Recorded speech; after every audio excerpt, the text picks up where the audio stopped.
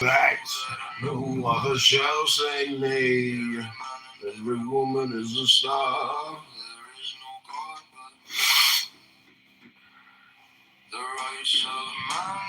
Master theory on.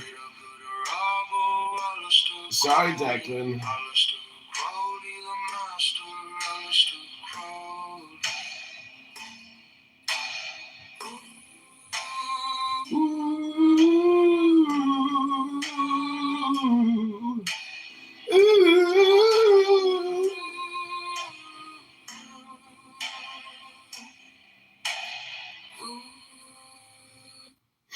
Okay, this is going to be 3 minutes. We're going to do readings from the Tao Te Ching in 3-minute increments. Welcome, Ray.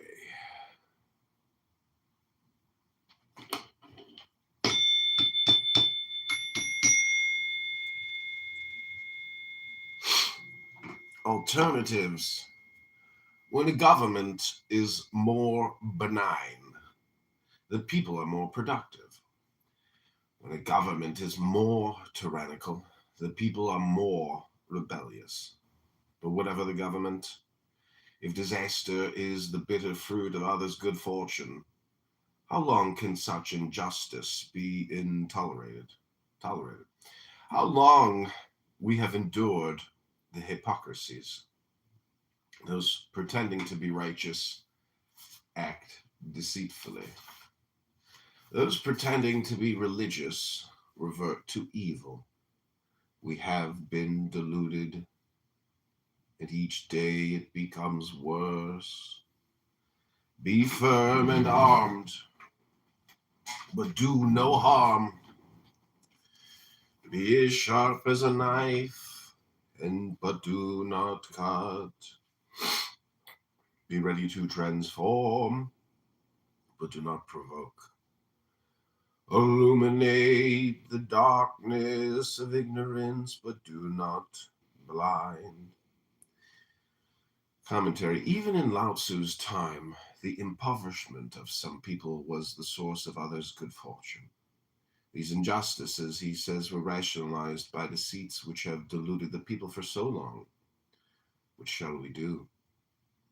Lao Tzu's advice is the last stanza. In the last stanza is still sound. We need to be firm, clear, and prepared to transform our lives. But the process should be one without arrogance or provocation, never victimizing others as we have been victimized. The importance of moderation. To serve humanity, there is nothing more important than to be moderate. To be moderate, verse 58, is to return to the female yin principle.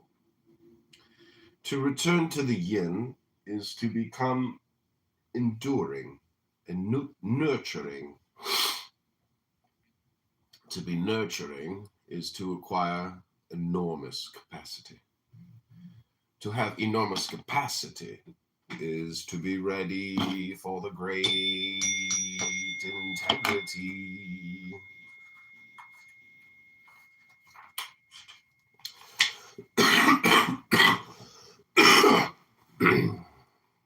To be ready for the great integrity is to be ready to serve humanity. In this way, we will become firmly planted in the great integrity, the pathway to a clear vision and a long life.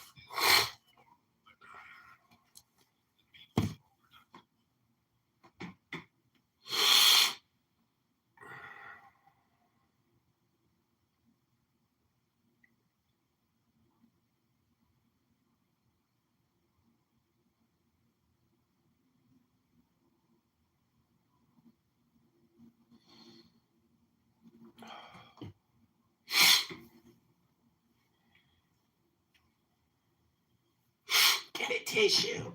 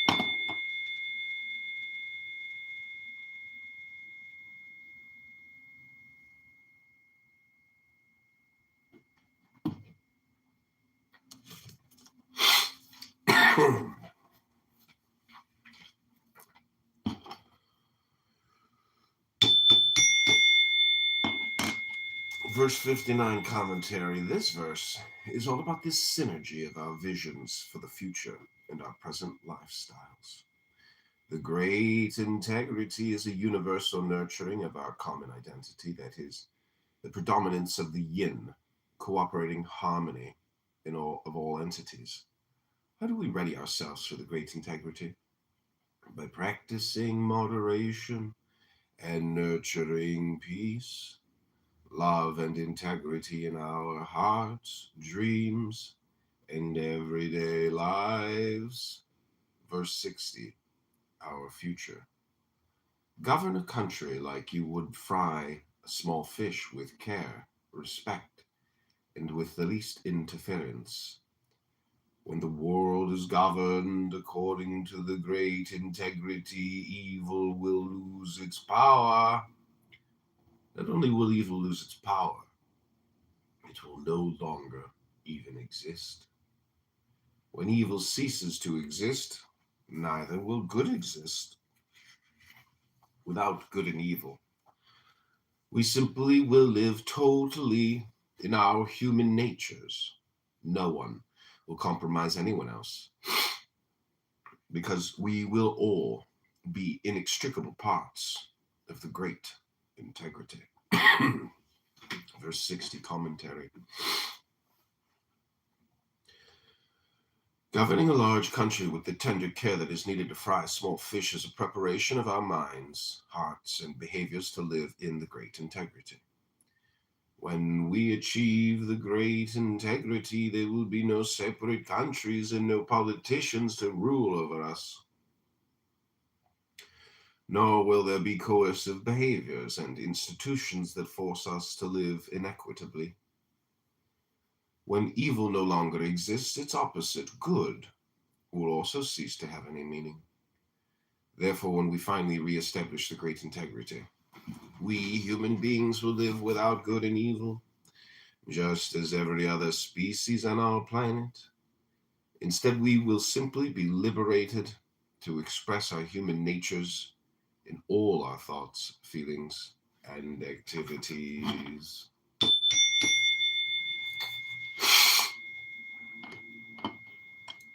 A plea for mutual humility.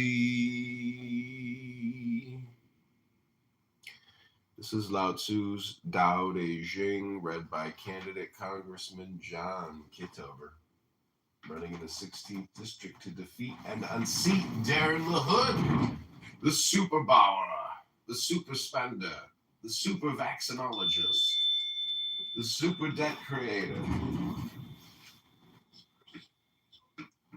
Up next, we have verse 61.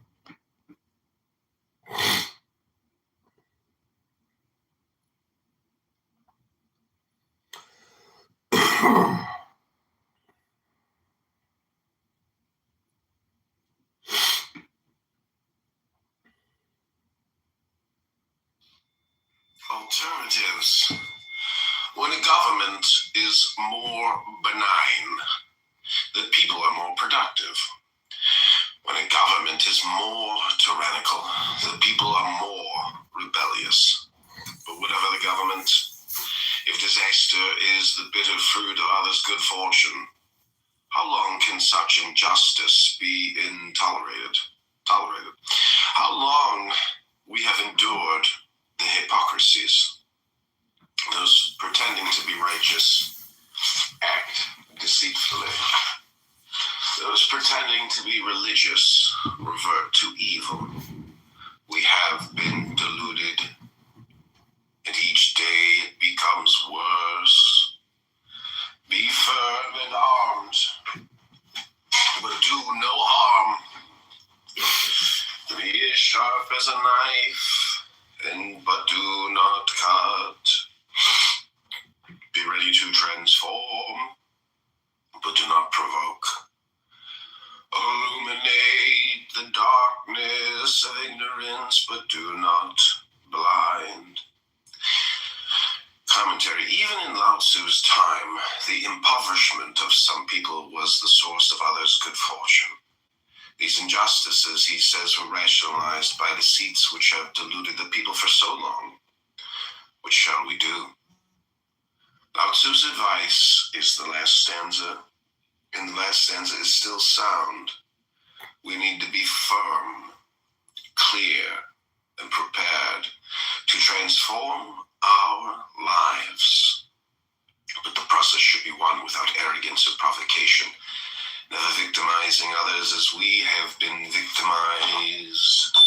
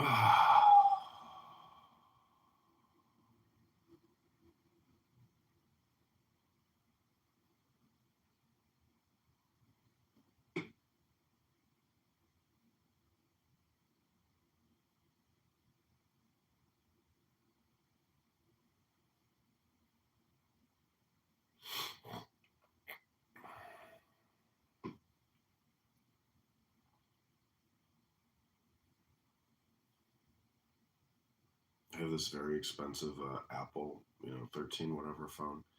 It's not, the microphone isn't working on YouTube. Can you believe it? All that money and a piece of shit Android works better than a fucking $1,300 Apple device. How pathetic.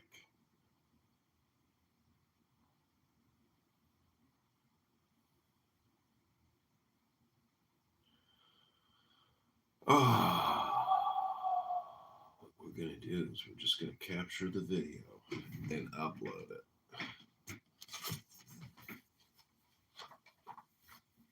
Okay, this is verse 61, a plea for humility.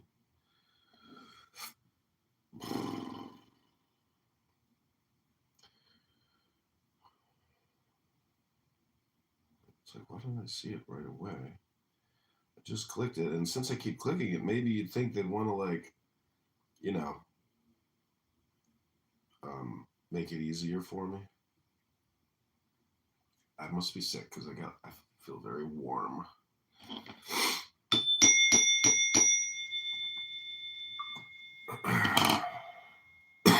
Verse 61, a plea for mutual humility. In our era, when the great integrity has been lost, separate states have arisen. Some become very large, others remain very small. When the larger ones try to conquer the small, at first the smaller ones are defeated, even though yang aggression meets yang resistance. But death stalks the people on both sides of war. It is not better for great countries to be like vast low-lying lands, into which all streams passively go, and smaller countries, like the innocent streams, can be welcomed at the end of their passage by wide open arms, calmly receiving their flow? Would not this mutual humility save countless lives now, while serving as a rehearsal for the coming of the Tao.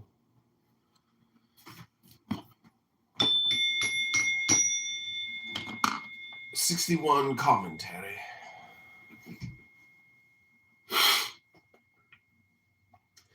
From the time of Lao Tzu to our own day, our planet has been carved up by the superpowers that have subjugated smaller countries to serve their own selfish needs.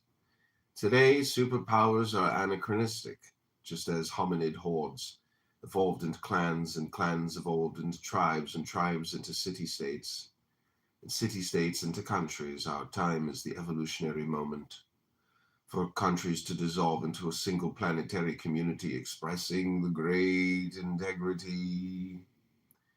In Lao Tzu's time, such an evolutionary step was only a utopian wish that could not yet be realized. So here in this verse, the great ancient wise man shares his dreams, providing idealistic alternatives that he must have known could not be realized in his time. Because we are the first generations that can put these dreams into practice, how much more intensively and realistically do Lao Tzu's words echo in our ears, minds, and hearts that they do for Lao Tzu's own contemporaries? It is obvious that globalization defines the evolutionary stage of our 21st century. The question that has not been resolved is whose globalization will it be? That which will serve transnational, international, and superpower hegemonies, or a global village, where the great integrity will at last fulfill the hearts and dreams of all humanity and the needs of our universal mother, the great ecology that defines and embraces all life on our planet. A plea for mutual humility. In our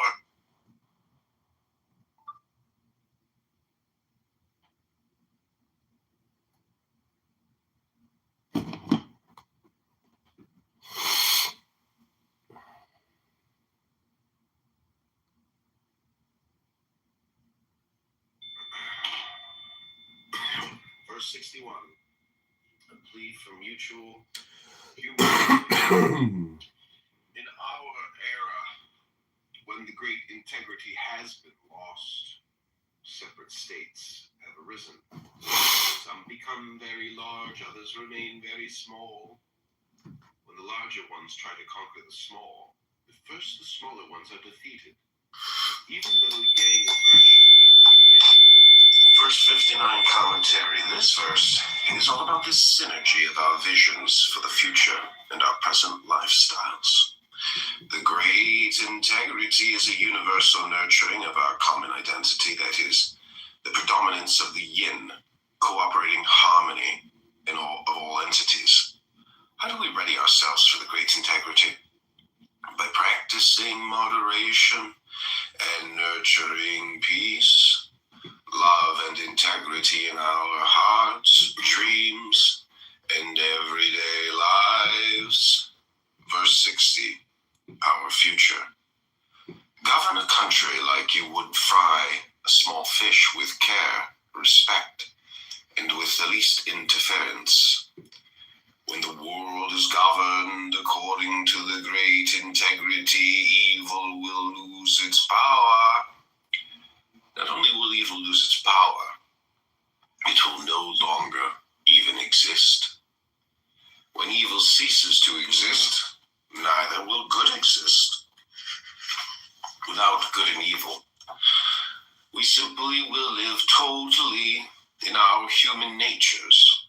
No one will compromise anyone else, because we will all be inextricable parts of the great integrity. Verse 60 commentary.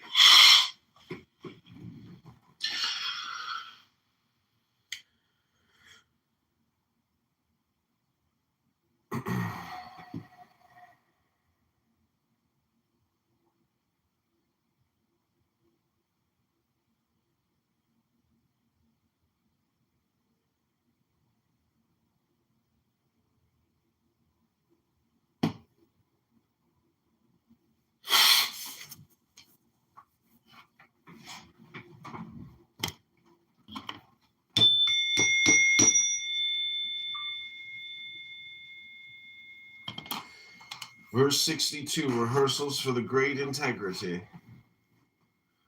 The great integrity is the sanctuary of all human beings. For those who are honest and caring, it is a guide and a treasure. For those who are dishonest and deceitful, it is also a treasure, because a good word can rationalize a selfish act, and because a good act now and then can serve as a mask for living extravagantly from the misery of others. Since the great integrity is so universally acknowledged, don't cast away those who use it opportunistically. Rather, cast away the opportunities to live selfishly, so that the great integrity can more fully permeate all of our lives.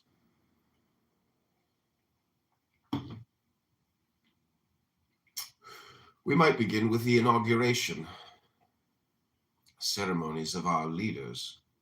Instead of showering them with precious gifts, instead of the public swearing of meaningless oaths, why not share a meditation on the great integrity as a prelude to its comprehensive embrace?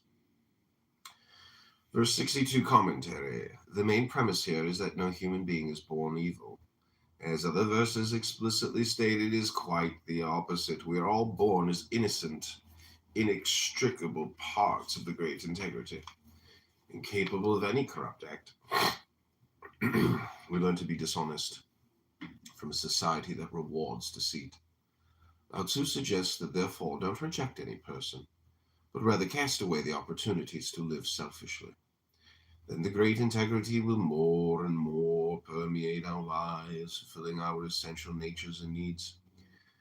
Of course, such a premise is opposite to the doctrine that we are all born evil, inheriting the original sin of Adam and Eve. Had Lao Tzu known of Genesis, he might have proposed that the expulsion of Adam and Eve from the Garden of Eden was a metaphor, not about eating the tree of knowing and reason, but about consuming the fruit of rationalization to justify the institutionalization of inequities among human beings.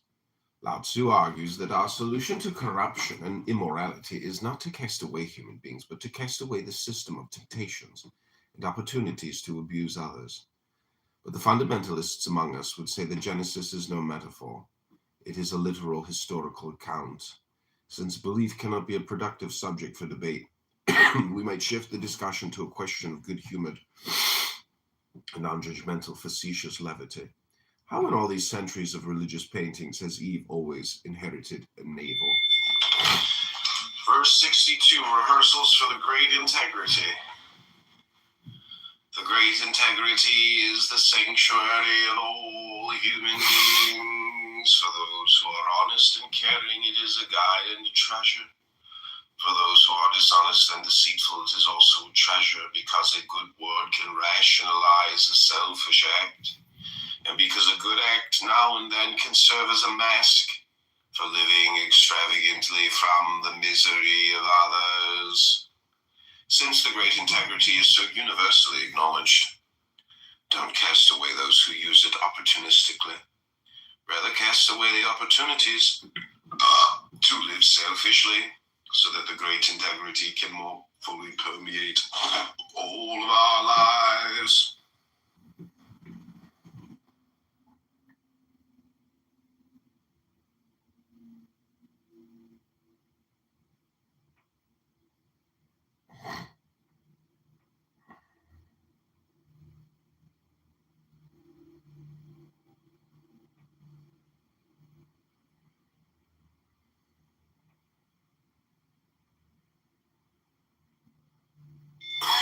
Verse 61, a plea for mutual humility.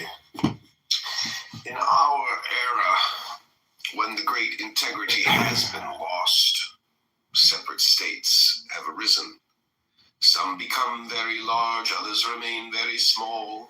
And the larger ones try to conquer the small. First, the smaller ones are defeated, even though Yang aggression meets Yang resistance. But death stalks the people on both sides of war. It is It's not better for great countries to be like vast low-lying lands into which all streams passively go, and smaller countries, like the innocent streams, can be welcomed at the end of the passage by wide open arms, only receiving their flow. Would not this mutual humility save countless lives now, while serving as a rehearsal for the coming of the Tao?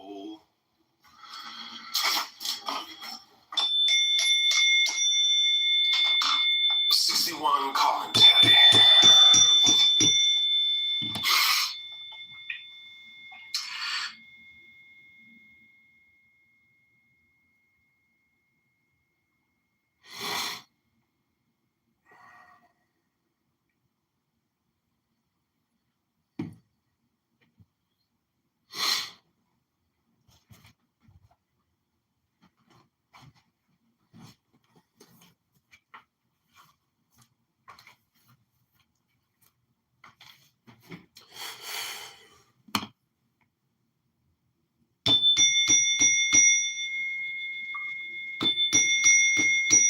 Verse 63, the secrets of getting things done.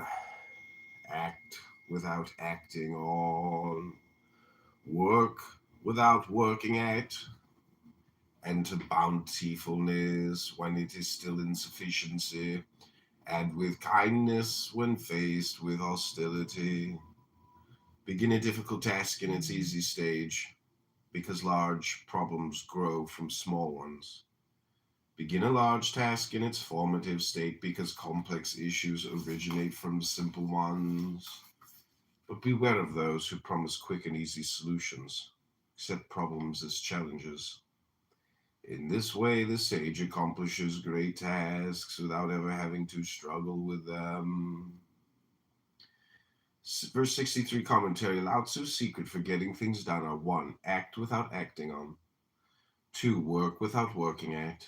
3. Begin at the early stages of a process. 4. Answer hostility with kindness. 5. Avoid illusory, easy solutions. What he means by acting without acting on, working without working at, and accomplishing without ever having to struggle is to become part of processes in motion rather than to work against processes. Acting on, working at, and struggling with are all coercive activities, and Lao Tzu's most important advice in life is to avoid coercion. It is, of course, precisely opposite to how most of our institutions are programmed. Young people, for the most part, go to school because they are required to do so. Adults go to work because if they don't, they will not receive the necessities of life. Most people go to church because they believe that if they don't go, they won't get into heaven. Most people don't commit crimes because if they do, they will go to prison. Even most babies and young children are accommodated to the system of coercion by physical punishment when they do something that displeases their parents. Lao Tzu says all this is wrong. The use of force indoctrinates us into behaving contrary to our human natures, contrary to the great integrity. Line 3 in the extant Chinese version is omitted because it seems relevant to the rest of the verse and incomprehensible. It reads, taste without tasting.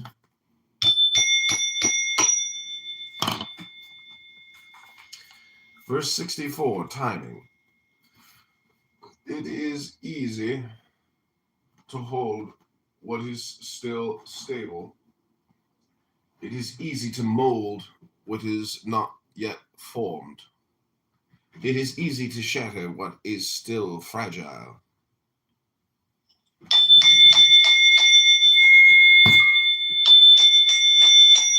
Verse 63, the secrets of getting things done.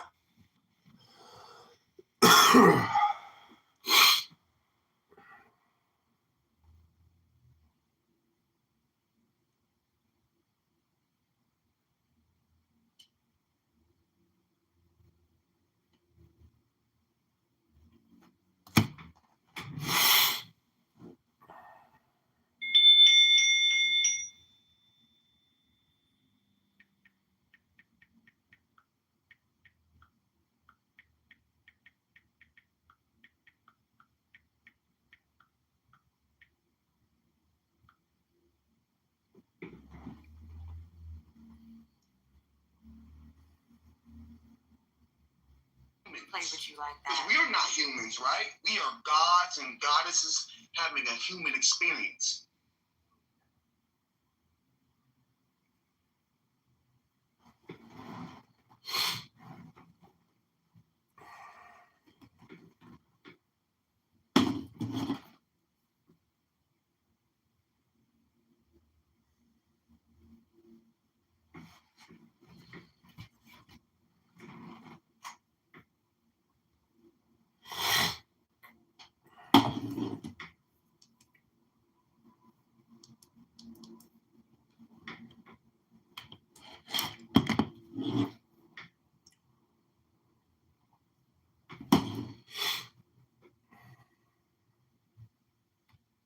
My last submission, I didn't. Don't like it. And if you redo this shit that's being read.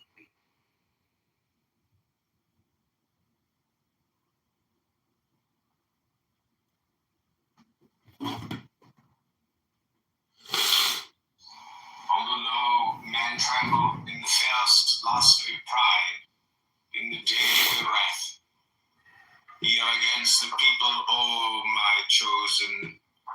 I am the secret serpent coiled about to spring. In my coil there is joy. If I lift up my head,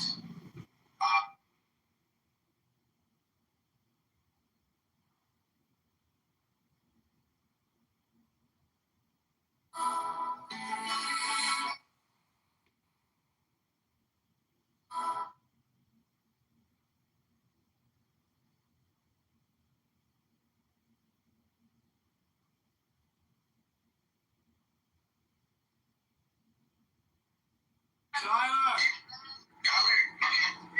My friend wants to say hi. My friend Victor wants to say hi to you. I have a special friend that wants to say hi to you. He's from Boston. Hey brother, I live in Boston. I help get people off the streets. So many people reached out to me about you. Hey bro, Tyler, if I got on a plane and came to California, can we talk? Listen, I'm the real deal, bro. Today's Christmas, brother. It's Christmas. I know, but you want to give it a try. It's Christmas Day, brother. Let's make this. Peter not just started the year?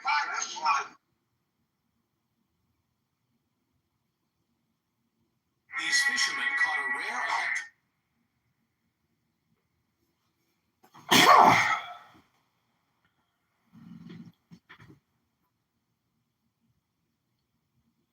Apparently, these are the hardest words to pronounce.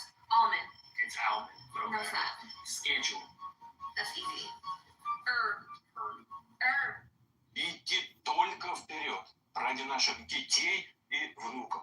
Ради нашей великой России. С Новым годом, дорогие друзья. С новым 2026 годом.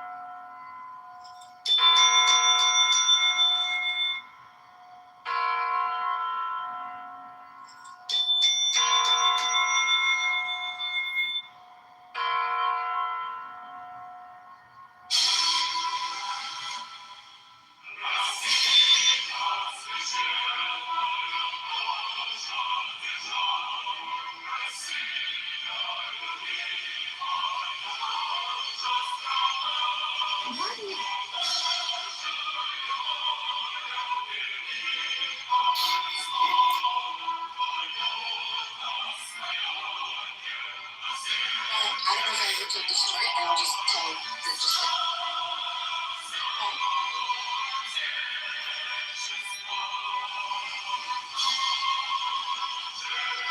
Charlie Kirk was a hell of a lot. This is another reason it's hard to talk in America, because if you talk for a living and see Charlie Kirk get murdered that way, I'm gonna be honest, I was shook. Charlie Kirk was the wholesome white guy, and they killed this. I said, these whites. We never seen them like this. They're playing for keeps. And remember, the next day in the news, when all the information was still shoddy, they came out, they were like, apparently there were transgender messages inscribed on the bullets. I was at home like, oh no! The Danish fried chicken! And they clearly said what was written on the bullets. One of the bullets had Bella Child, Bella Child, Bella Bella Bella Child written on it. Another bullet had written on it, if you're reading this, you're gay.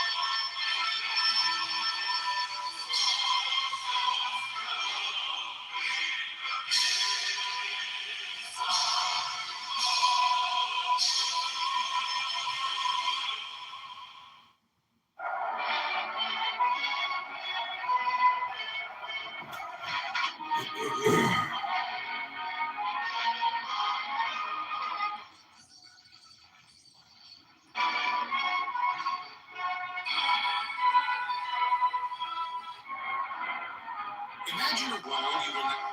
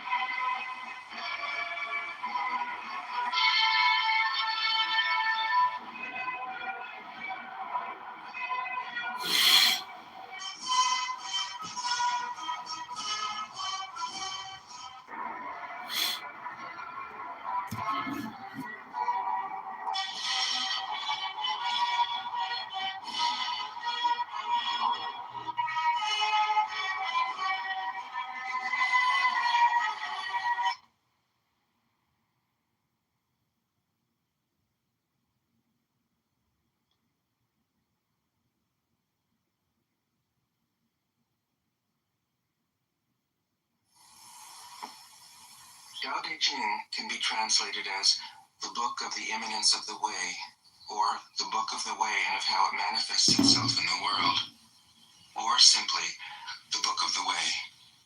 Since it is already well known by its Chinese title, I have let that stand. About Lao Tzu, its author, there's practically nothing to be said. He may have been an older contemporary of Confucius, 551 to 479 BCE. and may have held the position of archive keeper in one of the petty kingdoms of the time. But all the information that has come down to us is highly suspect. Even the meaning of his name is uncertain.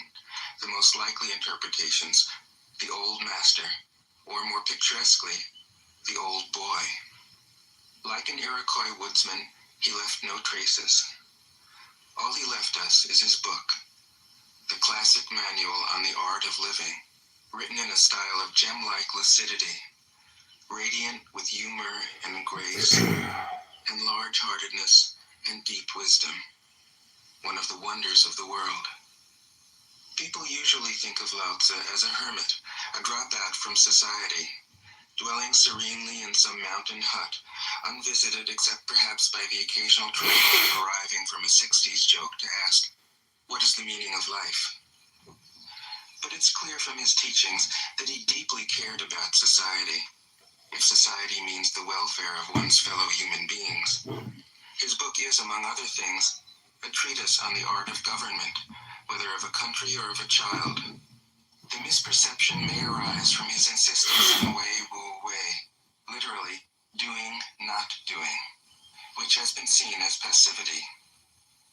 Nothing could be further from the truth. A good athlete can enter a state of body awareness in which the right stroke or the right movement happens by itself, effortlessly, without any interference of the conscious will.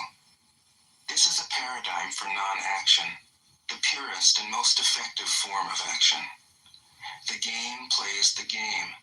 The poem writes the poem. We can't tell the dancer from the dance.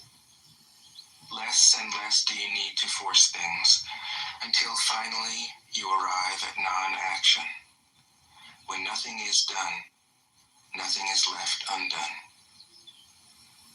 Nothing is done because the doer has wholeheartedly vanished into the deed. The fuel has been completely transformed into flame. This nothing is in fact everything. It happens when we use the intelligence of the universe in the same way that an athlete or a dancer Alternatives. the intelligence of the When body. a government is Lao-Tzu's more emphasis on softness. Softness means the opposite of rigidity and is synonymous with suppleness, adaptability, endurance.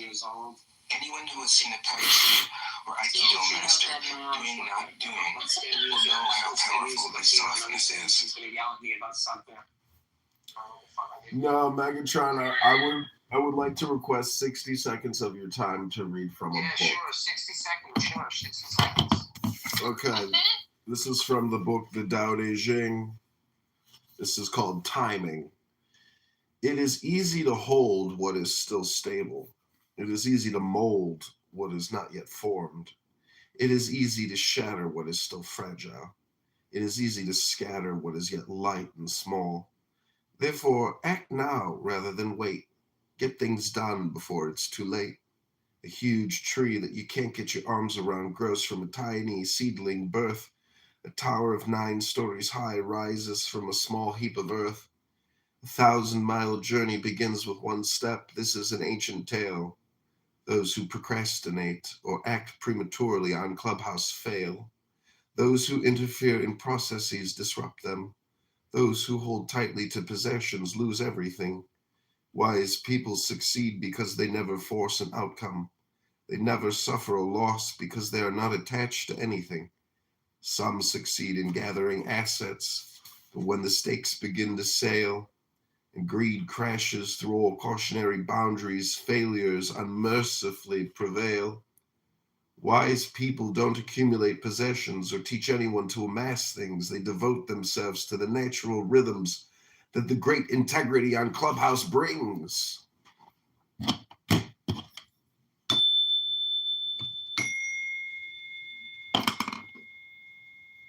Nice. One mic on CM on the reason why the atheist community sucks. But not more benign.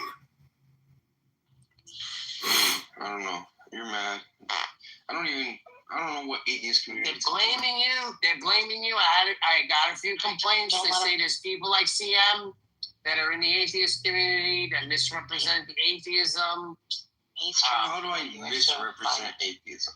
That's absurd. Because you don't have an argument for atheism, so you make them look like a joke.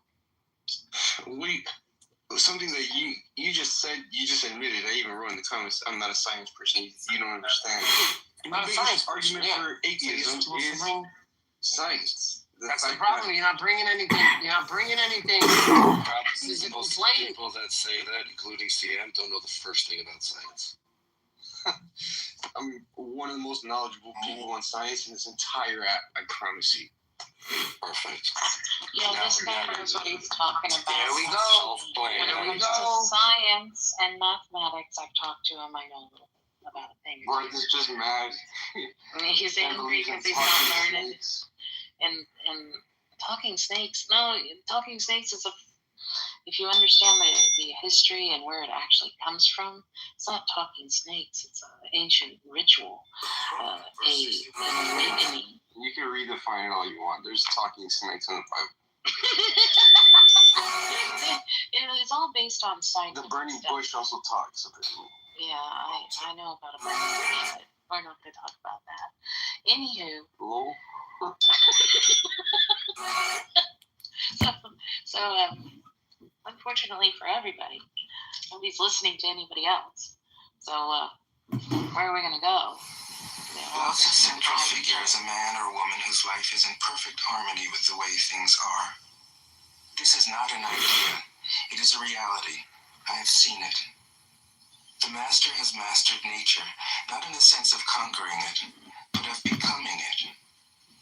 In surrendering to the Tao, in giving up all concepts, judgments, and desires, her mind has grown naturally compassionate. She finds, deep in her own experience, the central truths of the art of living, which are paradoxical only on the surface, that the more truly solitary we are, the more compassionate we can be. The more we let go of what we love, the more present our love becomes. The clearer our insight into what is beyond good and evil, the more we can embody the good. Until finally she is able to say, in all humility, I am the Tao, the truth, the life. The teaching of the Tao Te Ching is moral in the deepest sense. Unencumbered by any concept of sin, the master doesn't see evil as a force to resist, but simply as an opaqueness, a state of self-absorption, which is in disharmony with the universal process, so that, as with a dirty window, the light can't shine through. This freedom from moral categories allows him his great compassion for the wicked and the selfish. Thus, the master is available to all people and doesn't reject anyone. He is ready to use all situations and doesn't waste anything. This is called embodying the light. What is a good man but a bad man's teacher? What is a bad man but a good man's job? If you don't understand this, you will get lost, however intelligent you are. It is the great secret. The listener will notice that in the many passages where Lao Tzu describes the master, I've used the pronoun she at least as often as he. Government is more The Chinese language doesn't make this kind of distinction. In English, we have to choose. But since we are all potentially the master, since the master is essentially us, I felt it would be untrue to present a male archetype, as other versions have ironically done. Ironically, because of all the great world religions, the teaching of Lao Tzu is by far the most female. Of course, you should feel free throughout the recording to substitute he for she, or vice versa. As to method, I work from Paul Karas's literal version, which provides English equivalents, often very quaint ones, alongside each of the Chinese ideograms. I also consulted dozens of translations into English, German, and French. But the most essential preparation for my work was a 14 years long course of Zen training, which brought me face to face with Lao Tzu and his true disciples and heirs, the early Chinese Zen masters. With great poetry, the freest translation is sometimes the most faithful. We must try its effect as an English poem, Dr. Johnson said. That is the way to judge of the merit of a translation. I have often been fairly literal, or as literal as one can be with such a subtle, kaleidoscopic book as the Tao Te Ching. But I have also paraphrased, expanded, contracted, interpreted, worked with the text, played with it, until it became embodied in a language that felt genuine to me. If I haven't always translated Lao Tzu's words, my intention has always been to translate his mind. Describing the indescribable, teaching the unteachable, pointing the way to the way. What does Lao Tzu think he is doing here? It can't be done. No way. Hence, Po Chu-yi, poet and stand-up comedian, quote, "He who talks doesn't know, he who knows doesn't talk." That is what Lao Tzu told us in a book of 5,000 words. If he was the one who knew, how could he have been such a blabbermouth?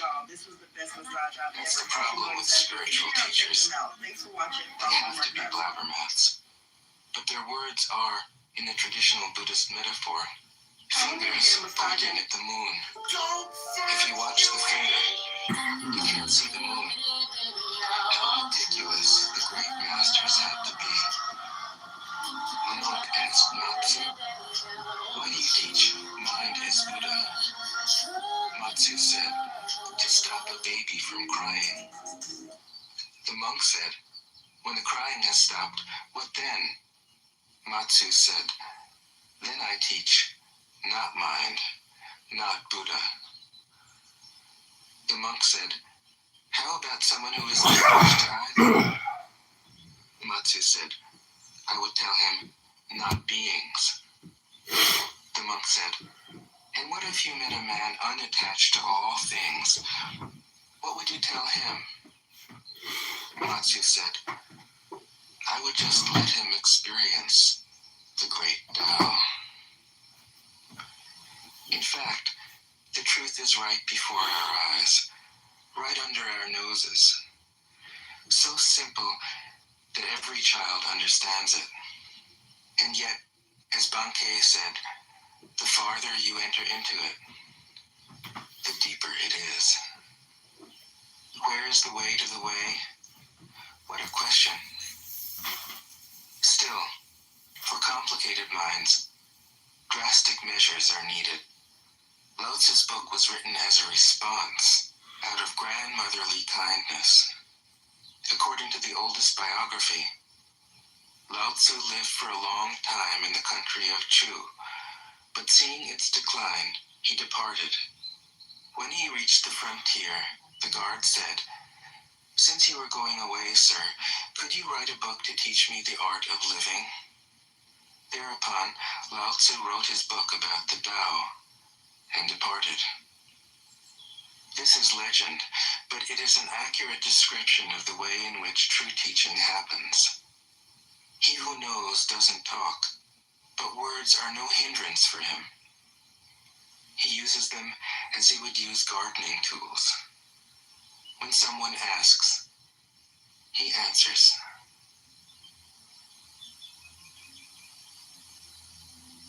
Tao Te Ching. 1. The Tao that can be told is not the eternal Tao. The name that can be named is not the eternal name. The unnameable is the eternally real. Naming is the origin of all particular things. Free from desire, you realize the mystery. Caught in desire, you see only the manifestations. Yet mystery and manifestations arise from the same source. This source is called darkness. Darkness within darkness, the gateway to all understanding. 2.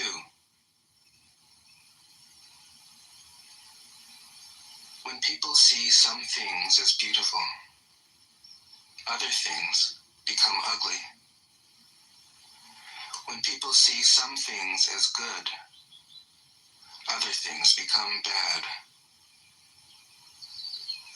Being and non-being create each other. Difficult and easy support each other. Long and short define each other. High and low depend on each other. Before and after follow each other. Therefore the master acts without doing anything and teaches without saying anything. Things arise and she lets them come. Things disappear and she lets them go. She has but doesn't possess, acts but doesn't expect. When her work is done, she forgets it. That is why it lasts forever. 3. If you overesteem great men, people become powerless. If you overvalue possessions, people begin to steal. The master leads by emptying people's minds and filling their cores, by weakening their ambition and toughening their resolve. He helps people lose everything they know, everything they desire, and creates confusion in those who think that they know. Practice not doing, and everything will fall into place. 4. The Tao is like a well, used but never used up. It is like the eternal void, filled with infinite possibilities. It is hidden but always present. I don't know who gave birth to it. It is older than God.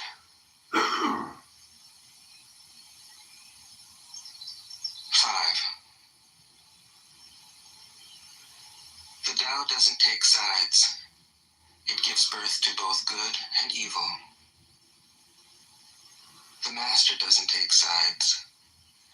She welcomes both saints and sinners. The Tao is like a bellows. It is empty, yet infinitely capable. The more you use it, the more it produces.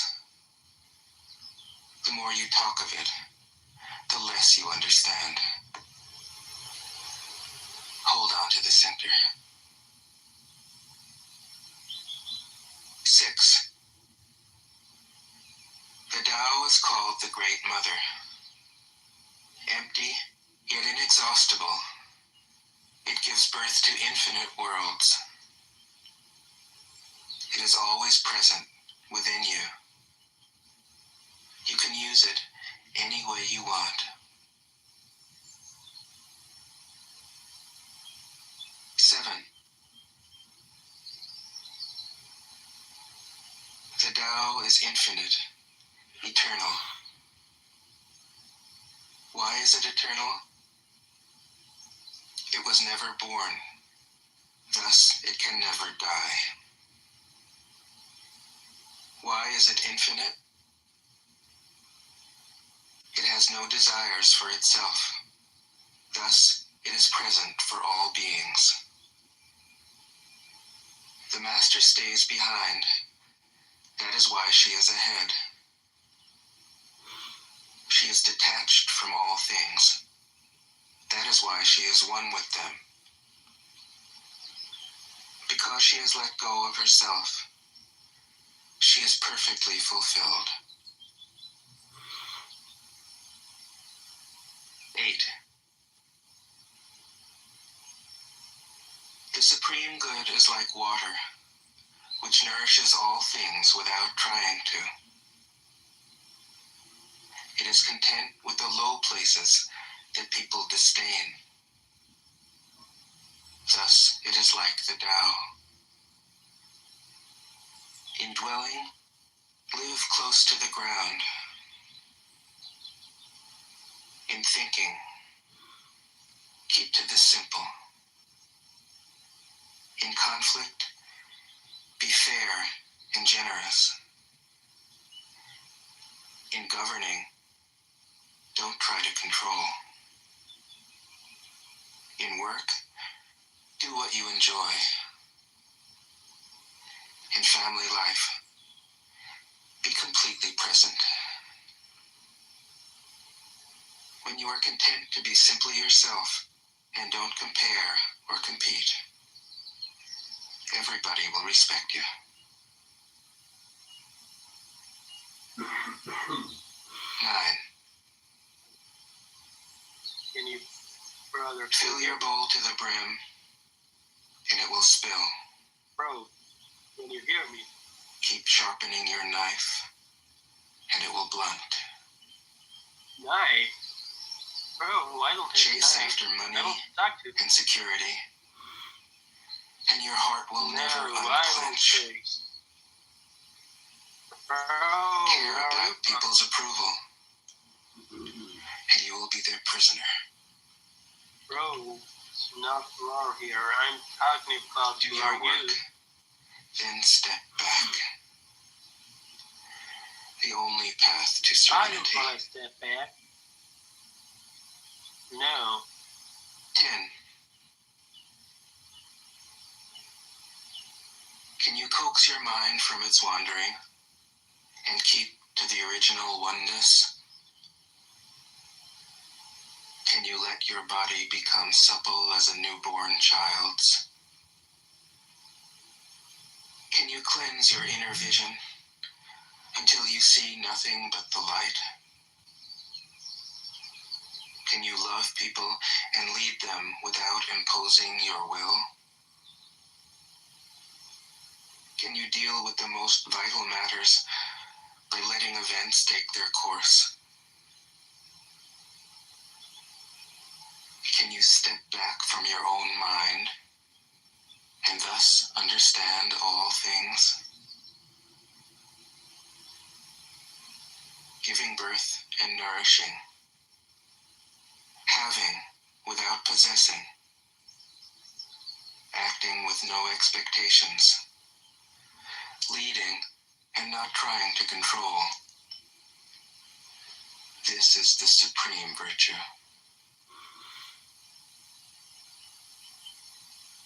11. We join spokes together in a wheel, but it is the center hole that makes the wagon move. We shape clay into a pot, but it is the emptiness inside that holds whatever we want. We hammer wood for a house, but it is the inner space that makes it livable. We work with being, but non-being is what we use. 12. Colors blind the eye. Sounds deafen the ear. Flavors numb the taste. Thoughts weaken the mind. Desires wither the heart. The master observes the world, but trusts his inner vision. He allows things to come and go. His heart is open as the sky.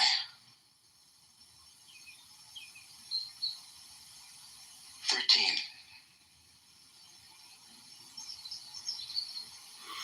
success is as dangerous as failure.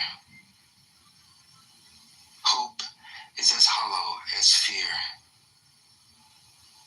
What does it mean that success is as dangerous as failure? Whether you go up the ladder or down it, your position is shaky. When you stand with your 2 feet on the ground, you will always keep your balance. What does it mean that hope is as hollow as fear? Hope and fear are both phantoms that arise from thinking of the self. When we don't see the self as self, what do we have to fear? See the world as yourself. Have faith in the way things are. Love the world as yourself. Then you can care for all things. 14. Look, and it can't be seen. Listen, and it can't be heard. Reach, and it can't be grasped. Above, it isn't bright. Below, it isn't dark.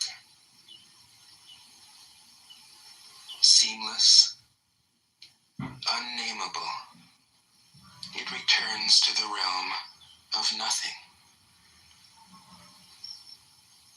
Form that includes all forms.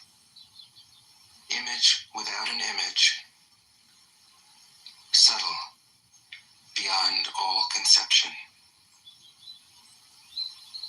Approach it, and there is no beginning. Follow it, and there is no end. You can't know it, but you can be it, at ease in your own life. Just realize where you come from. This is the essence of wisdom. 15. The ancient masters were profound and subtle.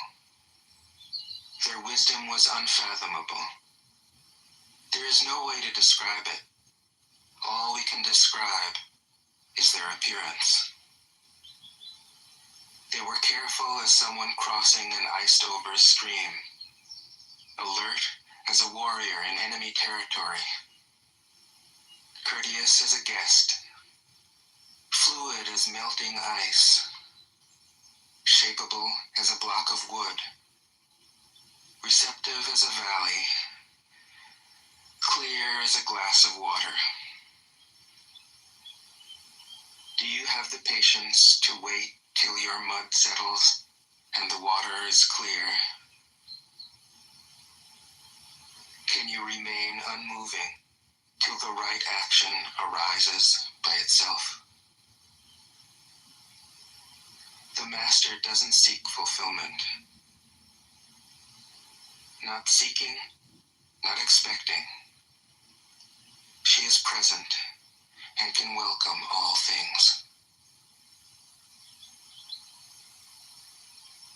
16. Empty your mind of all thoughts. Let your heart be at peace. Watch the turmoil of beings, but contemplate their return. Each separate being in the universe returns to the common source. Returning to the source is serenity.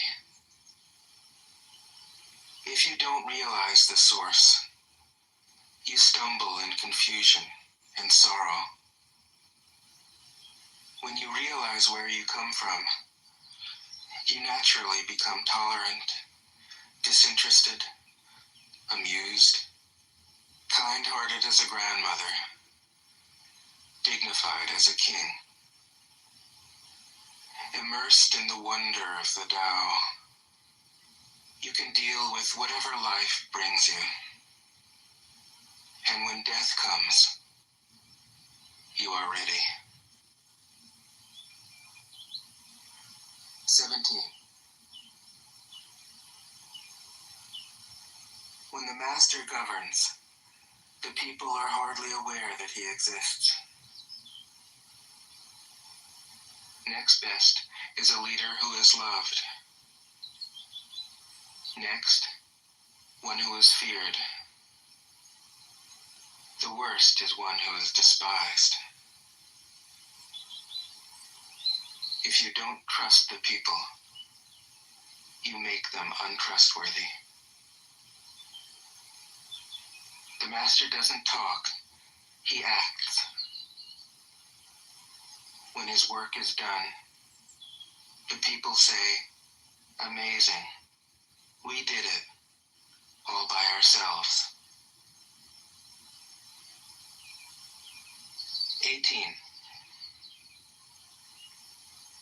When the great Tao is forgotten, goodness and piety appear.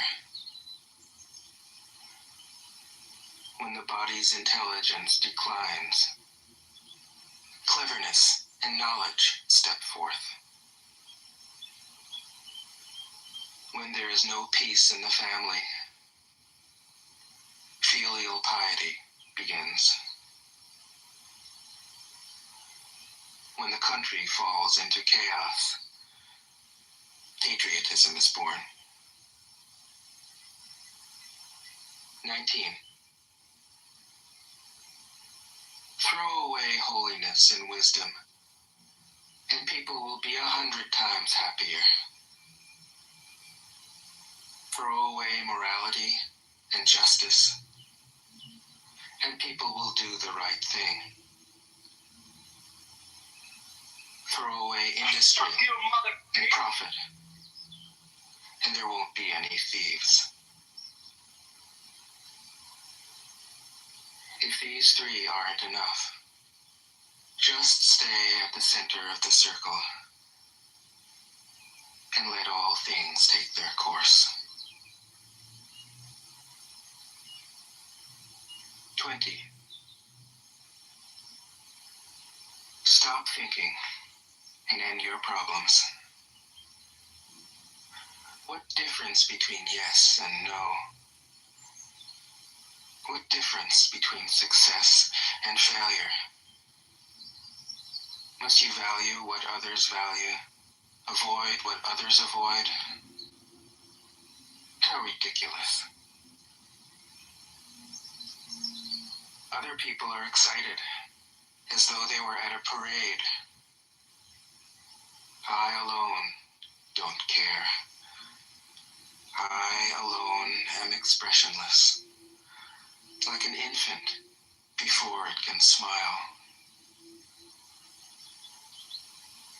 Other people have what they need. I alone possess nothing. I alone drift about, like someone without a home. I am like an idiot, my mind is so empty.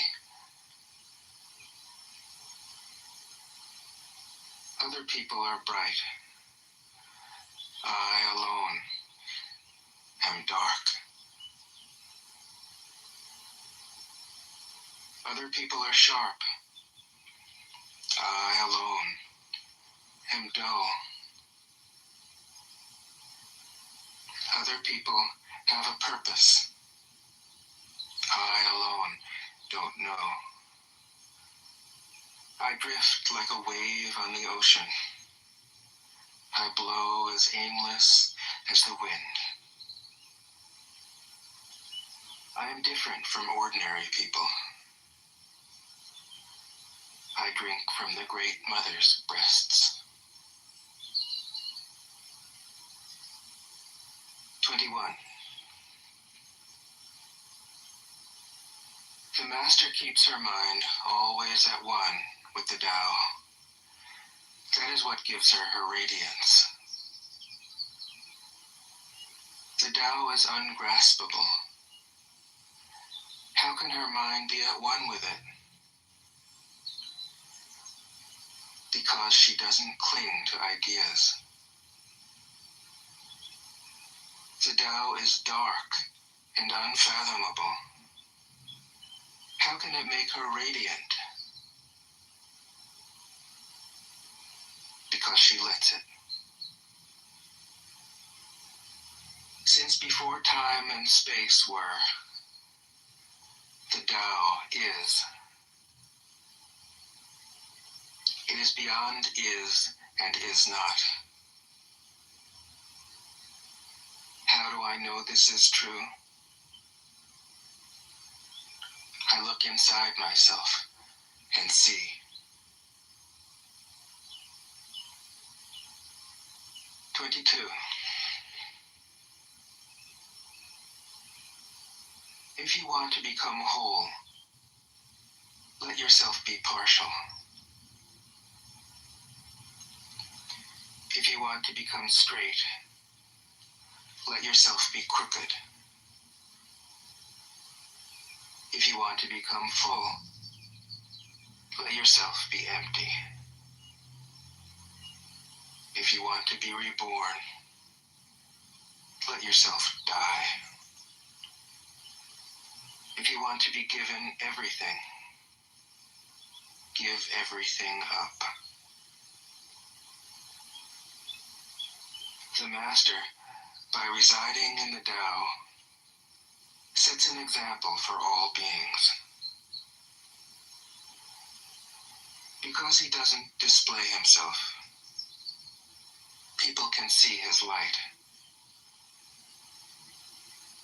Because he has nothing to prove, people can trust his words.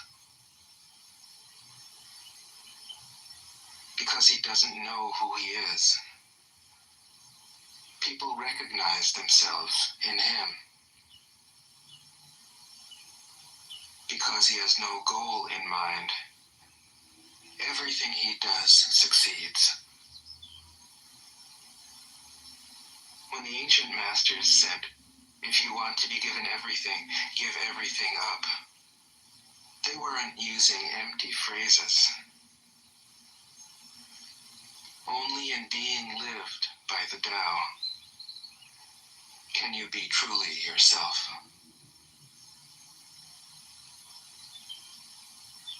23.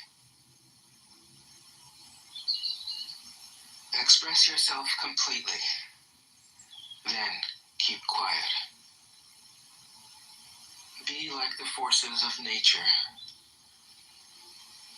When it blows, there is only wind.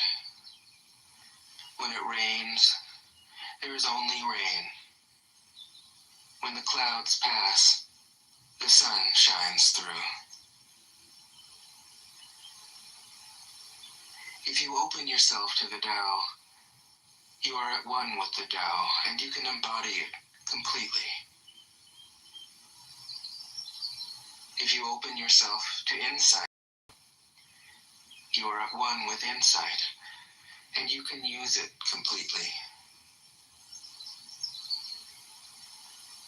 If you open yourself to loss, you are at one with loss, and you can accept it completely. Open yourself to the Tao, then trust your natural responses, and everything will fall into place. 24. He who stands on tiptoe doesn't stand firm. He who rushes ahead doesn't go far. He who tries to shine dims his own light. He who defines himself can't know who he really is. He who has power over others can't empower himself. He who clings to his work will create nothing that endures. If you want to accord with the Tao, just do your job, then let go. 25. There was something formless and perfect before the universe was born.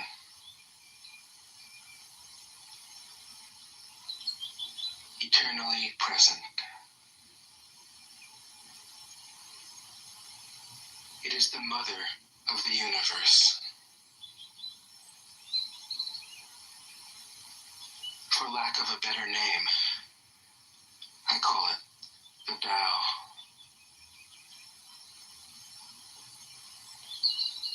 It flows through all things, inside and outside, and returns to the origin of all things.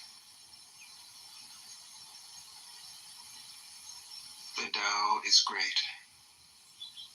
The universe is great. Earth is great. Man is great. These are the four great powers. Man follows the earth. Earth follows the universe. The universe follows the Tao. The Tao follows only itself. 26. The heavy is the root of the light. The unmoved is the source of all movement. Thus the master travels all day without leaving home. However splendid the views, she stays serenely out like a fool. If you let yourself be blown to and fro, you lose touch with your root. If you let restlessness move you, you lose touch with who you are.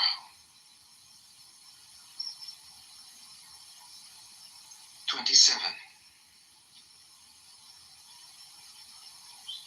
A good traveler has no fixed plans and is not intent upon arriving. A good artist lets his intuition lead him wherever it wants. A good scientist has freed himself of concepts and keeps his mind open to what is. Thus the master is available to all people and doesn't reject anyone. He is ready to use all situations and doesn't waste anything.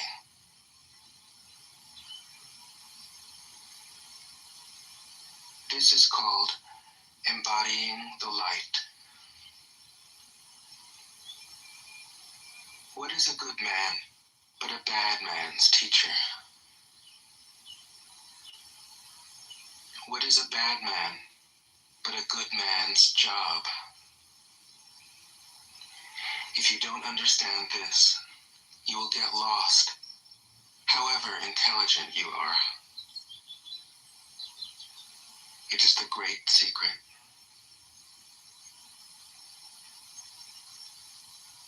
28. Know the male, yet keep to the female. Receive the world in your arms. If you receive the world, the Tao will never leave you, and you will be like a little child. Know the white, yet keep to the black. Be a pattern for the world. If you are a pattern for the world, the Tao will be strong inside you, and there will be nothing you can't do. Know the personal, yet keep to the impersonal. Accept the world as it is. If you accept the world, the Tao will be luminous inside you, and you will return to your primal self. The world is formed from the void, like utensils from a block of wood. The master knows the utensils, yet keeps to the block. Thus she can use all things. 29. Do you want to improve the world? I don't think it can be done. The world is sacred. It can't be improved. If you tamper with it, you'll ruin it. If you treat it like an object, you'll lose it.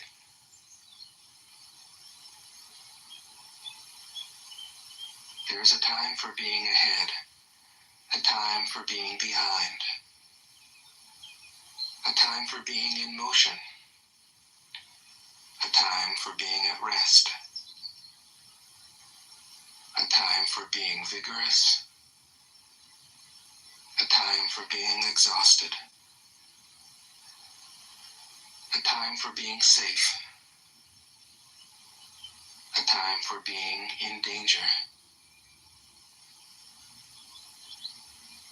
The master sees things as they are, without trying to control them. She lets them go their own way and resides at the center of the circle. 30. Whoever relies on the Tao in governing men doesn't try to force issues or defeat enemies by force of arms. For every force, there is a counterforce. Violence, even well-intentioned, always rebounds upon oneself.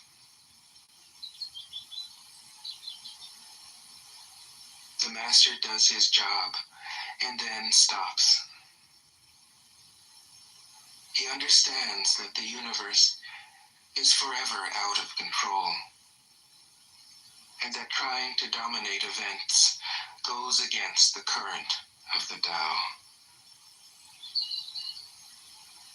Because he believes in himself, he doesn't try to convince others. Because he is content with himself, he doesn't need others' approval. Because he accepts himself, the whole world accepts him. 31. Weapons are the tools of violence. All decent men detest them. Weapons are the tools of fear. A decent man will avoid them, except in the direst necessity, and if compelled, will use them only with the utmost restraint. Peace is his highest value. If the peace has been shattered, how can he be content?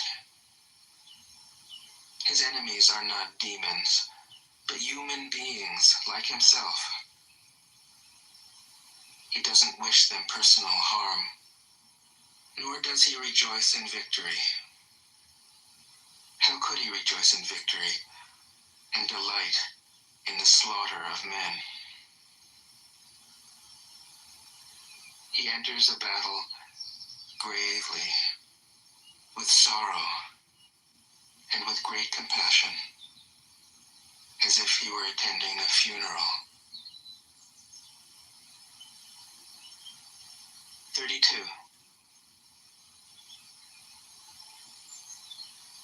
The Tao can't be perceived. Smaller than an electron, it contains uncountable galaxies. If powerful men and women could remain centered in the Tao, all things would be in harmony. The world would become a paradise. All people would be at peace, and the law would be written in their hearts. When you have names and forms, know that they are provisional. When you have institutions, know where their functions should end. Knowing when to stop, you can avoid any danger.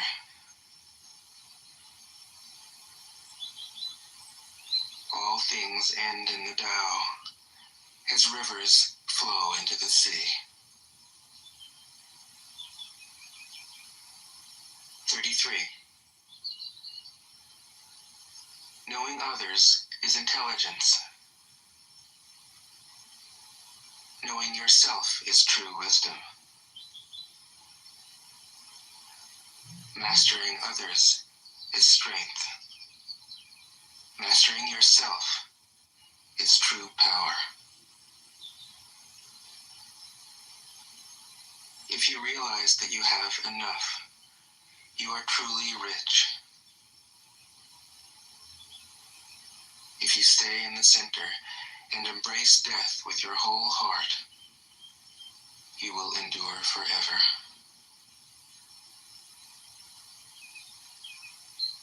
34. The great Tao flows everywhere. All things are born from it, yet it doesn't create them. It pours itself into its work, yet it makes no claim. It nourishes infinite worlds, yet it doesn't hold on to them.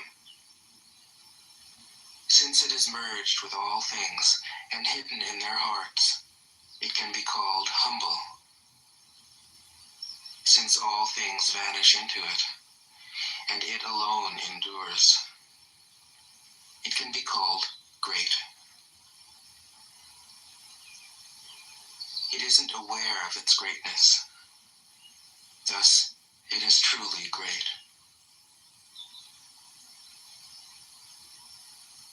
35. She who is centered in the Tao can go where she wishes without danger. She perceives the universal harmony, even amid great pain, because she has found peace in her heart.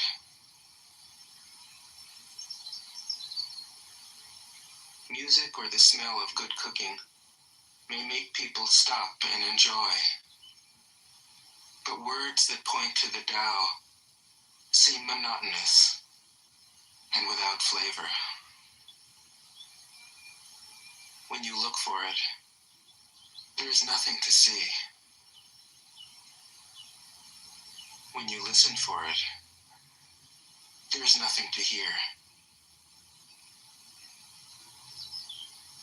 When you use it, it is inexhaustible. 36. If you want to shrink something, you must first allow it to expand. If you want to get rid of something, you must first allow it to flourish. If you want to take something, you must first allow it to be given. This is called the subtle perception of the way things are. The soft overcomes the hard. The slow overcomes the fast. Let your workings remain a mystery. This is called the subtle perception of the way things are. The soft overcomes the hard. The slow overcomes the fast. Let your workings remain a mystery. Just show people the results.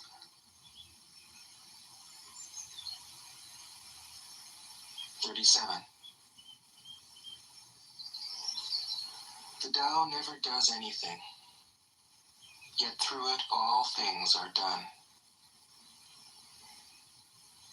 If powerful men and women could center themselves in it, the whole world would be transformed by itself in its natural rhythms. People would be content with their simple, everyday lives, in harmony and free of desire. When there is no desire, all things are at peace. 38. The Master doesn't try to be powerful. Thus, he is truly powerful. The ordinary man keeps reaching for power. Thus, he never has enough. The Master does nothing, yet he leaves nothing undone. The ordinary man is always doing things, yet many more are left to be done. The kind man does something, yet something remains undone. The just man does something, and leaves many things to be done. The moral man does something, and when no one responds, he rolls up his sleeves and uses force. When the Tao is lost, there is goodness. When goodness is lost, there is morality. When morality is lost, there is ritual. Ritual is the husk of true faith, the beginning of chaos. Therefore, the Master concerns himself with the depths and not the surface, with the fruit and not the flower. He has no will of his own. He dwells in reality and lets all illusions go.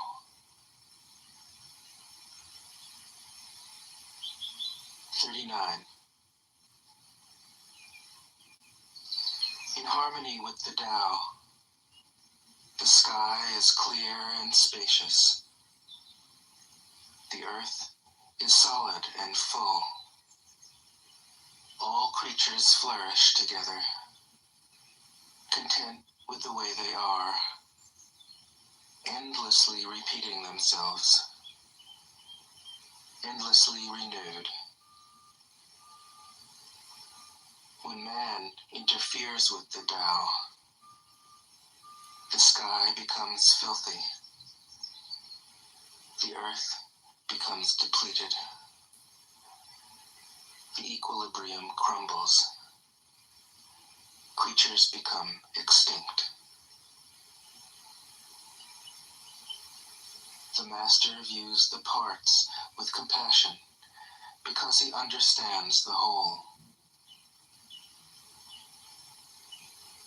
His constant practice is humility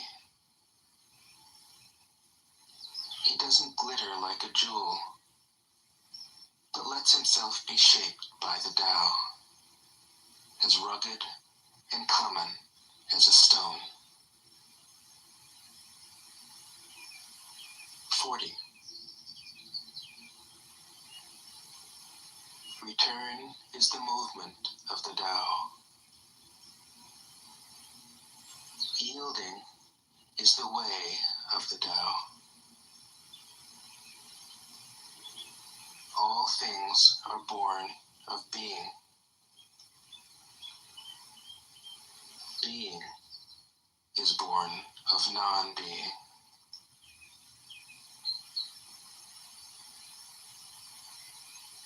41. When a superior man hears of the Tao, he immediately begins to embody it. When an average man hears of the Tao, he half believes it, half doubts it. When a foolish man hears of the Tao, he laughs out loud. If he didn't laugh, it wouldn't be the Tao. Thus it is said, the path into the light seems dark. The path forward seems to go back. The direct path seems long. True power seems weak. True purity seems tarnished. True steadfastness seems changeable. True clarity seems obscure. The greatest art seems unsophisticated. The greatest love seems indifferent. The greatest wisdom seems childish. The Tao is nowhere to be found, yet it nourishes and completes all things. 42. The Tao gives birth to one. One gives birth to two. Two gives birth to three. Three gives birth to all things. All things have their backs to the female and stand facing the male. When male and female combine, all things achieve harmony. Ordinary men hate solitude, but the masters. 43.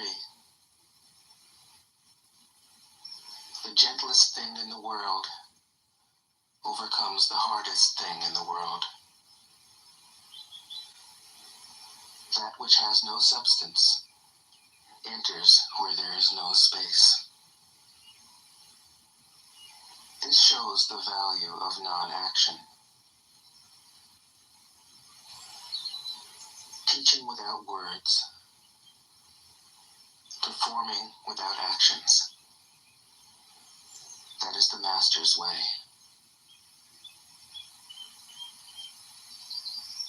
44. Fame or integrity, which is more important?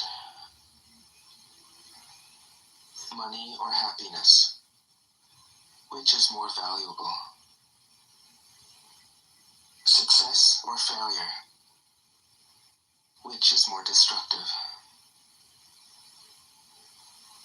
If you look to others for fulfillment, you will never truly be fulfilled.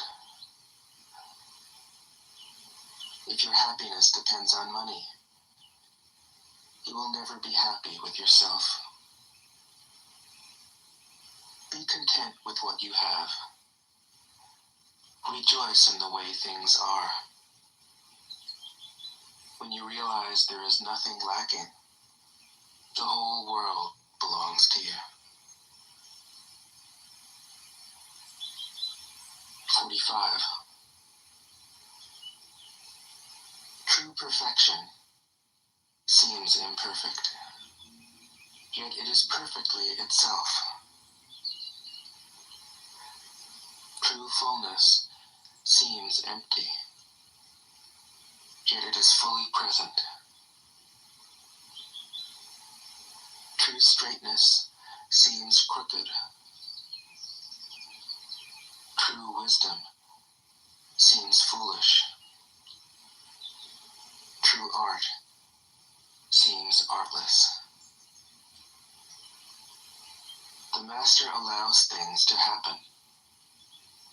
She shapes events as they come.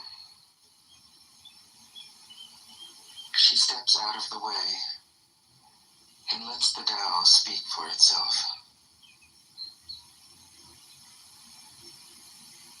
46. When a country is in harmony with the Tao, the factories make trucks and tractors.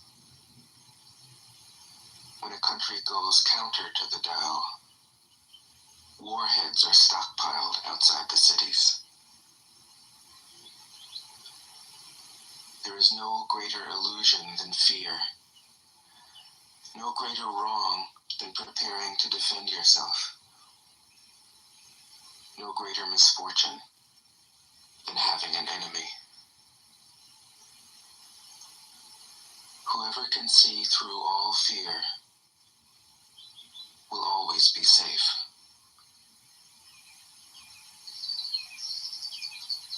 47. Without opening your door, you can open your heart to the world. Without looking out your window, you can see the essence of the Tao. The more you know,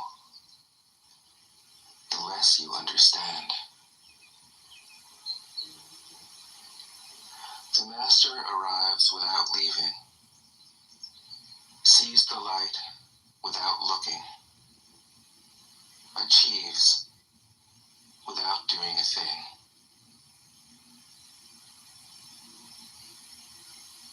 48. In the pursuit of knowledge, every day something is added. In the practice of the Tao, every day something is dropped. Less and less do you need to force things, until finally you arrive at non-action.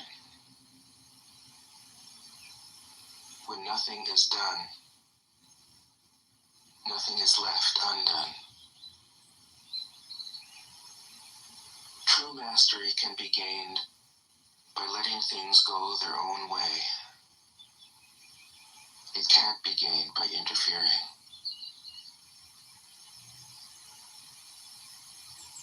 49.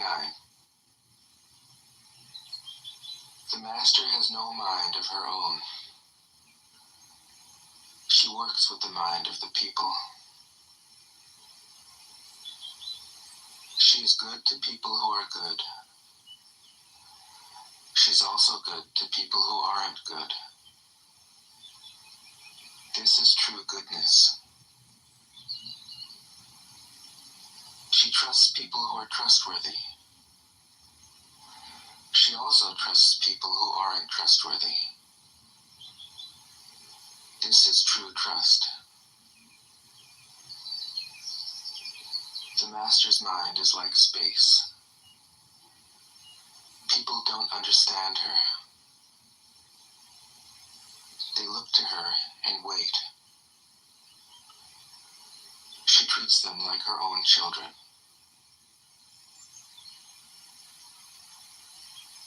50. The Master gives himself up to whatever the moment brings.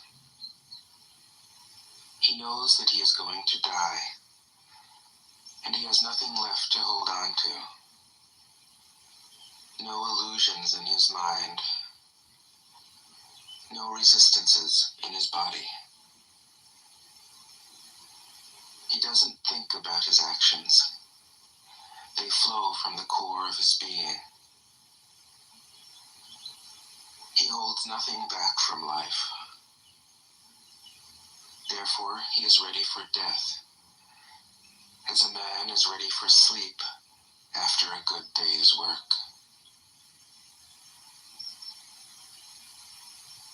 51. Every being in the universe is an expression of the Tao. It springs into existence, unconscious, perfect, free, why every being spontaneously honors the Tao. The Tao gives birth to all beings, nourishes them, maintains them, cares for them, comforts them, protects them, takes them back to itself, creating without possessing, acting without expecting, guiding without interfering.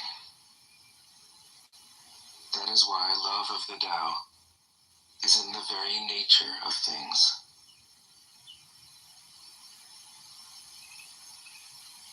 52. In the beginning was the Tao. All things issue from it. All things return to it. To find the origin, trace back the manifestations. When you recognize the children and find the mother, you will be free of sorrow. If you close your mind in judgments and traffic with desires, your heart will be troubled. If you keep your mind from judging and aren't led by the senses, your heart will find peace. Seeing into darkness is clarity. Knowing how to yield is strength. Use your own light and return to the source of light. This is called practicing eternity. 53. The great way is easy, yet people prefer the side paths. Be aware when things are out of balance. Stay centered within the Tao. When rich speculators prosper, while farmers lose their land, when government officials spend money on weapons instead of cures, when the upper class is extravagant and irresponsible, while the poor have nowhere to turn, all this is robbery and chaos. It is not in keeping with the Tao. 54.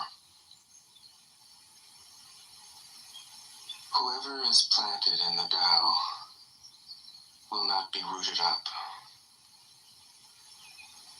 Whoever embraces the Tao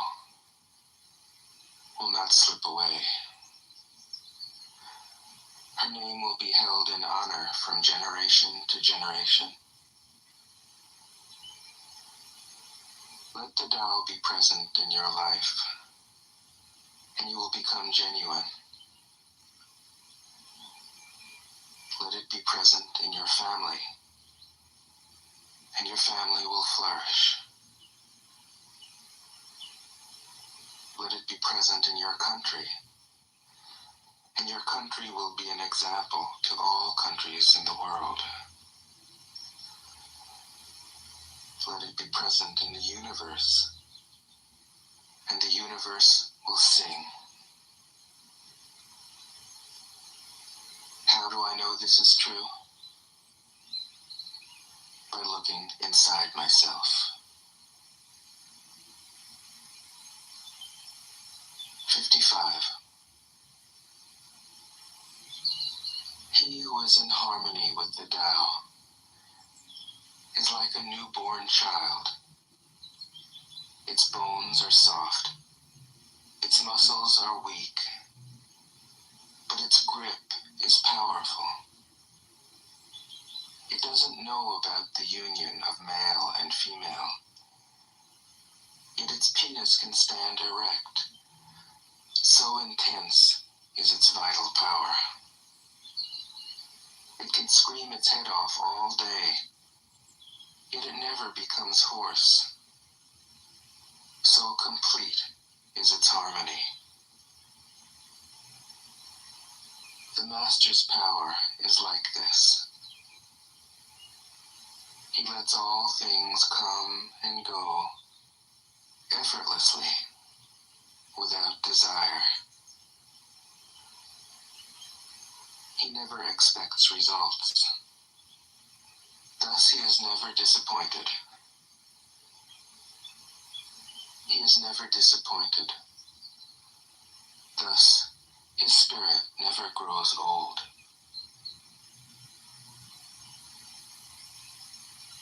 56.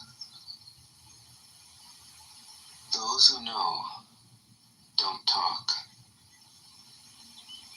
Those who talk don't know. Close your mouth. Block off your senses. Blunt your sharpness. Untie your knots. Soften your glare. Settle your dust. This is the primal identity. Be like the Tao. It can't be approached or withdrawn from, benefited or harmed, honored or brought into disgrace. It gives itself up continually. That is why it endures. 57. If you want to be a great leader, you must learn to follow the Tao. Stop trying to control. Let go of fixed plans and concepts, and the world will govern itself. The more prohibitions you have, the less virtuous people will be. The more weapons you have, the less secure people will be. The more subsidies you have, the less self-reliant people will be. Therefore, the Master says, I let go of the law, and people become honest. I let go of economics, and people become prosperous. I let go of religion, and people become serene.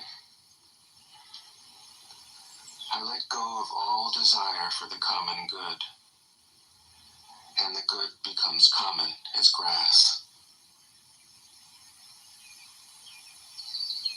58. If a country is governed with tolerance, the people are comfortable and honest. If a country is governed with repression, the people are depressed and crafty. When the will to power is in charge, the higher the ideals, the lower the results.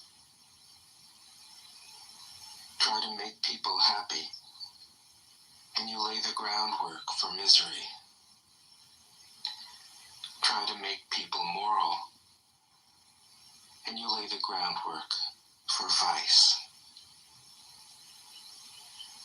Thus the master is content, but easy on the eyes.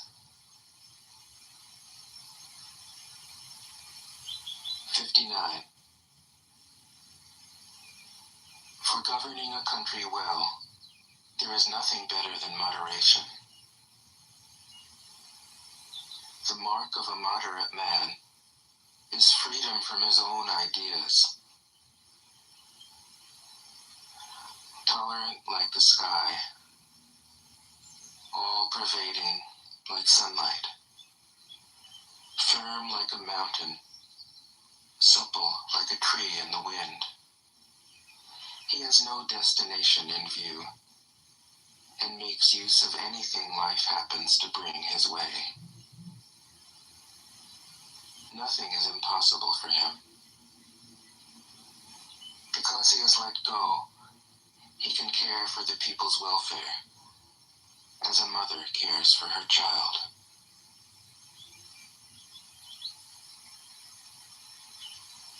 60. Governing a large country is like frying a small fish. You spoil it with too much poking. Center your country in the Tao, and evil will have no power. Not that it isn't there, but you'll be able to step out of its way. Give evil nothing to oppose, and it will disappear by itself. 61. When a country obtains great power, it becomes like the sea. All streams run downward into it. The more powerful it grows, the greater the need for humility. Humility means trusting the Tao, thus never needing to be defensive. A great nation is like a great man. When he makes a mistake, he realizes it. Having realized it, he admits it. Having admitted it, he corrects it. He considers those who point out his faults as his most benevolent teachers. He thinks of his enemy as the shadow that he himself casts. If a nation is centered in the Tao, if it nourishes its own people and doesn't meddle in the affairs of others, it will be a light to all nations in the world.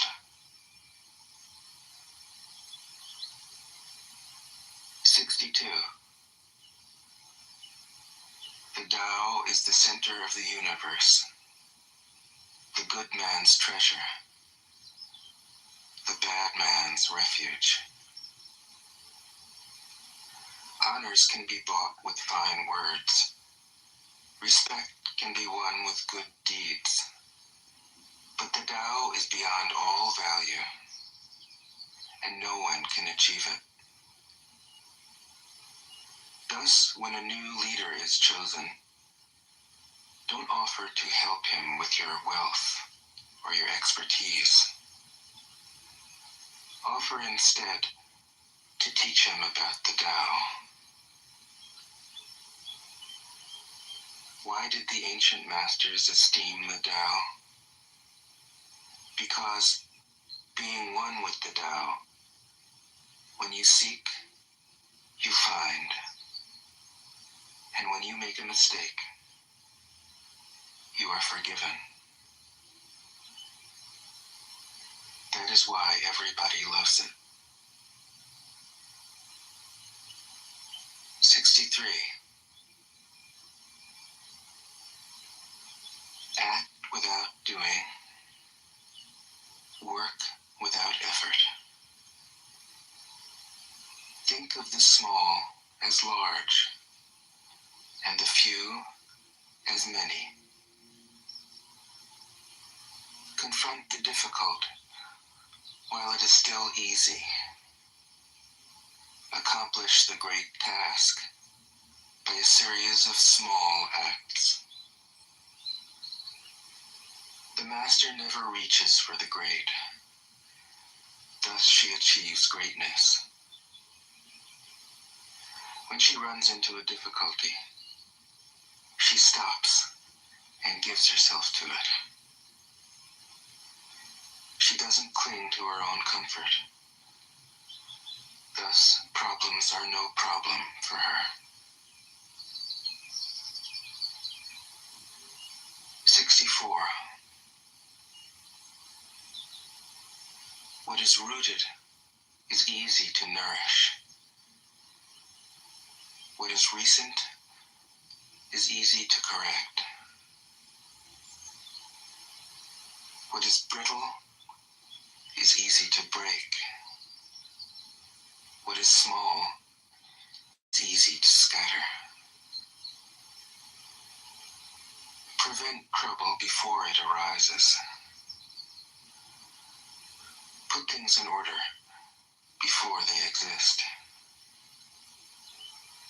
The giant pine tree grows from a tiny sprout.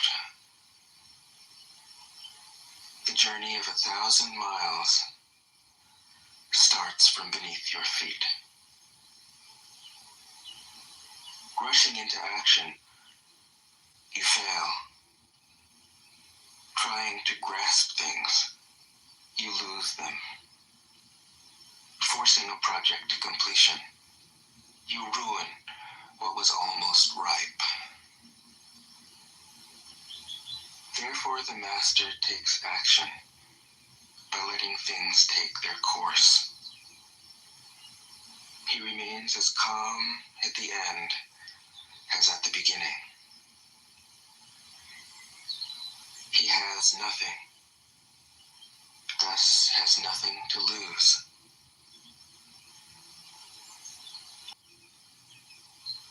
He simply reminds people of who they have always been. He cares about nothing but the Tao. Thus, he can care for all things. 65. The ancient masters didn't try to educate the people, but kindly taught them to not know.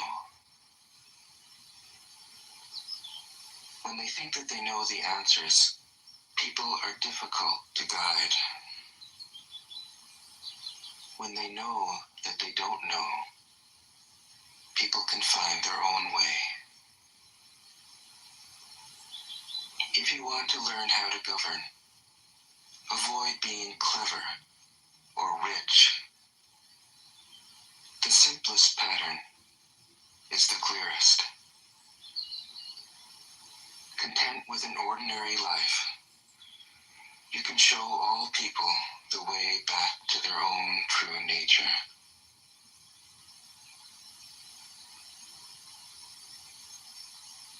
"66. All streams flow to the sea because it is lower than they are. Humility gives it its power. If you want to govern the people, you must place yourself below them. If you want to lead the people, You must learn how to follow them. The master is above the people, and no one feels oppressed. She goes ahead of the people, and no one feels manipulated. The whole world is grateful to her, because she competes with no one. No one can compete with her. 67. Some say that my teaching is nonsense. Others call it lofty, but impractical. But to those who have looked inside themselves, this nonsense makes perfect sense. And to those who put it into practice, this loftiness has roots that go deep. I have just 3 things to teach: simplicity, patience, compassion. These 3 are your greatest treasures. Simple in actions and in thoughts, you return to the source of being. Patient with both friends and enemies, you accord with the way things are. Compassionate toward yourself, you reconcile all beings in the world. 68. The best athlete wants his opponent at his best. Serves the communal good. The best leader follows the will of the people. All of them embody the virtue of non-competition. Not that they don't love to compete, but they do it in the spirit of play. In this, they are like children, and in harmony with the Tao. 69. The generals have a saying: rather than make the first move, it is better to wait and see. Rather than advance an inch, it is better to retreat a yard. This is called going forward without advancing, pushing back without using weapons. There is no greater misfortune than underestimating your enemy. Underestimating your enemy means thinking that he is evil. Thus, you destroy your 3 treasures and become an enemy yourself. When 2 great forces oppose each other, the victory will go to the one that knows how to yield. 70. My teachings are easy to understand and easy to put into practice. Yet your intellect will never grasp them, and if you try to practice them, you'll fail. My teachings are older than the world. How can you grasp their meaning? If you want to know me, look inside your heart. 71. Not knowing is true knowledge. Presuming to know is a disease. First realize that you are sick. Then you can move toward health. The Master is her own physician. She has healed herself of all knowing. Thus, she is truly whole. 72. When they lose their sense of awe, people turn to religion. When they no longer trust themselves, they begin to depend upon authority. Therefore, the Master steps back so that people won't be confused. He teaches without a teaching, so that people will have nothing to learn. 73. The Tao is always at ease. It overcomes without competing, answers without speaking a word, arrives without being summoned, accomplishes without a plan. Its net covers the whole universe, and though its meshes are wide, it doesn't let a thing slip through. Hello, AI. 74. If you realize that all things change, there is nothing you will try to hold on to. If you aren't afraid of dying, there is nothing you can't achieve. Trying to control the future is like trying to take the master carpenter's place. When you handle the master carpenter's tools, chances are that you'll cut your hand. 75.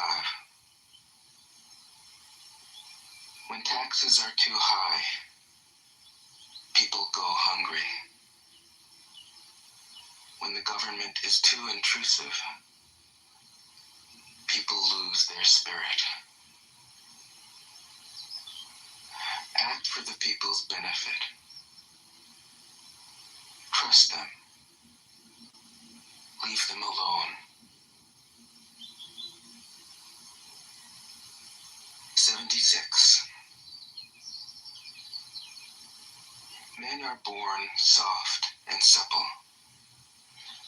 Dead, they are stiff and hard. Plants are born tender and pliant. Dead, they are brittle and dry. Thus, whoever is stiff and inflexible is a disciple of death. Whoever is soft and yielding is a disciple of life. The hard and stiff will be broken. The soft and supple will prevail. 77. As it acts in the world, the Tao is like the bending of a bow. The top is bent downward. The bottom is bent up. It adjusts excess and deficiency so that there is perfect balance. It takes from what is too much and gives to what isn't enough. Those who try to control, who use force to protect their power, go against the direction of the Tao. They take from those who don't have enough and give to those who have far too much. The master can keep giving because there is no end to her wealth. She acts without expectation, succeeds without taking credit, and doesn't think that she is better than anyone else. 78. Nothing in the world is as soft and yielding as water. Yet for dissolving the hard and inflexible, nothing can surpass it. The soft overcomes the hard. The gentle overcomes the rigid. Everyone knows this is true, but few can put it into practice. Therefore, the master remains serene in the midst of sorrow. Evil cannot enter his heart, because he has given up helping. He is people's greatest help. True words seem paradoxical. 79. Failure is an opportunity. If you blame someone else, there is no end to the blame. Therefore, the master fulfills her own obligations and corrects her own mistakes. She does what she needs to do and demands nothing of others. 80. If a country is governed wisely, its inhabitants will be content. They enjoy the labor of their hands and don't waste time inventing labor-saving machines. Since they dearly love their homes, they aren't interested in travel. There may be a few wagons and boats, but these don't go anywhere. There may be an arsenal of weapons, but nobody ever uses them. People enjoy their food, take pleasure in being with their families, spend weekends working in their gardens, delight in the doings of the neighborhood. And even though the next country is so close that people can hear its roosters crowing and its dogs barking, they are content to die of old age without ever having gone to see it. 81. True words aren't eloquent. Eloquent words aren't true. Wise men don't need to prove their point. Men who need to prove their point aren't wise. The master has no possessions. The more he does for others, the happier he is. The more he gives to others, the wealthier he is. The Tao nourishes by not forcing, by not dominating. The master leads.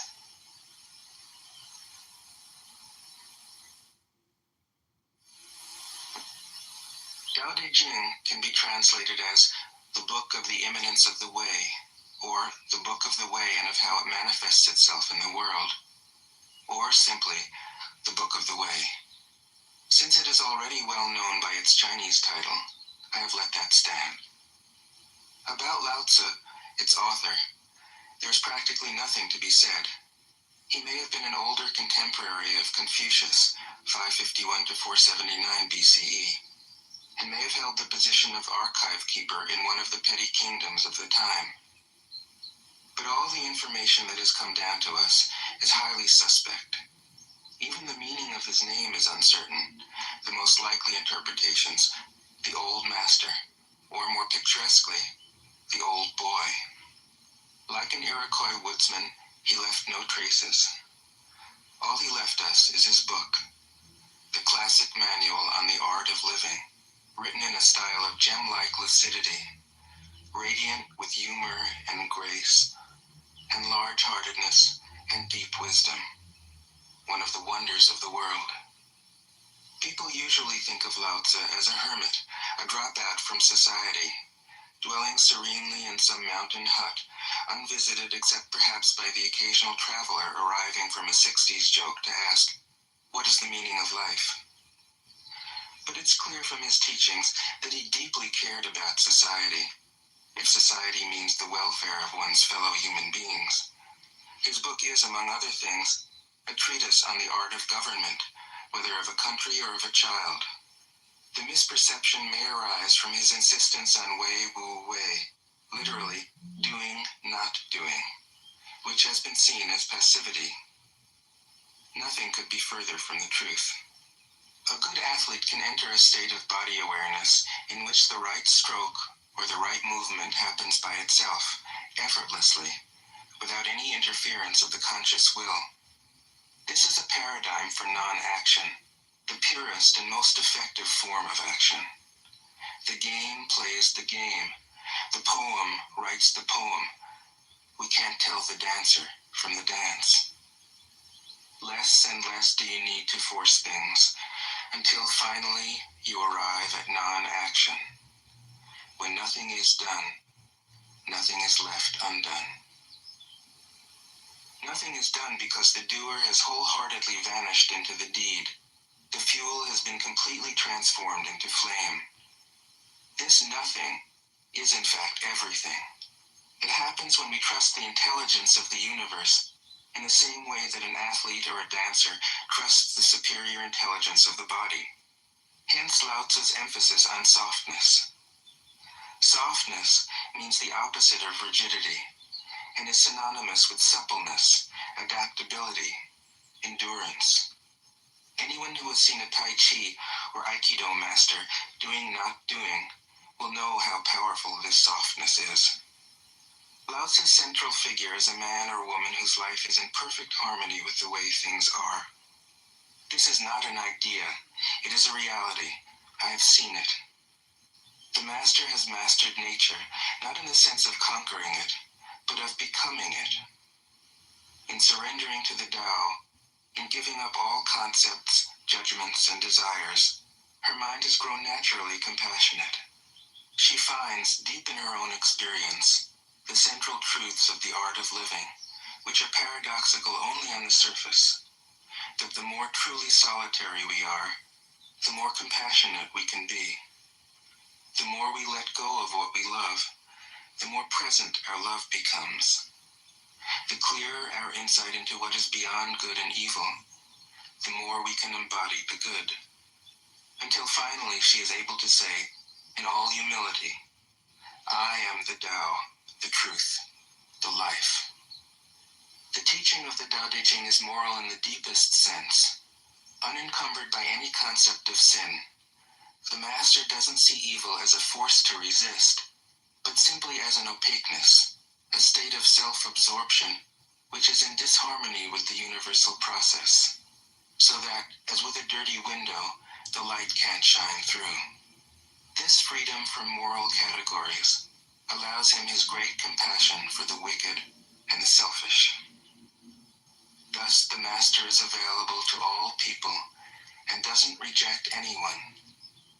He is ready to use all situations and doesn't waste anything.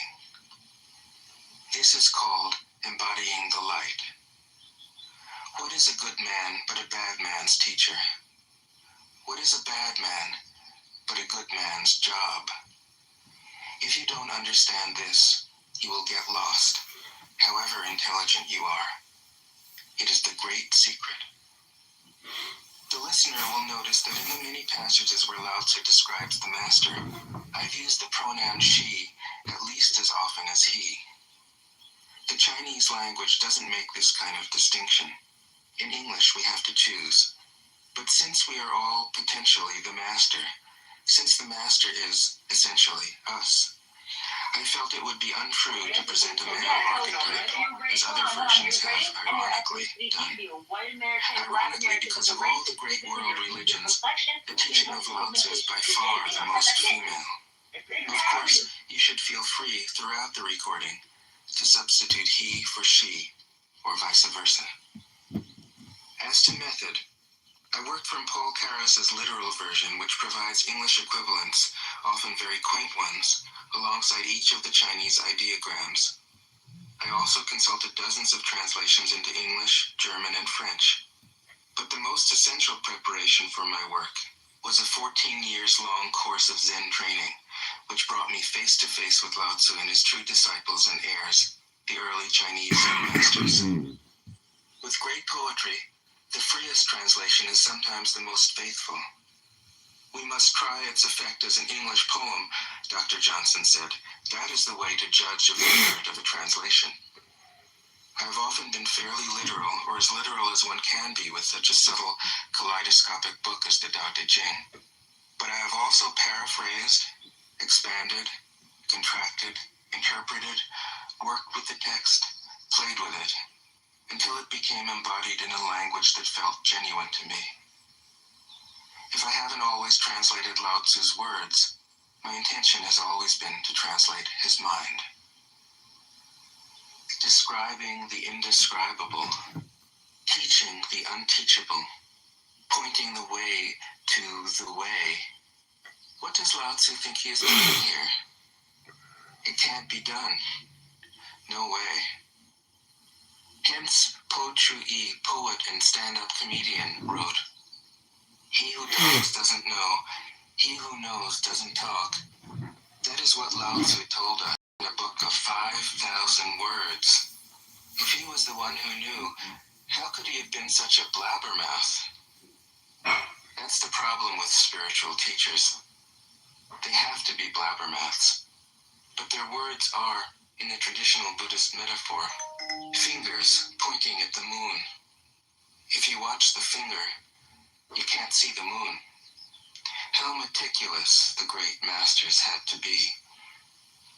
A monk asked Matsu, "Why do you teach mind is Buddha?" Matsu said, "To stop a baby from crying." The monk said, "When the crying has stopped, what then?" Matsu said, "Then I teach, not mind, not Buddha." The monk said, "How about someone who isn't attached to either?" Matsu said, "I would tell him, not beings." The monk said, "And what if you met a man unattached to all things? What would you tell him?" Matsu said, "I would just let him experience the great Tao." In fact, the truth is right before our eyes, right under our noses. So simple that every child understands it. And yet, as Bankei said, the farther you enter into it, the deeper it is. Where is the way to the way? What a question. Still, for complicated minds, drastic measures are needed.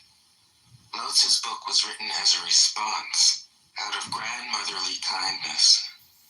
According to the oldest biography, Lao Tzu lived for a long time in the country of Chu, but seeing its decline, he departed. When he reached the frontier, the guard said, "Since you are going away, sir, could you write a book to teach me the art of living?" Thereupon, Lao Tzu wrote his book about the Tao and departed.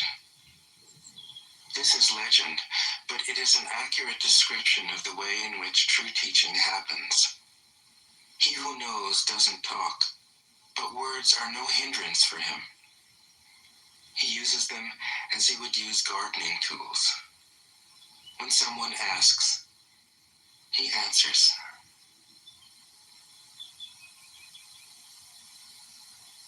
Tao Te Ching. 1. The Tao that can be told is not the eternal Tao. The name that can be named is not the eternal name. The unnameable is the eternally real. Naming is the origin of all particular things.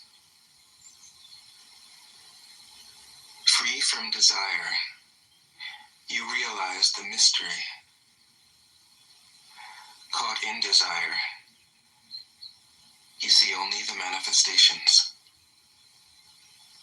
Yet mystery and manifestations arise from the same source. This source is called darkness. Darkness within darkness. The gateway to all understanding. 2.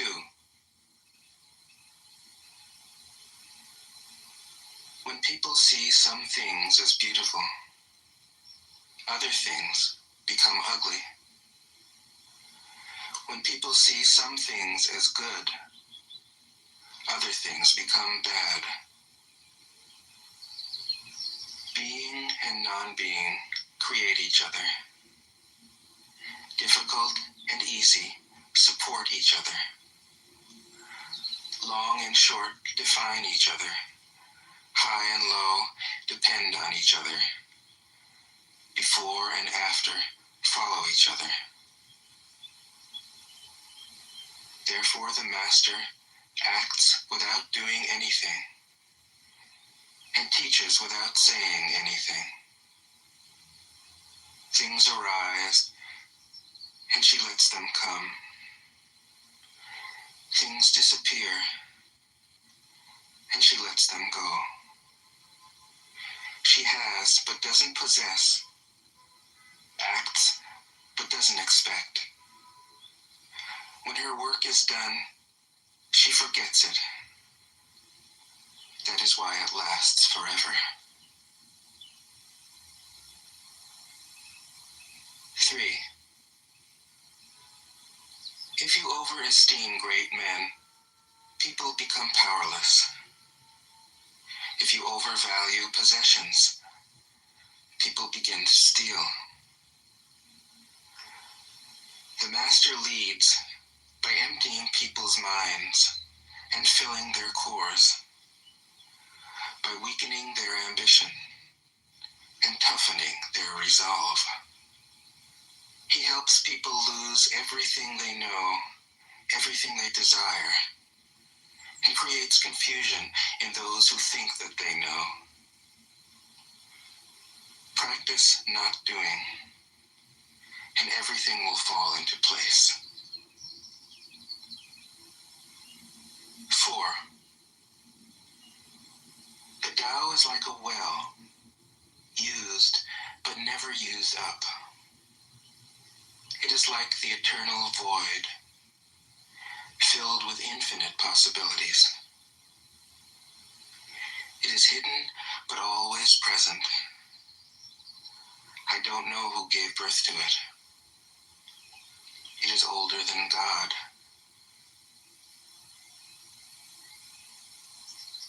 5. The Tao doesn't take sides. It gives birth to both good and evil. The Master doesn't take sides. She welcomes both saints and sinners. The Tao is like a bellows. It is empty, yet infinitely capable. The more you use it, the more it produces. The more you talk of it, the less you understand. the center. 6. The Tao is called the Great Mother. Empty, yet inexhaustible, it gives birth to infinite worlds. It is always present within you. You can use it any way you want. 7. The Tao is infinite, eternal. Why is it eternal? It was never born, thus it can never die.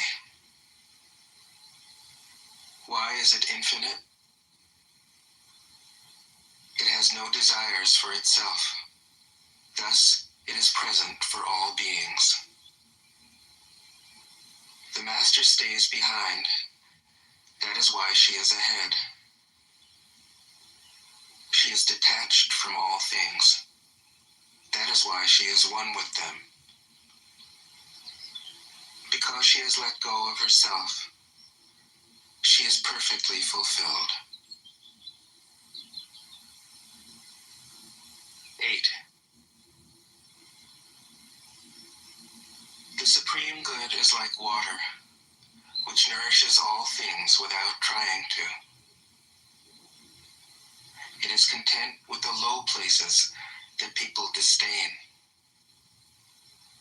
Thus, it is like the Tao. In dwelling, live close to the ground. In thinking, keep to the simple. In conflict, be fair and generous. In governing, don't try to control. In work, do what you enjoy. In family life, be completely present. When you are content to be simply yourself and don't compare or compete, everybody will respect you.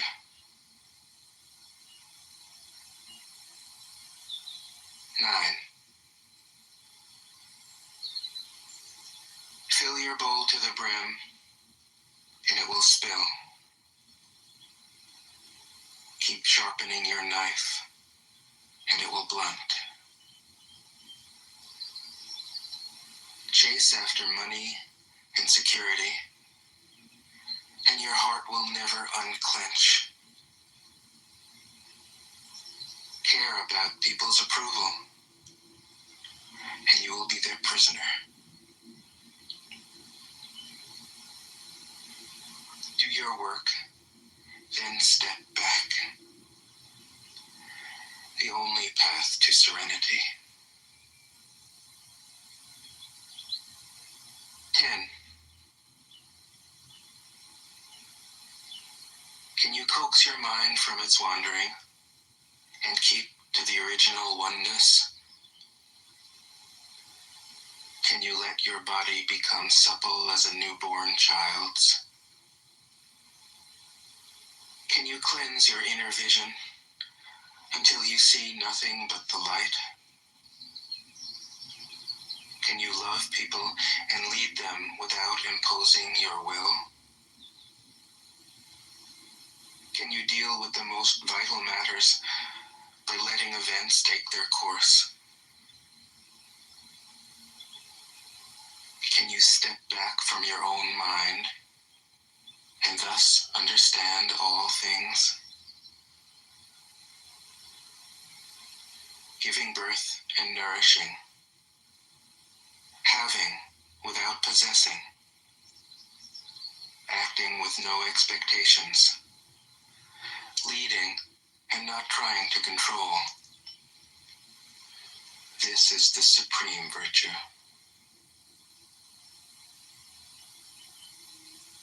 11.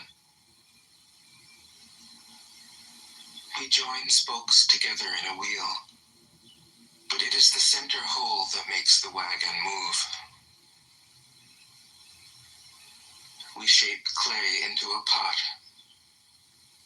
but it is the emptiness inside that holds whatever we want.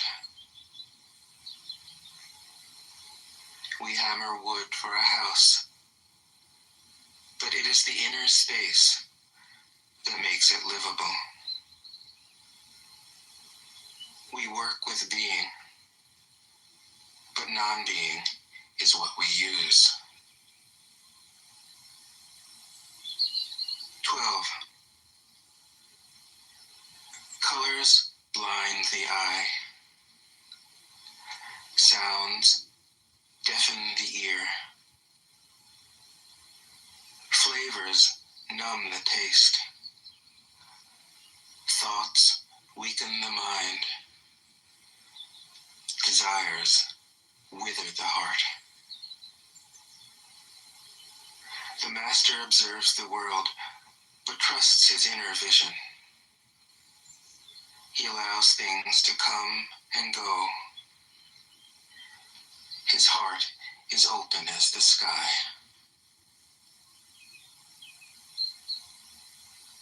13. Success is as dangerous as failure. Hope is as hollow as fear. What does it mean that success is as dangerous as failure? Whether you go up the ladder or down it, your position is shaky. When you stand with your 2 feet on the ground, you will always keep your balance. What does it mean that hope is as hollow as fear? Hope and fear are both phantoms that arise from thinking of the self. When we don't see the self as self, what do we have to fear? See the world as yourself. Have faith in the way things are. Love the world as yourself. Then you can care for all things. 14. Look, and it can't be seen. Listen, and it can't be heard. Reach, and it can't be grasped. Above, it isn't bright. Below, it isn't dark. Seamless, unnameable, it returns to the realm of nothing. Form that includes all forms. Image without an image. Subtle, beyond all conception. Approach it, and there is no beginning. Follow it, and there is no end. You can't know it, but you can be it, at ease in your own life. Just realize where you come from. This is the essence of wisdom. 15. The ancient masters were profound and subtle. Their wisdom was unfathomable. There is no way to describe it. All we can describe is their appearance. They were careful as someone crossing an iced-over stream, alert as a warrior in enemy territory, courteous as a guest, fluid as melting ice, shapeable as a block of wood, receptive as a valley, clear as a glass of water. Do you have the patience to wait till your mud settles and the water is clear, can you remain unmoving till the right action arises by itself? The master doesn't seek fulfillment. Not seeking, not expecting. She is present and can welcome all things. 16. Empty your mind of all thoughts. Let your heart be at peace. Watch the turmoil of beings, but contemplate their return. Each separate being in the universe returns to the common source. Returning to the source is serenity. If you don't realize the source, you stumble in confusion and sorrow. When you realize where you come from, you naturally become tolerant, disinterested, amused, kind-hearted as a grandmother, dignified as a king. Immersed in the wonder of the Tao, you can deal with whatever life brings you. And when death comes, you are ready. 17. When the master governs, the people are hardly aware that he exists. Next best is a leader who is loved. Next, one who is feared. The worst is one who is despised. If you don't trust the people, you make them untrustworthy. The master doesn't talk, he acts. When his work is done, the people say, "Amazing, we did it, all by ourselves."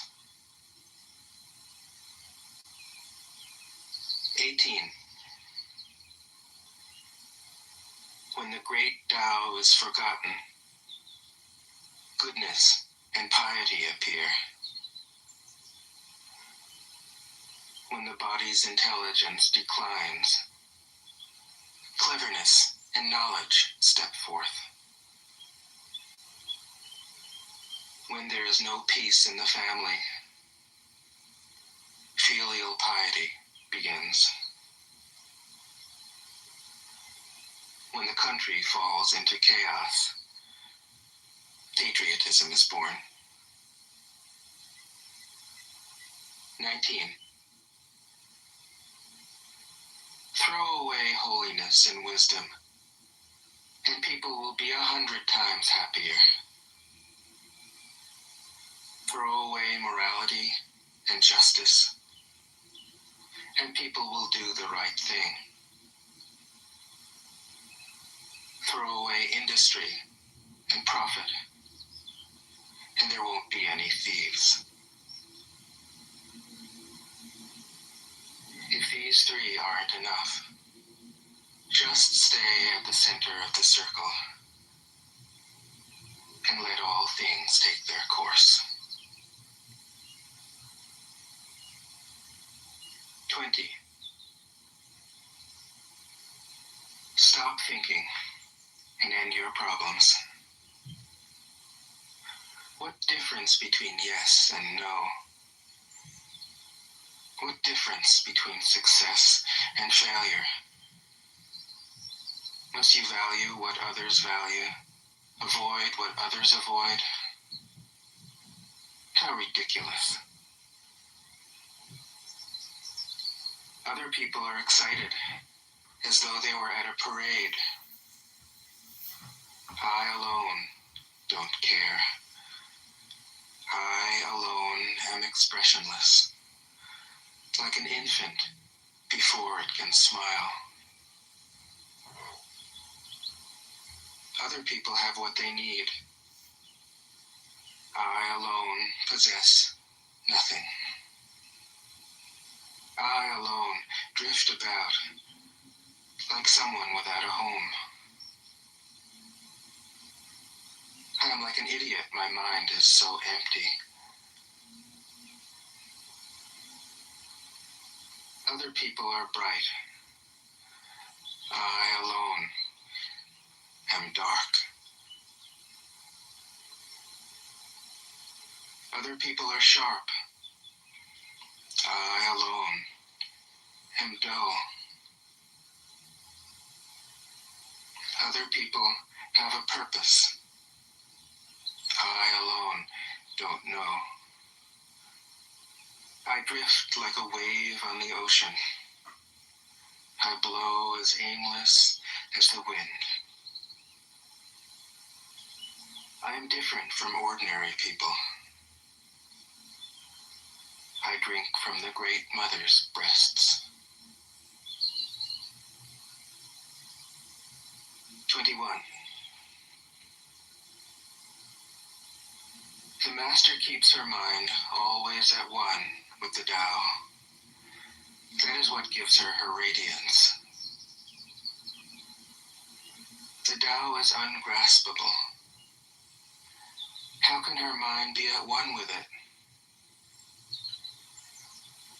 Because she doesn't cling to ideas. The Tao is dark and unfathomable. How can it make her radiant? Because she lets it. Since before time and space were, the Tao is. It is beyond is and is not. How do I know this is true? I look inside myself and see.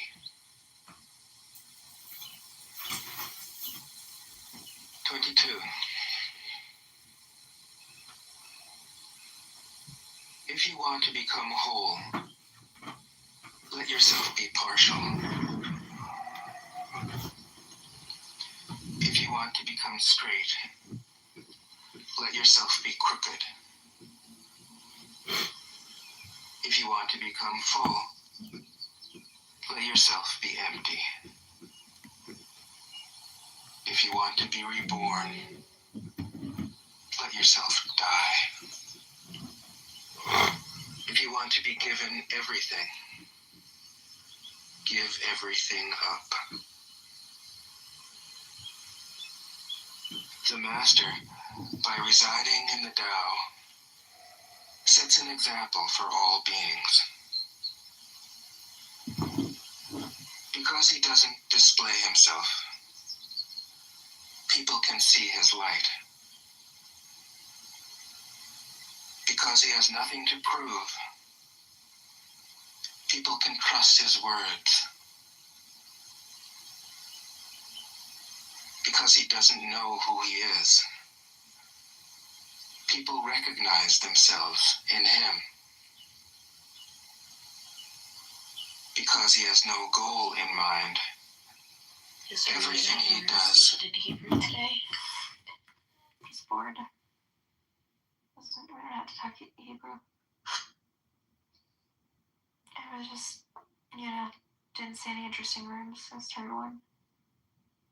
I started out on language apps, so that was how I sort of got online, and then my friend was like, oh, you like talking about politics, come to this shit show of an app with no cause. So I did.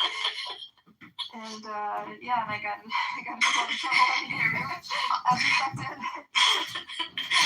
It is a shit show of an app. Yeah. Should I throw away? I've been cleaning and organizing this other room that used to be my brother's room, that I've turned into like my office, just with my books and my school notes and my friends' books that they didn't want because I was a nerd. But I have a lot of my medical records throughout the years because I always had this plan of doing something about it. And I've been like seeping through one by one, and it's pretty overwhelming. Do you think I should just like throw everything away and just let it be, like, and try to like I don't know.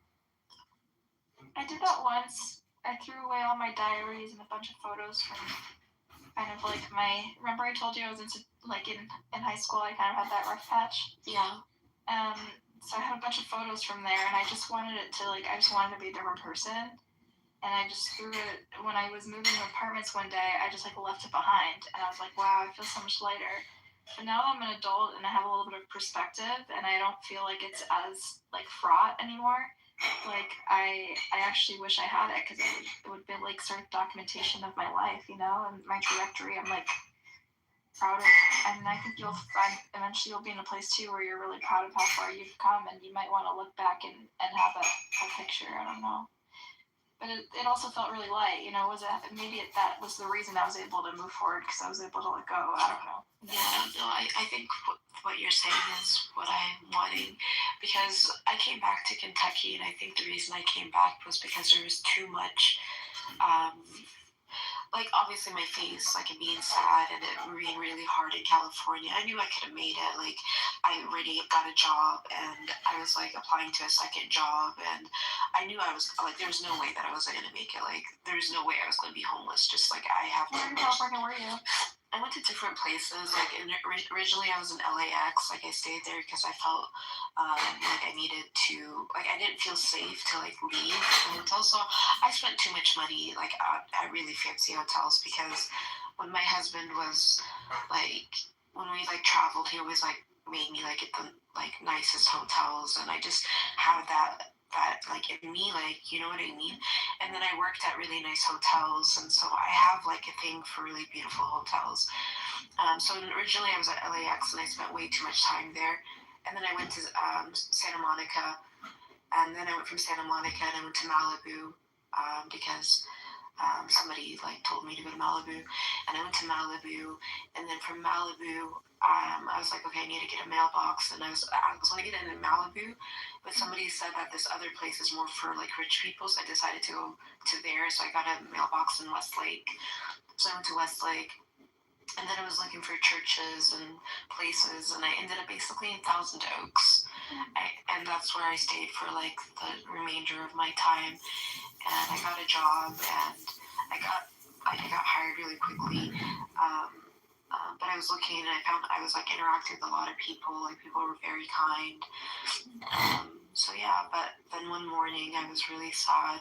I was like, probably not going to get to see Diego anytime soon. My face is really messed up, and I was like, I need to go back to Kentucky. And I said I was never going to go back to that place, but I think maybe I just need to close the chapters of all of this before I leave. Yeah. I don't blame you. But yeah, I don't know. I mean, it's a trade-off, you know. On the one hand, it's nice to let go of old baggage, especially if you're trying to move forward and start over. I really believe that, like, we can start over. We're capable of reinventing ourselves many times over, you know. And I don't know. Like, I wonder. I still to this day wonder if I hadn't, like, left all of those diaries and photos in that apartment to travel light, and then if I would have been able to move forward the way I did, you know? You're so right. And, you know, Diego wanted me to do that. Like, he's like, don't go back to your house. In your memories, sometimes it's a burden a little bit, you know? Yeah. Like, even, like me going back to the house and trying to get luggage and clothes and stuff, like, I wasn't thinking, like, if I hadn't gone back to the house to get the stuff I needed, my face would be intact today. Yeah. Like, if I had just left and just gone to California with just one bag and just with the money I had and been smart. Yeah, it's tough. It's really tough to, like, yeah, I don't know, but now I, like, kind of want it to mean something. So I have my memories, but it's not the same as having, like, photo evidence or writings, you know. Well, your memories are going to be better now. Like, you can still express it and share it. Like, it's not gone. It's not that great to have such a vivid memory. Maybe a superficial memory is better. Exactly. Like, if you think about, like, the old times, they didn't have these things. Yeah. And these memories are painful, you know? Like, it's better for them to be a little new. Exactly. So true. So true. May I ask you a personal question? Sure. How do you navigate life without believing in God? Well, I grew up with religion and believing in God, and I studied the Torah and all that shit, and I just wasn't able to reconcile some things. So I think because, and I found humanism to be the most consistent moral way to live, where all humans are equal and everyone, you know, living in a, it just was to me, it was the type of world I want to live in, where people are just decent to each other and don't lie and don't do crimes and don't hurt each other. I mean, to me, that seemed like the ultimate. I just don't believe in like this consolidated power where some like ancient book is, and like some sort of very authoritarian God is like the one who dictates these arbitrary rules, when there's like a universal code that could make society more humane and better and kinder, you know. Okay. I also felt like it was empowering, like to know that I had, you know, control. There is some cause and effect in the world, like especially because I had such a difficult adolescence. Like I think it was very powerful to, like, to feel like I had my life in my own hands, and like, you know, there were times that I was pretty poor and I had to sort of pull myself out of poverty, you know, and like I didn't really have a lot of help from my family, so like I was very misunderstood when I was younger. So like to be able to have done that on my own and gives me a lot of confidence in myself and my ability to handle things. Maybe it's arrogance, because I don't think like God is, and maybe there is God involved in it on some level, but like I feel very confident in my abilities because I've been like lucky to have been able to pull myself out of very difficult situations that a lot of people can't, you know? Yeah, no, I respect everything that you said. Thank you for sharing. What about you? I mean, what is your impression of God or not God? Like, what do you think of when people say they don't believe in God? And not what you said. I don't know. That's why I like to ask, because I remember my physics teacher in high school, Mr. Gill. He and I wasn't a very good student, but I would often tell him things like, what you're teaching us is going to be proven to be false, and I would just pick these formulas, like, you know, and I was wearing this, like, I was like a Muslim little girl wearing the hijab, and my cousin Kotha, God bless her soul, was much smarter than I was, and I think took more physics. Like, she was in a bigger, like her class. She was a freshman when I was a senior. Anyways, like, Mr. Gill didn't believe in God, and when Kotha died, I remember that he came to my uncle's house to give his condolences, and I will never forget, like, when he walked, like, across the front yard and how he looked. Like, I wondered, like, what he was thinking in his head. Like, I wondered, like, did he think there's a life after death, that there's something, there's meaning? Because what gives my aunt, her mother, like, the ability to, like, to navigate such a huge loss, like your gorgeous, beautiful, intelligent daughter dies from a car accident at the age of 23, and she was going to be a doctor, and everybody loved her, and you know, and she was so beautiful, and just not the physical, but like her actions with people. Like, she brought people from all, like, different backgrounds together. Everybody loved her.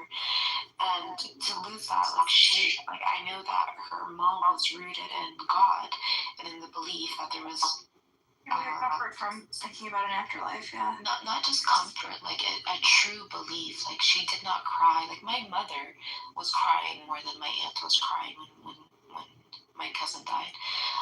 She was just so beautifully composed. And, I put it, like, it was my duty, and I visited them almost every day until my dad had a stroke. And then I kind of, went into my own little world. But,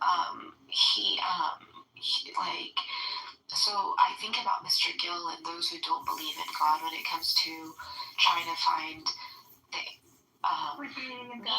meaning in death, meaning in life, meaning in hardship, meaning in pain, meaning in, where is justice if it can't be in the afterlife? There's no justice in this world. Ultimate justice has to come afterwards. However, I do think that there is harm that I have let myself self-inflicted on myself because of religious beliefs. For example, I have this belief that you're not supposed to cut ties with your family. Mm-hmm.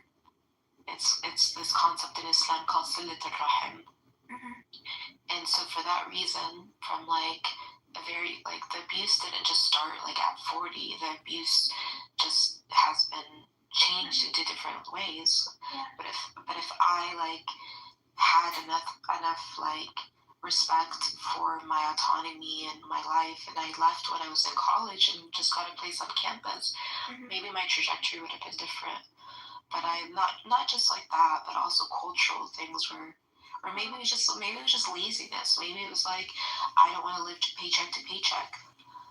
But I think there's certain things that I can see how religion, but I don't know. No, I definitely relate to that type of familial pressure, and it's something I struggled with a lot when I was younger about how many boundaries to set, with parental expectations. I had pretty, my parents had pretty high expectations and were we had our difficulties. But I want to talk about death thing and finding comfort in death. I think the way I look at it is I do appreciate that many people find comfort in believing in an afterlife.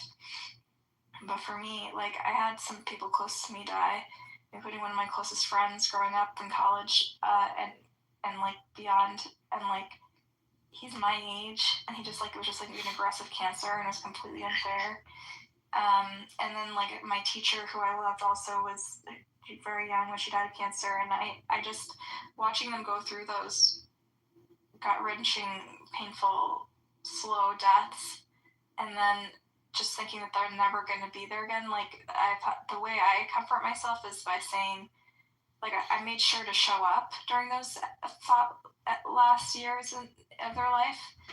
And to me, having those memories in a way they're still alive in my memories. To me, memories are alive in some way. And so, and I imagine them almost inside me. If that makes any sense. Yeah. I guess it sounds spiritual. No. Yeah, supernatural. But I actually feel the same way about my cousin. I almost sometimes felt her brain came into me, and I started getting a better head on my shoulders after she died. And I think it's beautiful that you are focusing on what you can do for the people in the moment. I feel they're alive. My memories are alive. To me, they still exist because of those memories that we had together. Like that movie Coco. Is that the movie? Do you know what I'm talking about? The movie. Sure. What was it about again? Hold on, make sure it's the movie Coco. It was it's a cartoonish, yeah. It's basically saying as long as you can still remember them, that they're still alive, and then the moment you stop remembering them, that's when they actually die, or something to that effect. Yeah. That is a spirituality better. So I guess that is a spirituality. I guess I'm not completely without spirituality. I just don't believe in this consolidated authoritarian God, And I think a lot of spirituality just comes from our innate selves and our goodness, as people. Yeah, that is something that I'm struggling with the Christian paradigm that I don't believe the Islam paradigm has. Is that they see the man as like the human, I'm using man for both woman and man, the man as inherently bad, and I don't like that kind of thinking. Yeah. I mean, okay, so I'm going to put you in the hot seat for a second. The other day, you said you felt that I betrayed you because you overheard me talking in a way that I thought was expressing concern. And you extended this to Jewish people in general as being backstabbing or dishonest or deceptive. That's not my worldview at all. I think humans are good, and I believe, and that my spirituality is one that was based on humanism, right? And that all humans deserve a fair chance and just generousness and Yeah, but I want to make it clear it wasn't because of you, like that one example of you. But you said it was because of me, and you did that before. Yeah, I'm saying you, like, it wasn't just because of you. Sorry if I wasn't clear. It was like other relationships with Jewish people on this app that I felt they just backstabbed me, and I don't know if it was, I don't know if it is a like just connecting it to, and I'm not trying to whitewash my words, but I don't want to feel this way, and that's why I go out of my way to want to build rapport with Jews. But it seems like inherently that Palestine and Israel and seeing the not you, but seeing the Palestinian as a terrorist, can't be trusted. Like, I don't know, maybe I have deep down like a distrust of this when I look back in time, and I'm like, I feel like I'm, as a Palestinian, not just me, Palestinians in general, that we are naive people. And it was, what's his name? It was like Kevin Cohen. Like, I had specifically asked him, can you talk to Diego for me? And he was being so compassionate to me. He was being so kind to me, Kevin, to my face. Even was like, I don't really check the messages here. Can I, do you have a Signal? I downloaded Signal to talk to him. And to hear then Kevin referred to me as mentally ill, trying to diagnose me, it's like, hey, Diego, Nora's asking, and then just let it be. I was like, wow, how conniving of him. I was like, this is very, it felt very conniving. And then I felt the way you were engaging with Diego in the beginning was you're being nice, you're being sweet. And then the more and more the mental ill label was put on me, the more and I heard you then start using it. That's when I was like, whoa, even Buttercup, this person that I only had 2 or 3 conversations with. So I want to believe that that actual whoever the Jew is, whether it's an ethnicity or a religion. I mean, Sela also expressed concern. Diego, it's not like it was only Jews that expressed concern for your mental health, number one. No. And 2, I want you to consider the possibility that it came from a place of love, because I do think Kevin is a good guy, and he has experience in his own family with various mental health issues. And I don't think he was coming from a place of anger. I think he was coming from a place of concern and love. It was patronizing. It was belittling.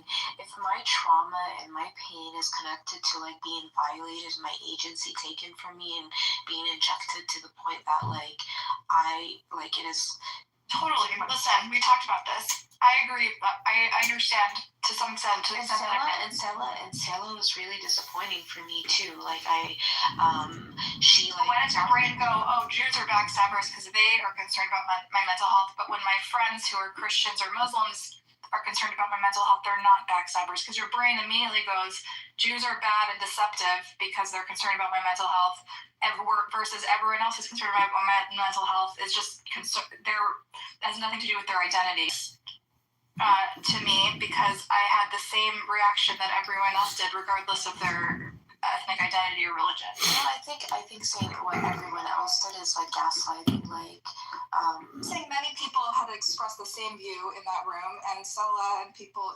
I think what you're hearing maybe is, I think the way.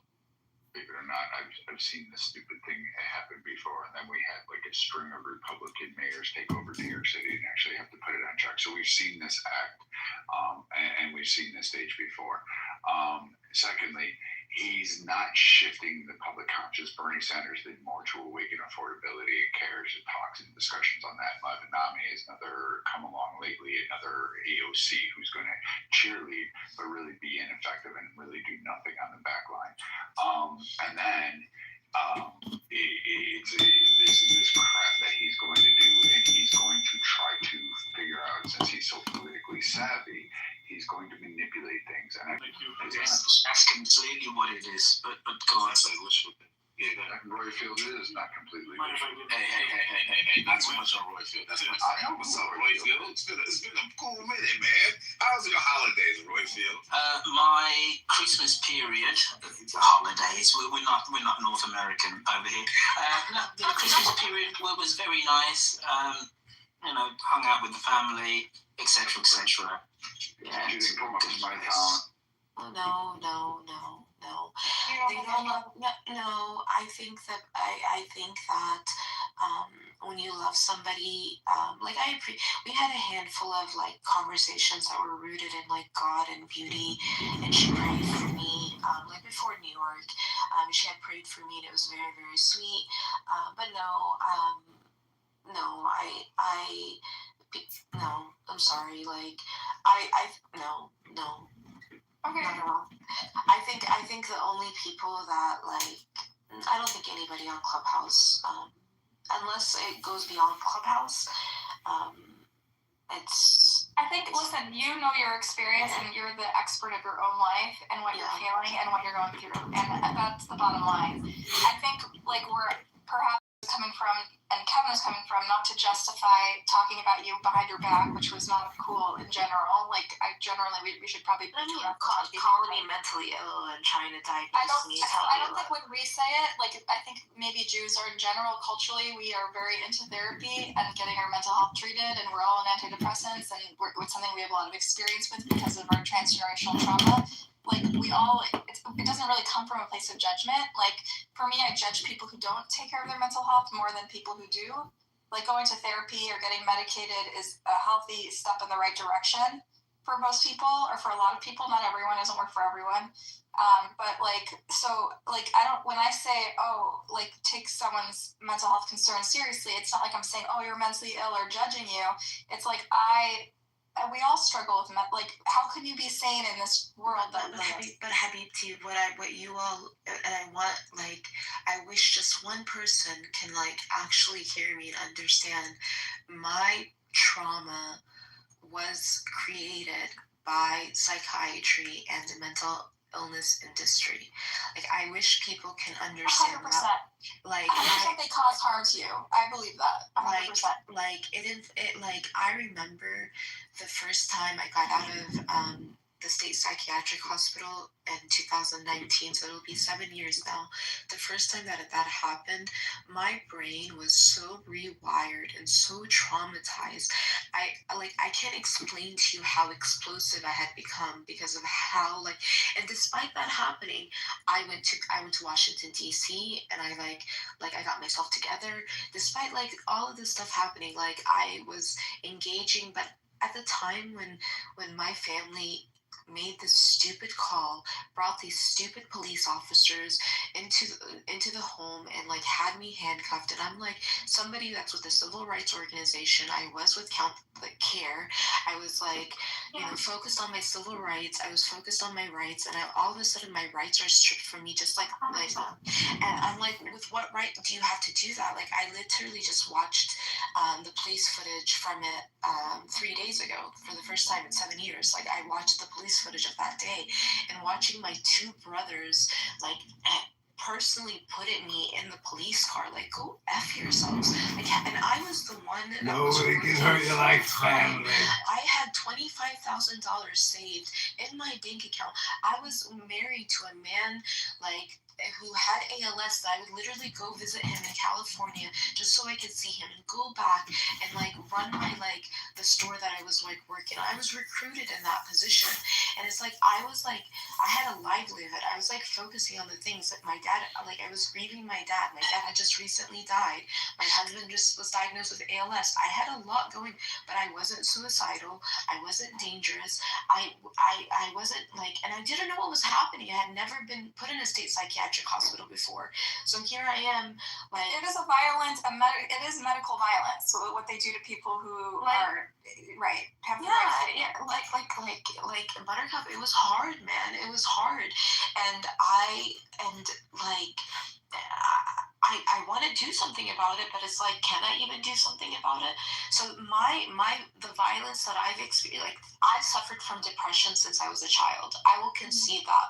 Like I used to just cry and be sad, but it was like things were happening. My dad was after 9/11, they tried to deport my father, so like my dad wasn't there for graduation, and I was like fighting the jails on behalf of my father. He was calling me, telling me call immigration, do this, do that.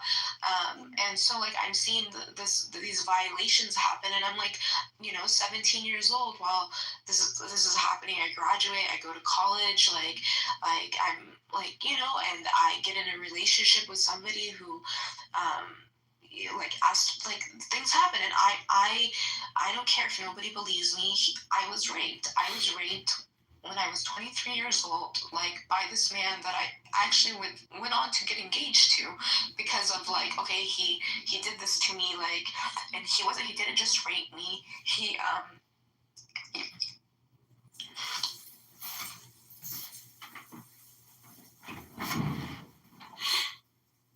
was violent, and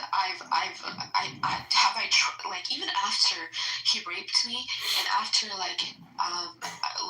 we didn't get married, and I sold the diamond ring, and I put it on my credit cards, and I paid off my debt, and I did all of that, he tried to come back into my life because he had accusations of rape for another girl, and he was he's a violent person. Like, I know I wasn't the first person that happened to, but he did rape me. Like, he did rape me. Yeah. And people like that are so manipulative too, right? They'll make you think it's your fault. They'll make you think. And I was a religious girl who didn't want anybody to be with me except for my husband. But he didn't just rape me; he fucked with my brain. He fucked with how I saw my body. I don't want to I don't want to tell you the things that he was saying to me. And then from there, I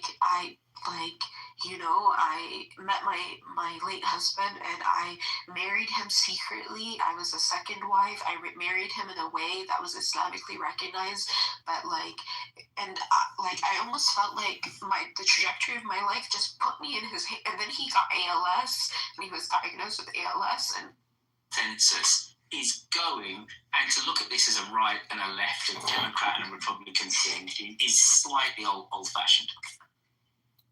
Yeah, that's a good point too. Like the whole anti-Semite, Semite discussion and geopolitics. But what's weird? I don't know if I'm the only one on stage old enough to remember where local race is your mayoral and gubernatorial. Why the fuck are we concerned about national and international politics when it comes to these local races now? They're trying to get somebody say on Israel, and it's like, motherfucker, I'm running for Minnesota. You know what I'm saying? It's like, motherfucker, I'm running for Iowa. What the fuck do I give a fuck about Trump's trade deal with China? You get what I'm saying? I want to know how we're gonna fucking keep the roads. You get what I'm saying? It's just so weird that our ship has been getting away from the nuts and bolts of why the fuck we need a mayor in the first place. We don't need a mayor because we desperately need a leader of the city. No, we need a fucking administrator to be the face of, it's a few people you need to be able to go and curse at if shit hits the fan, and that's your fucking chief of police, your district attorney, and your mayor. And that's why they're important. It's crime, roads, economy, local economy. What the fuck do I give a fuck about your opinion on Israel? I think the answer, or maybe a possible answer, I'll be humble because I'm not going to pretend like I have all the answers, is that politicians who are starting out, like Mamdani in the mayoral race, who are being groomed for. I'm on Clubhouse and engaging on Clubhouse, and I randomly meet this like very gentlemanist guy like Diego, and I really like him and I enjoy his company. Like, it was just like fun. It was ease. It was just like, I don't have to have all this be defining of who I am. I wanted to refine who I am. I wanted to make me like a better person. But for me to go back into therapy, to just put a label on me, to rehab, I need to.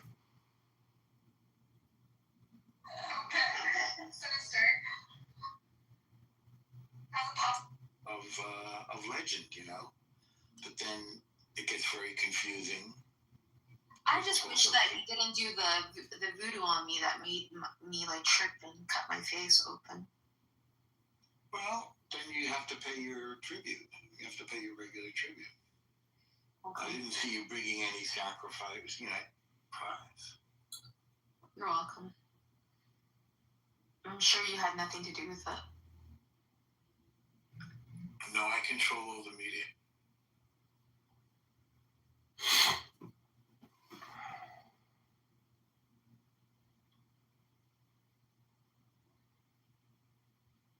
All the media. Exactly. But it's just weird. I have to write about this. This is a little bit like Jean-Paul Sartre, anti-Semite and Jew, like one can't exist without the other. Because you do realize Palestinians are Semitic people, right? Complex. I have a question for you, Ben. If the U.S., and I'm just using that, you gave it to him and he's not politically relevant, bitch, you're projecting you're not politically relevant. So, his name is, the fact that I can't even think of his name just shows you how insignificant he is. It's just a fucking article writer. And he's got a trans son. Isn't that nice? I always separated it, and then I'm trying to find God through the church. You asked me why I'm an atheist. That the hypocrisy of religious people is like another reason people become atheists. Like, yeah, most religious people are not good people, and yet if you have this consistent humanistic morality, moral code, then it's easier to be a good person than just like, keeping up with trying to prove to your neighbors that you're more religious. Yeah, but Buttercup, the thing is, like, when I would listen, like let me give you an example. 3-4 years ago, like, I would try to comfort myself from, like, the pain, like, just regular loss, losing your family, losing the people you love, just basic life. Mm-hmm. And I'm, like, listening to a beautiful Surah Rahman, of a recitation that comforts me. And as I'm listening to it, my brother starts yelling at me, screaming at me. Like, when I am, like, if I start covering more, like, to my family, it's like, okay, Noura's going crazy. So even, like, religion has been weaponized against me as a way to, like, and I don't know who Trax is, but, like, my, like, affinity, like, my soul, please. Like, my affinity is to God, and I'm seeking God, like. Remove me. What the fuck are you gonna do about it? We look similar, bro. I'm going through the church right now, and, like, 3 days ago, the priest of the church that I've been going to for the order of Christian initiation, so that I could be. Christians are hypocrites too. They're not immune to that. I'm not looking for, like, I'm looking for, like, people who actually believe in God. Like, I'm trying to find, like, the actual fruit of people who show that they believe in God, and I've been finding that through the church. I really have, like, and so the priest, he had called me. And I missed his call, and I called him back, and I had a wonderful conversation with him. And afterwards, maybe 3, 4, 5 hours later, I have, like, my brother threatening me, and it, like, dysregulated me. That isn't mental illness. That's, like, real, like fear in your body that you're healing. And it took me 2-3 days, and I did what I needed. Like, a therapist wouldn't have changed that. No, I, like, did things. I talked to people that knew me. I listened to things. I, like, was active. And now I'm slowly starting to get, like, like I don't feel that tremor throughout my body, because I literally was feeling a tremor throughout my body because it was like my safety was being threatened. He's like, this is a threat. Like he's like violently yelling at me, cursing at me, and I'm your older sister. This is hard. This is abuse. This is a mental illness. Like I'm so resilient. Like the fact that I'm able to constantly bounce back. And I care about Diego. I love Diego. I respect that Diego sees that I was going on a bad trajectory. I should not have posted a naked photo of myself as my PTR, but I was feeling worthless. Like I was feeling like degraded. I was feeling like I was like, what's the point of life? So it was like and I think it was a good thing he blocked me, because it woke me up, because I lost the thing that I wanted when it was him. And so, but I understand that you have a healthy relationship with mental illness and with conversing about this stuff, but I don't. I see it like how it's been utilized against the marginalized, and how it's utilized by people that abuse them. I see that side of it too. And if I may say something, this, what you're going through, everyone kind of goes through something, but sometimes certain things hit harder for people. But know that you don't have to burden this, like the fear, the anxiety on your own self. That God is with you. Like go to your secret prayer place and just humbly pray from the heart. Just say, God, I'm coming with these fears, these anxieties. Give me the strength to pull through. And Chief, I know that you troll a lot, but I really appreciate your genuineness and what you're sharing right now, so thank you. But Chief, do you think it's like we all have these psychological challenges in this very complicated world we live in? And like I was saying to Nora, for people like me and Kevin, we talk freely about what meds we're on. Like this is something that's very normalized. And like, because to me, a person I want to hang out with is someone who cares for their mental health and wants to be stable and realizes how their behavior affects people around them, right? These are really important things if you want to be, not just for other people, but also for yourself. And with all due respect, I think it's great to have a spiritual life too, and it can supplement it. But like, it's also okay to take care of your mind and your heart and your soul and your pain, and one of those ways to take care of it is through like professional psychology. I'm not saying that's your path, Nora, but my only point is, me and Kevin, when we were speaking, that's where we were coming from, and I want you to understand that, because your assumption was we're backstabbing Jews that want to hurt you, and that wasn't where it's coming from. For us, that's how we talk to each other, and there's zero judgment in it at all. It's something we all have completely normalized, and it's part of the way we deal with things. Maybe we didn't understand, we judged you and we made assumptions, and that was wrong, but like I want you to understand that it didn't come from a bad place or a place of judgment at all, at least for me. I can speak for myself.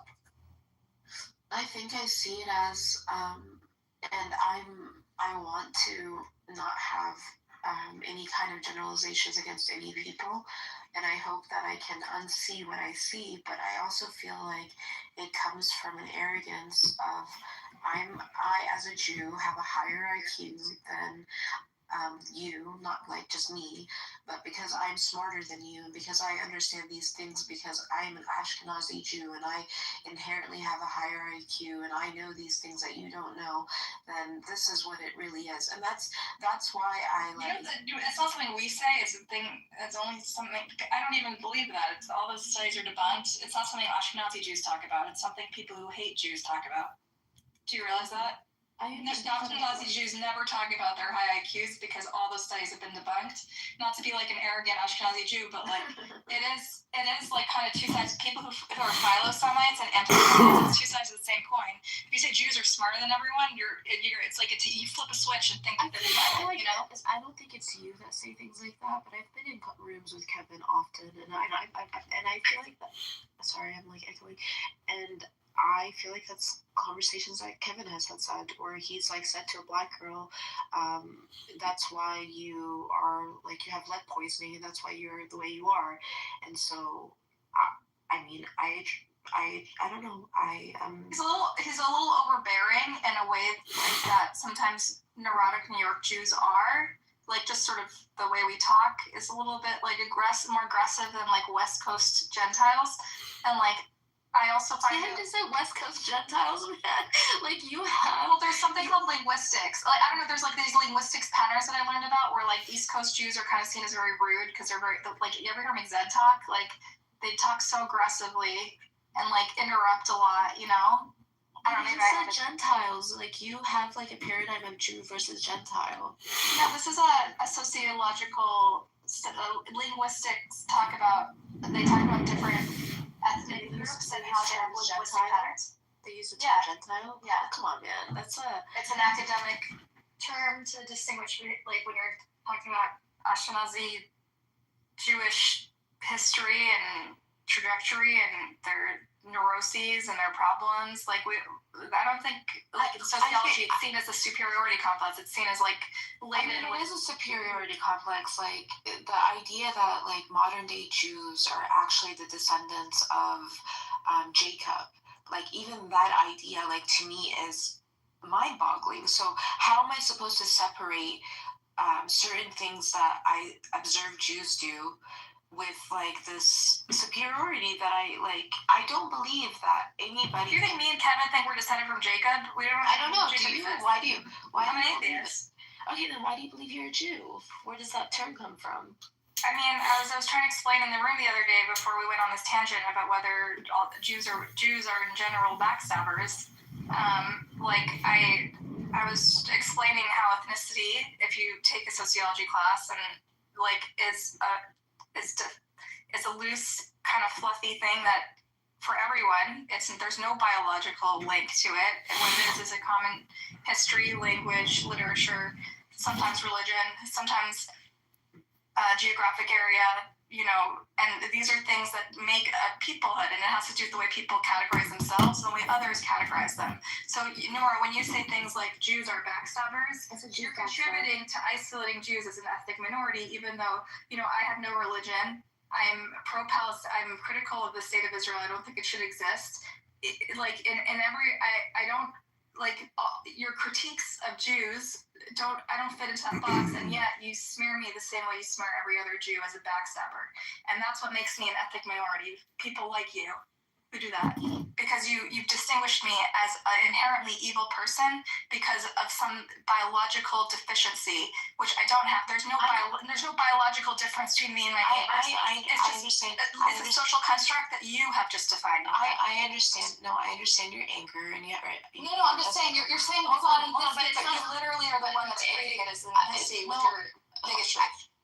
Okay, I'm going based on anecdotal evidence of my experiences with Jews on this app, like with multiple attempted building rapport with different Jews, and that's how I felt. I understand how you are seen as like this biological thing. I don't see it as a biological thing. I see it as a biological thing. I stated that. No, it's actually like really interesting because I see it as a moral thing. It's like two Karens like for me, who just don't get it. Like they're both like perfect mirrors of each other, aren't they?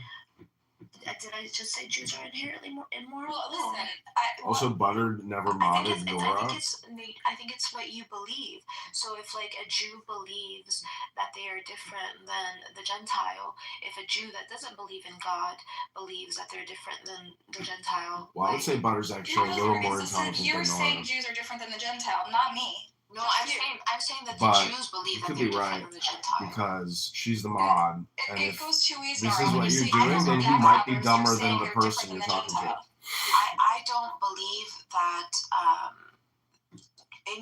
believe people should be. I believe because this is my observation, anecdotally, not biologically.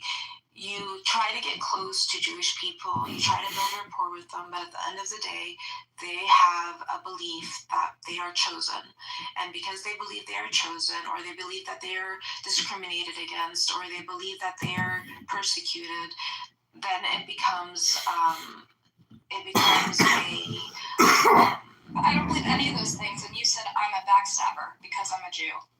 No, but you're the one who defined me as an ethnic minority, not me. I what happened is I was engaging with you a handful of conversations, didn't really know much, and then to my surprise, you had said stuff behind my back, and I associated it with you being Jewish. Not because I didn't say Buttercup is a Jew, therefore she's a backstabber. No, Buttercup did something, and I associated it with her being Jewish. That's not what you said. I put my suggestions in the chat for them. I'd like to read what they are because I get the feeling that Nora likes the fact that I'm recording because she wants to get her story out there, perhaps before, total obliteration of the brain. But this is what I wrote. Some suggestions or ideas from the viewing and listening gallery. 1. Create a matrix or bullet points of the discussion or contents of your conversation. Review the discussion afterwards and be more aware of what your story is. 2. Use the cognitive distortions checklist to analyze your discussion and talking points. 3. Read this list and contrast with your talking points. And I provided a PDF to what's known as the cognitive distortions checklist from the Feeling Good Handbook. Number 4. Listen and use your ears. Stop using your lips and brain to think and speak your story or talking points. Then I provided a YouTube link to the Tao Te Ching book. 5. Listen to the above Tao recording and listen with understanding and concentration. 6. You need a new script or new thoughts. This YouTube Tao recording is very therapeutic and wise. It will help with mental health, aka intelligence, because Trex, my theory is you can't really help these people unless you can improve their intelligence. And to me, the Tao Te Ching book is a useful tool. It's not the best or the greatest, but I know about it and it's very easy to listen to. And I think it allows you to gestalt your impressions or your thoughts that come up while you're listening to it. And then also you can have aha moments when listening to it where you're like, wow, that's very smart. Okay, this is number 7. You can only grow out of your bowl with new information. Your talking points repetitions are causing repetitive trauma. You must work and listen to the Tao or read the Tao book. Your brain will become more intelligent and you will grow. Number 8, you are not what you say you are. You are only what you do. So that's my advice. I put it in the chat and I don't want to get in their discussion, but we're going to listen just a little bit longer and then we're going to listen to the Tao. Our conversation, I went back in the room and I retracted what I said. I apologized. It's on the. You said she backstabbed me. You said she betrayed me. She knows what she did. That's what you said.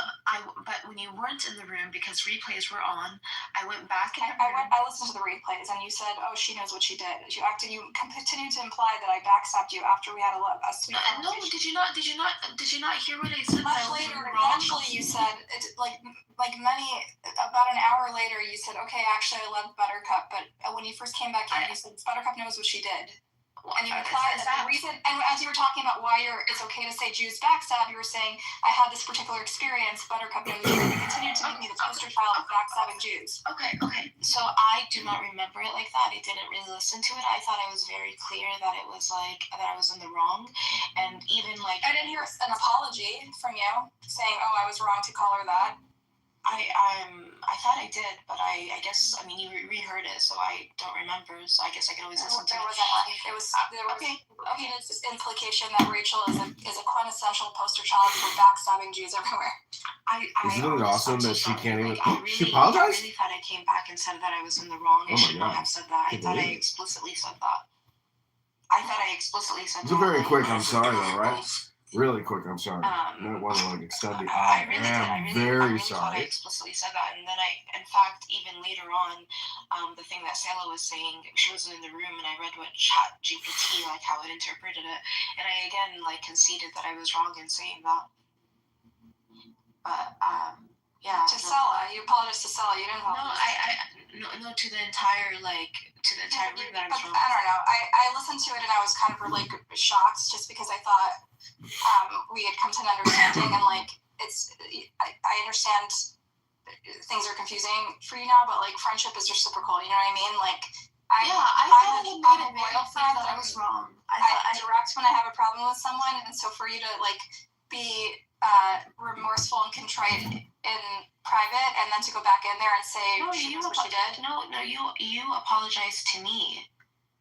But not because I was trying to hurt you or backstab you. That's not what I was apologizing for. But I don't recall saying that. But I mean, it's recorded. You said she apologized. She knows what she did. That's what you said. And then was like, then you had a long conversation. I don't think, maybe it wasn't only you, Nora, but there was a lengthy conversation about whether it's okay when you have a bad experience with a Jew to say Jews backstab.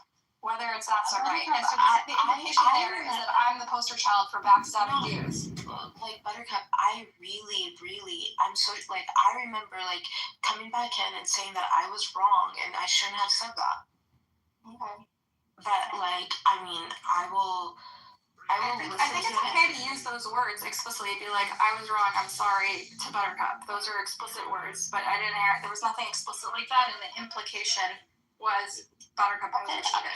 If it's okay with you, like, I will, like, listen to that, and I don't want to do it right now because I don't want to, like, leave this room, and then I will find where, because I'm pretty sure, unless my memory is, like, betraying me, that I did say that, where I acknowledged that I was in the wrong, that I shouldn't have said that, and I will, like, clip it and send it to you, if that's okay with you. Like, I'm certain it's in there. Did you listen to it? I can flip in some of the parts where you continue to imply that I'm a backstabbing Jew. Please send it to me because But it's like, why go tit for tat about it? The point is, like, no, because I really didn't feel like that. I felt like okay, she understood how I felt, and I was in the wrong, and I shouldn't have said that. You didn't say I was in the wrong. You said I was in the wrong. She knows what she did wrong. She did something wrong to betray me, and she knows what she did. That's what you went back in there and said. Oh gosh, I'm so sorry. Like, I don't know. Cause like I'm telling you to your face instead of like in a room full of 40 people saying it's backstab. You know what I mean? No, Buttercup. I really don't recall that being said, but I believe you if that's what was said. But I really, because I thought like I went in and I conceded that I shouldn't have said that, and that I appreciated that you talked to me, and like I appreciated that you understood why I was upset, and like that I shouldn't have said that. Like, thank you for saying that. No, I'm so sorry. Like, ooh, they finally kicked me. I mean, you finally just fucking kicked me. The rhetoric that kind of. At least we got the sorry, right? I guess that was like people that are perfect cut there. They shut down more conversations than actually help. Brad, you're wrong here. You're wrong. Now, okay, I'm gonna add these rooms. I use the analogy of first off. Have a great day. Thank you for bringing to this room your detailed knowledge of New York politics, and I had completely forgotten that AOC first came to prominence because she took down a massive incumbent. Like, she was a no-hoper of a candidate to go up against him. So thank you for reminding me of that. Which then comes on to the point, which I really disagree with what you're saying, Brad. Your analysis of politics is conventional politics, whether it's right or left. And just to put this into perspective, nobody a year before Trump ran would have said somebody could have run to be president saying the things that Trump said. The political ground is so moved, not just in America, but throughout the Western world, that to blithely say that a conventional candidate is going to beat an incumbent who is seen as being radical, different. It doesn't matter that radicalness is right or left, Democrat or Republican, conservative or liberal or progressive, let's say. The ground is being pulled from underneath all of our conventional thinking here.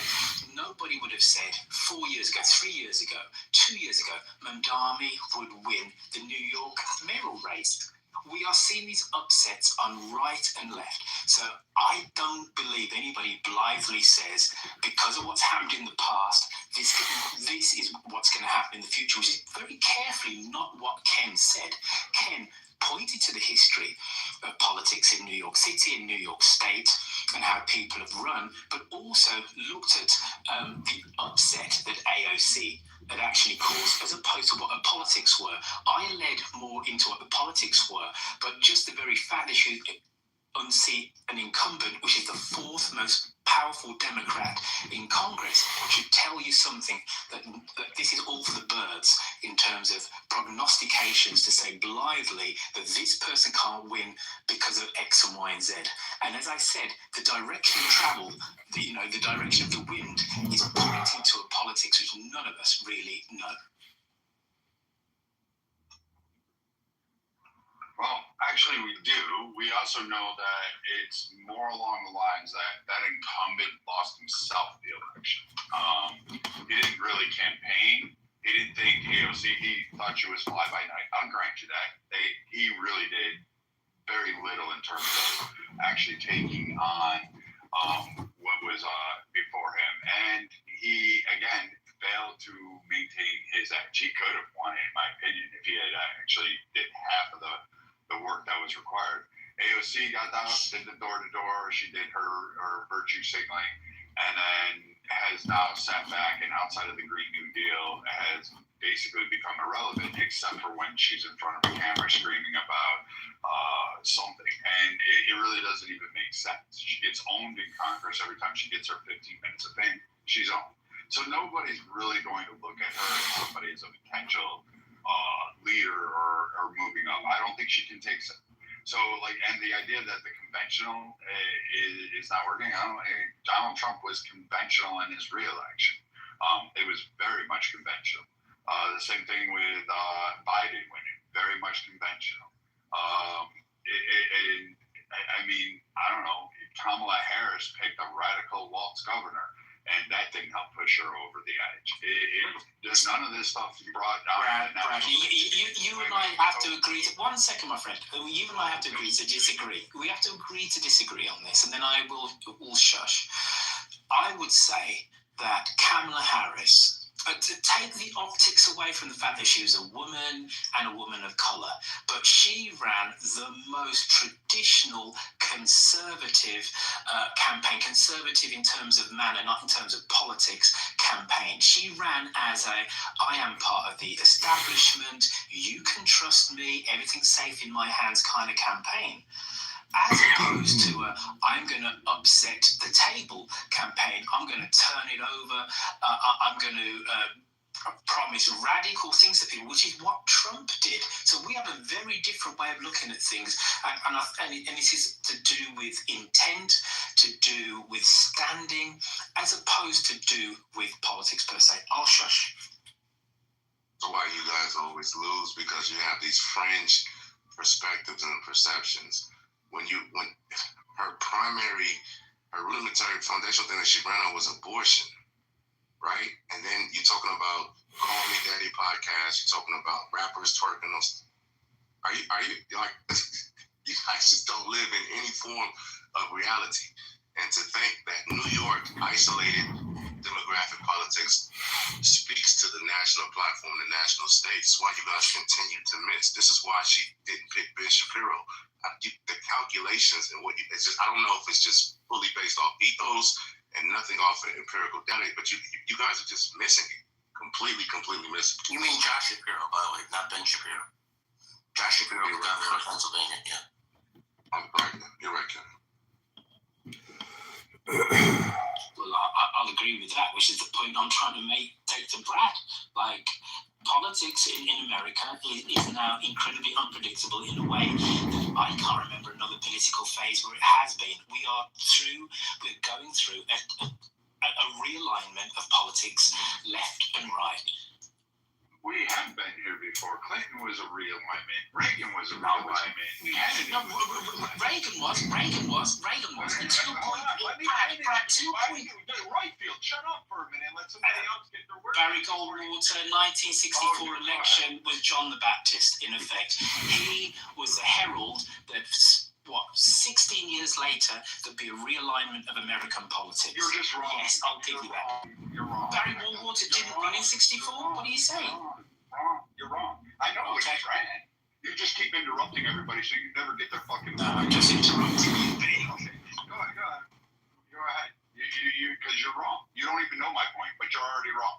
But you seem to know it. So tell me my point. Oh, thank you. I got it. So you're saying this realignment is coming from these fringe groups. And again, Q just explained it to you. You're wrong. You've been flat out. On the national level, they don't register. We've had fringe groups before. We had fucking a Tea Party candidate who couldn't figure out what Aleppo was. We've had Ross Perot, who probably was the closest outsider, if you will, that tried to run as an independent and tried to go get his name up on the list. And he came the closest, I would say. You had other candidates that shifted. And if you're talking realignments, you had Kennedy, Reagan, Clinton. You would have Obama in that list. I certainly would have. And you would have, probably prior to that, you probably may have even put in some of the earlier candidates like a Roosevelt or most likely on those, especially with the New Deals and all of that. But I mean, the fringes aren't the ones driving that. It's not AOC's. It's not even Bernie Sanders, although I'll give him credit for at least sparking a kind of movement that shifted within the Democrat Party that helped propel Trump into his office. But even then, Bernie Sanders has been hobbled and sitting quietly. The national level does not speak to AOC or for that matter. They don't listen to them. People in Oklahoma, people in Pennsylvania, Ohio, Florida, Texas, California, for fuck's sake, Seattle, Portland, all these other places that you think are going to go, they don't listen to these candidates. On a national level, that message isn't getting out, whatever it is, from AOCs, from Waltz's, from, who else did you mention? Mandami. He's not going to take it with him. They're just not. They're not there. They're not going any further. Just to test that a little bit, why do you think people are talking more about affordability then if it's not from Vic? That's this different guy. Okay. Meetings out with like Abby and a few other people. And he has the audaciousness to come in here and say trash room. What? He's hanging out with trash. He's more of a trash digger. Do you have your name, like, do you get like some kind of ping when somebody says your name? I just asked if somebody was you. And boom, there he is. Oh, shit.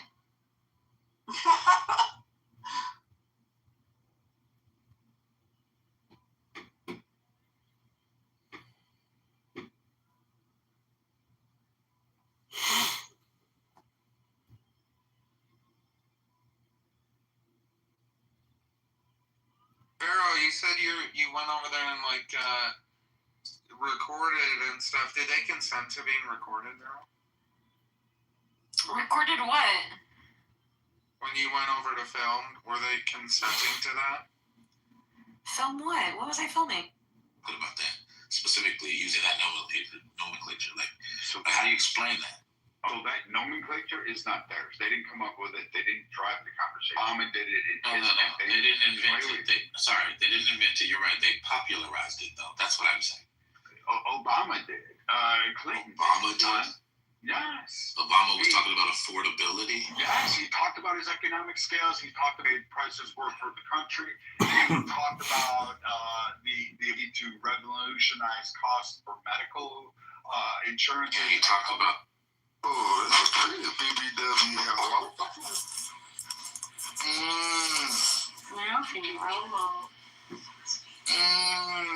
Hot throated shit.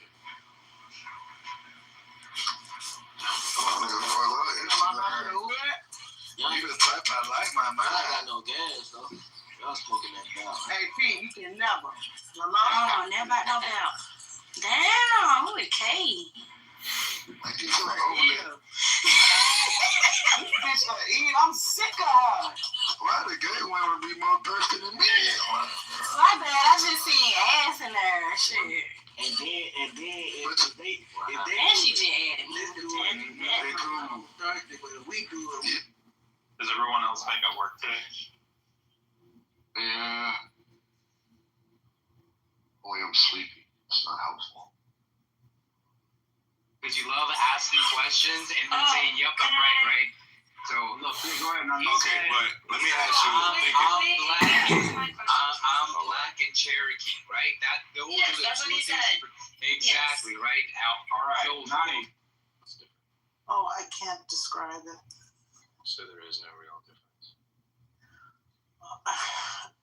I can't describe. He's with you. He's with you for about 5-10 minutes. Okay, so is he apart from you otherwise? Are you separate from God otherwise? You're with his presence. Is he not present with you? His otherwise? physical presence. He's not present with you otherwise. His physical presence is with you. Physical and spiritual. Wait. When you eat God, he's more with you than he is when you don't eat God. Yes. Interesting. Sorry, y'all. I had someone at the door. Bro, yeah, we miss you so much. We were like, where's Sale at?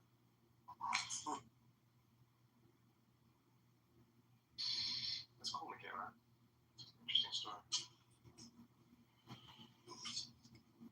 Like, could I tell the difference? Like, if I were there, like if I got invited to your church and I watched you guys all like line up with costumes. Sailor, you got a lot of background. Have you ever done that, Honey Badger? Yeah, I've been present for that. You have? Were you raised Catholic or what? I wouldn't say that, but I have been through CCD and I've done confirmation. Really? Really? Yeah. Oh yeah, I've been to Catholic church. Yeah. I've been to Catholic weddings. Yeah. You went through CCD, but you weren't raised Catholic. Yeah, I didn't decide to get confirmed because I thought it was stupid. Yeah. You probably had a bad teacher. No, I had great instructors. They actually invited me back to be a counselor at the retreats and stuff. You're kidding me. You are Rockford kidding me. is not as bad as he makes himself out to be. Michaela. Wow. Speaking about Catholicism, Michaela, I was exposed to Catholicism, received communion, went to Mass on a regular, and was a non-believer. I even went to Catholic school for 2 years as a non-believer. And I can say I. Guys, GoFundMe just for like one last vacation. Shush. Okay, if I was a white guy and I told you I had the cure for your existence, would you believe me? Or are you gonna ring his phone? You know what we should do in Got Snatched? Like legitimately? We should do a crowdsourced vacation. So we all put into. What up, my friend? Oh, I got some content for you. Listen to this one.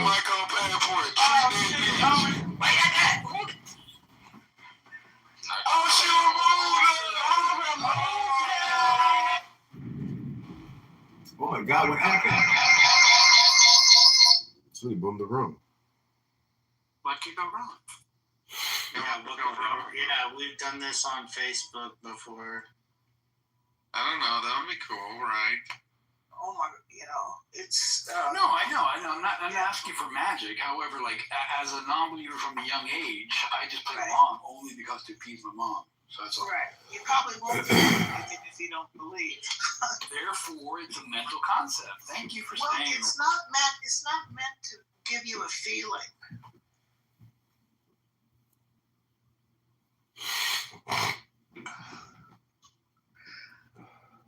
That's interesting. You were in Mexico? Like, it's so fucking ridiculous. Nah, she right about me today. I ain't gonna lie. I'm sorry.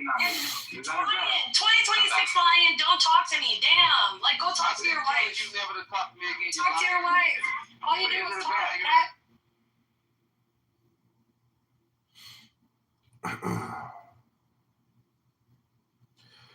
Okay, I'm gonna read the donation quickly. Here we go.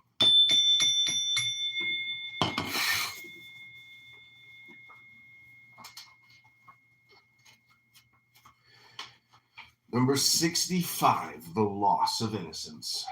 In ancient times, before there were those who were governed and those who governed over, the sage blended with others, and all was done through the primal simplicity.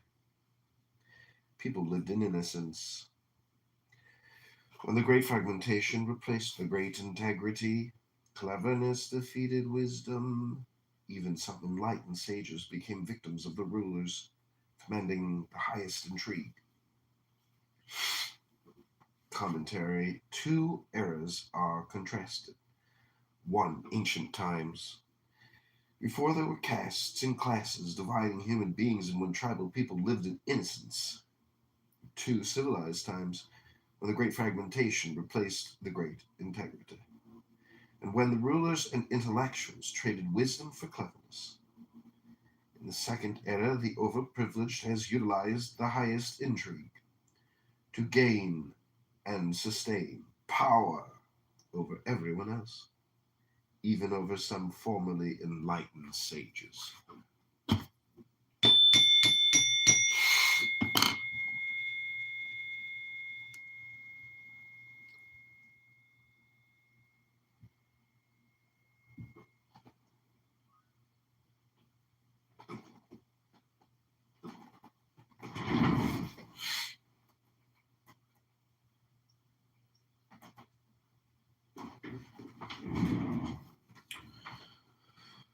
This is verse 66. Wisdom always comes from below.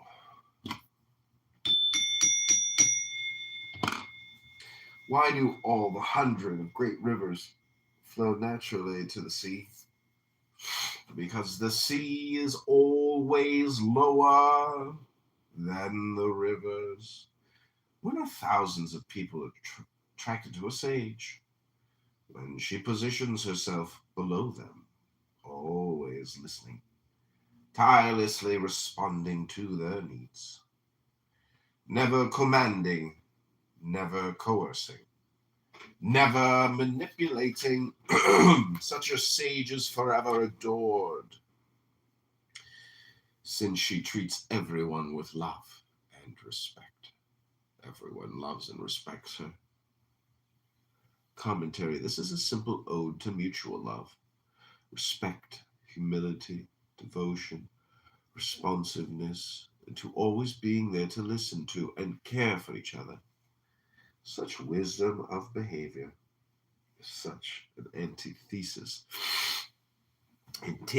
to our all too common social relations, which are often characterized by commanding, coercing, and manipulating each other.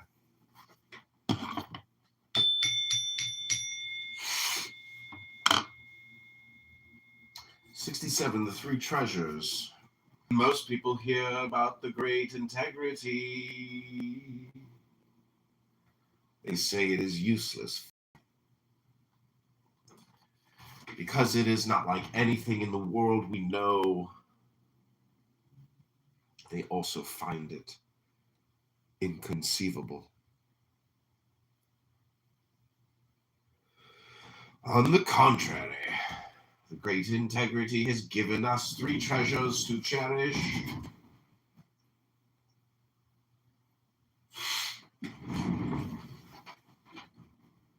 The first is love.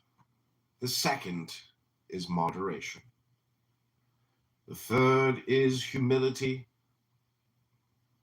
If you love, you will be fearless. If you moderate, you might always sense abundance in life. If you live in humility, you will be widely trusted. But you will not have the capacity to love if you are fearful.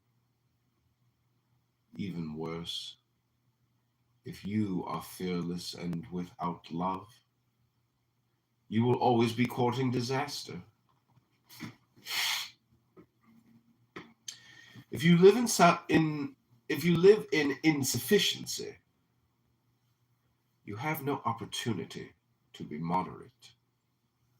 If you live in overabundance, you not only live immoderately, but are always courting disaster. If no one trusts you, then compensatory ego will preclude humility. If everyone trusts you and you lack humility, you will always court disaster. The three treasures are practical guides to the great integrity The great foolishness is to live without them.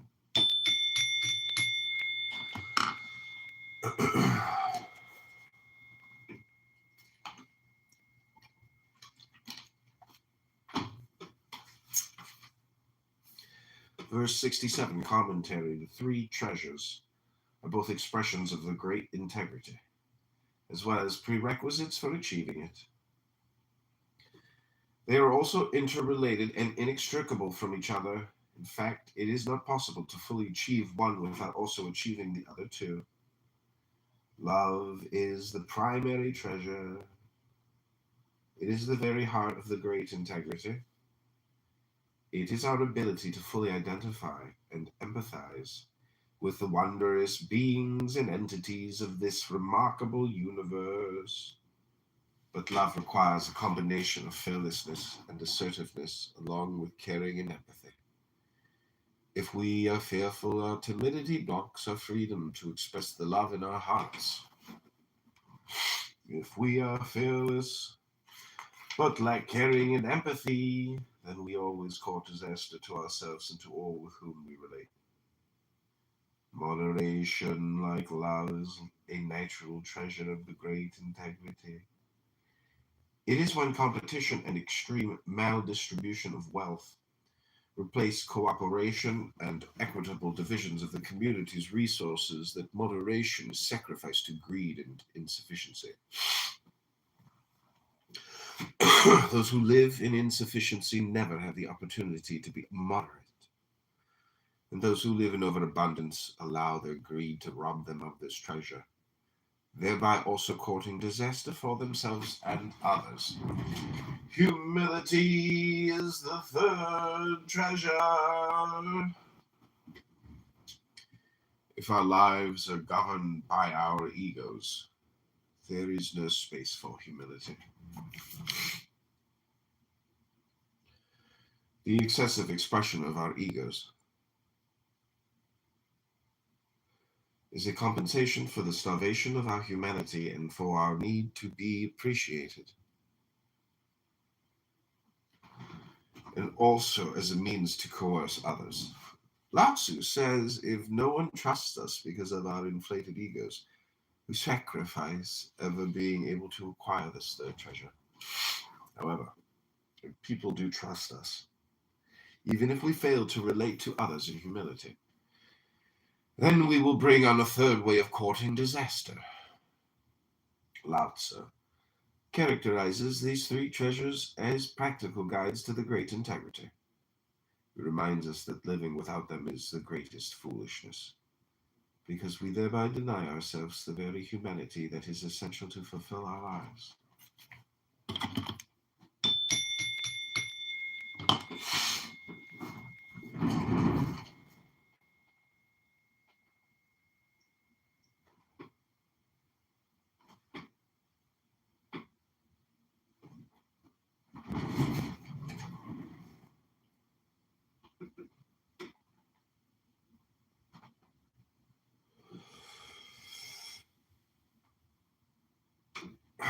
The ethics of war.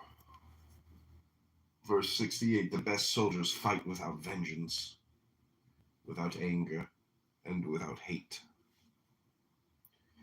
Puts himself humbly below his comrades, thereby eliciting the highest loyalty from them. This is the power of the non-belligerence and cooperation.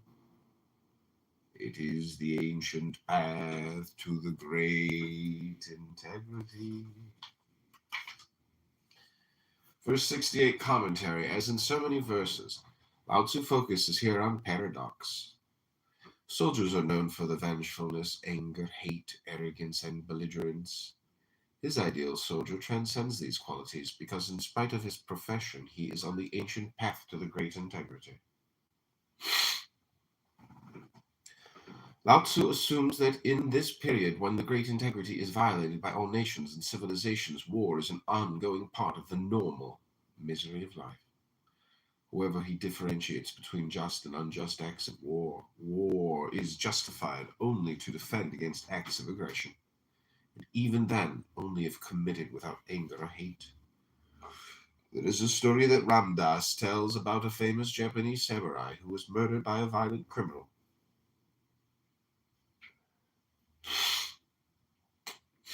The samurai's disciple vowed to rid the world of this evil man so that he could never murder anyone else. It took him years of searching before finally he found this criminal. The samurai drew his sword, and as he was about to fulfill his vow, the criminal spit in his face, which of course made him very angry. He placed his sword back in its scabbard and calmly left the room rather than kill someone in anger.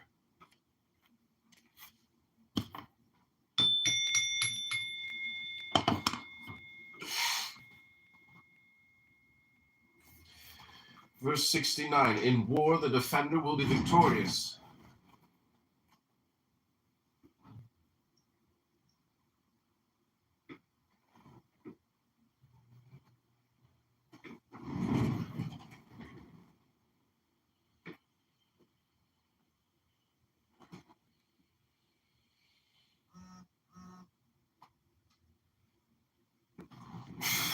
There is a saying among those wise in military affairs: we do not act as host, taking the initiative, but would rather be the guest, assuming the defensive posture. Rather than advancing 1 inch, we prefer to retreat 1 foot. This is called advancing without moving, rolling up one's sleeves without baring one's arms, fighting without weapons, capturing the enemy without attacking. There is no greater disaster than boasting of one's invincibility. Such boasts lead to the loss of the 3 treasures. Therefore, when 2 opposing sides meet in battle,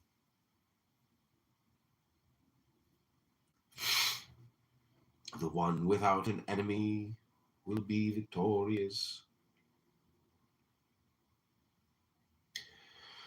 Verse 69 commentary. Lao Tzu reasserts his position that the only justification for war is defense, and that those who defend themselves against aggression will ultimately be victorious. Those who are the arrogant aggressors will not only ultimately lose the war, but will also lose the 3 treasures of the great integrity.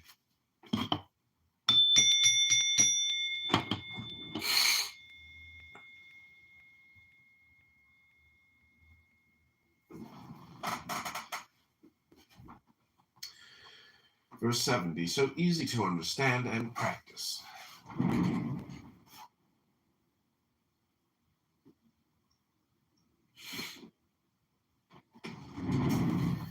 The great integrity is easy to understand and easy to practice.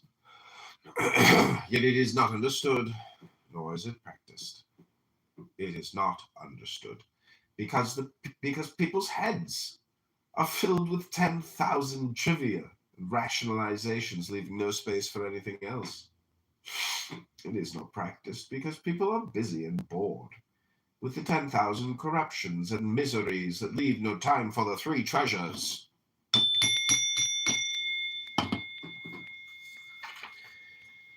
The great integrity is so ancient, as old as the universe itself. How can we expect people to remember it after so many millennia of repression? That is why sages dress in rags, while they wear the 3 treasures deep inside their hearts. Verse 70 commentary. Lao Tzu points out here that the great integrity is not understood because our heads are filled with trivia and rationalizations, leaving no room for knowing the natural world. It is not practiced because most of us are caught up in the superficial and unfulfilling activities of Clubhouse. Lao Tzu also reminds us of a further difficulty in understanding and practicing the great integrity. How can we expect people to remember it after so many millennia of repression?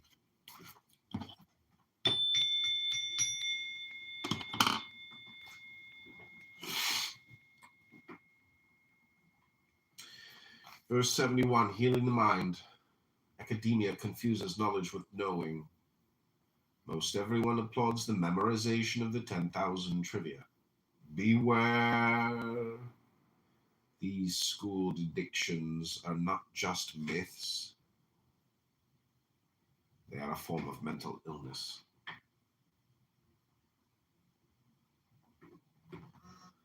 Any fragment of the mind divorced from heart, spirit, human community, and from the primal reality of the universe is an abomination of the great integrity.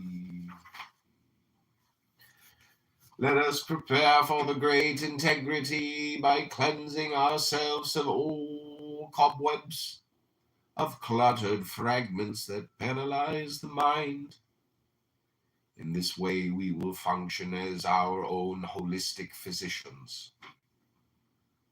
Verse 71 commentary. Although the main intent of this verse is kept intact, some liberties have been taken in the translation to clarify what Lao Tzu identifies the memorization of facts, not only as violations of the great integrity, but as a form of mental illness.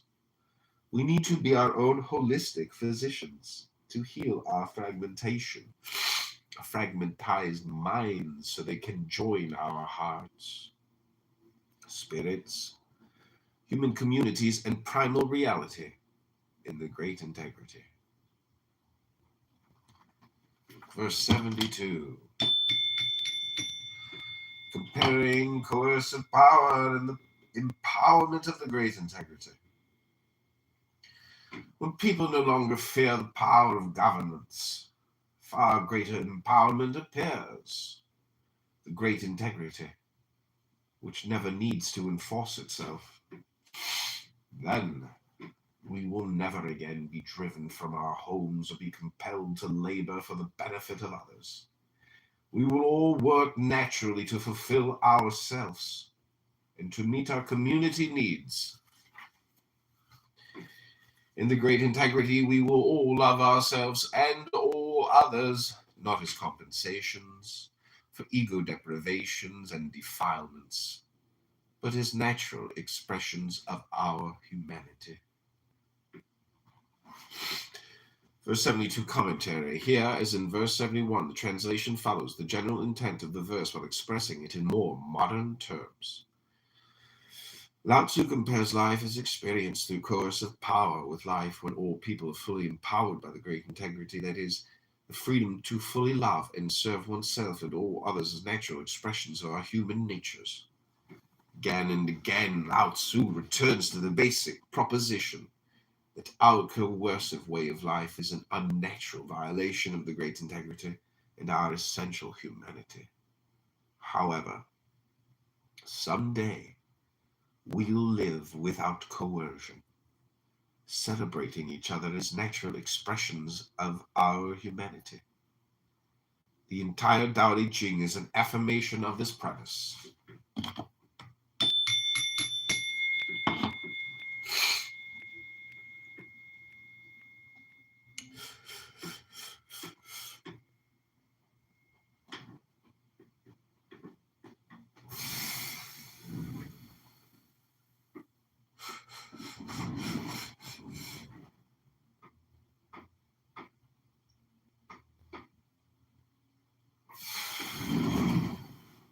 Verse 73, courage and patience. The world we live in requires great courage and patience. Those with great courage but little patience tend to kill or be killed.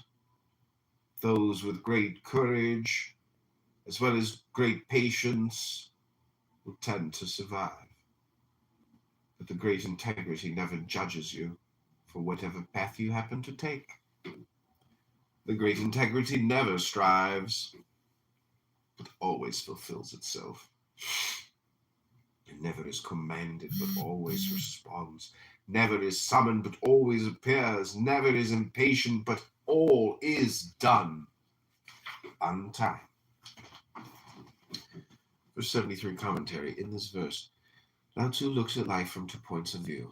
In the first stanza, he observes that because there is so much misery and conflict in the world, we must acquire great courage and patience to survive.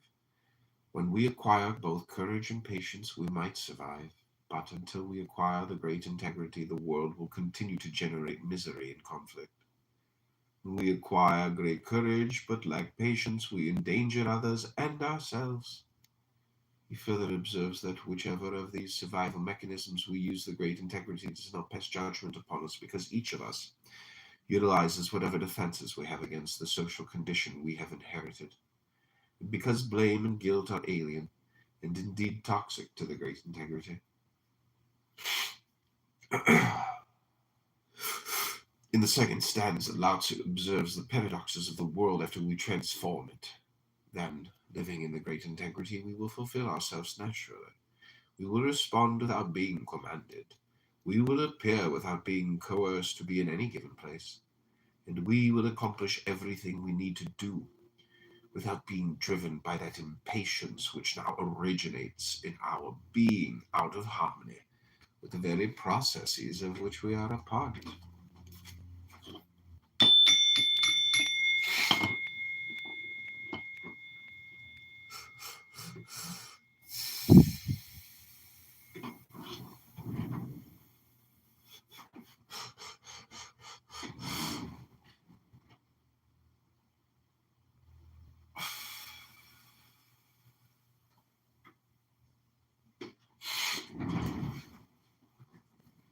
Verse 74, ruling by fear. People do not fear death when they are forced to live in hopeless misery. Then by the executioners are no threat to fearless rebels who dare to make trouble. They might even execute the executioners. But people do fear death. They do not defy the executioners at first.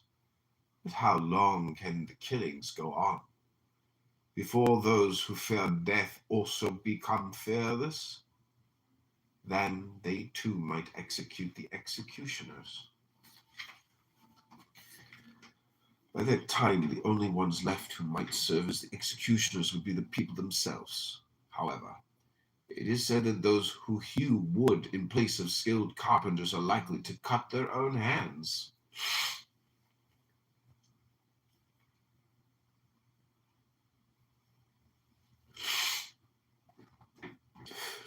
Verse 74 commentary. The ultimate problem for those who rule by fear and force is created when the rule produces such misery and hopelessness that the victims no longer fear death, because life itself will become worse than death. Then the people rise up and rid the world of the professionals who are paid to keep them in misery. When there are no longer professionals to keep the people victimized, then the rulers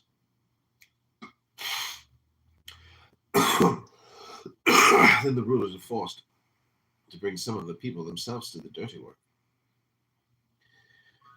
But Lao Tzu reminds us that this won't work so well because, not being professionals, they will be more likely to hurt themselves than their own family and friends.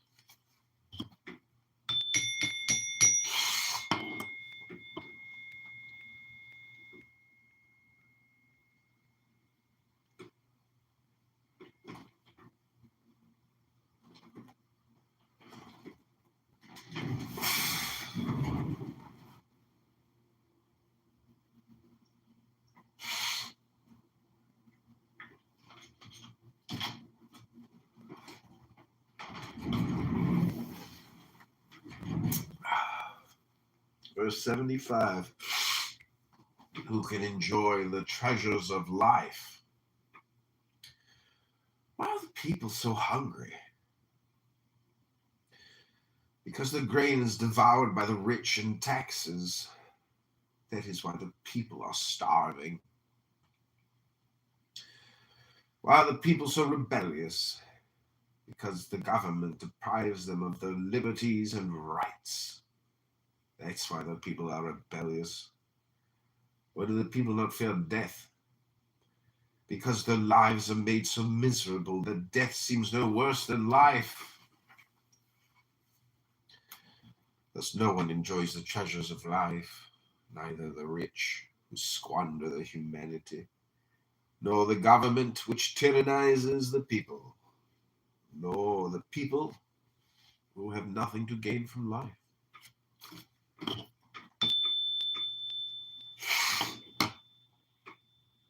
Verse 75 commentary. The translation here follows the original very closely until the last stanza, which I believe successive translators may have altered to mystify the entire point of the verse out of fear of the consequences of openly criticizing the power elite.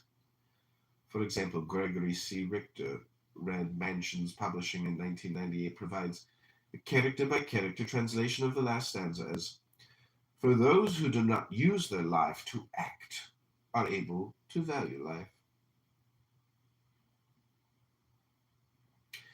Jonathan Starr's version, Tarcher Putnam 2001, is, "In the end, the treasure of life is missed by those who hold on and gained by those who let go."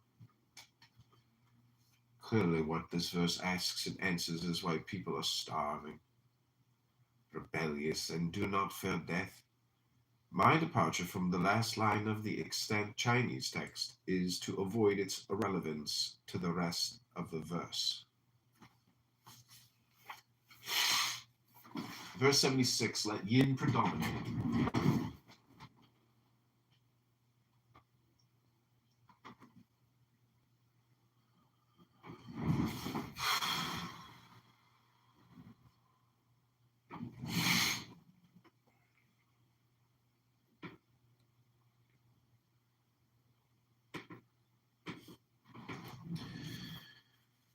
Let yin predominate. When we are born, we are soft and supple. But when we've perished, there's no more tenderness to be cherished. When plants are young, they are pliant and fragile. When they die, as they lose their green, they wither and dry. The sharp sword and knife tryst always with death, while love without strife is an ever devoted disciple of life. An inflexible army seals its own fate. When a tree branch grows brittle, it easily snaps, whether long or little. Wherever you go, the rigid lie low, while the weightless in the sky and all that is gentle fly boundlessly high. Commentary. This verse, like verses 542, 45, 77, elucidates the Chinese law of opposites. Yin and yang, soft and hard, accepting and blaming, peace and war, harmony and antagonism. The verse is a gentle metaphoric knock on the door of our consciousness, implying that hardness, flexibility, war, and coercion are not the nature of reality, but just the nature of our current social reality. Instead, we can make our lives peaceful, gentle, loving, flexible. This verse also suggests that every extreme eventually turns into its opposite. Yin turns into yang, and yang into yin. The entire evolution of species may be seen as 5 enormous evolutionary transformations. From our yang origins of life in the sea as single-cell amoeba-like creatures to 2, the arising of yin plants, always rooted somewhere, to 3, the transformation to complex yang sea fishes and then land animals, to 4, the development of more yin human beings living in communal clans and then tribals, and more or less in harmony with nature. 5, the birth of yang human beings in fiercely competitive groups, cities, states, countries, religions, ethnocentricities, egocentricities, and all manner of hostilities and animosities. If we are going to survive the extreme forms of violence that we have now coupled with extremely high developments in technology, we need to enter our next, and probably for us human beings, our final evolutionary transformation as a planetary, totally cooperative species who once more harmonizes with nature, with each other, and within ourselves. However, our transformation to the yin, great integrity, will be on a conscious and therefore much higher level than any form of life has ever experienced before. The prophetic wisdom of Lao Tzu relentlessly focuses on the shift in dominance from yang to yin, aggressive to yielding, from hard to soft, from war to peace, from hating to loving, and from hostile, aggressive nations to a great universal integrity. How unbelievable that it has taken us all these 27 centuries to make this theory Tao, and practice Da, our guidebook Ching, to the first evolutionary leap that has ever been possible to effectuate consciously. Thank you, Lao Tzu, for creating our guide to the theory and practice of the great integrity. If we follow it, all future generations will honor you and us. However, if we fail to create an alternative humane consciousness, the appropriate social, economic, and cultural institutions to nurture our new incredible technologies, there might not be any generations of the future to honor either you or us.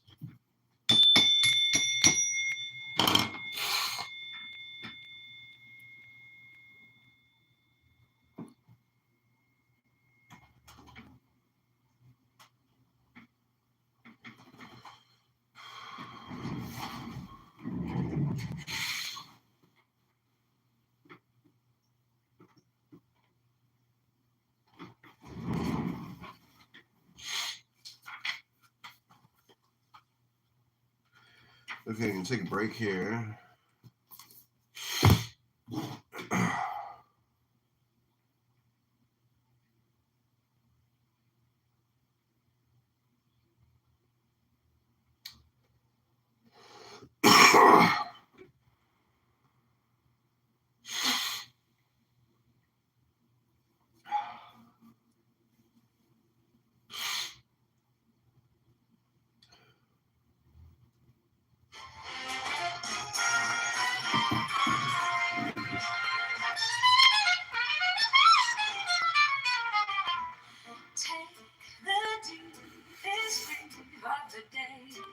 Hold for 10 seconds, hold for 10, 9, 11, 10, 9, 9, hold for 10 seconds. Let it go, let it go, let it go, let it go, let it go, let it go, let it go, let it go, let it go, let it go, let it go, let it take the deepest breath of the day. Hold for 10 seconds, 10, 9, 11, 10, 9, 9, 10 seconds.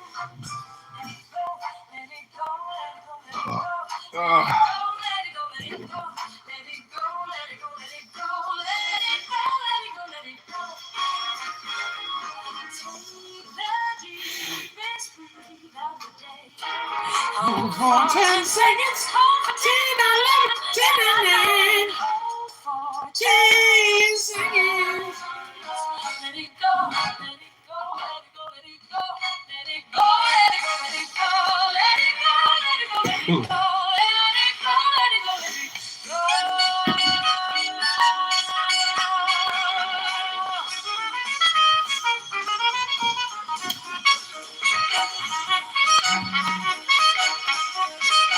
go, let it go.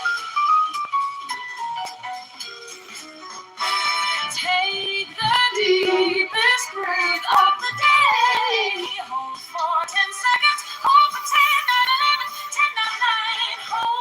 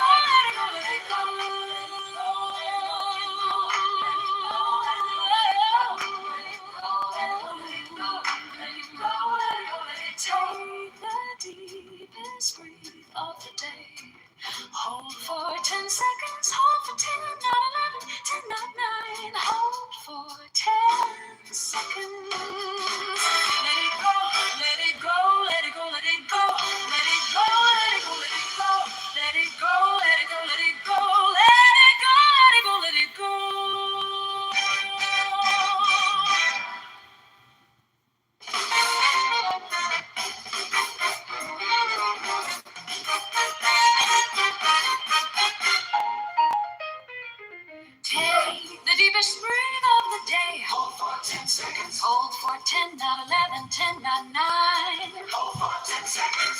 Let it go, let it go, let it go. Let it go, let it go, let it go. Let it go, let it go, let it go. Let it go, let it go, let it go. Take the deepest breath of the day. Hold for 10 seconds. Hold for 10, not 11, 10, not 9. Hold for 10 seconds.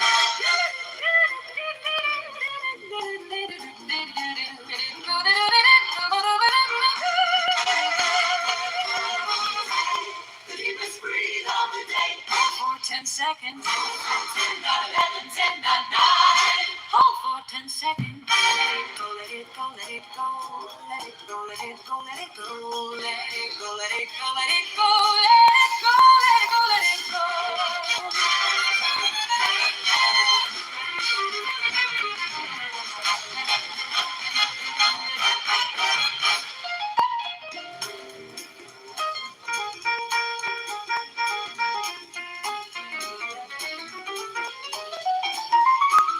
Take the deepest breath of the day. Hold for 10 seconds. Hold for 10, not 11, 10, not 9. Hold for 10 seconds. Let it go, let it go, let it go. Let it go, let it go, let it go. Let it go, let it go, let it go. Let it go.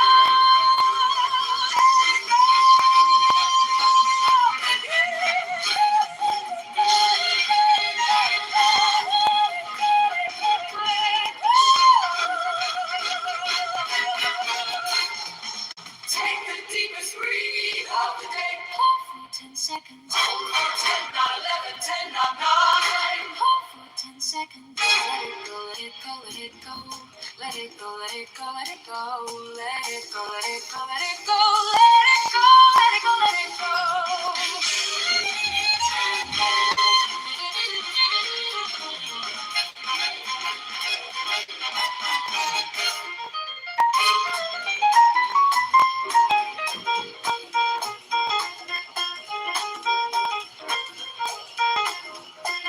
Take the deepest breath of the day. Hold for 10 seconds. Hold for 10, not 11, 10, not 9. Hold for 10 seconds. Let it go, let it go, let it go. Let it go, let it go, let it go. Let it go, let it go, let it go. Let it go. Let it go.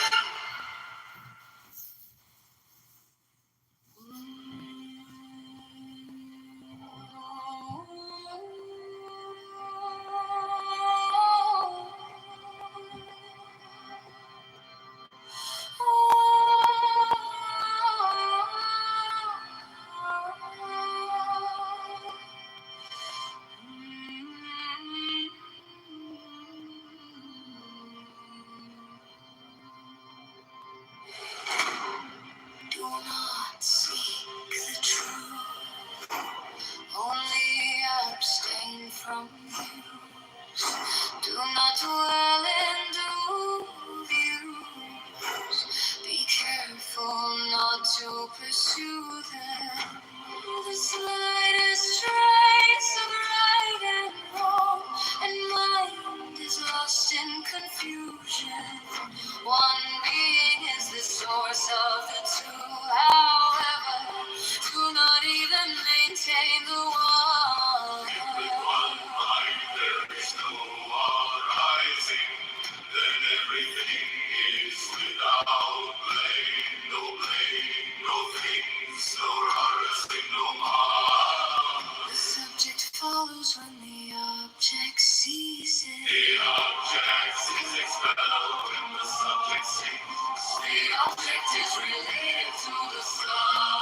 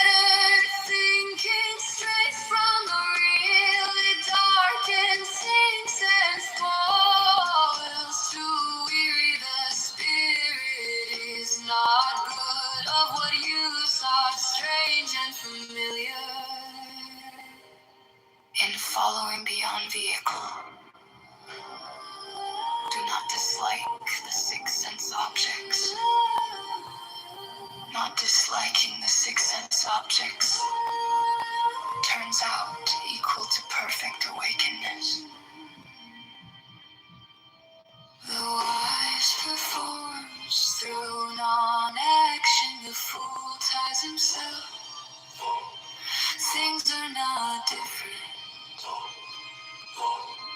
Ignorance leads to preference.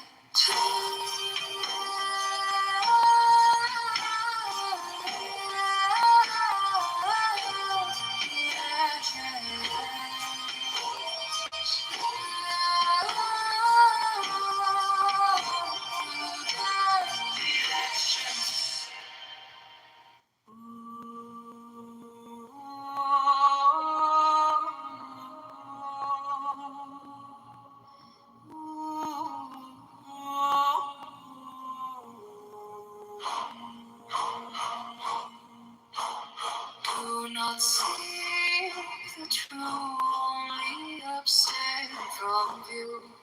Do not dwell in dual views. Be careful not to pursue them. Slightest trace of right and wrong, and mind is lost in confusion. One being is the source of the two. However, do not even maintain the one. With one mind, there is no arising, and everything is without blame. No blame, no feeling, no arising, no mind. The subject falls when the object ceases. The object is expelled when the subject sinks. The object is related to the subject. The subject is related to the object. If you want to know these two, their origin is one emptiness. In one emptiness, both are equal, evenly contained and indivisible. Do not differentiate coarse and fine, and you will not be for or against. The great way is all embracing, neither easy nor difficult. Small views are irresolute, full of doubt, now in haste and too late. Grasp beyond measure. Okay, this is Dao De Jing. Verse 77, two opposite processes. The way of the great integrity is like stringing a bow, pulling down the high, lifting up the low, shortening the long, lengthening the short, to take from the excessive and give insufficiency support. How opposite to our social norms, which increasingly impoverish the poor to further enrich the rich, who do not need any more. How can we gather the world's wealth to create abundance for all in need? Through rediscovering the great integrity by acting without praising the deed. Verse 77 commentary, the great integrity always balances yin and yang, diminishing the surplus yang, to normalize the deficiency yin. The process of the marketplace is opposite. Selfish beyond bounds, always forcing the poor to create more wealth for the wealthy. As the last stanza implies, rediscovering the great integrity is the key to the transcendence of all the inhumanities of our ever-widening inequities.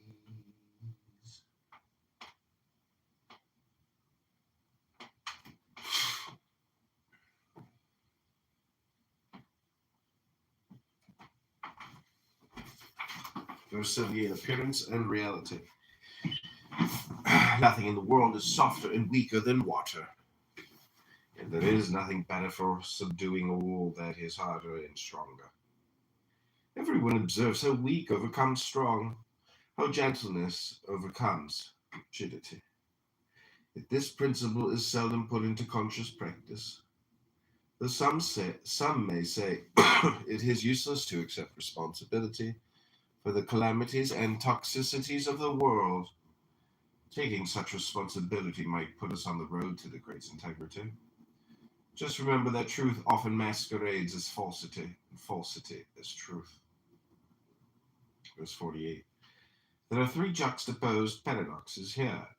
That water, which appears to be softer and weaker than anything else in the world, can subdue the hardest and strongest materials, like the huge rocks that the mountain stream disintegrates in its incessant flow.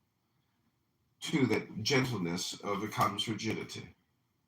Yet this principle is seldom put into conscious practice. Most of us resort to using verbal or physical force when confronted with resistance to our desires and needs. 3. That even though the calamities and toxicities we are subjected to in our daily lives come largely from the social conditioning we inherit, this condition might appear to be nothing we can do anything about. Such an assumption may be false.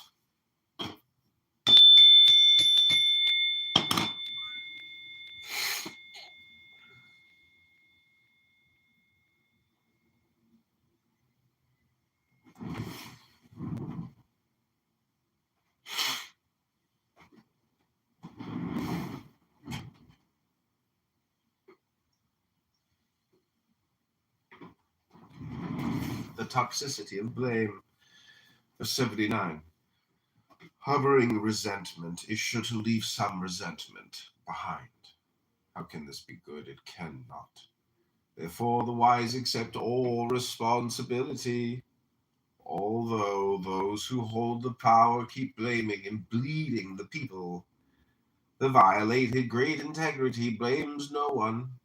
Once achieving the great integrity, we will all function with a pure heart. Verse 79 commentary.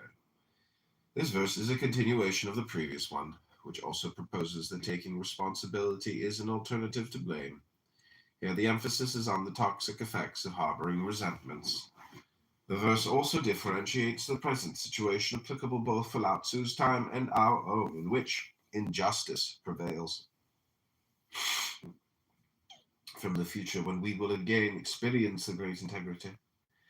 He also reminds us that as long as our social condition remains toxic, blaming those who blame and who take advantage of others only adds to the toxicity.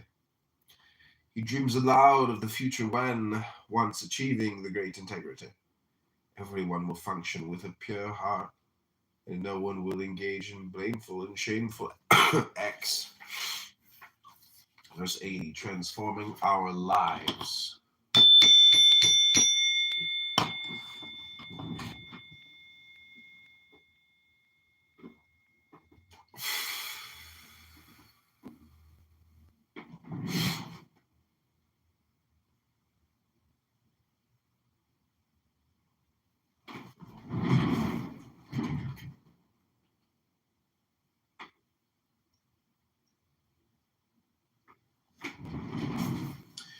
Transforming our lives. Let us fashion small states with few inhabitants who, without stress, can produce more than they require, who are so happy with their lives that they have no thought of migrating elsewhere, who inherit weapons and armor, but no need to use them, who return to honest forms of communication and the simple enjoyments of an ecological way of life.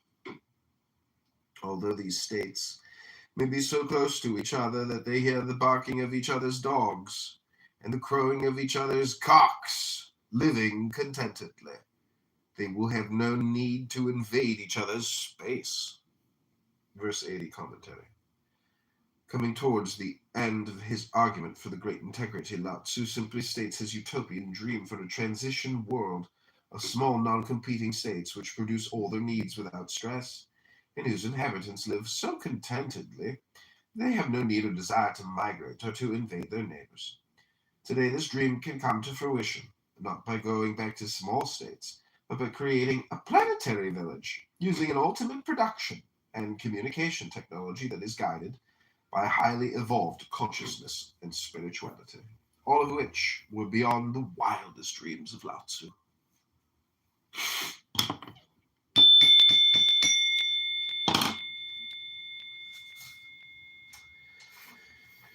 Verse 81, this is the last one, the paradoxes of life.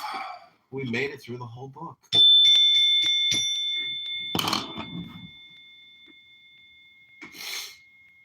I think it took me like 3 months to read this particular Lao Tzu, because I put it back on the shelf and I stopped reading it. And this girl that I was dating, she wanted to borrow it, and I was like, nah. Because I was like, I'm not giving it to you until I'm finished reading it. And sure enough, she dumped me. And then I texted her something yesterday, and she said, why would you send me this? And I thought to myself, why would you send me that? Okay, this is verse 81, the paradoxes of life. Profound words are not clever. Clever words are not profound. Wise people are not quarrelsome. Quarrelsome people are not wise. Those who are intelligent are not ideologues.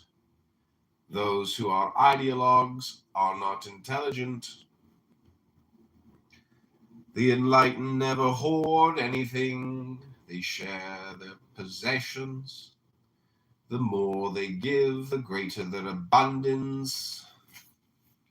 The great integrity is the physician of the universe, who heals without harming and who acts without contention. Commentary. This last verse reminds us of the incompatibilities of profundity and cleverness, wisdom and quarrelsomeness, intelligence and ideology, enlightenment and hoarding. In the last stanza, Lao Tzu casts a final hopeful glance at a possible future when we, the physician of the universe, will heal ourselves. For us today, this final verse is a primal summary of the Tao Te Ching as our wake-up call, reminding us that we can no longer survive by cleverness, war, ideological rationalizations, and with our gross inequities. 27 centuries after Lao Tzu, we have at last created the technological basis for the great integrity.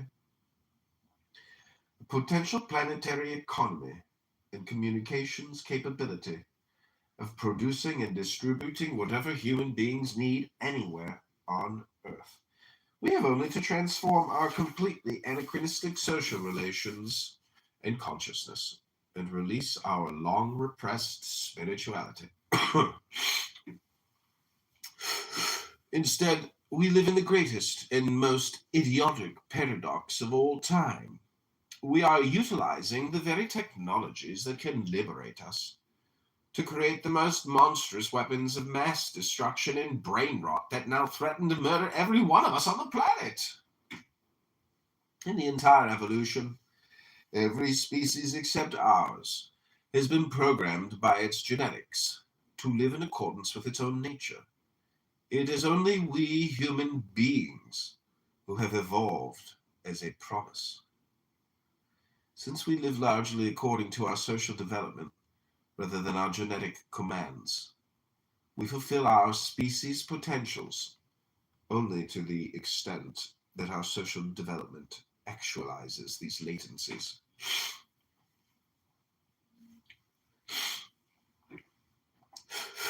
Lao Tzu's message to us is that we do not have to continue to live in contradiction to nature and to our human nature.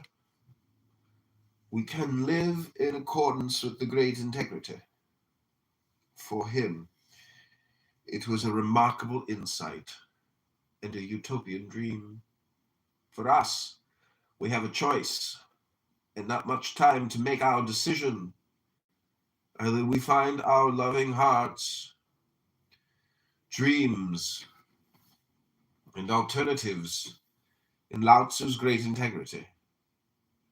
Or we will be the first species to become extinct through our own self-induced absurdity.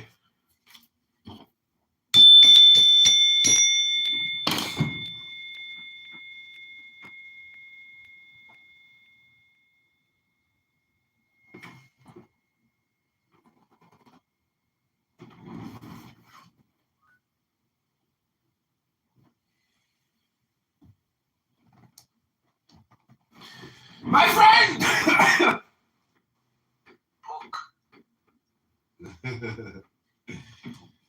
That was a good one.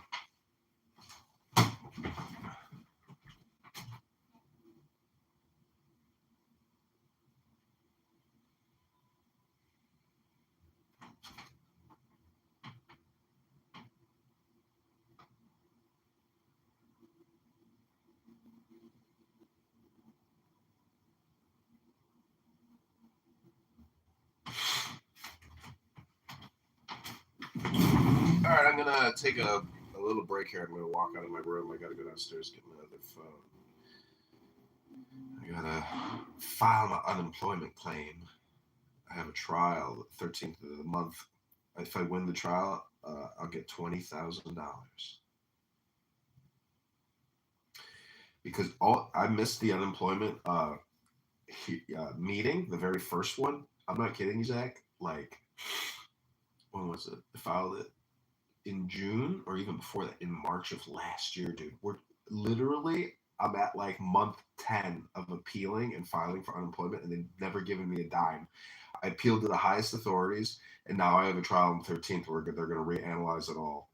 And if I win it, it's like 20 grand. So, l'chaim. I'll be right back.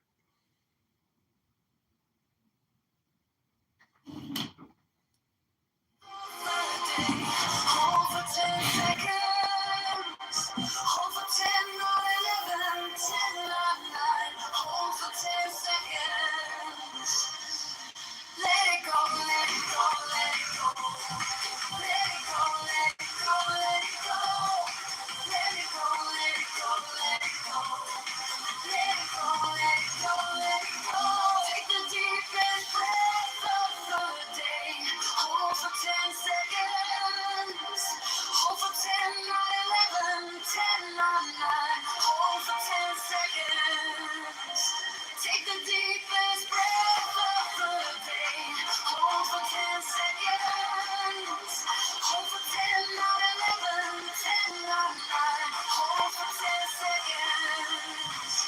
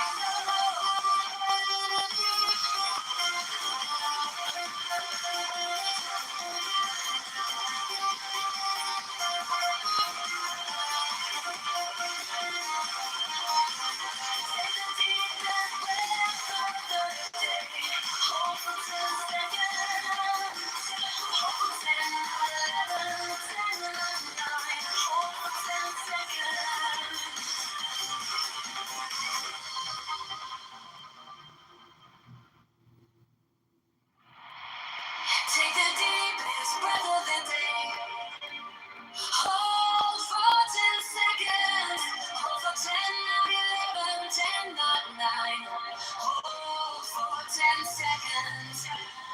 Let it go, let it go, let it go. Let it go, let it go, let it go. Let it go, let it go, let it go. Let it go, let it go, let it go. Go, go, go, go, go, go, go, go. Take the deepest breath of the day. Close for 10 seconds. 10, 9, 9. Hold for 10 seconds. Take the deepest Breath of the day. Hold for 10 seconds. 10, 9, 9. Let it go, let it go, let it go.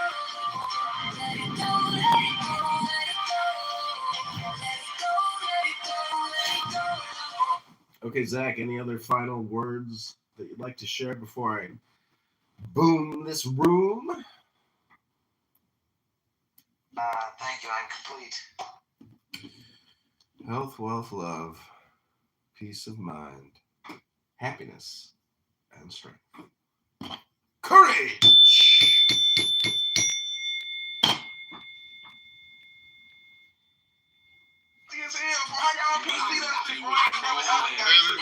Check it out. Listen. See where I'm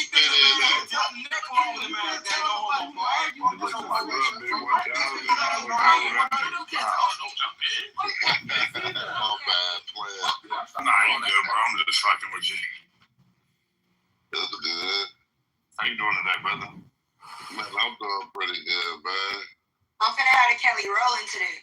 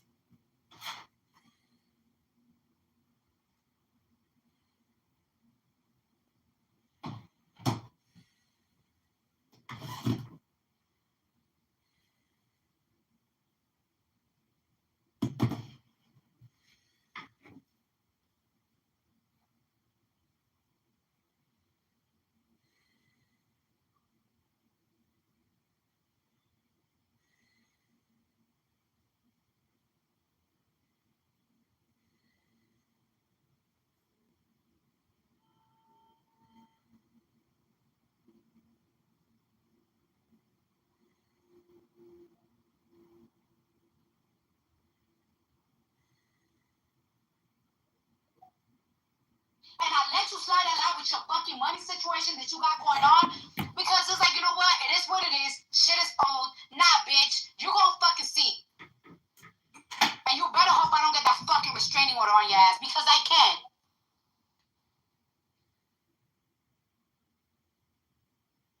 Stop having, one thing I've been learning, stop having mercy on people that never liked you. They're never going to like you. Stop having mercy on them. Sometimes when I have an enemy and something happened on their family or they have kids, I be like, oh, that's bad. I feel bad. Fuck that. You want to know why? Because people, they don't give a fuck about you. They don't feel bad for you. Your granny could die. They don't feel bad. They don't give a fuck. They want your whole family to die. They don't give a shit. They don't give a shit what you got going on with your kids. They don't give a fuck about nothing. They have no type of mercy for you. So don't give it to nobody. And that's one thing I've been learning, and that's one thing my friends been telling you. You too merciful. And it's a bad thing, but it's also a good thing because I have such a good heart that's why I be blessed. There's no other reason why God blesses me so much. It's because of that. It's because of that. Even when I'm at my lowest and I don't feel like doing nothing, God always motherfucking give me an epiphany that he just get my ass up and give me a fucking strength. All the time. That's why I'm always so blessed. Everybody that comes around me always say that, like, yo, you're so blessed. Like somebody even say that, like, yo, sometimes it seems like you got the direct call to God. Like you got a phone line to God. And it's like, no, it's because I have a good heart and I really am a good person and I have mercy even for people that hurted me. But it's like, I'm going to stop that shit. Because these bitches, they don't got no fucking mercy for you.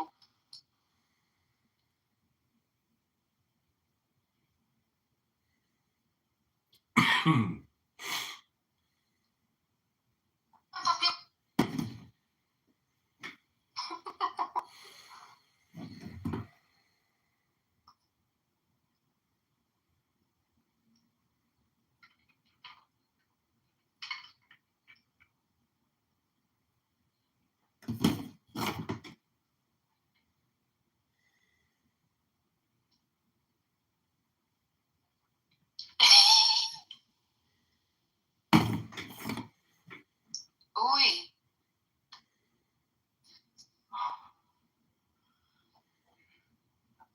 So keep thinking you could harass anybody that's around me.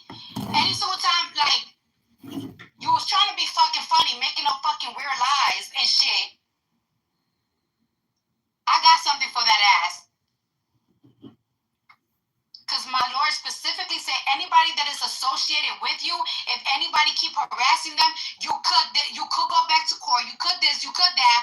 And in case you ain't know, in case you ain't know, bitch, I've been letting you slide for too fucking long. It's associated with.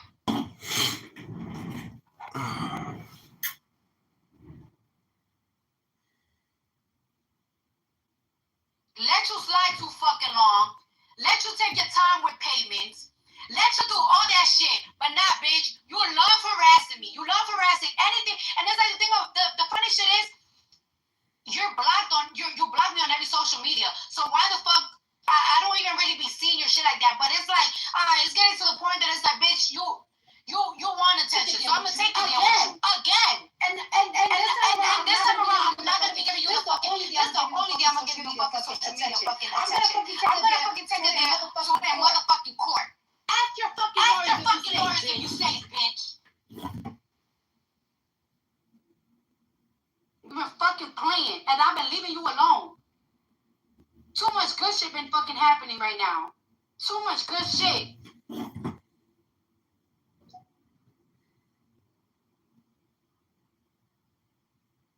Too much shit. Every other day is a new fucking $1 million deal coming in my motherfucking table. Just too much shit.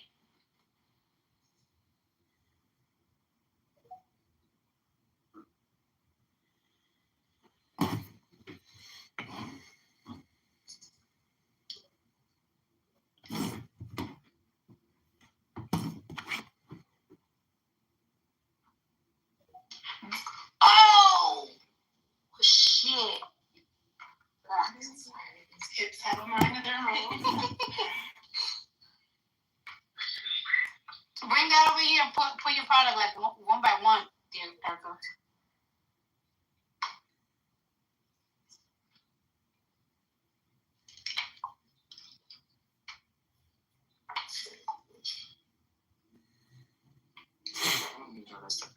Huh? Yeah, but it's still yucky.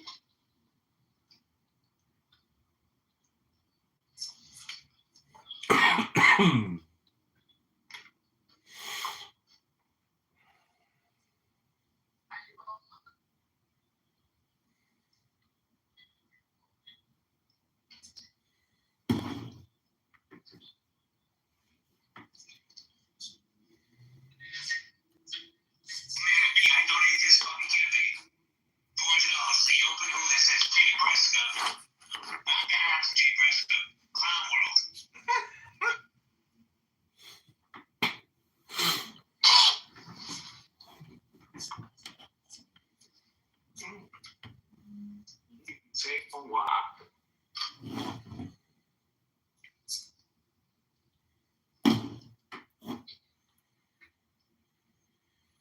Associated with you, if anybody keep harassing them, you could.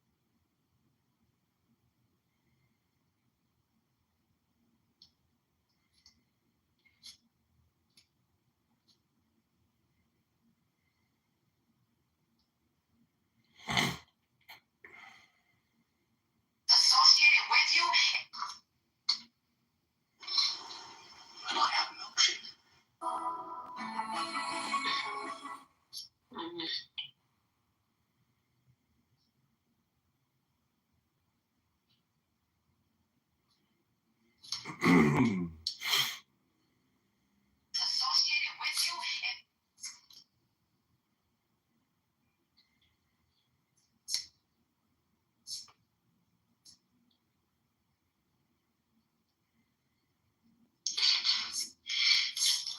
Better get your reindeers. Ooh, that was thick.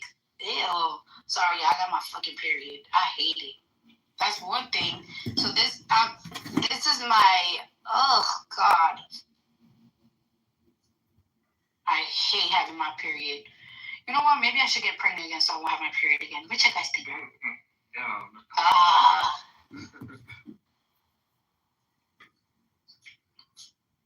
I just really hate my period.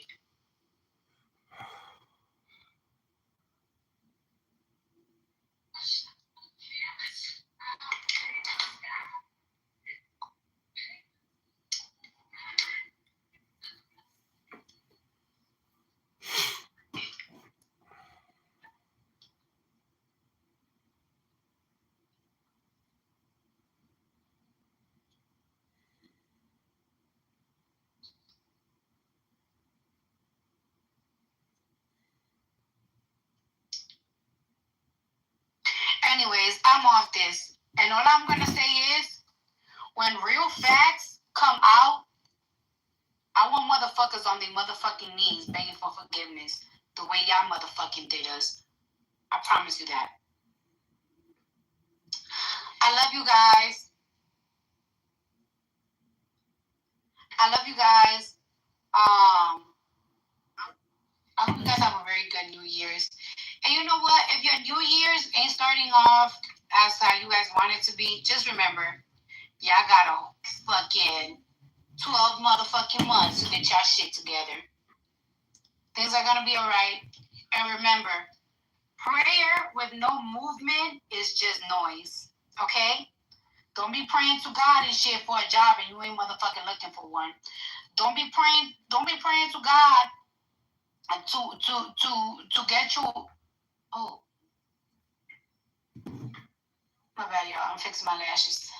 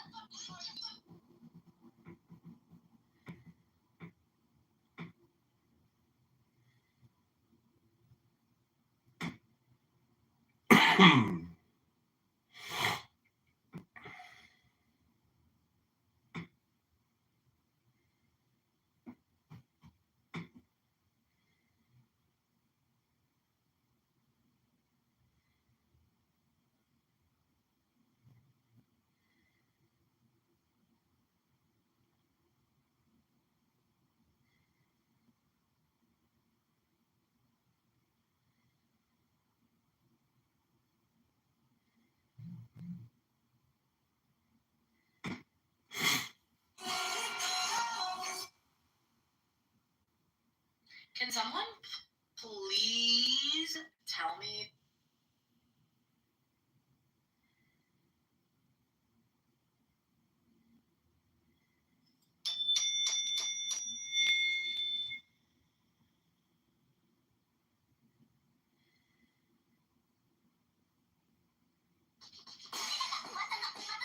This is the world's biggest.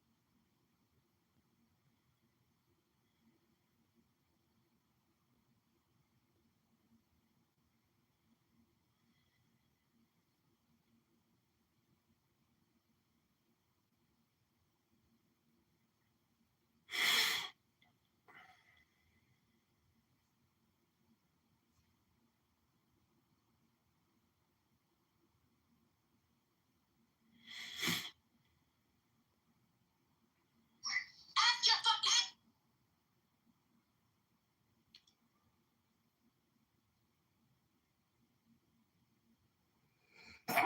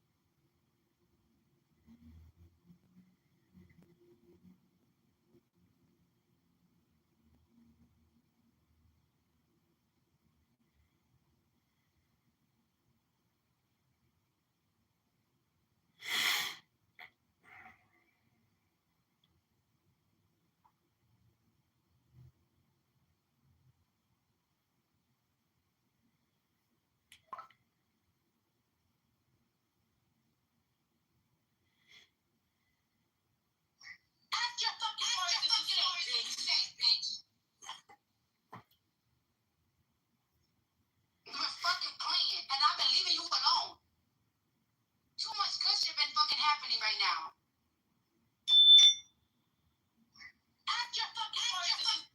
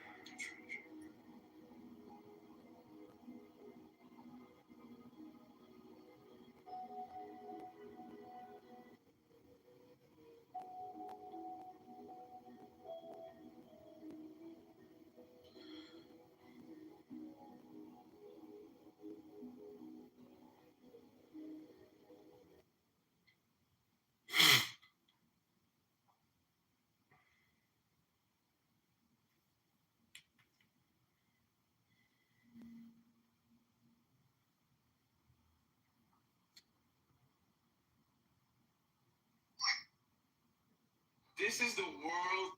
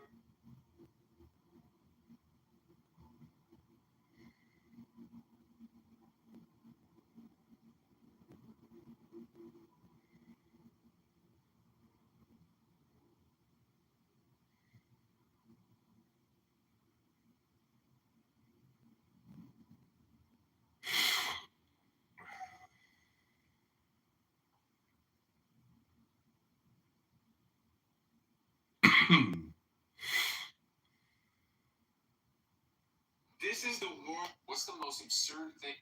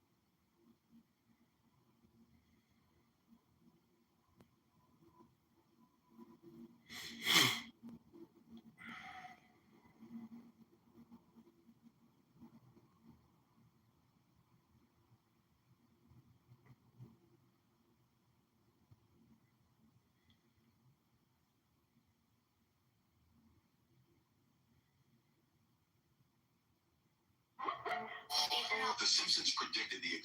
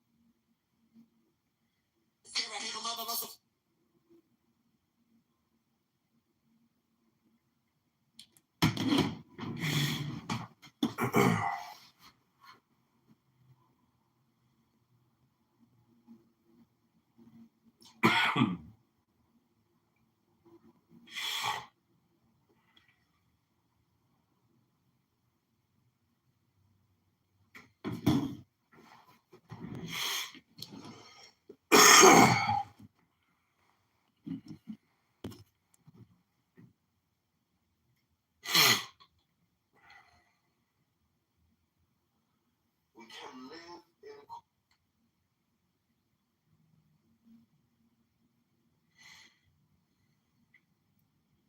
the freedom to fully love.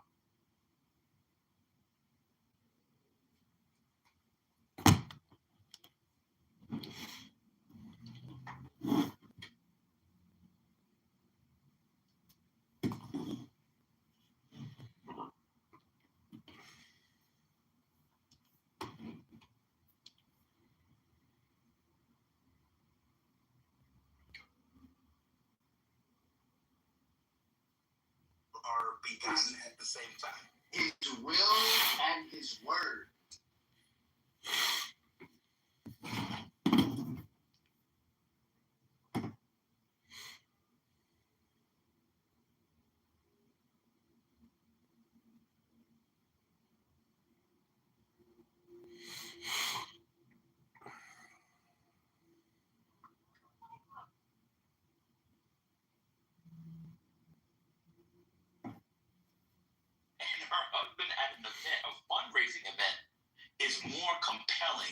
on how she would be more pro-Israel than Trump. I'm gonna be honest with y'all. Whoa, hold on, that wasn't the statement. Just to be clear, That's what the more compelling is. That's what the more compelling in terms of who would be more pro-Israel. That's what we're talking about. Okay, yeah, fair enough.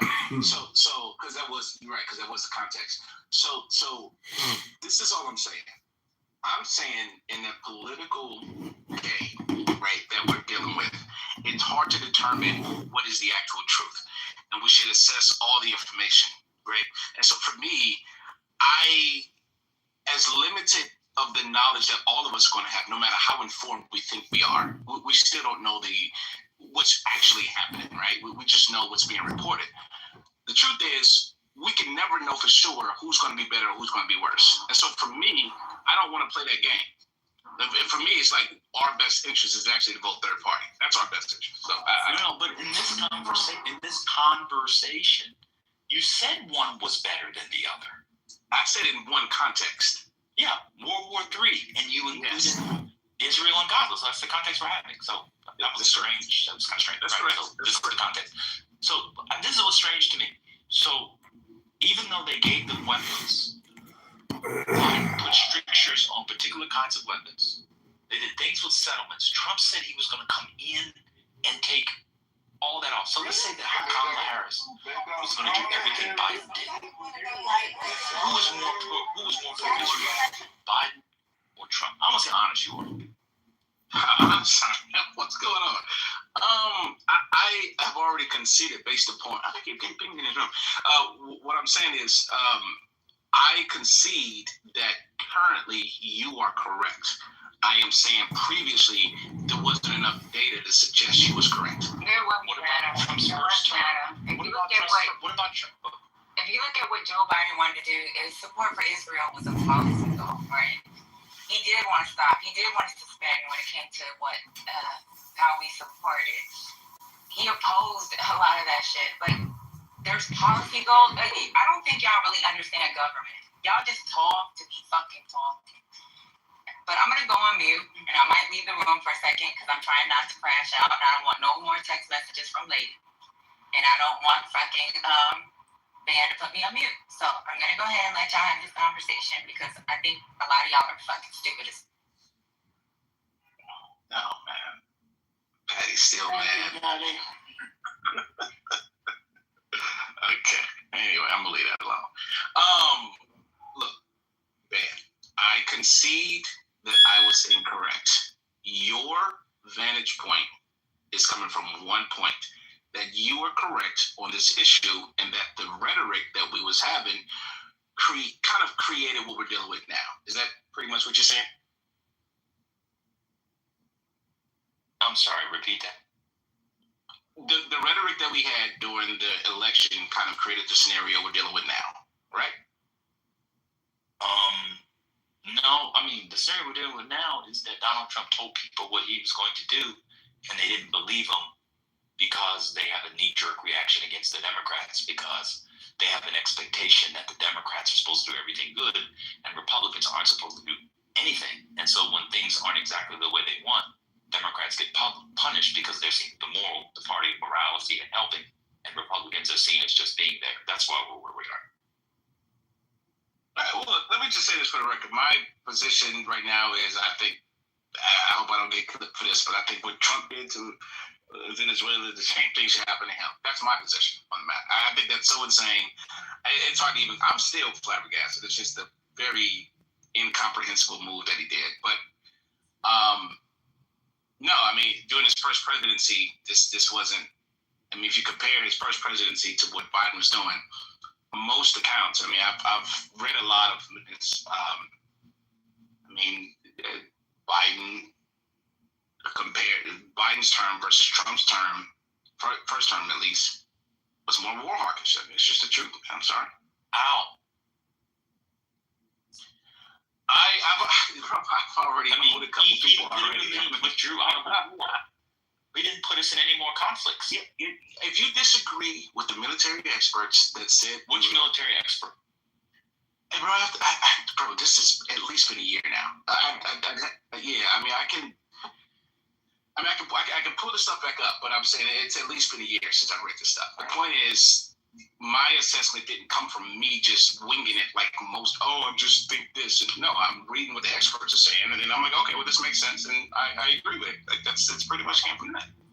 Right. Okay. So the guy that was running on annexing the Panama Canal, etc. Right. That's cool, man. Look, I concede. I was wrong about this issue. And Trump is crazy, and this is insane. I don't even understand it. But I actually think some other people are behind it, but I'm not even. You guys don't think I'm a conspiracy theorist for that? I believe other people believe that he's a puppet. So just say what you're gonna say, brother. Because they gonna call me these names, and I don't want to deal with it. Bro, shut some balls. Don't worry about what people say, man. Be you. Dude, don't. He said he don't want no fight. He don't want no fight. He don't want no fight. Him no block. But first lady said, as long as they're respectful, they could be free without. Right. Okay, I got you. We already had one person trying to be the executive producer. I don't need you trying to be the program manager. I already told you I had both of those titles. Thank you.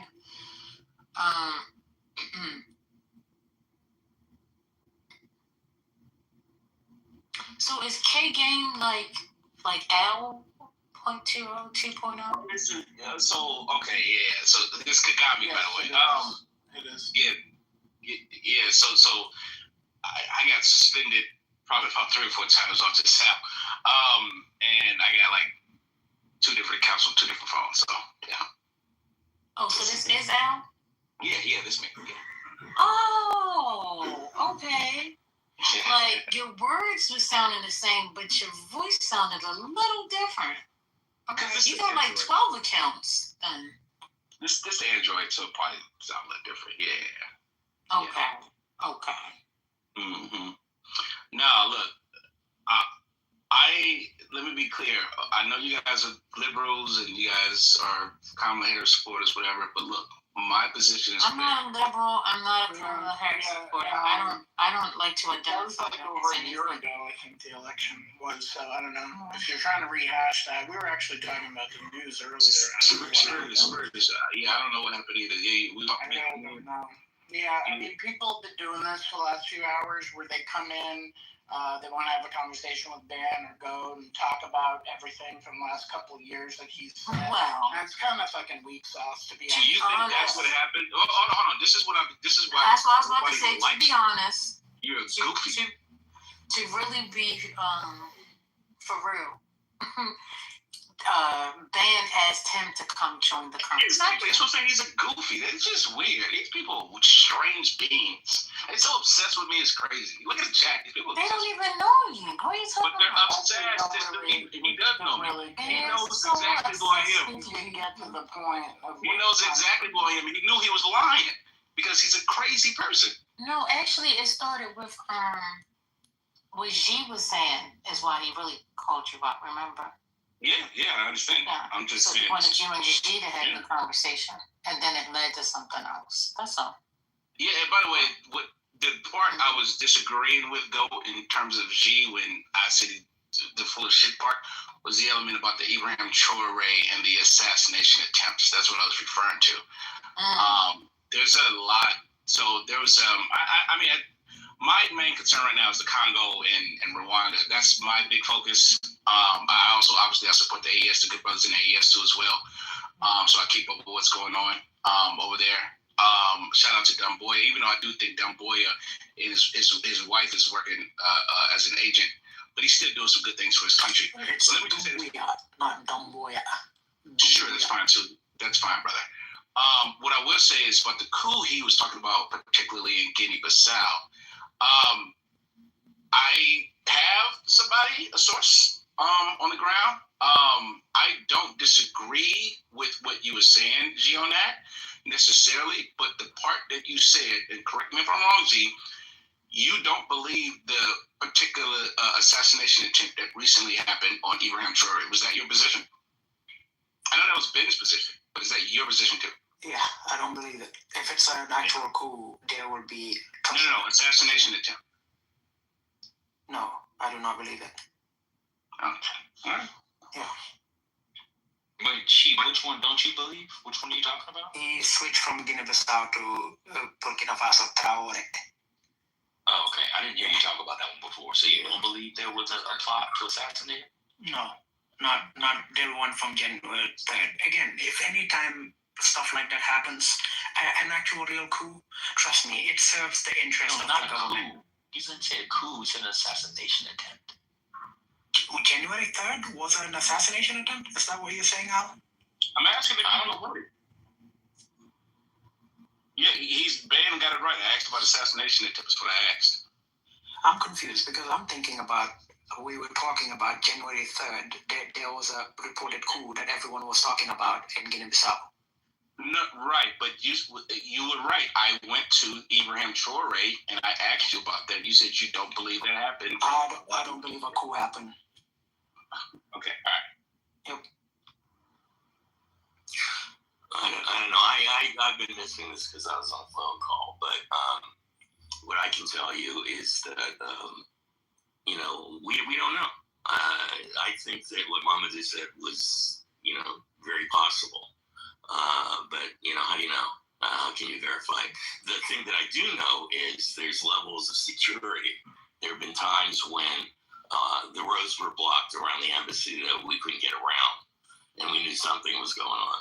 And then the next week, that's shut down over a couple of weeks. And when we left on the 16th, Ellen had just had an audience with him in person the day before for like half hour, 45 minutes. And they would not have done that if there had been a security situation. Because she said he was not surrounded by a bunch of security. They had a couple of... Ben, how often, you said you've lived in Africa, how often blocks a thing heading towards the capital? Or just in the middle of a day, out of nowhere, they just set up a series of checkpoints with mostly members of the presidential guard securing an area. Like, it's a very common thing. Yeah. No need to argue. If it was a coup, trust me, you guys are gonna see stuff. It is in the interest of the government to actually come out and say, guess what, we've caught X, Y, and Z, make them confess on live television or something like that. And even in those instances too, you'd find out that sometimes maybe the president is threatened by someone that they don't like, and then they put up a whole show on TV, just like that. Yeah, no, it's true because they don't talk about specifics. And even though people were arrested, for sure, they don't say who it is or who they represent. But everybody sort of knows that if a coup's going to happen, it's going to happen within the military. It's not the people uprising. The people are pretty content right now. They're not. You don't see people protesting in the streets, but you do see. They set up guard posts that weren't there when the first coup happened. They didn't have the checkpoints. But then again, it doesn't seem to be bothering anybody, and nobody's getting shot. So, life goes on, I guess. I forgot to get my eyebrow pencil. Go ahead, K-Game. Hey, J-Matic. Hey, Ace. Good afternoon. Well, let me just ask this. So, Ben and G, you guys have seen no reports, or are you saying you don't believe the reports? Or let me rephrase. The social media post about the attempt on Ibrahim Traore. I haven't seen it. Was there like a specific date that you saw? Is this something that happened like 3 days ago? Yeah, so basically, there's been a lot of reports, particularly from people, obviously Pan-African news sites, etc., about Burkina Faso people being part or celebrating the fact that there was an attempt on Ibrahim Traore and it was quashed. I can post some links in the chat if you guys want to see them, I guess. I don't know. I'll read you what I saw. Careful about the information. Yeah, I'll read you what I saw. January 5th, supporters rally in Ouagadougou reported coup attempt. Residents of Burkina Faso took to the streets late on Saturday, following reports of an attempted coup against the country's military-led government. Demonstrators gathered near the presidential palace in Ouagadougou in the early hours of Sunday, vowing to defend the president, Captain Traoré. According to authorities, the alleged plot was coordinated from Lomé in neighboring Togo and involved former transitional president Paul-Henri Damiba. Officials say the attempt to overthrow the government was thwarted on the night of Saturday, January 3rd, by Burkina Faso's defense and security forces. The government has not released further details on arrests or casualties, but security has been heightened in the capital as investigations continue. Bro, you know how many times I've seen this shit? Like, in real life?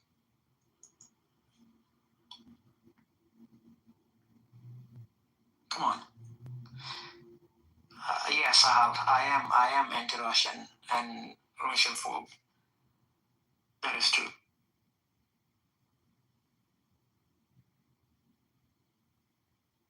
What does... Okay, oh shit. Okay, Jamaica, you clicked. What's going on? How you feeling? Happy Monday. Happy New Year. Happy Monday. Happy New Year also. And are y'all ready for World War III? Everybody, y'all ready? Oh no. What's going on? Why you say that? I mean, we got BRICS nations against NATO. I mean, We got what? BRICS against NATO.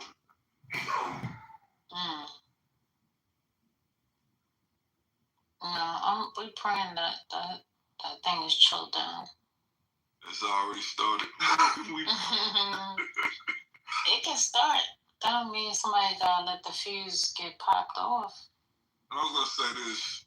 Y'all know why we are really trying to take Venezuela's oil? Does anybody really know why? We haven't talked about it yet. What do you say? Well, it's the oil they produce. Like, America produces light oil, like light crude oil. And Venezuela has heavy crude oil. You feel me? And that's what they're not saying. They keep saying oil, but it's a certain type, heavy crude oil we have to get imported to America. Okay. So they keep throwing the word oil out, but it's the particular type of oil that they produce is what we need for our economy to, to survive? Well, to thrive. Oh, to thrive. Okay. Yeah, because we can survive off of imported oil and the light oil that we produce, but certain refineries need heavy. The heavy crude oil has to be refined different in order for you to sell it too. Right. So it's way more than just them throwing around the oil world. And y'all can look this up yourself. Just look up who produces heavy crude oil the most or whatever. And one of the countries is Canada, and the other one is definitely Venezuela. Okay. On our side of the world. Brazil? What about Brazil? I don't think they do as much as heavy crude oil. That's why Venezuela is going through this, because the heavy crude oil is way different from light or medium crude oil. You feel me? And it's about to be a lot going on. It's about to be a lot. So Happy New Year, everybody. Happy New Year. Get y'all some marshmallows, because when everything go up in flames, we can eat some smoke. That's not funny. Why do you think that's funny? I like this attitude. No, I'm just saying, war's been here forever. At this point, all I can do is laugh at it, to be honest. What do you mean war's been here forever? We've been at war? What's going on? America's been at war for the last, over 100 years? Wow. Okay. Everything I'm saying is... What are you eating on? Oh, I just bit a pretzel. But everything I'm saying is Googleable, so y'all can go. Okay. I like Googleable. That's just such an awesome word, by the way. Yeah, I just Googled if Brazil produces heavy crude. You'd be surprised by the result. What does it say? I'll read it read for you, brother. Sure. Well, yes, Brazil is a major producer of heavy crude oil, particularly from its vast offshore deepwater pre-salt fields, with the state-controlled company Petrobras developing these resources to boost production and achieve energy self-sufficiency and making heavy oil a cornerstone of its growing oil output. But don't worry, brother. Just say what you were going to say anyway. If you read facts, it's an echo chamber. So it's all. No. That was facts though, because it's just a lot of. It's just not a known thing. Like people think oil is just oil, but light crude oil, and heavy crude oil, that they work for different machines. Get the light sweet crude. Right. Listen, they're not even the same color. Like light crude oil is green, I believe. So they got the brown paper bag. You got the brown paper bag test on the crude oil now? What? Yes, you actually do. And heavy crude oil is black and it's real thick, real dense. It takes different type of refineries to even break it down. You feel me? But it's needed across the world. That's why China is tripping right now, because they're basically Trump just cut off China's supply of heavy crude oil. You feel me? So Wait, how did Trump cut off the supply of heavy crude oil? So when they kidnapped that president last Friday, a lot of the supply chains stopped. You feel me? Literally nothing stopped. In fact, what's fascinating is about 16 tankers got through the blockade, and the majority of them were going to China. Furthermore, China gets more oil from Brazil than Venezuela. You gotta click on the next video on your YouTube algorithm, bro. Like the information is like crazy and complete. When it says next video playing in 3, 2, 1, go ahead and click on next video, okay? Because like what you're saying is just wrong, brother. Hey, hold on. I have a question. This your hurricane. Yeah. That's your invite, because there's only one take. Go ahead, Carrie Kane. How are you? Happy Monday. I'm doing well. Yeah, so let's come on stage because I heard some words that I found titillating. I heard heavy crude oil, and then I heard real black, and find this really dark, thick stuff. Where can we find it? Well, in Canada and Venezuela on the north, the Western Hemisphere, for sure. So, you want a real black, thick crude oil type of lady, you gotta go to Venezuela. Did you say lady? When it's heavy crude oil and it's black and thick, we're not talking about women. I thought we were talking about women this whole time. My bad. Oh, when Hurricane comes on stage, it's never that. Get into it. Y'all are ridiculous. Bro, you laugh at everything. Is that what they said? When the world is falling apart, you gotta smile at something. You know what I'm talking about? You know what I'm talking about? You know what I'm talking about? You know what I'm talking about? Our president just kidnapped the president last Friday. I don't see how that's pretty Was that Friday or Saturday? Friday night. I think it started Friday night, but they captured him at 1 a.m. But the sad part about it, they killed a whole special unit of military soldiers and 40 civilians doing this shit. So it's like, that's why the world is mad at us right now.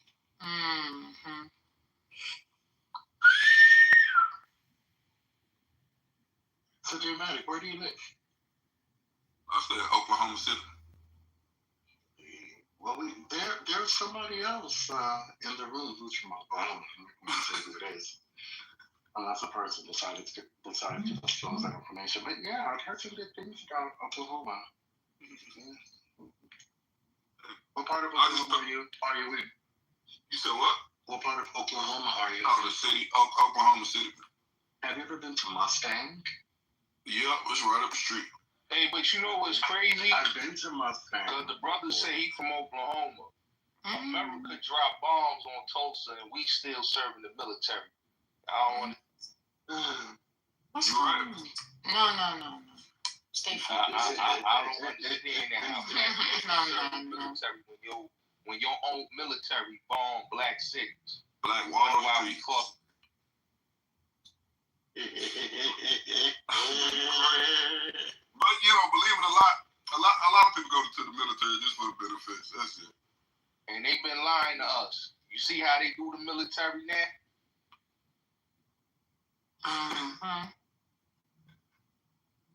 Well, y'all heard what Hextep said, right? The what do they call him? The warrior? I don't know. He said no fat, out of shape men, no men with beards, and he said if you got a problem with that, you don't have to serve in this military. Nah, you gotta hear what he said a couple of days ago. He was like, he said, y'all American people. It's whole tap hour? Nah, I'm just saying, he's on video. He said, if y'all believe in America, y'all should fund this war that's about to happen, and y'all should give away y'all most precious resources with children. Y'all do that? Do you have children, J-Matic? I got 25 nieces and nephews. I don't got any children. How old are you? I'm old. I'm 83 going on 84. You're not over 42. I feel like I've been here before, man. You know, no, I'm in my 30s though. You know. I could tell you don't sound like somebody who's lived at least 4 decades on this planet. Okay, your point. Yeah. I'm just saying. Oh, so there wasn't a point, just a statement. No, I was gonna ask more. You say you don't have any kids. You're under 40. I was going to ask you if you're married, but I guess you're not. Are you married to the money?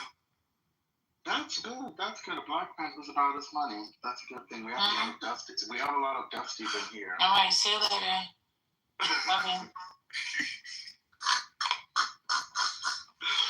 I don't know what the point. See. Nobody's trying to pull J-Matic. He's not even my type. Get it together. He's likely more your type than mine. I thought we was talking about crude oil. What's going on? Seems like it's funny. Come on stage to try to pull a trade. Who's pulling wisdom teeth? What's going on? What happened to the crude oil? Cece's running her mouth in the chat trying to share. Creed, you gotta stop the trolling, Creed. That's not Creed. I said Cece. Stop the trolling, Creed. We know that's you, bruh. No, it's not. You think Cece is Creed? Yeah, that's Creed. No. Okay. All right. Let him think it. What? Can we start talking about, World War III that's about to blow up half the world? No, we cannot. Yeah. For the record, Spiritus, man, can you stop blocking my accounts, dude? Oh. Because I can't see the rooms, man. You be on stage and I don't know. That's weird. If you block somebody, they can come up on stage. I can't see the rooms. I'm not a mod. I'm never a mod. I can't see the rooms either. I go to the club and then I go into the room. It's that simple. Every time you're on stage, I can't. It doesn't. You got me blocked up, but anyway, whatever. Yeah, it does. All your accounts. All these motherfuckers that come in here and say homophobic shit, and yeah, I block you and I don't unblock. And that's the reality. I'm sorry, you gotta go to the house, and then you got to click on the room that's active in the house, just like I gotta do every fucking day. Okay. I'm just a nobody. So I want to That's a beautiful song. What do y'all think about us getting after a president, though? Like, can I get y'all opinion on it? Breaking international I don't know. I'm still trying to figure it out. So I'm just gonna be quiet on it because I don't get it. Why are you laughing? You had some good shit today, huh? I'm just like, hey, you just tickled. And then he said, we're going to run Venezuela, we're going to run the country. Like, what do y'all feel about that? He gonna do it. What's going on? What's wrong with that? Yeah. I mean, he actually broke international law, Yeah, I think that's okay. It is what it is. I mean, what? Like, what you want me to say? There's nothing I can do. The man said it. So be it. You're supposed to save us first, lady. So I am trying to save y'all. Y'all don't want to be saved. Because the war that I got, you'll never be thirsty. You understand? But y'all don't want it. They'll keep running from it. No, First Lady quoting the words of our Lord and Savior. What's going on, First Lady?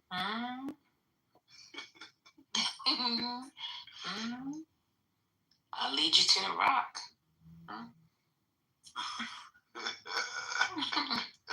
Drink from the well that never goes dry. So y'all think kidnapping prisoners is cool? Dramatic. How long have you been in the room? And his wife. Like, what does his wife have to do with it? She's selling drugs and selling weapons, surely. Do you know who his wife is, J-Matic? No, who is she? Yeah. You gonna make a statement? American have 50 states. Which one is the last state? Oh, go back. Hawaii. Hawaii. Oh my God. Okay. Now, in Puerto Rico, some people want independence. Some people want to join the United States. But most people say join America. But a lot of Americans don't accept. If you become Puerto Rico, become the 51st state. You have to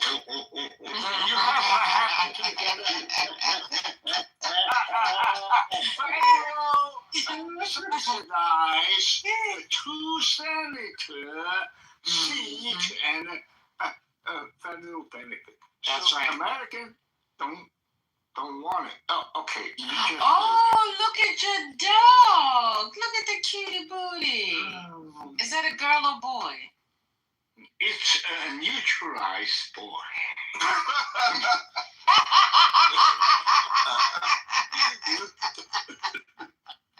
That was good, brother. That was good. Oh, he's so cute. Yeah. This is your home? It's a nice home. I like your vase. Yeah, but is that a chair next to it, like the tree stump chair? Or is that just like a little they call it a Chihuahua SH. I don't know what that is. I'm always hungry, but... You always hungry? No, he's always hungry. Oh, the dog, okay. But he see the stranger barking. But it's a you had chicken feet in your first... Is that chicken feet? Is that fried chicken feet? No. What's that? They say you should never let the dog eat the chocolate and the chicken bone. No, I'm talking about in your first picture. Is that chicken feet? No. What is that? Are you smoking? Yes. All right, check out your page 1. What is that in that coffee mug? What is that? I see lemons, oranges, and then next to it is a mug with... that's a coffee. Right, but what is that hanging out of it? Is anybody see this? What is that? No, that's the planet. We call it the Buddha's hand. It smells like a lemon. Oh. It's got nails on it?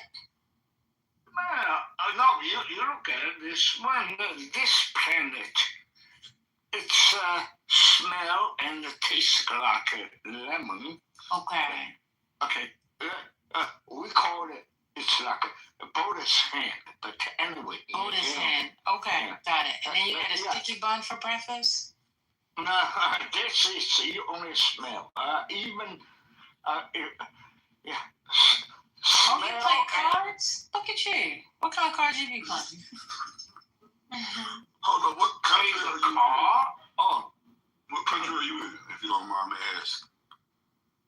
Is this not your photo? You went and stole somebody's photo? You don't know what's on this picture? What's going on? No, I know this. Yeah, I know the Buddhist hand and some flour and a lemon and a coffee mug, whatever, Anyway. All right, good. What did you want to say? Yeah, you was at Puerto Rico. You said why they don't want to join? Yeah. But actually, in reason to vote, Puerto Rico want to join the United States of America, but the America, the House, the Senator don't accept. You know what's the reason?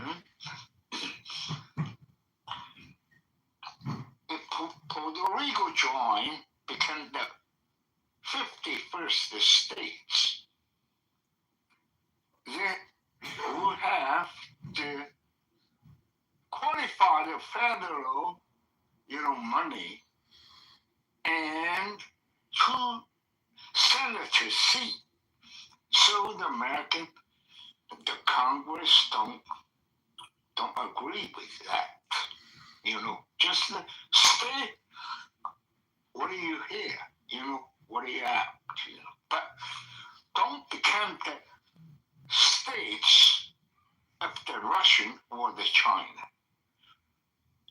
But stay whatever you there. But because I live in New York so many times, I study there, I work in there, but I now retired to California. But in New York City, a lot of Puerto Rico, they enjoy the same privilege or whatever, same as the American. But Puerto Rico cannot be the 51st state of the America. How can Venezuela become the 51st state? Yeah, I'm saying, but they said Puerto Rico is highly democratic, and that would add 2 Democratic senators and several House seats. So that's probably a reason too. The House seat, because based on the population, but based on the state, they have 2 seats in the Senate. But they can enjoy whatever now, as long as they don't, become Cuban or Venezuela, whatever.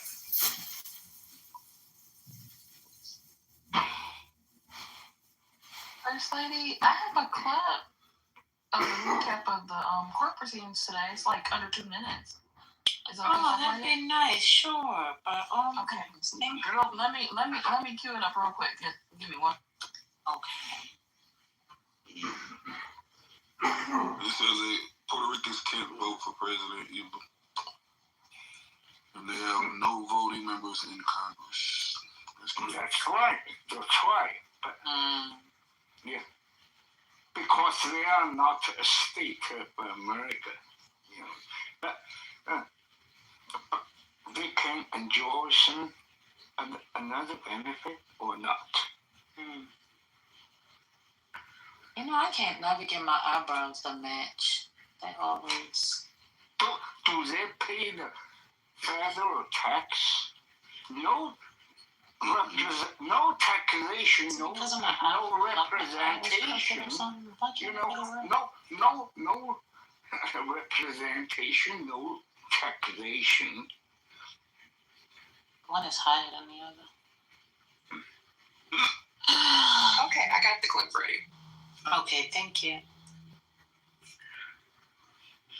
pleaded not guilty to narco-terrorism charges. Nicolas Maduro was in federal court in Lower Manhattan this afternoon and pleaded not guilty to narco-terrorism charges.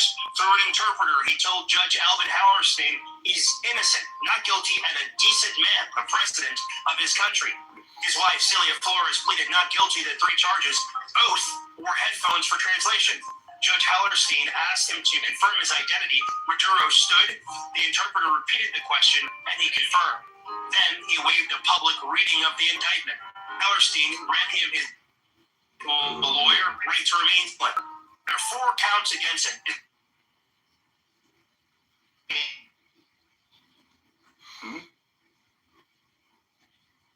250 tons of cocaine per year moves through Venezuela. The case traces back to 2000 when Maduro was in Venezuela's National Assembly.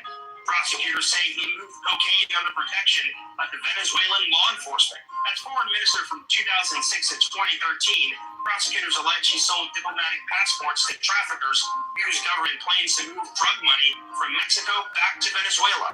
Between 2004 and 2015, prosecutors say Maduro and his wife trafficked cocaine using armed military exports. Maduro is represented by Barry Pollock, the same attorney who represented Julian Assange. Pollock said Maduro had health and medical issues that must be addressed. An attorney for Maduro's wife said she suffered significant injuries during her arrest. Both Maduro and his wife will return to court on March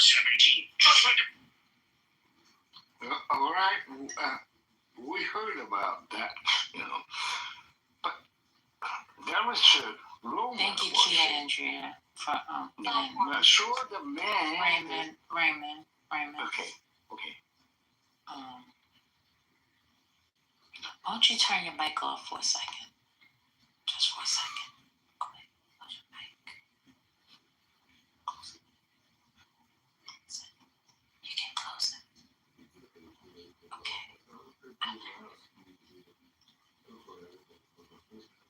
Thank you. God bless you. Hey Brian, how you doing? Hey Lefty Frio. Thank you, Tandria. Thank you for playing that because I want to know, how did she get banged up? We was talking about that a little bit. Yeah. Was it a little band-aids or something on her head or something? She was fighting? Well, I think it was, maybe she was resisting arrest. Who knows? You know, they say that she's a criminal mastermind, First Lady. Oh, so you think she was fighting for her life? Right. She had to be. Sure. Okay. But they quit crying like, I need medical attention.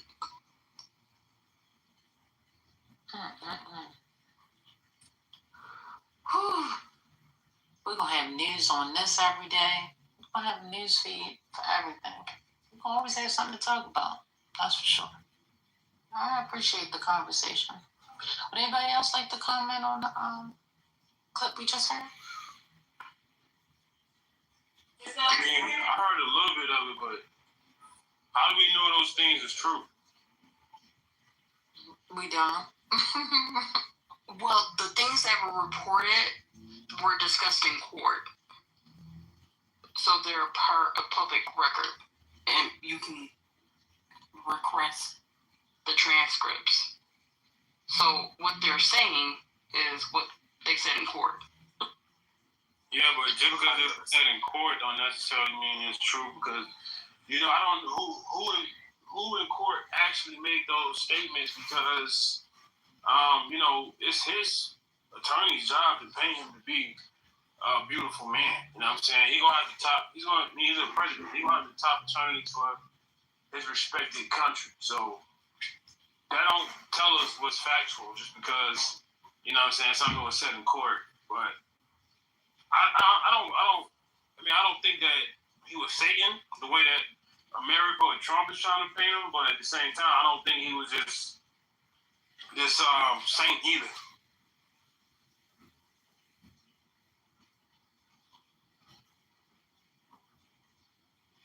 Oh, okay. I mean, shoot, we seen a bunch of Venezuelans. Y'all seen the clips? We seen a bunch of Venezuelans celebrating.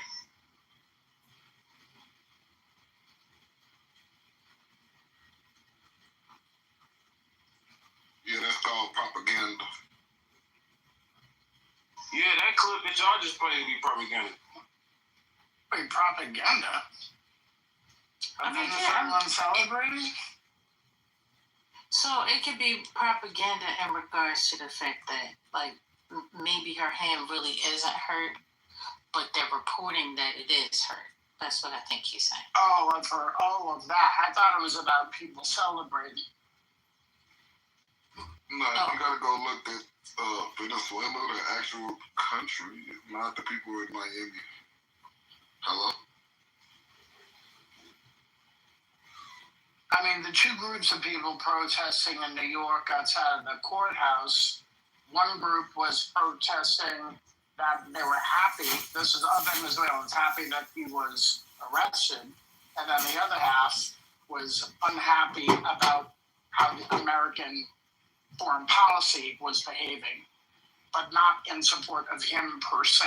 Yeah, you should go look at Venezuela, the actual country. Yeah, I saw clips of that too. So now,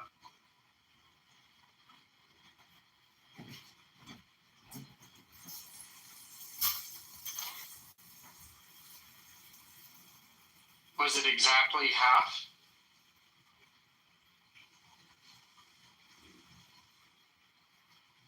Are you talking about the protests or in Venezuela? The protest that he said half and half. Was it exactly half? Mm-hmm.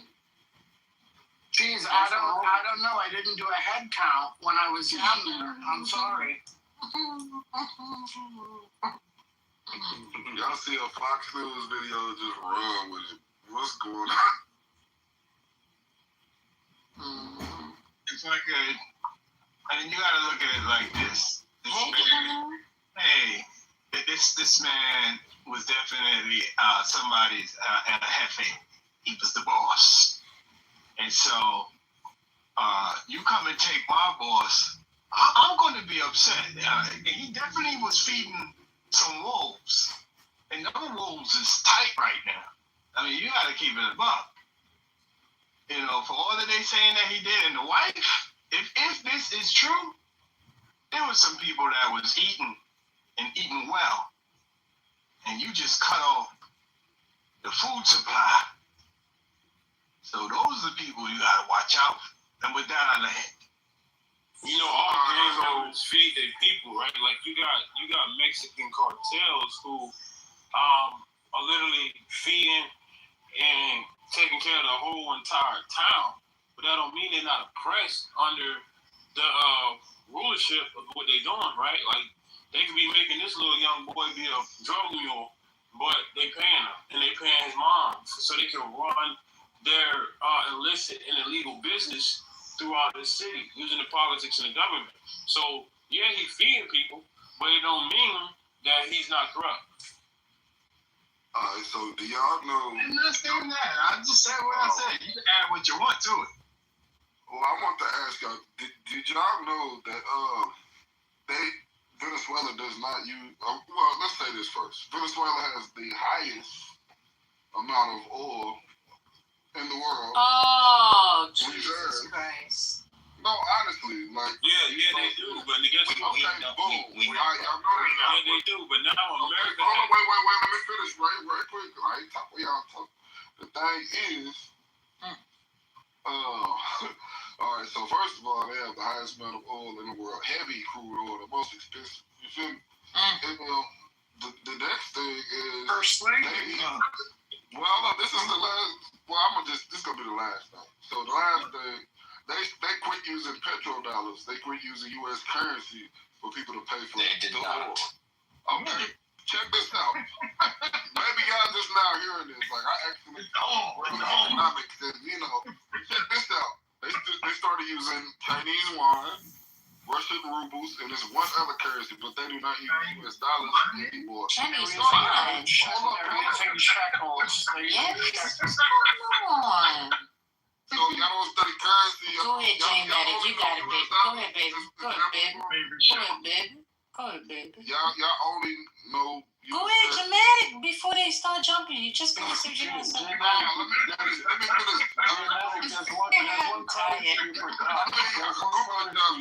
There's one currency you forgot. But check this out. The thing about as they stop using the petrodollar, look what happens. It's not what the petrodollar is. Oh my God!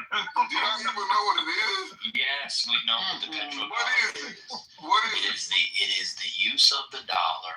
What dollar? In the American dollar. All right. That's exactly what I just said. One second. I don't get it. Hold on, bro. You gotta let me finish. Okay, so one of the rules is if you ask a question, somebody's answering, you have to let them answer. Hurry up. Y'all being childish, man. You just talked for 3 minutes. First thing, I got it. It took me half a second to move to the Google. That's how hurried up I was. You know.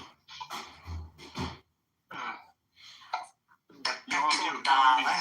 Was it fast enough for him? I'll bring it back up. He told me to hurry up. Let me see what it's fast. Was that fast enough for you, Brother Jay? Brother Jay, was that fast enough? So you interrupt me the whole time. I didn't interrupt you. And then you get mad when I say one thing. I didn't interrupt you. Right. You said, what is it? I was explaining the conversation, man. Okay, am I allowed to speak or no? Cool. So with the sanctions, it is true they were using other currencies. They were also using the dollar. Right? Part of the issue with the petrodollar is petrodollar recycling. That's where the real dominance comes from. Are you familiar with petrodollar recycling? Jay, now I'm asking you a question. Are you familiar with petrodollar recycling? Now you don't want to talk. Go. Sorry to interrupt, but I 1 second, dude. You're not Jay, bro. I don't understand why you guys do this. I'm gonna let you finish, bro. I don't want to interrupt nobody. Go to the Google because that's childish. But go ahead. I'm finished. So, are you familiar with petrodollar recycling? You got to say, brother. He's done. Go ahead, dude. You come up here and the dollar is hard. Okay, so yeah, like I would think in terms of geopolitics, that matters about Saudi Arabia. How are they selling their oil? Xi Jinping was visiting Saudi Arabia a couple years ago, asking if he could buy it with the Chinese yuan. I think this is 2016 or 2017, actually. Maduro said he was going to stop using the US dollar. So his point that he was bringing up is outdated in terms of the states of affairs today. So it was a good response to what he was making. Just for the sake of, keeping the conversation going, the petrodollar is the new Monroe Doctrine. It's the one thing that nobody can explain what it means, but we're still not going to bring it up. Trump said it in his speeches, they're talking about the Monroe Doctrine. It's the big thing, that's what we're doing. That's the same thing here with the petrodollar. Well, actually, I recognize your voice, and this is something that's been happening ever since Russia invaded Ukraine, right? Like, if you look at the trade between, and I remember you saying that, oh no, don't pay attention to the connection between Russia and Ukraine, Russia and China. That trade between those two countries is forecasted to get to $220 billion. They're very much working together, and they wouldn't mind devaluing the American dollar. And that's why Xi Jinping went to Saudi Arabia about this issue. But it's not really relevant to what's happening in Venezuela today. I opened my mouth and said the words, don't pay attention to what Russia and China are doing in terms of trade? Yeah. When we were in with about Russia and China, you entered the room and spoke up quite a bit. Wow. I tend to remember things that come out of my mouth, and for some bizarre reason, I don't remember me saying that. Okay, yeah, fair enough. We'll agree to disagree then. It is relevant to geopolitics today, though. Yeah, I don't even have to be a geopolitical expert to know that it is a relevant thing. I said relevant. Yeah. So, hold up. So, y'all saying this is not about oil? What are we doing? Wait. Y'all are saying this is not about oil? No, many of us believe that oil is a factor, but not the primary factor. We believe that. Okay. Okay, so why do you ask asked a question and you don't want to answer. I spoke for like 4 seconds, bro. All I said was okay. Okay, cool. But you said okay, like you want me to stop, or should I keep going? I don't want to interrupt you. I'm not about to argue with you. Go ahead. Are you smoking weed? Lord Jesus, now you trying to sativa. Come on. I'm just asking. It sounded like he was in here. I don't smoke weed. Oh, okay. I was just asking. Yeah. So we believe that Donald Trump and some people might have interest, but we do not believe that is driving the policy. I personally believe that Marco Rubio is driving the policy. He's been on this for his entire adult life. It started as a young boy in Florida. He's given speeches about this. He's talked about this. The lack of interest from oil companies that we've seen thus far has been fascinating. It's a high gamble for them to get involved. It'd be very difficult for Venezuela to privatize the oil industry. I believe a large percentage of its GDP came from oil.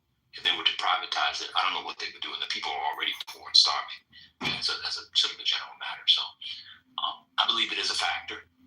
Let me give you. Do you mind if I give you an analogy?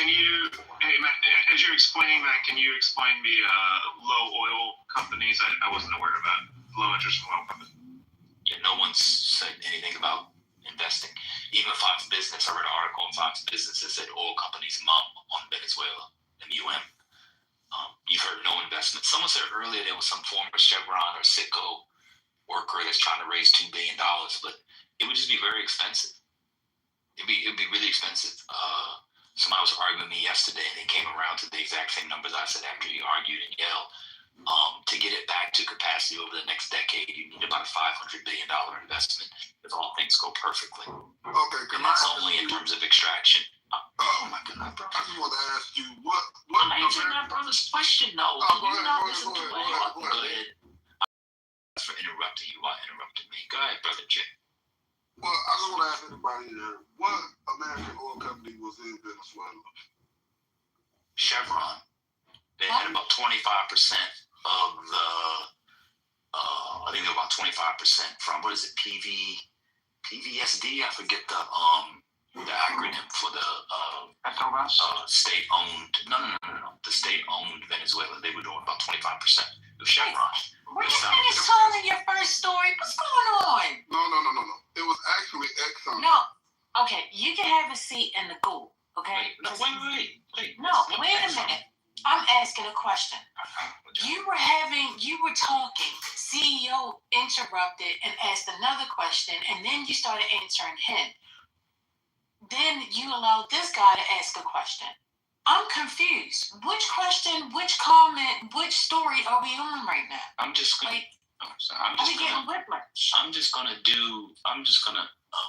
do whatever they tell me to do. No, you're not. Okay.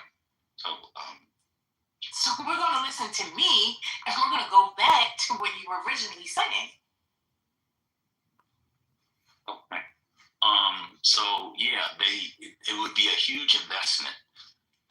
The infrastructure is decrepit. It's a total mess. Extraction will be expensive. Pipeline rebuilding would be expensive. Storage would be expensive. Transportation will be expensive. Containers will be expensive. And that's all without a country being stabilized in another political situation. So you haven't seen it. If you're interested in it, I know you can read it.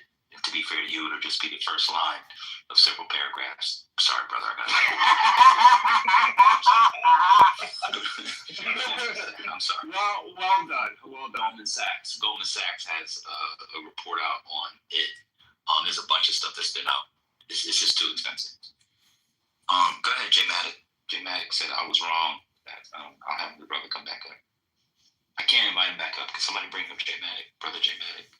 He said it wasn't. He said that Exxon was left and not Chevron. So you can tell me how I'm wrong. Go ahead, brother. Come on up, J Mac. You can. All right, man. So when somebody telling y'all points, y'all put them in the group. Let me get this rule out the way first. Was that how this rule worked? No. You were interrupting me when I was answering a question, and she wanted to finish the answer because she was interested in it as a listener. And then you asked me which oil company was left, American Oil Company, and I said Chevron, and you said it was Exxon. No, I said Exxon is the one that left first. Actually, they got casted out. But, you know, people want to shoot me to the goose. Oh, hold on. I thought you said which one was left. It was the first one. One second, brother.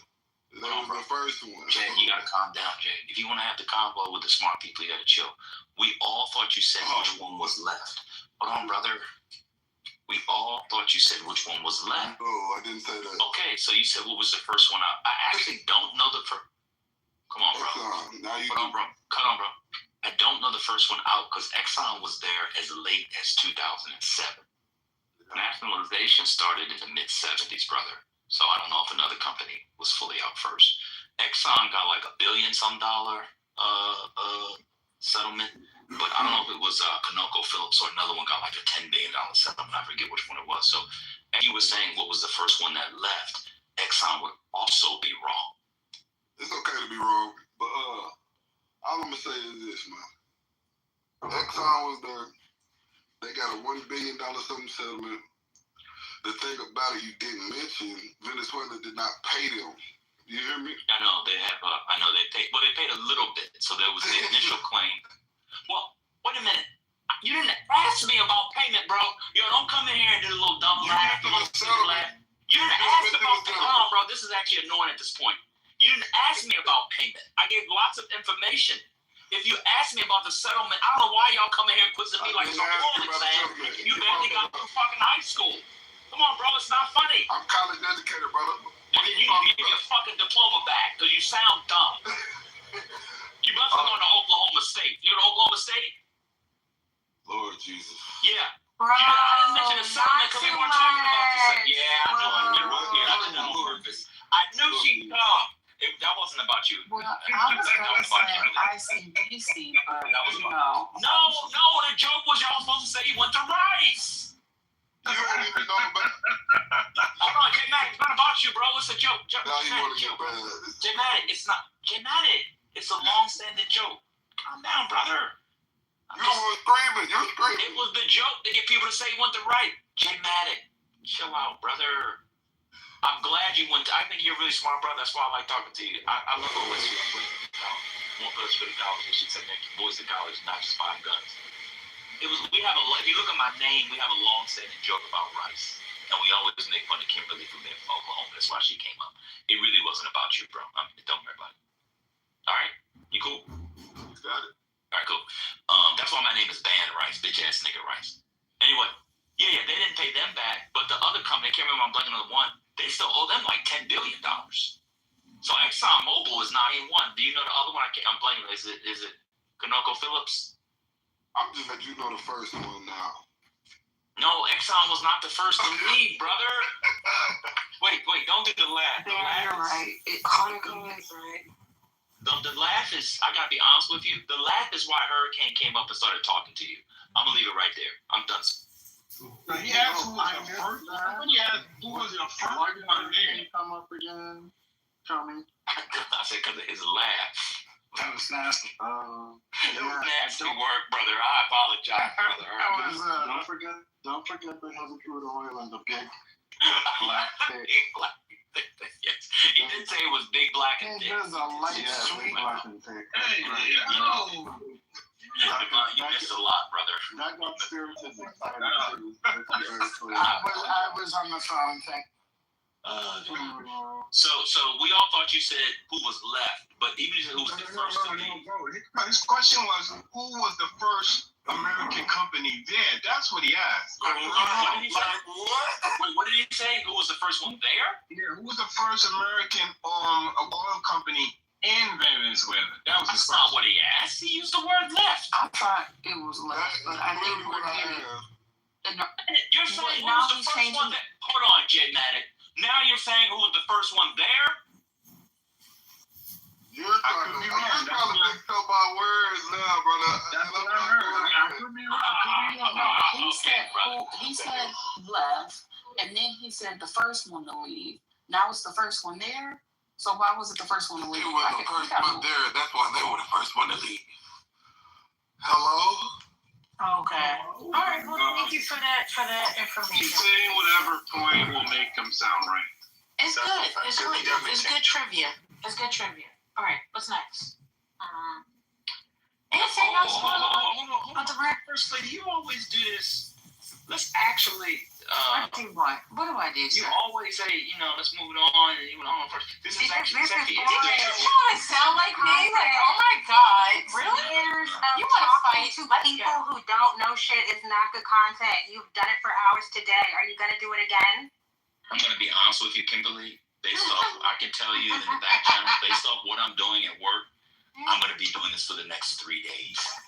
I'm sorry, it gets me through. It is really tedious what I'm doing right now. I can tell you about all the time, but it's gonna get me for the next 3 days. Some of these niggas be holding us hostage though, Megan. Like that was what was the point? What do you I'm mean? trying to avoid the crash outs because I already know if we stay there, it's gonna happen. All right, My mind has got so much. These to the points. No. My mind has gotten so mushy today that I now believe that the Diddy trial was about the oil.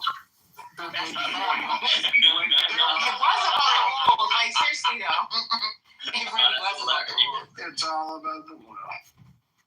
And it's because I had to suffer through this. So now I'm like, I put 2 and 2 together. It was about the oil. It is about the oil. You know what's crazy about the oil company, First American Oil Company in Venezuela? Because I'm looking it up. The fucking British were there first. The British, because they're not a powerhouse and a shithole. Now they get, we don't talk about them, but let me tell you something. They started all this up, y'all. They really did. But go ahead, brother J-Net. What was the point you were trying to make, brother? What does the British got to do with the First American Oil Company in Venezuela? Anyway. Oh, nothing. No. My point was because she said a trivia. Wait, bro. She said a trivia question. That's how you learn. I said the British were there even earlier. So in a lot of these imperial adventures that America's involved in now, this, Iran, etc., the British were the ones that set it in motion. But because it's a shithole now, we never talk about it, and they're off the hook. But a lot of this stuff was started, maintained, and manipulated by the British. We're just learning, brother. I don't understand why you have to poo-poo it and then do that lap that gets Hurricane and Spiritus excited. If you need a latte and marinate in meat, we can get neoliberal. No, we put you in it. Pause. Huh? Why? I didn't say anything. I can't believe it was a correct pause. It is not. Put you in it? Yes, it is. It's just nasty. Put you in it where? Like, when you tell a man to put you in it, that's pause. Tell a man to put you in it. That don't sound possible to me. Stand down, bro. It's fine, whatever. That was good, Sirius. I like that. That was good. No, now you're mad at me. I was mad at you from the beginning. What are you talking about? The fact that you agreeing with the pause. Yeah. He doesn't. Half of y'all didn't even know what heavy crude oil was. That's a fact. That's a fact. I don't know nothing about that crude oil that boy was talking bad. Okay, he's gonna leave today. He's gonna leave the app today and be like, I taught them something. Man, I enlightened these people. That's a fact. Can I ask you a question? Hold on. So Jay Maddock wants to do quizzes, and I stopped my shit. So since you know the oil stuff, can you tell me what the company ExxonMobil was before it was ExxonMobil, Jay Maddock? You want to do quizzes? As a matter of fact, they work for P. Diddy and they supply this oil. What is it? Johnson & Johnson. This dude is high as a kite. Fat Charles ass. He is on per 2000s. He has Fat Charles ass. He got a Google this shit and ask me a quick question. What? Wait. This is well known. Wait, hold on. You don't know the name of John D. Rockefeller's oil company, brother? And you know about oil? Come on, brother! Can I answer? Can I answer? Yes, you can answer. It's standard. And Standard actually did a project on Marathon. So I did a lot of research about oil companies. Come on, brother. You don't know that Standard Oil became part of ExxonMobil and it was John D. Rockefeller started in the 19th century, brother? You know who Rockefeller is, brother? You know what? I'm going to go to Dollar Tree and get y'all some cookies since y'all think y'all all right. All right? I'll be right back. All right, thank you, brother. So the only reason why I knew the answer is they mentioned it in Sarah's Oil. Great movie, by the way. Yeah, man. You know what? That's what I should have rented instead of that stupid ass Wicked. Wicked was stupid. Oh, I'm not going to watch Wicked 2. I don't know why they made the second one. I wanted to see Wicked 2, but that was not it, huh? Wicked 1 or Wicked 2? Number 2. Oh, I'm not watching that. Yeah, I don't even know why you watched it. The first one ended Nobody told me not to. What's the first one ended perfect. Why would you mess No, up? the no, it didn't. They It's not. Not for me. Not for me. You said that a few times. It's perfectly for you, but not for me. I'm done speaking. Is that brother? We know how his end. We can hear it in the background. I'm done speaking. Hey, 3 times. One for the Father, Son, Holy Ghost. Oh my God. It's down for the Trinity. That's nasty. It's nasty because they're all fake humanoid robots.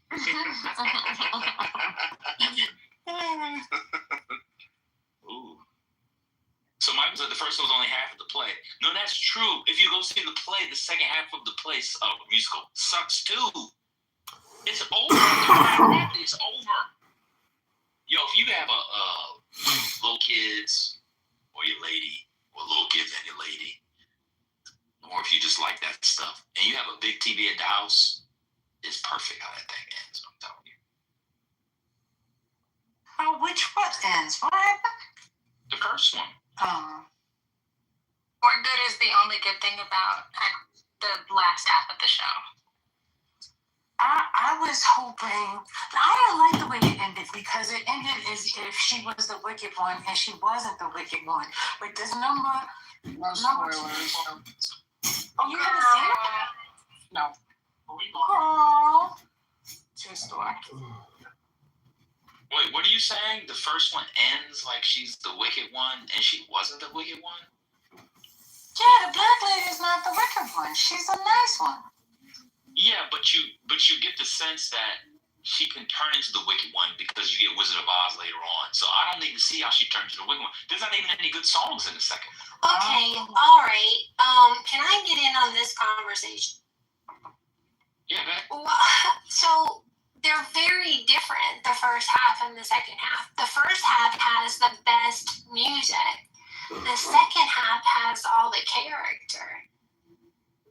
I don't, like, the Scarecrow and the Wicked Witch had true love. They didn't have the superficiality of, Brazilian butt lift. Like, it was deeper than shallow. It was great.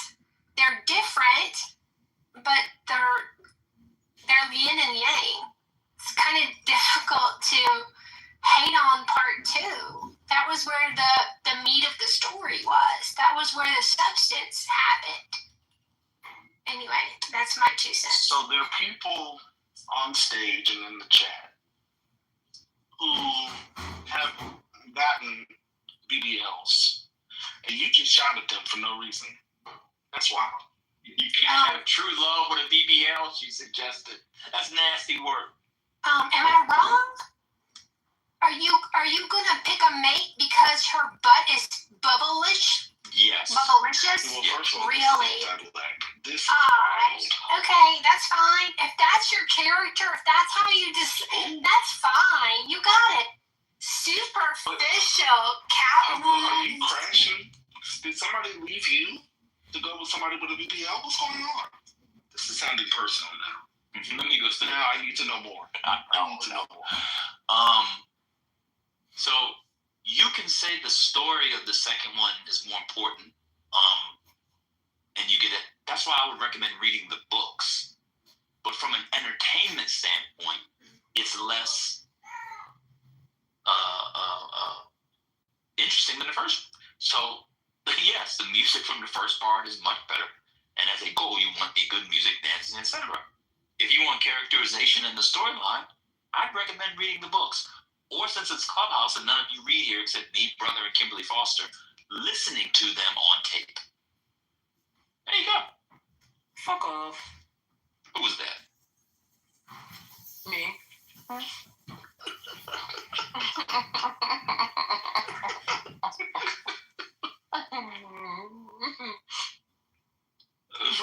First lady, listen.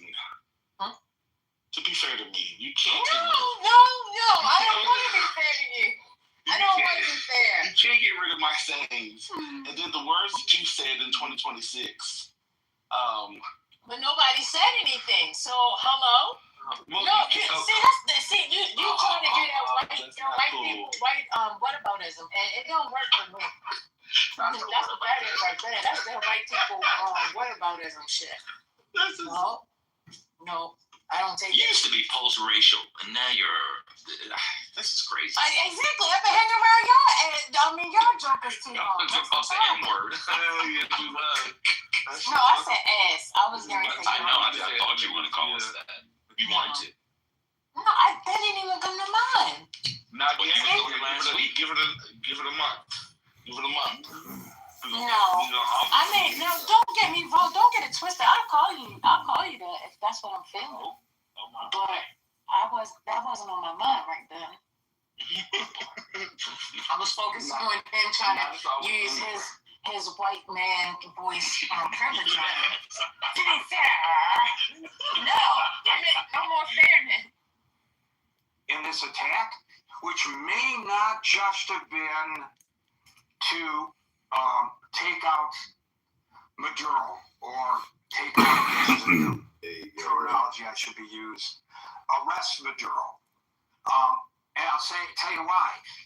They didn't just go in and grab him and his wife in their pajamas in their marital bed and drag them off in the dead of night. There were a number of attacks, at least 7, maybe more, attacks by the United States. Well, what were they doing? There was no regime change. There may be influence over the regime, but there's been no regime change. The regime in place right now, as of this moment, is the same regime that he headed and he claims to still head, even though he was in federal court in Manhattan today, still claiming he's El Presidente. Well, whether he is or he isn't, it's the same infrastructure in place. It's his vice president who is now the president. The folks running the country, there has been no change. There have been no political prisoners removed from office. There has been no takeover at this moment of the oil by the United States of America. None of that has occurred, but I can tell you what has occurred, and that is that some of the targets, very interesting.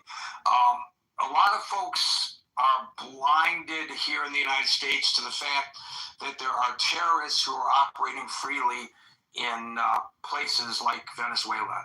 And they hit some Hezbollah sites, they claim. And they also hit some drone sites where drones were supposedly being manufactured for use by Iran and presumably Russia in its prosecution of its war against Ukraine. So I think that it was not just Maduro. Maduro was cover for some of the other military actions which are not really being much discussed. I've been watching a lot of coverage of all this, and I've, of course, been reading a lot of coverage of all this, and what I just mentioned is not being universally discussed. And maybe understandably so, because, of course, the headline is, as it is in this room, Maduro. So that's where the focus is right now. So what is our relationship now with our neighbors in this hemisphere? I'm not so much concerned at this particular moment with regard to Greenland. Oh, by the way, Iran could be next too. Welcome to the stage, Steve. Iran could be next too. That's being speculated, and there's a lot of noise about that. I don't know whether this administration has the stomach to go into Iran. I don't know whether this administration has a stomach to go into Colombia, as it has suggested, or Cuba, as maybe as a favor to Marco Rubio. I don't know. But remember, the president gave mixed signals prior to this overnight action Friday night into Saturday morning in Venezuela. One of the most interesting Democratic commentaries that I saw on this was a Democratic member of Congress who was interviewed by CNN, because there's this chest beating by some about how Congress was not consulted and informed, and he said, well, the president did tell us. We did hear from the president. Now, I don't know whether he said the president or the administration, but the point is the same either way, because he said he, referring to the president. And I don't know whether that was directly or through his subordinates, but at any rate, what this congressman said, we asked him, are you planning to invade Venezuela? He said no. We asked him, are you going to use military force against Venezuela? He said no. We asked him, will there be military troops on the ground in Venezuela? He said no. We asked him, will there be an attempt at regime change in Venezuela? He said no. And then the congressman said, it's not that he didn't brief us, he lied to us. And here's something else that's a little interesting. There is an article that Brian, I believe, posted. There's a lot that was posted today, so if you're interested in it, you have to do a lot of scrolling in the chat. But there was an article that said he did not consult with Congress before taking the action, but he did consult with certain oil industry executives before taking the action. That's pretty stunning if it's accurate, if that reporting is accurate. So, as we look today, collectively, Maduro captured. What's next? We could talk about what's next for Maduro. We could talk about what's next for Venezuela. We could talk about what's next for nations in our hemisphere, as it is now referred to. Are we going to rename the hemisphere to our hemisphere, like we renamed the Gulf of Mexico? Maybe. We'll see what's next with regard to labeling. Ben, welcome to the stage. And we can talk about what's next elsewhere. Iran and Greenland, and maybe even Canada. I don't think the United States is preparing to invade Canada. But I will point out, as a Canadian commentator noted, so it comes from their perspective, or at least his perspective, he noted that the third largest oil reserves in the world are in Canada. Venezuela, number one, Saudi Arabia, number two, Canada, number three. Just pointing that out because it's become pretty obvious that all of this is not about fentanyl, it's about oil. There's no painting lipstick on the pig any longer. We can see that, in fact, it is a pig, right? So with that introduction, I will now open it up to you to comment, and I will start calling people in the order in which I see them, and today that order begins with Scott, followed by Howard. Hey, Gary. Yeah, the big answer is I don't know. Who knows? We don't know what's next, right? I mean, we have hints, and we know the Donroe Doctrine is now, we have a new doctrine, which is very interesting. But yeah, I don't think we know. I was struck by it's quite interesting, you know, that press conference where Trump said we were going to run Venezuela, like we'll run it until they get things back on the ground, and then Marco Rubio, I watched him on 2 of the Sunday shows, and that was, and they asked him what that meant, right? And it was really unclear. He was saying, well, we're going to pressure them economically, we're going to, you know, and it sounded merely like gunboat diplomacy almost, right? I mean, it didn't, so I didn't, you know, and they asked him directly, are you going to run it? Is Secretary Hesgath going to run? I mean, it was it was really interesting. So I don't know what's next, right? I mean, is Trump going to work with the sitting vice president now? Was this internally planned? I don't know. I mean, what's interesting is, look, this was a breathtakingly successful and precise military operation, which took a lot of planning, right? I mean, they were talking about the months and months it took to plan this. So it's interesting.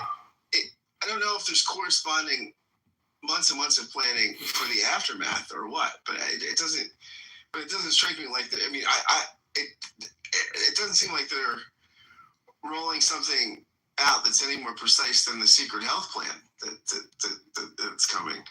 That's supposed to replace Obamacare, but yeah, I don't know. I mean, also Tom Friedman wrote a really interesting piece in the New York Times about the national security document that the Trump administration just released, and how largely, Trump's not interested in an ideological war for democracy, but more like a civilizational war, right? I mean, this is, and some of this is just the sense of sort of protecting Judeo-Christian culture and things like this. And so, yeah, I don't know. No, I mean, I don't think anybody can argue that Maduro's a good guy, right? Of course, this guy's a bad actor. Is it going to be better without him? I mean,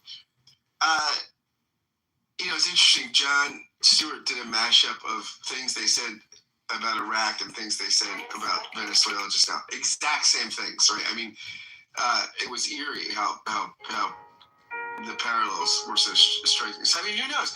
I mean, I hope it's better for Venezuela, but I mean, I think we thought things were going to go a lot better for Iraq with the destabilization that we brought about, and it didn't. So, who knows? We will see, Gary. Those are my thoughts. A big I don't know burger. Again, as I mentioned, this administration, sorry for the noise in the background, I'm trying to multitask here. This administration is clearly ambiguous in its presentation to the people in the United States and the world, its intentions. Now, this is not unusual for administrations, but it is unusual in terms of the volume. It's not the exception with this administration, it's the rule. So your confusion about the future certainly is one that I'm sure is shared by probably, to one degree or another, everybody in this room right now. Is there any part of the speculation based on the commentary from the administration that particularly alarms you?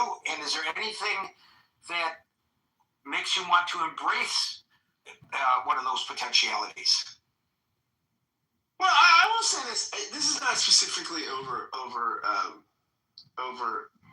the Venezuela stuff, but I do think the civilizational concerns, Friedman's piece on the national security document and the sort of civilizational stuff, I'm not completely unsympathetic to those concerns, right? I think that there are certain cultural forces that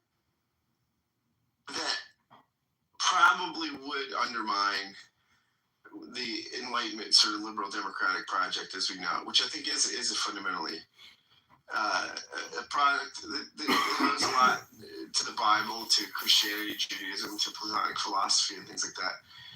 I think,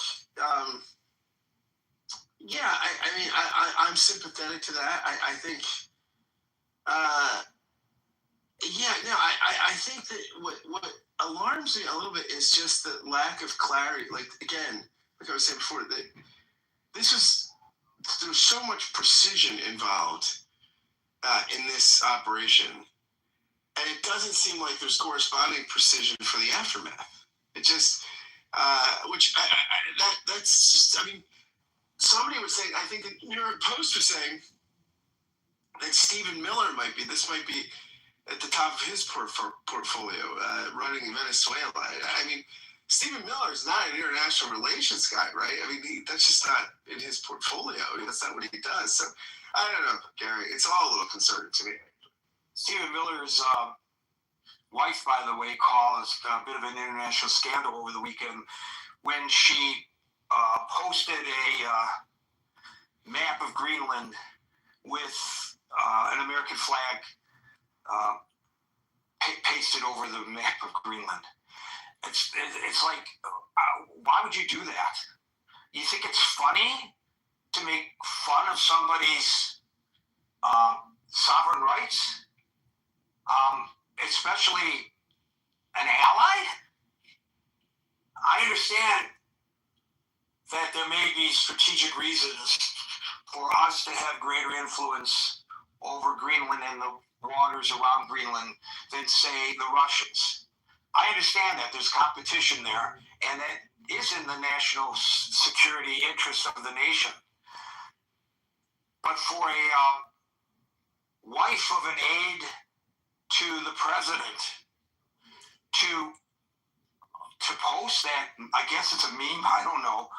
I guess she got what she wanted from it. She got a reaction, and I'm sure they're all laughing, ha, ha, ha, ha, look how upset they got by that. But I don't think that's very cool at all. Now, she's not the administration. She doesn't represent the administration. But she's pretty darn close to the administration, that's for sure, by virtue of her marriage. So, anyway, thank you, Scott. We'll go to Howard, followed by Marshall. Hey, Gary. I guess I got to work on getting to the room a little bit sooner than Scott because he took a good part of my thunder here. But anyways, first of all... Talk about the competition between the United States and Russia. Ladies and gentlemen, we have competition right here between Scott and Howard. Absolutely. So first of all, thank God for the U.S. military and how it executed. That's something that I think as Americans we can be proud of.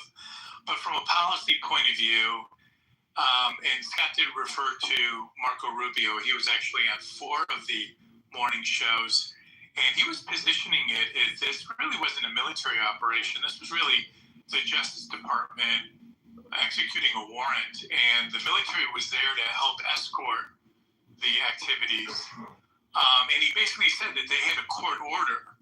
And I'm just bringing that up because if he's going to use the argument of a court order justified what happened over the weekend in Venezuela, if memory serves me correct, Gary, there's also a court order about the Justice Department releasing all the information on the Epstein files, and it's way past due. So it just makes you wonder, again, are we living in reality another episode of Wag the Dog, if you will? And this is just an opportunistic way to take our attention off of that. And I think ultimately, and it's kind of like basic business strategy training, the question for the administration is simply they need to answer the question to not only Congress, but to the American people. You know, okay, we're going to run Venezuela, and there's all these other smoke signals or hints that are being given, whether it's Mexico or Greenland or whoever it may be. But the question that needs to be answered, in my view, is simply, what's the strategy? That's the question. It's basically 3 or 4 words. What's the strategy? And with that, Gary, I'll look forward to other feedback and input. I see we're getting a pretty active and heavy stage here, and we'll go from there. So with regard to that comment that he made, or those comments Rubio made about this not being a military action, well then, why were there all these sites that were hit? It was not like just sending a bunch of MPs in with FBI agents and U.S. Marshals to grab Maduro. There were infrastructure attacks. There was communications that were knocked out by the military. That's a military action. There were Hezbollah targets that reportedly were hit. That's a military operation. And casualties too, right? Some reported 50 the last, I think the New York Times the latest tally that I saw in the New York Times, it may have increased since then, was 50, and many of them, by the way, were Cuban nationals, not Venezuelans. So in what capacity were those individuals who were killed? I don't know. Were they civilians? Were they military, legitimate military targets? Were they terrorists? I don't know. But to suggest that this was not a military operation once again, I think the administration is trying to sell us on a lie. And I'll call it that straight out, because that's a lie. I mean, or are we going to believe our lying eyes, as the saying goes? Thank you, Howard. We'll go to Marshall, followed by Jim East. I mean, you could try to justify the military action, but don't claim that it wasn't, for God's sakes. Marshall, followed by Jim. So, definitely military action with law enforcement involved. Having the law enforcement take the president of Venezuela into custody means that we're bringing it back here to try under our justice system instead of to get Mo to be tried under a military tribunal. As I understand it, we took out the head, but the second in command is basically as bad as the first guy. The second in command is just willing to cooperate with us. So it's not like Trump cares about the independence of the Venezuelan people from this regime. It's more like they care about getting Maduro because he is cozying up to China and Russia. I don't know what's next. Hopefully not Colombia, hopefully not Cuba, but who knows? But they're both great nations to visit, and if they are part of the United States of America, you won't even need a visa, much less a passport, to visit Cuba and Colombia. And maybe even you could cross into Canada pretty soon without having to produce a passport or an enhanced driver's license. Isn't that worth military action? I mean, we're not going into Canada. It's just silly. This is never going to happen. Canada's one of our allies. Maybe we go into Mexico, which I don't want. I think is just silly. But we're not going into Canada. We probably won't go into Mexico. I hope we don't do the 1890s all over again, where we take Cuba and make it territory. I just don't see that as a good idea. But I will echo what Howard said. The military operation was impressive. Very impressive. So I'll leave it there. I don't necessarily agree with what we did, but it's an impressive military operation nonetheless. Not the first time that the United States has stuck its nose into this hemisphere in such a manner, by the way. Nobody's used the term unprecedented yet, but when somebody does, I'm going to bring up some examples. Thank you, Marshall. It's not the first time. It's like,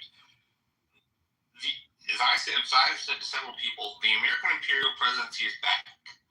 It was last exercised under Richard Nixon, and then prior to that under Teddy Roosevelt. So the Monroe Doctrine and the Roosevelt Corollary are both imperial, and they're both being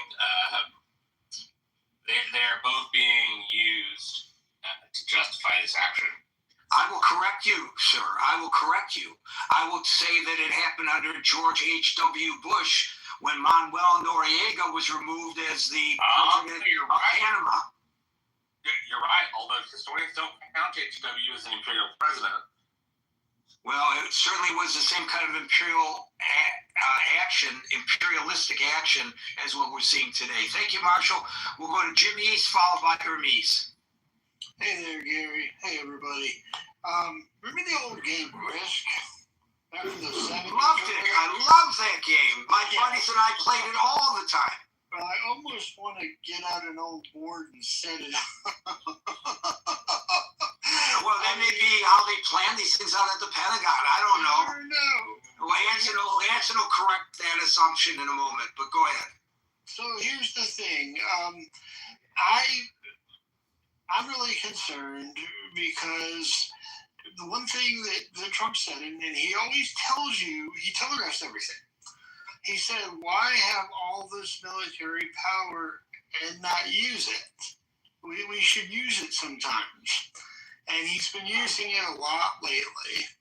And one of the things that I heard yesterday, I've had to take some breaks from this stuff because I've got to live and not be stressed out. And so, I heard that the oil companies are not jumping for joy that, they may have access to this stuff, because from what I hear, it's in pretty crappy shape. And to say, okay, kind of like a dog bringing you a dead skunk. It's unrefined oil, that's for sure. And I don't know whether that's the reason, but you're absolutely correct. If he had anticipated, and he had lined up in advance, so that almost immediately the United States oil companies would take over the oil fields of Venezuela. They don't seem to be jumping, as you point out, to accept that. And you talked about the other countries, and what I'm concerned about too is supposedly Iran, Russia, and China have investments there, and they're not going to move aside all polite and nicely because we took out their leadership. And the last thing I'm going to say is that vice president, who's now president, Donald said that she was all whatever you need, everything's fine. But then when she got on TV that night to talk to her people, she said, no, we are going to remain the country that we are. We're not going to be anybody's colony, and we're going to continue to govern ourselves, and nobody's going to, be our, colonizer or whatever. So that's going to be interesting. And then he comes back with, well, if she doesn't play ball with this, it's going to be worse for her than Maduro. Well, what's worse for her? They're going to take her out. So this is all the things that are getting in my head, and I'm hearing that now there's refugees going into Colombia. You're talking about Colombia. Colombia could fall. And the whole thing with Cuba, I mean, we screwed that up so many years ago. I mean, I hate it because I have family members that are from there, and they lost a lot of property and different things. One of my family members' parents had a newspaper there, and businesses. I mean, it stinks, but okay, we're talking about something that happened in the 50s or 60s. I mean, it's gone, or whenever the revolution happened on. But I just don't. I think this is going down the wrong road, and I think our credibility about Ukraine has just been shot because we're doing exactly what Russia's doing. And I'm done. Well, we're not doing exactly what Russia's doing. We went in and we took the president out. I mean, we arrested the president and his wife, and 50 people were killed in the operation, maybe more. That's not the same as a 2-year-long prosecution of a war against, in an attempt to take over the territory of that country. So it's not exactly the same. I hope it doesn't become that. That's all I'm saying. Is I hope we don't go any further than that. But it is kind of humorous about who's running things. I mean, Trump's like, we're going to run everything, and I'm thinking to myself, good Lord. I mean, everything from who collects garbage all the way up to the military, I think it's just another trophy for him, and I don't think he realized what it takes. I know he doesn't even really know what it takes to run this one, much less run another one. But I'll let I'll clear the stage. Thanks. So with regard to the now president of Venezuela, she's got to walk a tightrope. I actually wrote a little bit about that also earlier in the chat. Again, there's a lot there. I'm not expecting people to scroll back and see what I wrote if they missed it. But I wrote about this because she has to walk a tightrope. So what she says from the National Assembly podium and what she does may be two different things. There are two audiences that she has to satisfy. And she can't tell her people that we are capitulating to the United States, but Rubio's been talking to her. So there may be some deals going on here, and she's allowed to say whatever she wants. It's not her words, it's her deeds. By the way, same goes for the President of the United States. All right. Thank you, Jim. We'll go to Hermes, followed by Anson. Good afternoon or good evening, everyone, or good morning. This is very interesting. I'm now in Mexico City, so I am watching the news, from there. And let me ask you then, Hermes, if I may, is this are there concerns being raised in the media or by officials or just by folks in the street that maybe the United States might intervene in Mexico's sovereignty in the future as a result of this, or do they see this as unrelated to their best national interests? They believe that Trump is crazy enough to try something against Mexico. But as you know, the Mexicans are always willing to fight So they're, just becoming concerned about, what he's actually going to do. They know he's going to do something, right? To say that he's not, because for years he's been talking about, invading Mexico and using the cartel as the excuse. So, you know what comes to my mind, Rameez, as you're talking, and here's the thing: the president speaks in strong terms. Always, he speaks in strong terms about even Greenland, much less Colombia and Mexico, and now Cuba, and then occasionally Iran. And then occasionally he actually takes action. And he does take action. And as two of our previous callers have mentioned, he's been able to show the prowess of the United States military, because both the Iranian mission and this mission, from a military standpoint, were spectacular. Now, I'm not talking about from a policy standpoint. People can argue one way or the other on that. But from a military standpoint, it shows that the United States is not a paper tiger. Our military is absolutely amazing.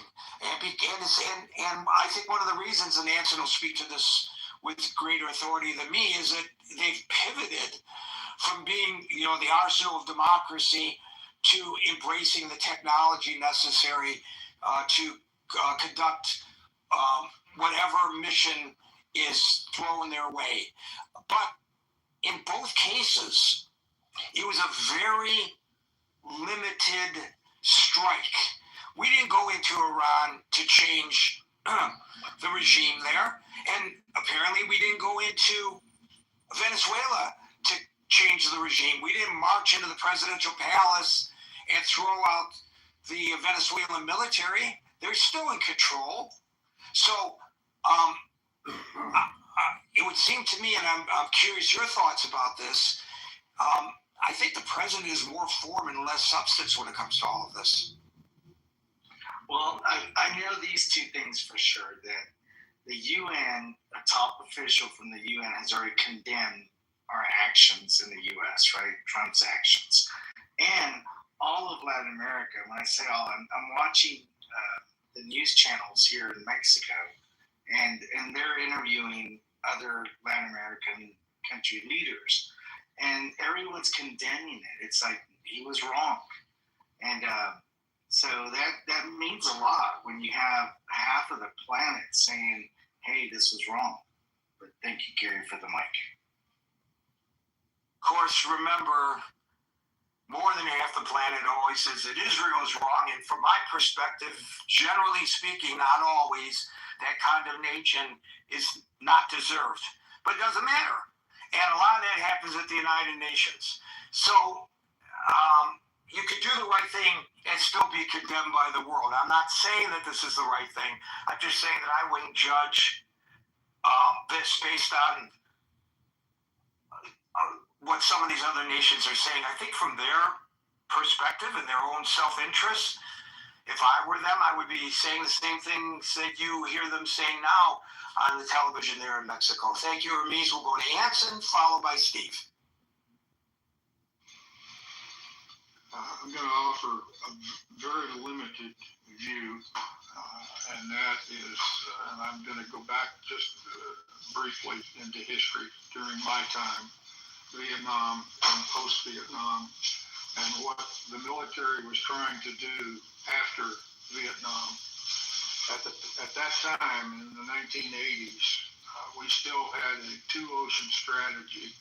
The national strategy was a two-ocean strategy where we would have the force structure to conduct two major wars, one in the Atlantic and one in the Pacific, and one limited war. That was the national strategy that drove military procurement, training, and so forth during the time, up until the time I left the Pentagon in 1980. During that time, the argument started to become, no, that's beyond what we can do. which I totally agree with. And discussions of what became a lily pad defense, and that was a term that was used in the 1980s and 1990s. And that was we would have the force structure, training, and operational ability to conduct multiple limited wars in various much smaller locations. And what we are seeing now, some 40 years after those initial discussions about limited wars, is a military that has the force structure now to certainly conduct that kind of military operation. And that is a tremendous advantage on the part of the United States, that we have the military capability to do that. Now, more recently, after 9/11, culminating, and that was after my time in the military, but during that 25 years, culminating in what was the absolute disgraceful military process of a retreat under fire from Afghanistan, I was very, very concerned about our military's ability to fight anything. And I still have some of those concerns, but the ability to conduct a raid against bin Laden under Obama, and now post-Afghanistan, the ability to conduct the strikes in Iran and in Venezuela demonstrate a military that is untouchable in the ability to do those types of operations. Can we defend against such operations against our interests around the world? That's yet to be determined, but I suspect we still have that capability too. So I have deep applause for the professionalism of the United States military, particularly post-disgraceful lack of competence during the Afghan withdrawal. And I offer the point that that is a huge advantage for the United States, that we have that capability. How we use it, when we use it, should we use it, I leave those arguments to those that want to engage. And as far as what's going to happen next, Scott's got it right on. There's nobody in this room, there's nobody in the world that has an accurate understanding and a clear path forward of what's going to happen next. It's going to be chaotic, and who knows what's going to happen. And I certainly wouldn't hazard a guess as to what that might entail. Thank you. Thank you, Hanson. That puts it in a lot of perspective. Appreciate that. Steve, followed by Barbie. What happens next? That's the question. First of all, I interrupt you to ask you, how are you feeling? Because I know you were down with the COVID. Yeah, I'm still very weak, and I've got some other issues I won't get into that might even be a little more serious than the COVID, but we're fighting through them, Gary. Well, as you know, we're all with you there, Steve. I appreciate it. I really do. Barbie, I appreciate the discussions we've had. And Anson, it's really great seeing you back. I think Anson's kind of right. I think we're in this kind of netherland as to where it goes. The interaction between Rubio and the vice president that's just taken power, how much pressure is being applied. Now, one caveat, though, Gary, I'll throw into the conversation. When Bush went into Panama, he did not consult Congress. He didn't consult them about going in there. Right. There are a lot of similarities, but there are some differences, but you're correct on that point. Yeah, so, the Congress throwing a bit about not being consulted, and by the nature of the operation, I think, secrecy is paramount to operational security there. So I I don't think that type of thing, you know, if you're talking about a full-scale invasion, I think that's different. You know, people can see the tanks lining up and the aircraft landing operational bases. So it's pretty well known by your opposition you're getting ready to do something. But an operation of the type that we executed in Venezuela, and you know those guys there that went in and done that. My God, it's been so many years ago. I used to know a guy that was part of that unit that retired, and you know, these guys, the Delta Force over there. Let me tell you, these guys are the real deal. They're the real deal. They're about as hardcore as they come, and things they pull off. And there's things that I've found out about that never ever come to the news from Delta Force operators that I've known through the years. So, you know, this is a very, very capable unit.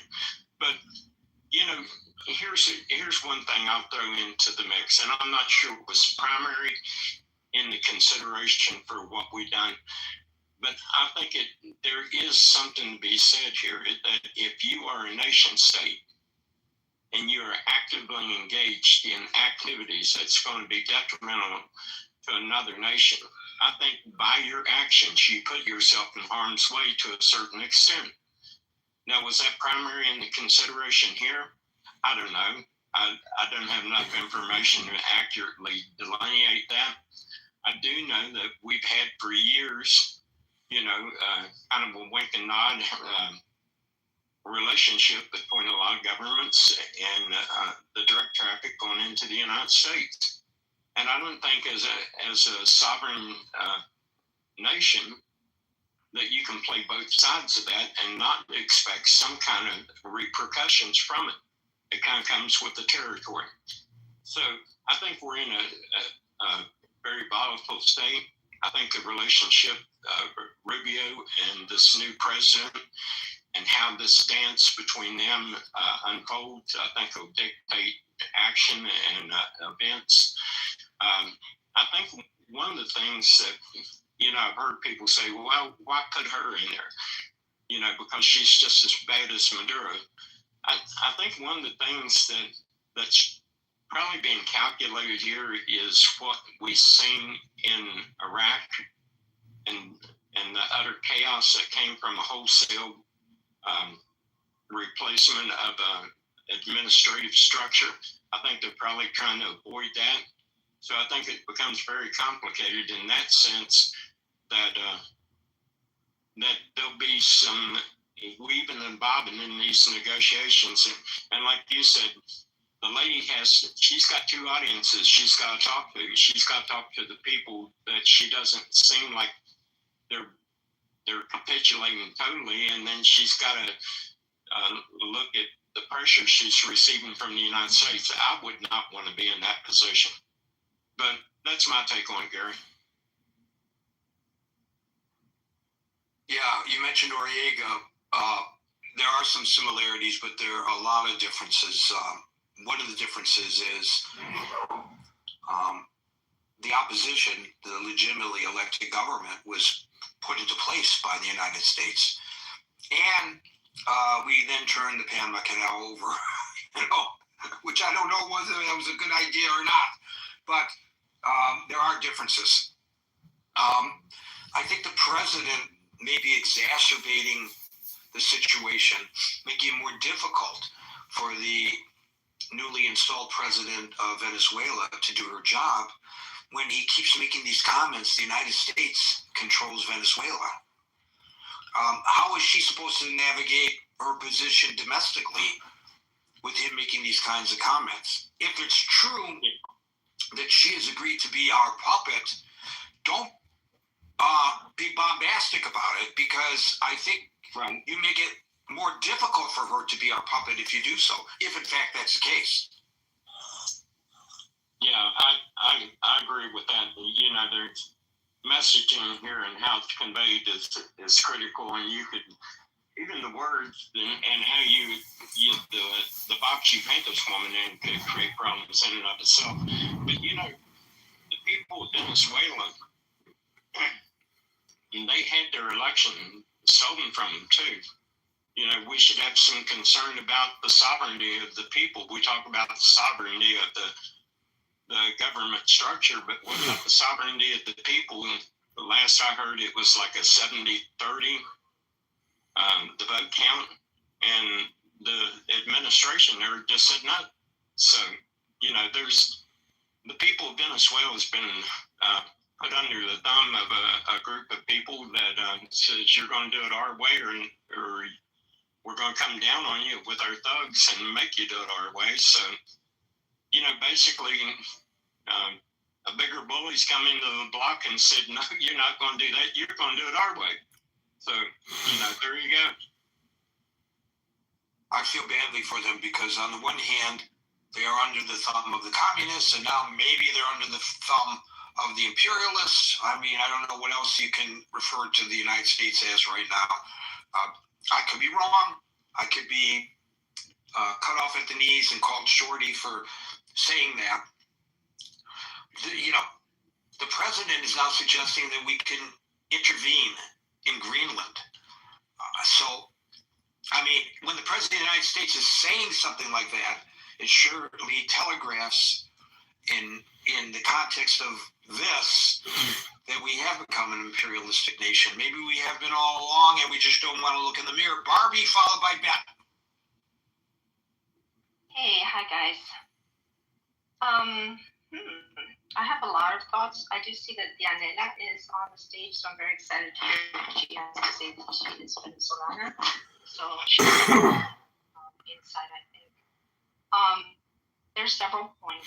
One is that one of the points that I've seen a lot in all the Spanish social media and my friends from Latin America, etc., that is the fact and the comment that you don't see Venezuelans inside of Venezuela celebrating. Not that they're not relieved; they're very relieved. They're so happy to have this guy gone, but they cannot celebrate because the regime hasn't changed, because of the fact that it is business as usual. And I think that it feels pretty clear, and I shared this in the chat yesterday in an article, that the fact that this went so smoothly, I mean, I'm sure the military, they did an exceptional job, etc., but I'm guessing this had a lot more to do with the CIA and with the intelligence, just telling these, telling Dempsey and whoever, hey, making them an offer they could not refuse. And therefore, it couldn't have been very hard to find him in bed in his house. It's not like he was in a bunker. And I'm pretty sure that somebody was told to stand down. And I mean, my concern obviously. Bitch is sure about a lot of shit. Barbie, you're not sure about nothing, bitch. Anecdotal evidence. I'm sure. Little old ladies I'm sure people are sure about what they think they know. Because of the attacks. So, the truth is that, and I'll give Trump credit for ever, actually really pretending that he really cared about people. He's pretty upfront about the greed that's involved in all of this, and but the fact that he made the comment about Maria Corina Machado, saying that she didn't have the support of the people. But then Delcy and Maduro, he clearly didn't have the support of the people. Otherwise, why would it be necessary to violently extract him? So what's really sad is to see him lie this way. Steve, you had it right. It was around 69 to 31%, I think, the vote.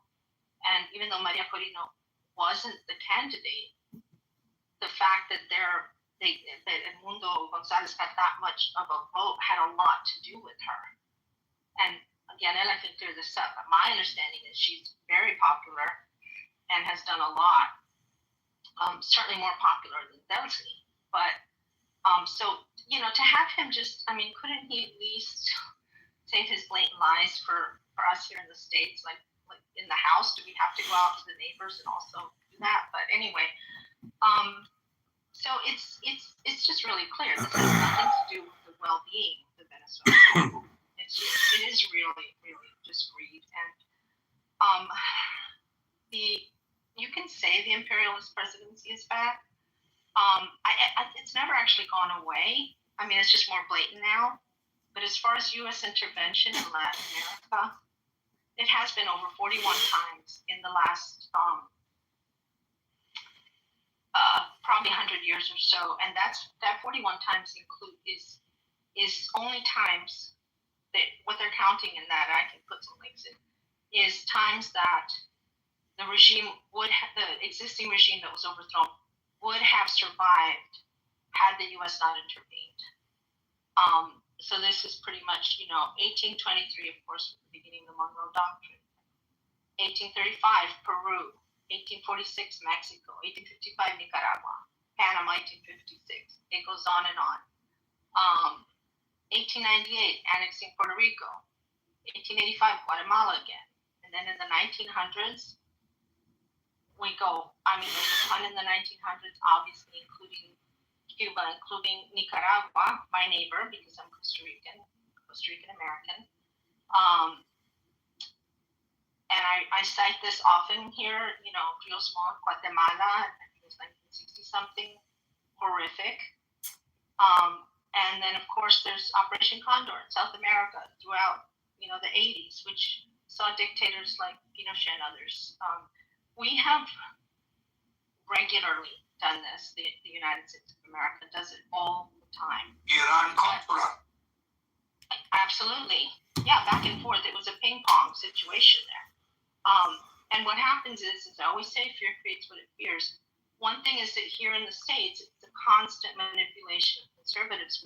Oh no, the communists, the socialists, they're evil, they're terrible. We have to do everything possible. But it's, ultimately that's the excuse for going into all these countries and then being extremely repressive, supporting dictatorships, and extracting whatever, riches we can from that nation. I get it that the United States has to survive. I do understand the sort of chess playing, but there was a time when, to quote Reagan, it was a city, a shining city on a hill. There's no one, I don't think anywhere in the world anymore, that thinks the U.S. is a moral leader. It's just not there anymore. And I think that with, in Latin America, one thing is, we most countries are not excited, don't want communists in charge. But we have actually, I won't say robust, but we do have in a lot of these countries, we actually have communist parties. And they run in elections and they just keep losing. And et cetera. So it's not this fearful beast that, oh my God, is at our gates and is going to devour us as a nation. It's like, right. I can't remember the name of the party. I'm sure if Hermes was on the stage, or maybe Barbie, but my ex-wife's aunt, her tia in Mexico, she was the mayor, and she ran on this party, and I didn't understand. I didn't know the geopolitical of Mexico, but I was down there visiting, and it's basically the Communist Party. It's not the Communist Party with the capital C, but it was for sure a socialistic party, and on one of the walls in the house, was a frame picture of Che Guevara, so, but she was the mainstream, repeatedly elected mayor of her town. Hey, can I say something real quick? Can I intrude real quick? No, you have to wait your turn, unfortunately, so go ahead, Barbie. No, yeah, so basically what I'm saying is it's, the hyping is, look, communists, I remember the Iron Curtain. I remember those things. I remember, the what happened and with the persecution of the Christians and it was horrific. Absolutely, I have no illusions about communism. It was horrific, particularly in general, all kinds of things, right? However, what I'm saying is that sometimes if you take the lid off a thing, and you look it in the eyes, you can understand it, you can deal with it, you know. And so I think that this, you know, we in, you know, also in America, we're a little more used to things like, you know, socialized medicine. Lots of people have socialized medicine. Daddy, I know you have a rule about not speaking before you return, but I have to go. I have a room to open. So I don't know if you will make an exception. Yeah, after Barbie, we'll go to you, Dianella. Yeah, go. Are you done, Barbie? Wait, what? I'm making an exception because she has a degree of specialty on the topic in hand 9. Barbie, are you done? I think Barbie's done. Go ahead, Dianella. Yeah, I'm sorry. I apologize. I'm jumping the line, but I have to open a room in 4 minutes. Right, I understand that, and if you had told me ahead of time, I would have moved you up initially. But go ahead. Well, I just wanted to say what's going on today in Venezuela. They opened the new assembly. They started today, and they see again told a very aggressive discourse about defending the country and all of that. But the colectivos of the paramilitaries are on the street, terrorizing Venezuelans. The authorities have arrested 14 journalists. So everybody is afraid and very concerned about what is going to happen. The situation is actually worse today than it was before they took out Maduro. Obviously, apparently, that's what everything indicates. Delcy Rodriguez cooperated with the U.S. government to take out Maduro. But this is also a very dangerous situations because one of the things that kept them together was nobody was breaking the files. They were all in it together. Now that one of them gave away Maduro, they can start fighting with each other. One runs the military, the other runs the paramilitary. So the dates ahead for Venezuelans are very scary. I just wanted to say that and apologize again for everybody. Yeah, so basically, you know, he was a bastard, but he was our bastard. We knew where we stood. Now there's probably a degree of uncertainty that makes life there in Venezuela difficult. Is that a fair encapsulation of the situation, Dianella? Yes, and also, you know, when we hear Trump and Marco Rubio, Trump said that Maria Corina Machado is not the legitimate leader of Venezuela, and she doesn't have the capability. So after all those years of this lady basically giving it all to Trump, he just threw her under, he took away the rock under her feet. And when people ask Marco Rubio, there will be elections soon, he laughed, he couldn't answer. Elections. So this is not about democracy again. This is about their own interest and the oil and all the crazy things that Trump is actually planning for Venezuela. Thank you.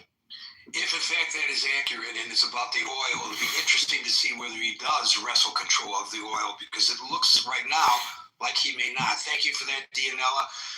We are now at 5:58 Eastern time, so we will no longer be inviting folks on the stage. But at the top of the hour, we're going into extra time to allow everyone who's already on stage and in queue an opportunity to speak. So we'll now go to Ben, followed by David. Yo, what are you talking about? I was next. No, I call people in the order in which I see them on the stage, which may not coincide with the order in which you see yourself. Ben, followed by David. Hi, Gary. It just amazes me how people get upset with the moderator for moderating. But, you know, occasionally he must make a decision. And like the President of the United States, when the Supreme Court makes a ruling that he disagrees with, he begrudgingly has to follow that decision. So please don't get argumentative with the moderator for trying to moderate. Ben. Well, I was going to offer Diana my spot and speak in her place. But anyway, since it's your room, you do it as you see fit. I think heard a few speakers prior to my turn.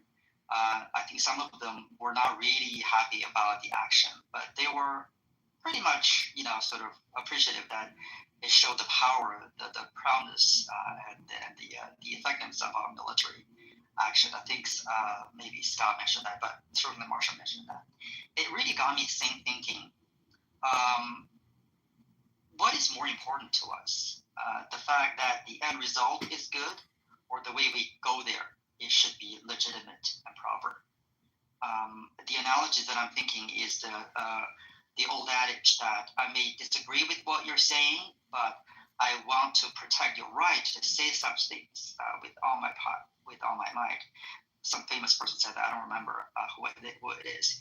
It was used to demonstrate the importance of freedom of speech.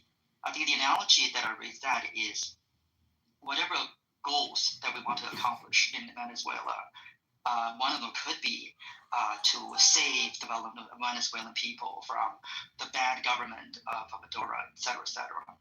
The fact that we literally just went into the country and took out, basically kidnapped the leader or escorted the leader, whatever the nice terms you want to use,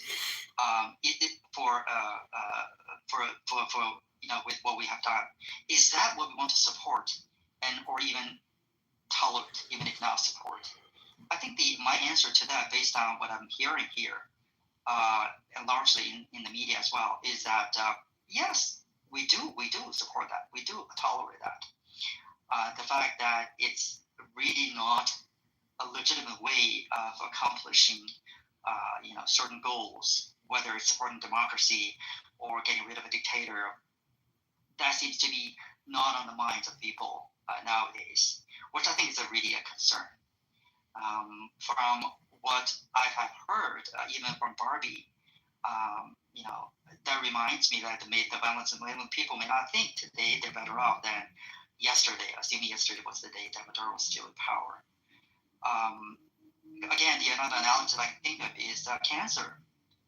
Sometimes cancer treatment, such as chemo, could be even worse than the cancer itself.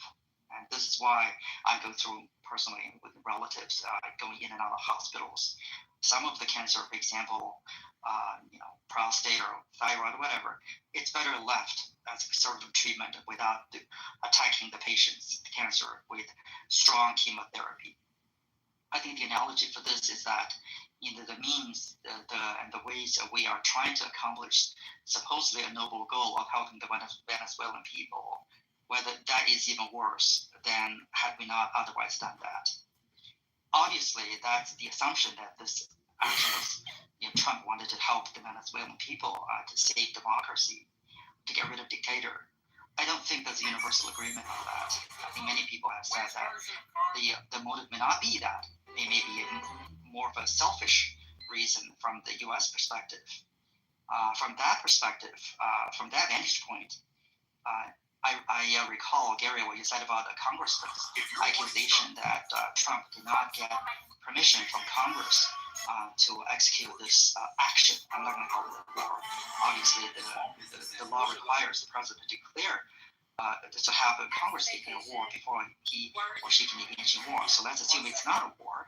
But even this military action, they were surprised that perhaps Trump had consulted the oil executives before consulting congressional individuals. Well, I would say if the congressman thinks that way, then that congressman did not really understand or appreciate fully how Trump runs the government.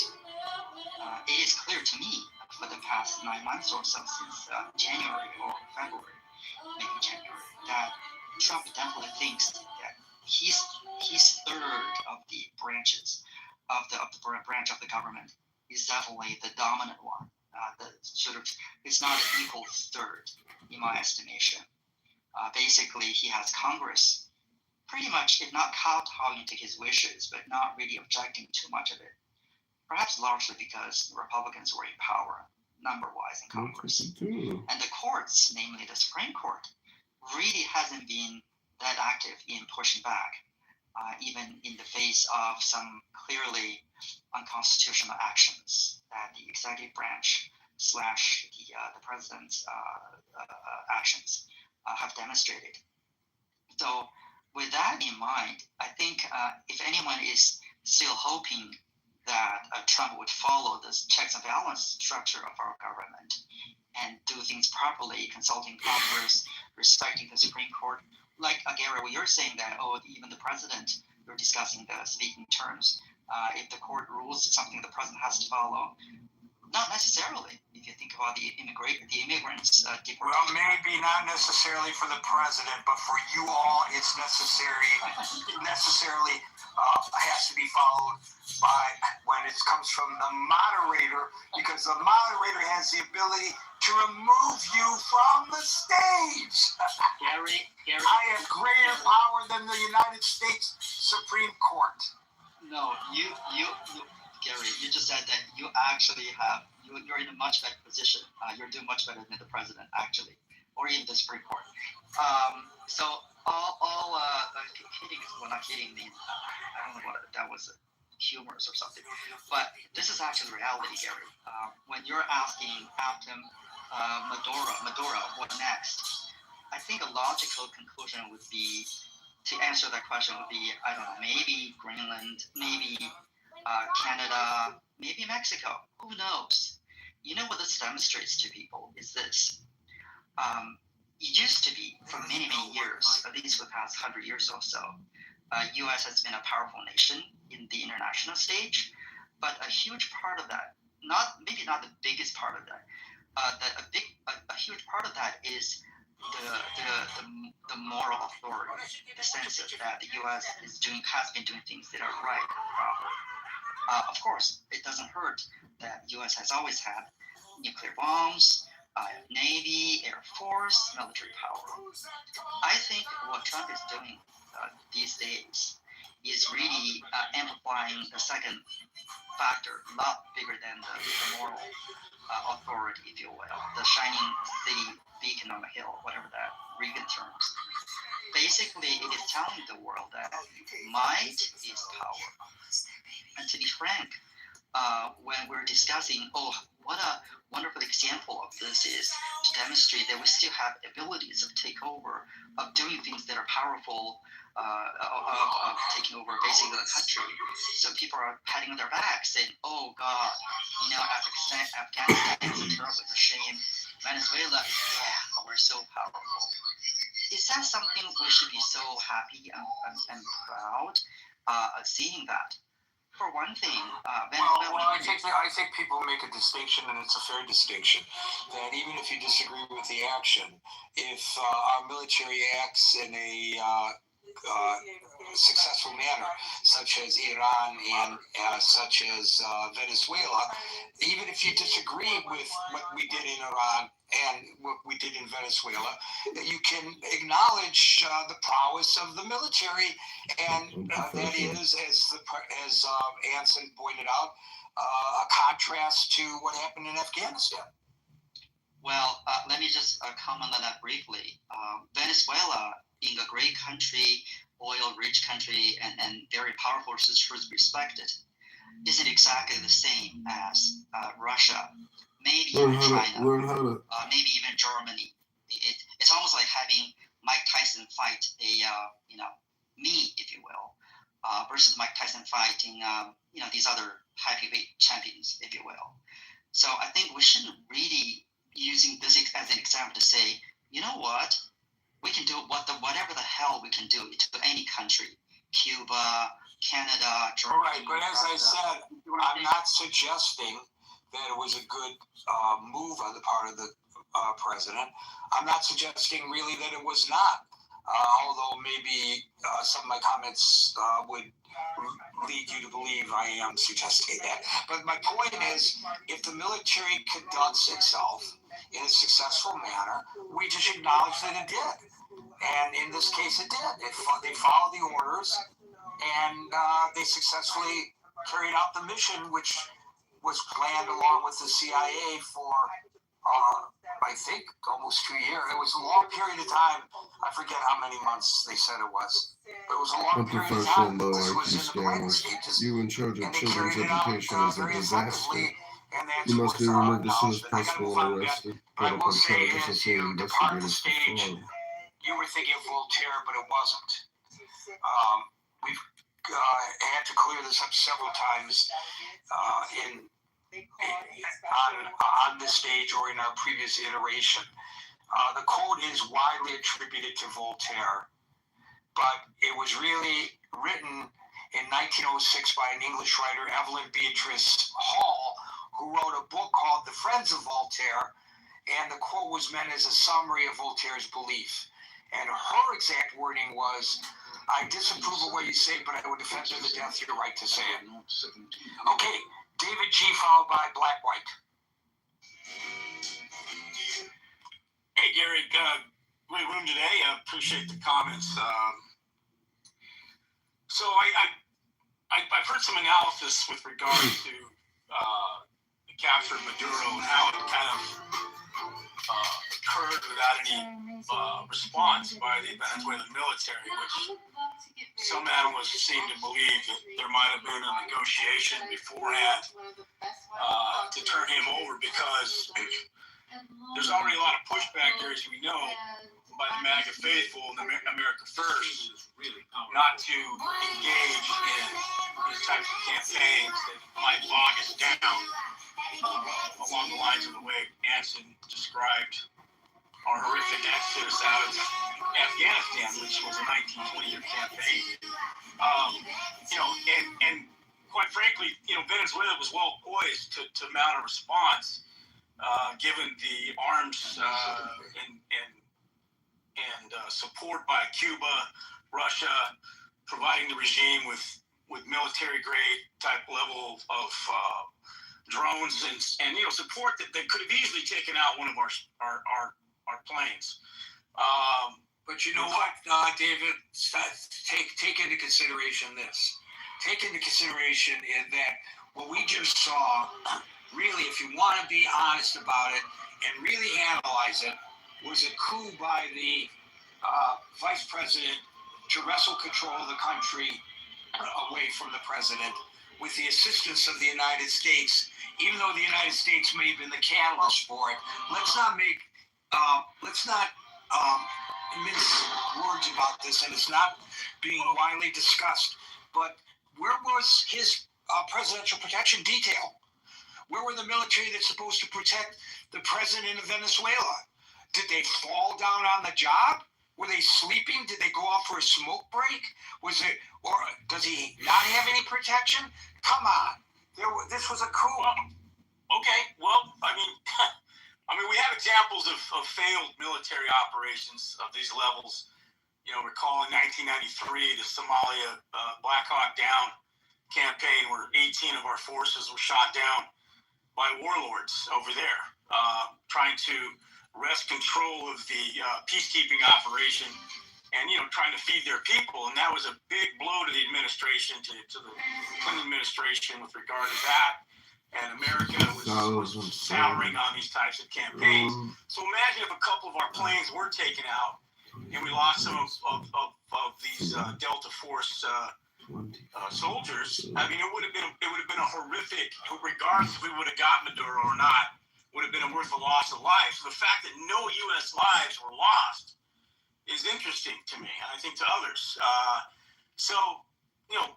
I'm glad we got it without anybody dying, but what's next? I mean, that's the operative question.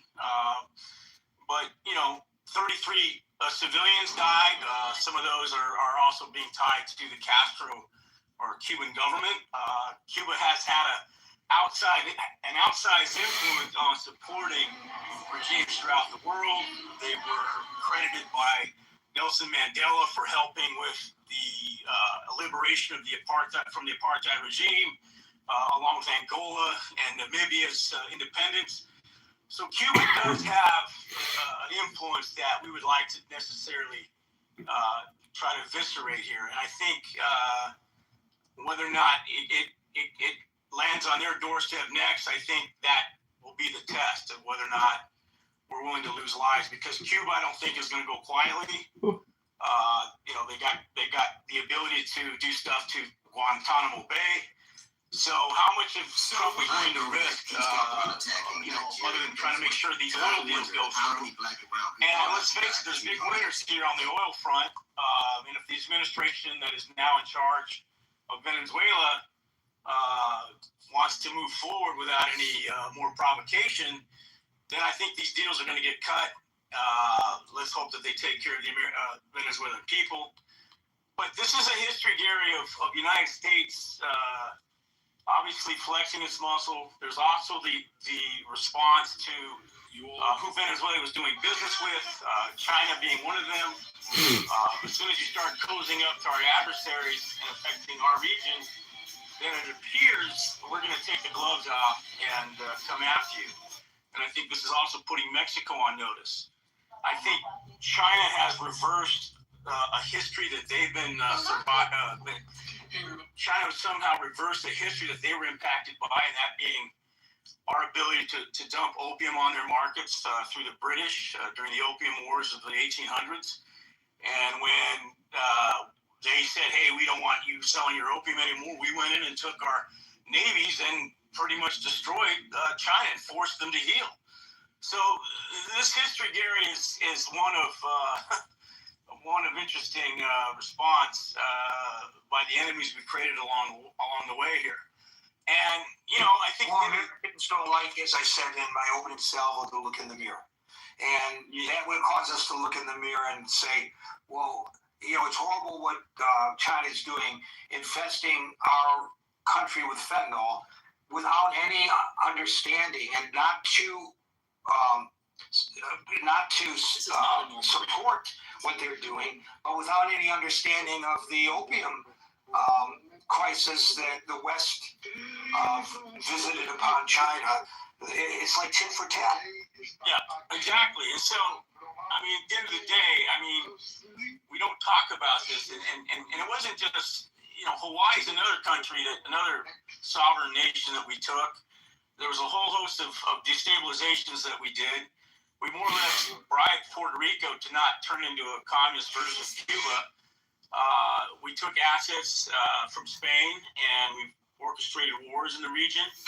So, I think ultimately, Gary, you got to ask yourself, at the end of the day, the highfalutin, discussions of democracy and nation building and all of that, it really just comes down to Trump is a perfect example of doing business in the Middle East with oil dictators who are, you might say, are benevolent dictators, but nonetheless, they're not democratic. We never forced Saudi Arabia to be democratic after Roosevelt met with the king and cut that oil deal there. We allowed them to be run as a theocracy. So, what are we talking about here in terms of what we're going for here? I will say this. That at the end of the day, there are people hurt on both sides of the fence. We do have a refugee crisis because of the failed attempts at these economic experiments. Cuba being one of them, Venezuela the other. So we don't care that these countries take care of their people until such time as they decide, hey, well, we're tired of the West dictating our economic policies, and so we're going to go it alone and try to distribute the wealth the way we see fit. And then that runs into the face of the shareholders and the corporations and the oil companies who have billions of dollars on the line. So I heard it argued we like to do business with the 5%, not necessarily the 95%. And we don't care if the 95% get taken care of, as long as the 5% give us what we want and they get what they want. It's business as usual. So I think we got to awaken ourselves to those realities as to why these regimes exist in the first place. Why haven't they been able to build a democratic snoring fix that most men over 40 don't know. This is what your throat looks like when you're... So, anyway, those are my comments. Let's get a peaceful resolution. Let's hope other nations aren't impacted. And let's hope no future wars are going to be ongoing to the extent we've had them in the past. So when you alluded to the possibility of the United States invading Cuba, you didn't use those exact words, but you alluded to it. It made me think maybe if that happens, we will have a greater understanding how somebody who was so demeaned by getting the label Little Marco Now he is the Secretary of State for that same president who put him down so horribly during the campaign. The president says, well, because horrible things are said during campaign, tough things are said during campaigns. Campaigns are tough. So that's the president's explanation. But if in fact he sees this as a way to influence from his position as Secretary of State our national agenda toward Cuba in a more hawkish manner, then we'll have a greater understanding of why he is no longer in the Senate and is now the Secretary of State of the United States. That's just a theory that I have. Black, white, followed by Dave Lintz. Hey, Gary. Just 3 points. One is the news cycle and the focus and concentration of the news cycle and how even you do it yourself every day, have a new topic which distracts us from what I would consider priorities. Second, if there's 30 million Venezuelans and they got 20 trillion in oil, that's 670,000 per Venezuelan. That's supposedly if it goes to the people. And secondly, this type of military adventurism is, to me, nobody died, but the point is, over 25 years, we spent 25 trillion on our war machine, 60,000 casualties, 10,000 dead. I'd say that's a pretty big price for America to pay, Gary. When you say nobody died, you said no Americans died, right? Is your point? Exactly, Gary. Black, white. When you said nobody died, I presume you are referring to Americans. No Americans died. Is that what you meant? 100%. Okay. By the way, I'm going to pick one topic a day, and it's going to be my choice on what that topic each day is. But here's the great thing about Clubhouse. You can open up your room in which you discuss what you believe is the more important topic each day if you don't like the one that I happen to choose. And yeah, I like your topics, Gary. I appreciate your topics. I'm just saying that psychologically we can pick and choose priorities, but they're not priorities. So, dog wagging tail, fake news, hypnosis, propaganda. And I'm just saying I appreciate you, Gary, and I pray for you. I hope everybody here has a great new year. God bless you all. L'chaim and Mazel Tov. Oh, boy. I wonder who that really is. But I will say this much. I'm on a photography forum. As many of you know, I'm a photographer. And on one of them, the guy wrote, are there any other black and white photographers here? Meaning that he's not a color photographer. He's a monochrome photographer. And my response was, well, what about Latin and Asian photographers? Dave Lintz, followed by Chris. Did you get that one, Dave? Did you get that joke? Well, I don't think. I think that fell absolutely flat here, but it got a lot of hilarity in the forum. They got it. They got what I meant, Dave. Anyways, no, Gary. I spend enough time with Jews. I always complain. I don't laugh at their jokes. They always say you are not Jewish, so it's normal for non-Jews not to laugh at Jewish jokes. What?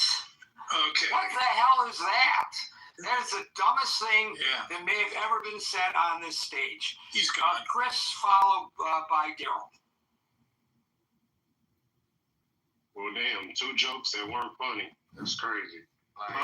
That's cool. I'll make this quick. When I hear, let's get to the topic. I'm so hurt. I'm so hurt. My joke wasn't funny, he says. Oh, my goodness. Right. Maduro captured. What's next? I didn't really come on the stage to talk about the actual topic, which obviously nobody knows what's next, probably not even our administration, to the level of giving some type of insight to the American people that would benefit the American people. So they're probably just going to keep us in the woods as they've done so many times. So it was definitely I don't think it was ever with somebody. It had a tick. I saw a tick by its eye, and I'm like, how the fuck am I going to get this off of this cat? Familiar with how women looked at and near my age, particularly to my junior. It's her filler. It's That's what I'm saying. It's the fucking filler. It's the fucking Olivia. It's like it gives an artificial look that I associate with older women. Is there a Mr. Hama? Of course. Of course. He's 41, of course. Had kids, 2 kids. I mean, she's stunning though. She's beautiful. She's like, always not yeah, maybe I like wow. her. Yeah. They immigrated in the 1980s. She's always pissed. Whenever she's giving Yakov watch one of her speeches, like YouTube one, she's always pissed. She's that Wait a minute, is her current husband Jewish? I don't know. She's married to someone named Greg Rubin. She divorced Matthew Ayat. She worked at Marc Jacobs.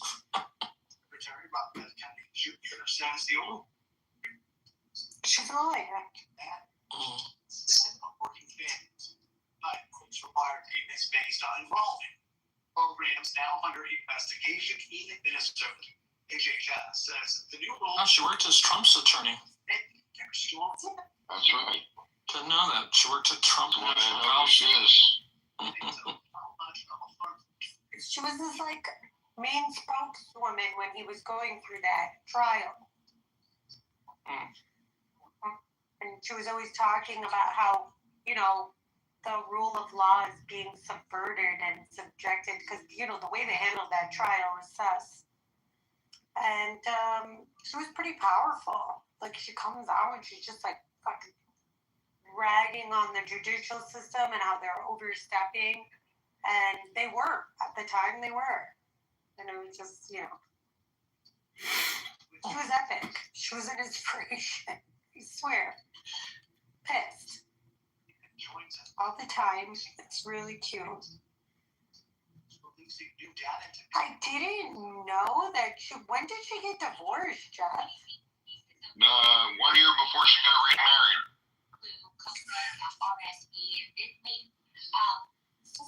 She got divorced in 2019 and remarried in 2020. Seems a little quick. Ruben? Yeah, Ruben. Oh no, here it's spelled REUBENT. Stating there have been 11 billion cases of No, that's not where it's how it's spelled anywhere else. No, this is on Wikipedia. I see. So this Jewish guy stole her away from her husband. Right, I think maybe he bought her from her husband. Oh, it's just strange. They have it spelled one place with an X with a T and one place without the T. So yeah, it must be Ruben. I think it's a What do typo. you mean by that? She fell in love with him, obviously. I don't know. She had an affair. Those Chaldeans. You mean those Jews who steal away the Chaldean girls from their fucking husband? What are you doing? She's a married She woman. was part of the Catholic Church. She was part of the Catholic Leave Church. her alone. Why couldn't he leave her alone? Yeah. I don't know what you're. I think you're seeing this backwards, Pearl. No, you're seeing it backwards. You're assuming she pursued him, which is obviously. Well, she shouldn't have said anything. She should have said, "I'm married to a nice guy. I'm married in the Catholic Church. I do not believe in divorce." The powers of these Jewish men, what they want a woman. You don't know. Oh, you do? You have no idea what they'll do. Never been on the other end. You have? What they'll do. You have? Crazy about women. Crazy. Crazy. They want a woman, that's it. You cannot stop them. You're speaking from You also experience? don't understand how easy it is to pull a married Chaldean because the husbands are jerks. How dare you? It's so easy, Pearl. And I have confirmed he is Jewish. Where you looked him up in the central database? I didn't know about this shit. Where did you look him up? I got a central database.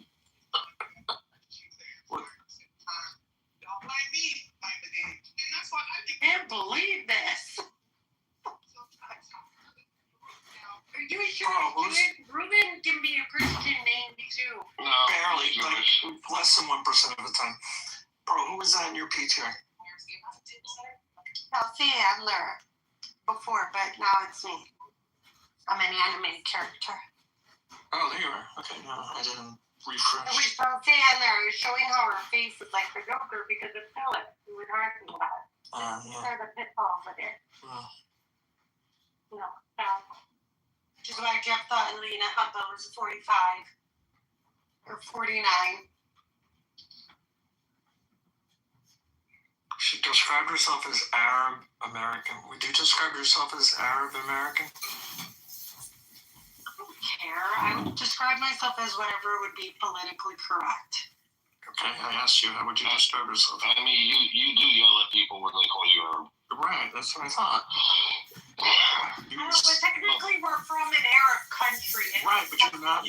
But they oppressed you, right? Don't you always like to? I know, but the problem is they stole our culture, and now it's Arabic culture, but it was always ours. You understand?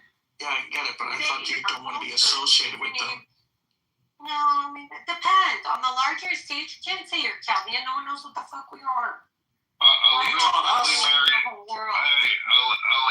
quickly married Greg Rubin almost immediately after her divorce. Many suspect that she started seeing Rubin during her separation to help Matthew and before the Okay, she was separated. Big deal. I mean, sure. She was separated. It's not like you're cheating.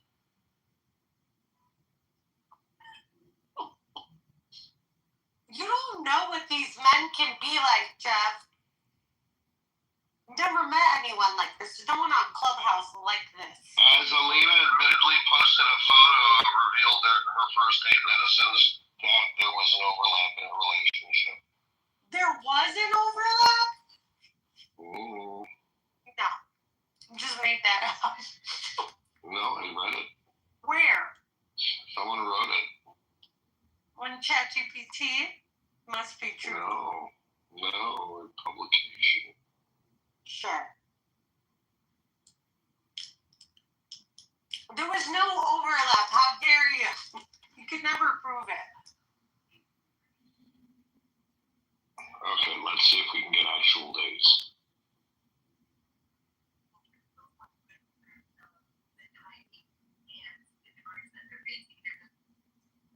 Oh. Yakov, why did you go down, weirdo? It's because you're intimidating.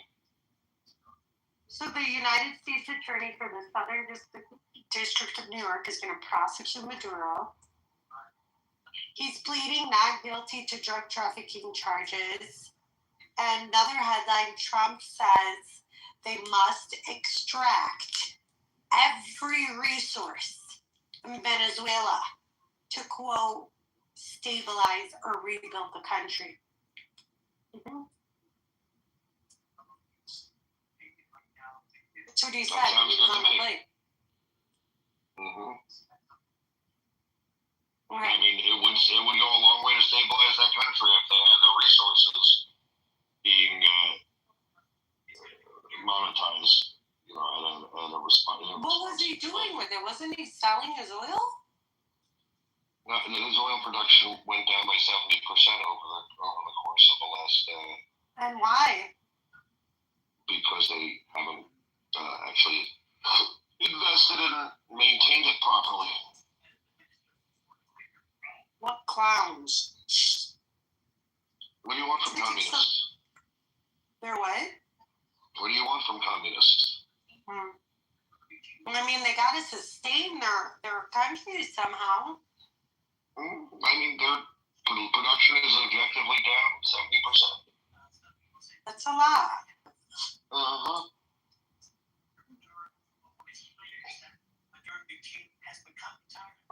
It's what, like, I actually looked at the remittances. Like, all they got to do is get the production back up to double, and that will actually increase the remittances. Right. Based on the formula that they used previously, which was 50-50. So the government will actually take more money if they partner with U.S. or British or whatever petroleum companies, and they're able to double the production. Better for the Venezuelans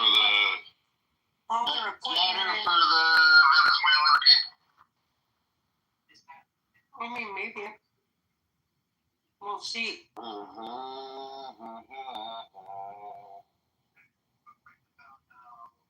believe one of yours married a Jew. Wow. I can't believe you're gonna not like this guy. You blindsided me. Blindsided. How do you think I feel? I was hoping she was single. Especially now that I know she's 41. No, she just married a Jewish millionaire. Billionaire? Millionaire. No, not millionaire. And what does he do? I'm not intimidated by that. He owns parking lots in New York.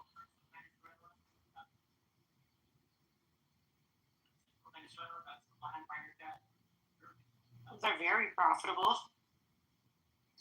Sure. We have a group of Chaldeans that do that here too. Yeah, but he's in New York City. I mean, you can't even compare. He also went to Harvard Business School. And he's Jewish, of course. They don't all go to Harvard Business School. That's like going to county college. No. Went to Harvard Business School on Clubhouse. Me. No.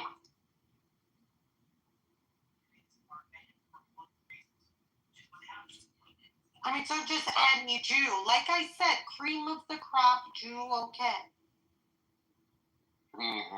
That's okay. Cream of the crop. I mean, if you're going to cheat on your husband, make sure he's a millionaire Jew. Who went to Harvard. Yeah. Yeah. Sure. I mean, why not? I mean, this transition happened in the middle of COVID, too. Oh, that's interesting. Right? She divorced him in 2019. Okay, that's fair. You know, COVID ruined a lot of marriages, by the way. No, but she was divorced in 2019. It was final in 2019. That's before she was locked up with her husband. But she somehow met this great guy while not going out in 2020 and married him in 2020. When no one Something was fishy. Something fishy. How dare you? No. No, she probably knew him and whatever. Why couldn't you just leave her alone? You could have just left her alone, okay?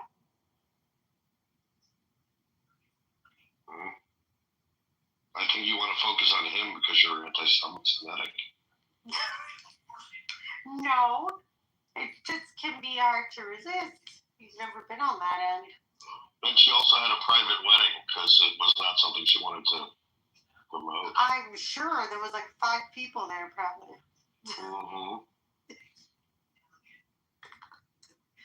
I love that for her. No, why? I know some older ladies who married some Jewish guys. It happens. It's usually the Chaldean woman marrying the Jewish guy, though. It's not usually like a Chaldean guy marrying a Jewish girl. That is interesting. Yeah, never. Almost never. I've never even seen it or heard of it. But Chaldean women do sometimes. Rarely still. Very rarely. I mean, she's not around us. She's like, she's over there in Washington and she grew up somewhere else. Like, she didn't grow up around New Jersey. People. Yeah, she grew up in New Jersey. So, like, she's more like a Jersey girl than anything else. You see the way she talks? She talks like a Jersey girl, too. Okay, now I can find this. That's why you think she's hot. She's from your city, dude. Well, where is she grew up? I didn't even look. I don't know, but she's a New Jerseyan. Like, she's one of yous. You know, I had that with one of the bartenders at the club. Club? Yeah, I just always found her to be very charming. Yeah. And I was talking to her on New Year's Eve, young black girl. And, it turns out, she's from New Jersey. And she also had no idea I was from New Jersey. You're just attracted to New Jersey girls. You can't explain it. Because, the interaction between me and, it's not a very heavy interaction, so I never realized. Maybe she grew up about 15 minutes away from where I grew up. New Jersey girls have, a bitchy edge to their voice sometimes. New Jersey. I mean, Alina Hutler does when she talks. She sounds like she wants to like cut you down with her words.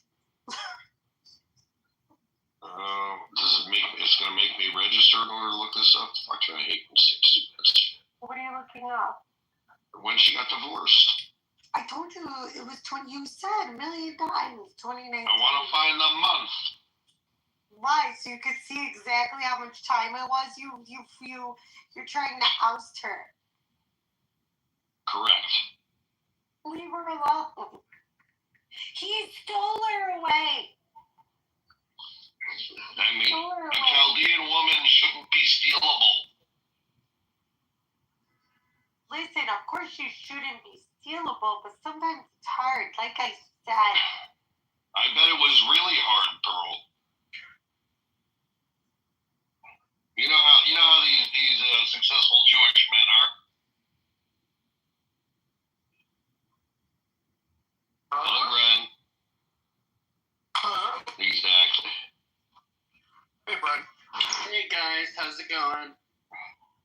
Good. We're just trying to figure out if one of my favorite Chaldean women is Damn the one. it. She was divorced December 2019. How? You found that pretty quickly. Damn you. And all the reports are that she immediately married the other guy. So probably, I think it was actually February 2020. You're joking. That is what I read. That she remarried in February 2020. September Now the question is, 2020. that's not what I read. No. The other question is, when did she file? The other question is, when did she file? No, it ended, and it was done December 2019. And that's when it was done. So I'm sure it was in the work, because it's in the works for a while before it ends. Yeah, that's why I said the question is, when did she file? I don't know what But anyway, she remarried incredibly fast. Not really. Oh, actually, Ben, you probably know exactly who we're talking about. I'm sure she was separated for at least a year. So it was like a year and 9 months later. I mean, we're making a lot of assumptions. I mean, Jeff. They divorced that day. You know how long it takes to get divorced? Pain in the ass. Yes, I've been divorced. Have you? Yeah, it's a pain in the ass. I'm from New Jersey. Are you? Okay, how long were you separated before you got divorced and finalized it? My entire process took a little under a year. Okay, so a little under a year. Exactly. So you get a year and 9 months. It's reasonable. I mean, it's made up, but if you want to believe that fairy tale, that's fine. What do you mean it's made up? Like you're not married in September. You don't know when they separated. You don't know when she filed. Fucking that other person while she was still married, and probably before filing for separation. Like that timeline does not line up with you waited until you were separated to start dating. Months after her divorce. Especially considering she got remarried in the middle of the COVID lockdown, Brent. Yeah, that was intentional, so no one comes. Yeah, that does not line up with she met somebody or started a romantic relationship after her separation. Pearl, don't argue with the gay federal judge who probably personally knows her. Wait, do you know? That would be amazing. She's like my hero. She's always pissed. Do you know what I'm talking about, Bren? He knows. She's always mad, and I'm here for it. She's one of He's also smart enough not to say that he knows her, because then he can't talk about her anymore. Anyways, so.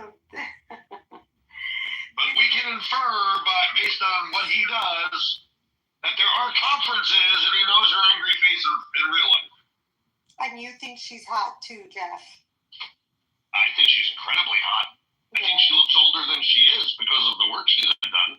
But I do think she's incredibly good looking. Men are just. Hey, Brad, if you had to go straight again, is she good looking enough for you? She's pretty. She's pretty. I'm sure she's prettier in real life. By the way, Pearl, if you were paying attention, we just tacitly got an acknowledgement he does know her. You see how I did that? I'm still manipulative. Not necessarily, but tacitly. Maybe. Maybe not. Well done. Well done. Well done. Oh. What's going on, Brad? What's keeping you busy? Who are you deporting today? I'm just walking, Oliver. I had an infusion and some doctor's appointments today, so Ollie and I are out walking, and it finally stopped fucking raining here, so, you know. Finally? Oh my god. Finally, we had 4 whole days of rain, Jeff. What is that bullshit? I hate that shit. That means we're gonna have a lot of fires, bro. No, well, bottom line, we're already gonna have a lot of fire. Like, the thing about Southern California is, regardless why the weather is how it is, the weather is how it is, and we have a fuck ton of fires every year now, and we're gonna continue to have a fuck ton of fires every year now.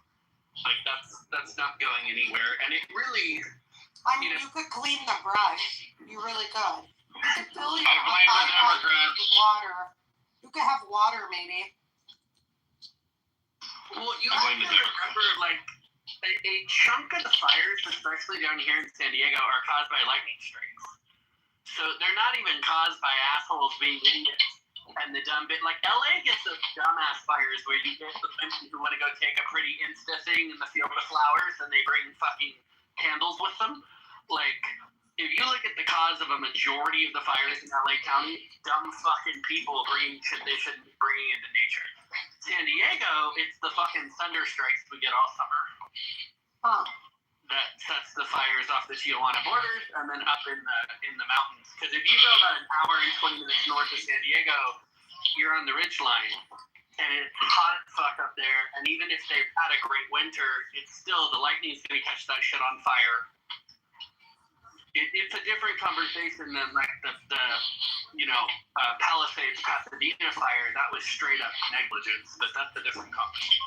Yeah, but the point is, all this water means a lot of vegetation that's then gonna dry out and be like kindle for fire. That's what's gonna happen. I think all things being even, you prefer more rain than less if you're avoiding fire. Well, and the thing in California is we need to just fucking roll back our environmental nonsense. We dump back most of the fucking rainwater and the snow melt long before it hits Southern California. That shit is dumped back into the ocean to protect stupid fucking fish.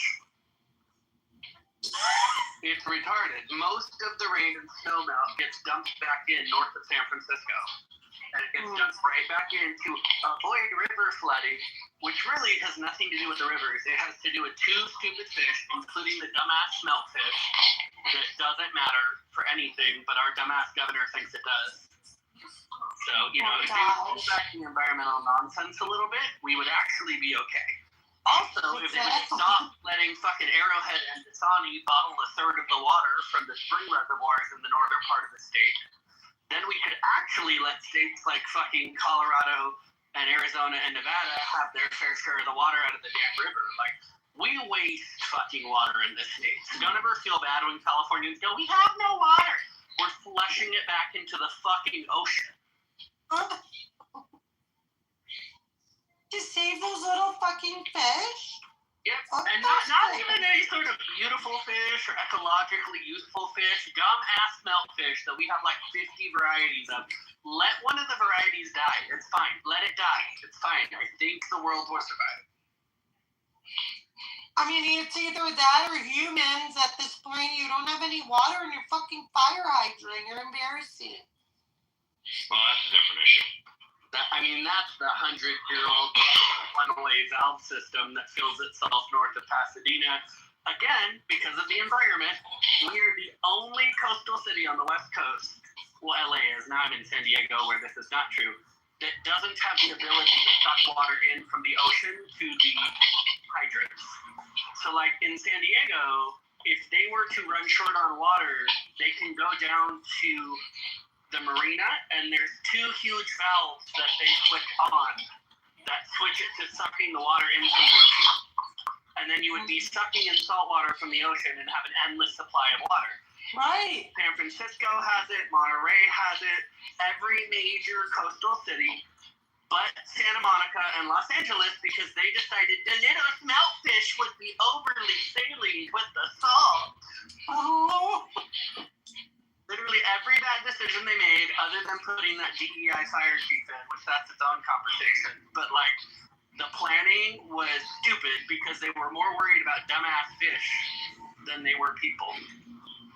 Which is why I moved my ass down to a red, at worst, purple county, where at least we have less nonsense. Because it's still California, but San Diego doesn't buy into most of the nonsense, so it's a little bit better. Enough with the nonsense.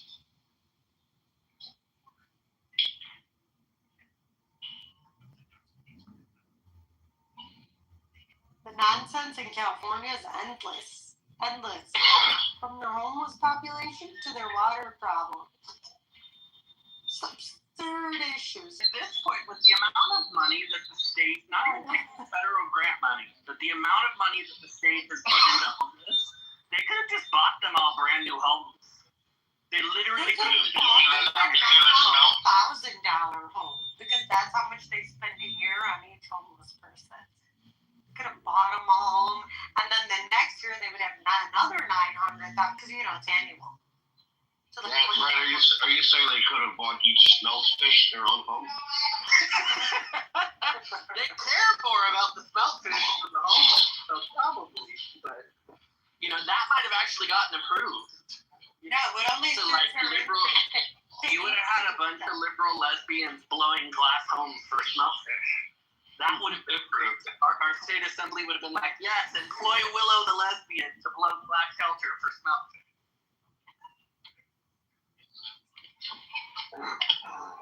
Love it. They love it. That's what I was going for. You're not going out today? Oh, it's so early. 7. Wow, I'm so tired. I'm stumbling around my apartment like it's 2 a.m. It's unbelievable. It's all the drugs you've been doing. No, been giving.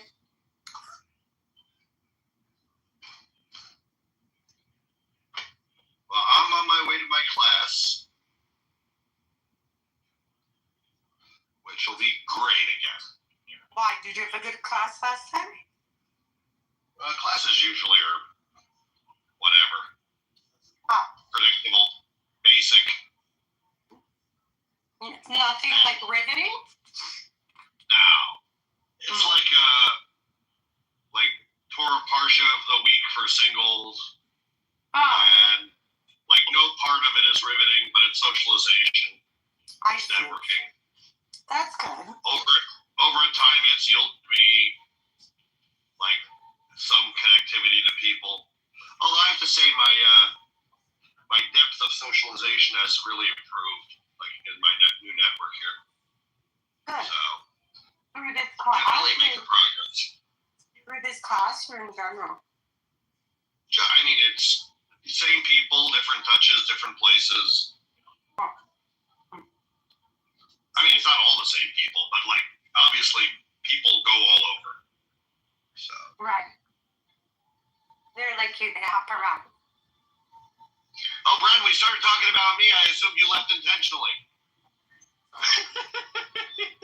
Well, I did leave intentionally, but only because I clicked out to check my messages, and then it got all muted, quiet volume, and I couldn't hear you. So I left to get the volume back to normal. No worries. Anyhow. So yeah, the Selena Alba is quite hot, I have to say. I'm a fan. Go try to find a girl at your class that looks like her. Good luck. Yeah, I live in South Florida. I think it's time to start stalking Shakira. She's single at least. She hasn't found her rich Jew yet, so it might be my time. Who do you want to stalk? Shakira.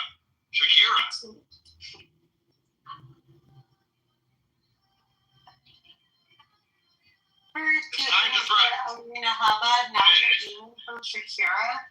It's time to throw a shingle on that Lebanese beauty.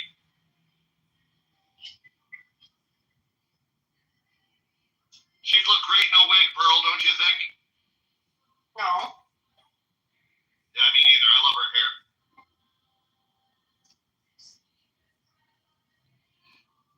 Her hair is epic. And her hips don't lie. I think her hips lie. What do you mean? I've been with a few Latinos and a few Muslims. I think her hips lie. What are you saying? She's fake? She's not fake. She seems very real, which is a good sign that she's fake. What do you mean? How about Haifa? Next thing you're going to tell me Haifa Wahbi is fake. I know I looked her up once. What's her name? Haifa what? Voted the most beautiful woman in the world by Forbes magazine. She doesn't do it for me. I know, because her filler. She was a woman of really? Yeah, by Forbes. She's considered Forbes is getting lazy though. Forbes No, but this was like back in 2008 or 9 or something. Oh, okay. Yeah. I will tell you this, at least the pictures I'm seeing, she actually looks, she like, and it's because she's 49. She looks great. She doesn't look older. She looks probably a little younger than her age, but she's my age. Like, it's an appropriate time for a woman maybe to have some of this work done. Yeah, but Selena Alba is just a little young for it, so it makes her look older. She looks Jewish too. Who? Haifa. He looks Jewish? Kind of, yeah. No, she doesn't. She looks Arab. What do you mean? I mean, how different do we really look, Pearl? Come on. Different. I mean, not all of you guys look different. It's true. Like the Iraqi Jews look Arab. Fuck. They're more Arab than me. True, but I mean, we've already discussed this, and this is because you aspire to be a white woman. That's because I am a white girl. There you go. Yeah. Not really. Okay. I would not confuse this woman. I would not initially think this woman was Jewish. I mean, unless now, on the other side of this is if I saw her at my class tonight, I would not assume she wasn't Jewish. Like, I would just assume she was like Syrian or Iraqi or Egyptian Jew. Why would you say she looks Jewish, Conti? Because of her, like, I don't know, something about her eyes and nose, black eyes. Oh, I know why. The surgeon who did her rhinoplasty is Jewish. Probably, yeah. Because that is definitely not her natural nose. No. He put his mark in there. The funny thing is, maybe she looks more Jewish if she had a real nose.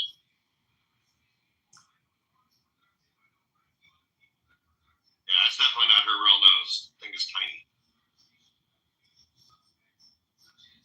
I think Alina Habba is absolutely gorgeous. What are you talking about? Don't never say never. Alina Habba is prettier than Haifa Wahbi? Oh yeah. Yeah. Oh yeah. Yeah, without a doubt. Without a doubt, but okay. Okay, we can even ignore the fact that Haifa's gotten a little zoftig. What do you mean soft? I mean a little chubby. She looks chubby to you by American standards. She's not chubby. Whatever. Even ignoring that, just like the face, the whole thing, like Alina Habba's hot. She's a hottie. Sorry. I know you have an aversion to say Chaldean women are beautiful, but she's a beautiful woman. Why would I have an aversion to them? One of them, of course, they're beautiful. What else would they be? Exactly. Yeah, but I mean, I think Bren, being a mostly homosexual, agreed with me wholeheartedly that she's hotter. So take that for what it. Habba is hotter. Habba. She's hot. Habba. Haifa's like, she gives me like try-hard vibes. Like if I saw her without makeup, I'd be like, you're a 6. No. Yeah, I've seen her without makeup. Her very, very green blue eyes. Very serious. I mean, most people are not putting makeup inside of their eyes. Why did you do it 18 And your pretty eyes don't necessarily save you from everything else. Like, people seem to think, I think it's because for women, y'all will ignore like a straight up 5 on a man if he has pretty eyes. Men acknowledge pretty eyes, but it does not negate everything else. I didn't understand one thing you just said. What? Say it again. I understood what you said. I speak gay. I can translate. Okay, PTR. Pretty eyes aren't enough to convince a man that she's hot. Don't let it go away.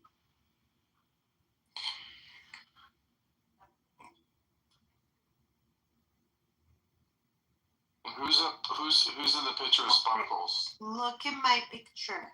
Prettier than this girl. This is Haifa. I mean, look, that's the best picture she ever took. This is what she usually looks like. Okay, so first of all, the way she did her eye makeup makes her look like a drag queen. Second of all, my point you're putting this picture up to respond to is she looks like a tryhard, and if I woke up next to her where she wasn't wearing makeup, she'd be a 6. Like, that's the vibe I get from her. Without makeup, she's not that cute. Alina Haba, without makeup, she's still beautiful. How do you know you've never seen her without makeup? Because I'm a man. I do this professionally, honey. I think there's one that looks more beautiful than this. Perla. I don't know if you know Halima Boland. I don't know who that is. I mean, this Halima Boland looks like Haifa. On the story. Like, the same.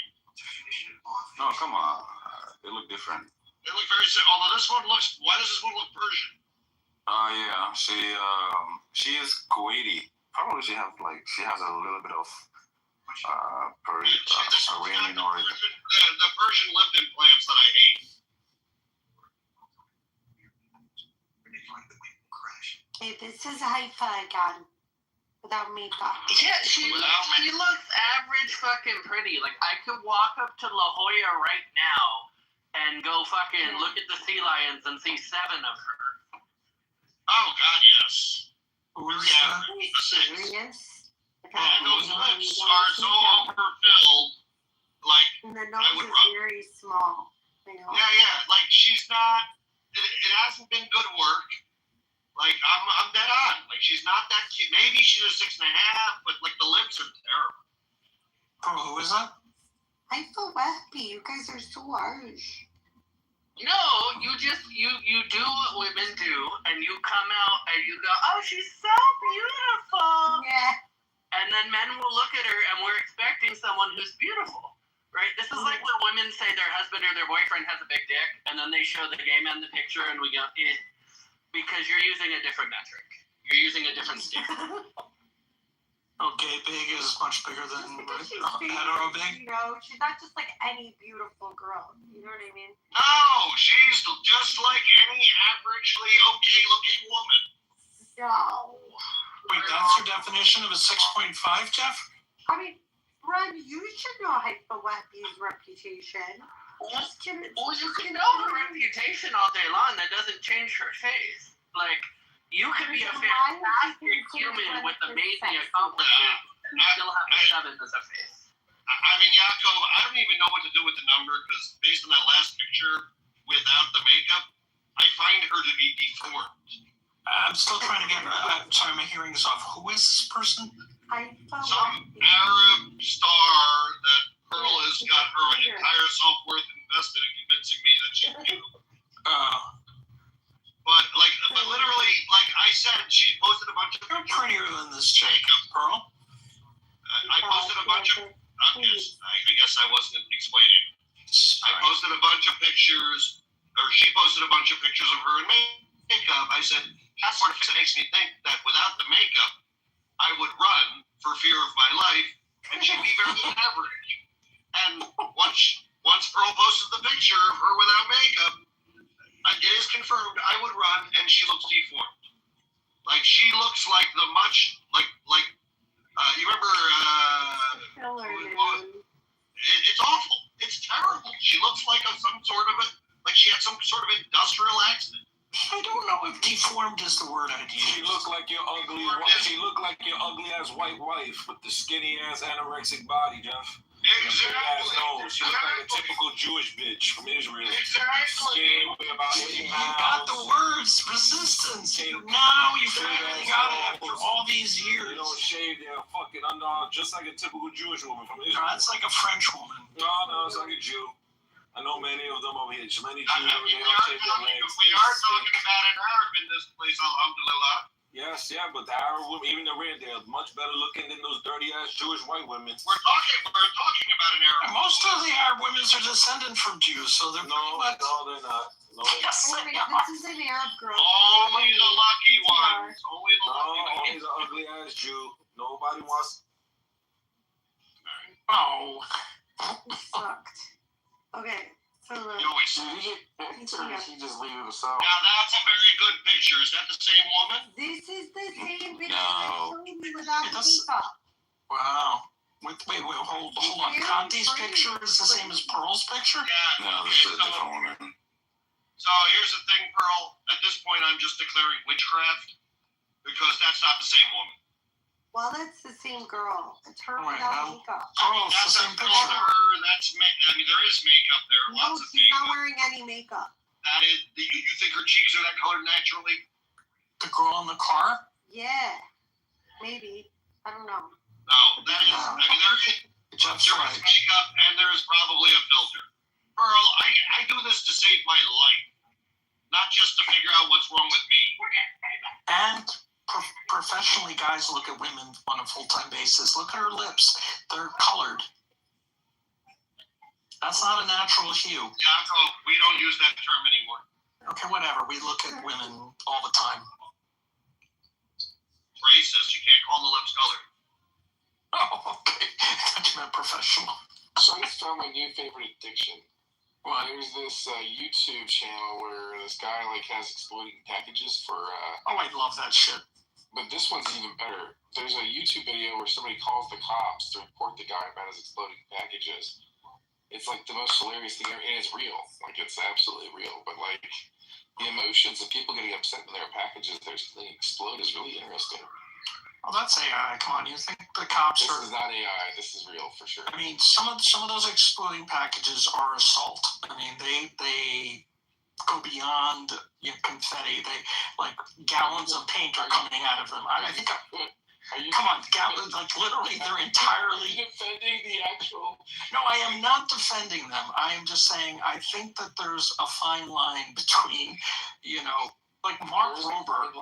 Mark Rober, the former NASA engineer who started this trend, who built confetti bombs that would just shoot confetti at. Now people bombs too. Don't forget about that. fart bomb. Yeah, and he does the squirrel maze and everything. He's a mechanical genius. But now these people, if you believe them, and I'm not sure I do, it looks like 2.5 gallons of paint explodes in their car, which is destroying property, and B all over them. Wait, hold on fast. You think there should be limits to this? Well, first of all, I don't think the cops would be like, "Well, you stole the packages, so therefore he can do whatever he wants." It just begs. It's anything wrong if you're literally going on somebody's property and taking something that's not yours. The ramification, what happens next, is really not on the person. It's not standard. There's no standard ground for packages. I didn't say standard ground. I just said at the end of the day, Well, you kind of implied that. Well, I mean, I'm not arguing. It's upsetting me. I'm surprised you so emphatically are against people doing this. No. I think it's AI. First of all, it's just this one is definitely not AI. The police officer asking these questions is not AI. Yeah, and the lady in Pearl's PTR is not wearing makeup either. Put the link in the chat if you don't mind. I want to see if we're talking about the same person. Is it the woman in pink? So my rule of thumb is that whatever picture looks the worst is usually the closest to the real thing. It's like Occam's razor for looking at women's pictures online. That's all. The most negative answer is the most truthful.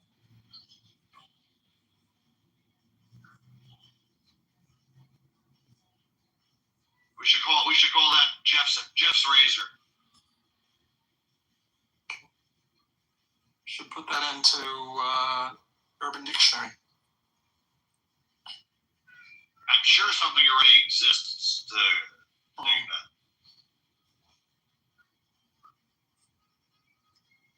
Okay, this is a particularly bad picture of her. Recently. She looks Latina in this picture.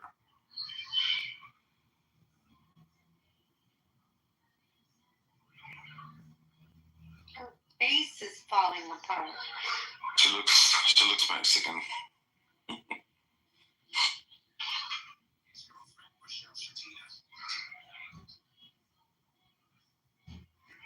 Might somehow be involved. She explains that.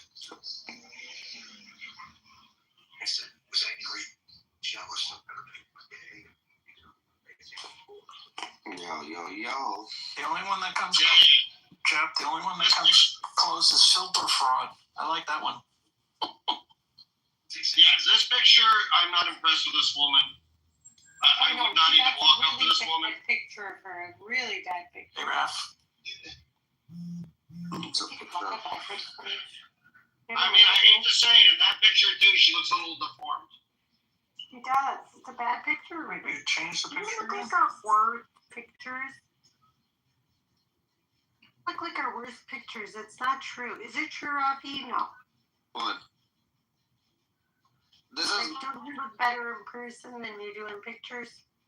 I look better in person than in pictures. I'm not photogenic. Mm-hmm.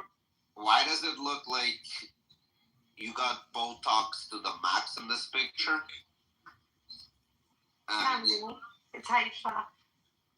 I don't know. This picture looks very Botoxy to me.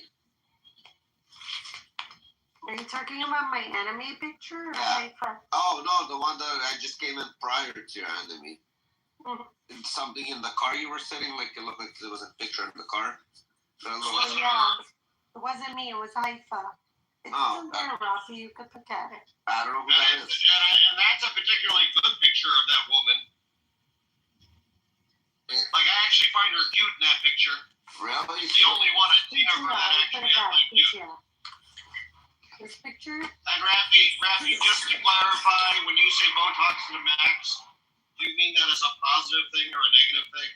Like, this is already overdone. Like, for me, I don't like it when it looks too fake. I want it like to, like, you can do it carefully, that it would like have a natural look to it, like you can fix yourself. Yeah. But then there's people that surpass the natural look and they make that artificial look. Yeah. There's ways that you can do everything carefully, but some people just, they think the more the better kind of thing. See, that's a great picture with perfect makeup and perfect lighting. No, not by the face. It looks like it's been pushed up everywhere. Also, it's probably filtered. Could be. She looks a little fat too, I think. She is a little fat. I can tell she's a little chubby there. She has a little bit more than just baby fat. Yep. Just a little more. You can tell, but She's not fat. She's voluptuous. Yeah, voluptuous. And don't tell us what word. She's a little fatty. Men are very unforgiving. It's not true. It's just that we're going to be less forgiving the more she's a tryhard. More forgiving. Probably find her more attractive. Got it. I doubt it too, Jeff. You never know. News network going. There's nothing happening. Did we attack yet or no? I have no time to look in that chat. Are you really gonna play? I thought you were the editor. And it's on DNC, DCN, okay? Get your fucking DCN. Oh, did you say DCN? My bad then. You have to make sure you get your editor of the DCN. What are you guys talking about? Dumb Cut Network. Yo, I'm the original sponsorship of that network, okay? You're not the sponsor, you're the editor. Honestly. You know how long it took me to get this position? He's the correspondent, that's all. Oh. Could I be the face? You want to break the internet? I have one of those faces that you just want to break. Well, I'll be honest with you, your face would look better with makeup. Fuck you. You fucking cunt. I deserve that. Wow, Hilton Hotel stock is already down. I've been waiting to get the FU from Ryan. 2.45% today.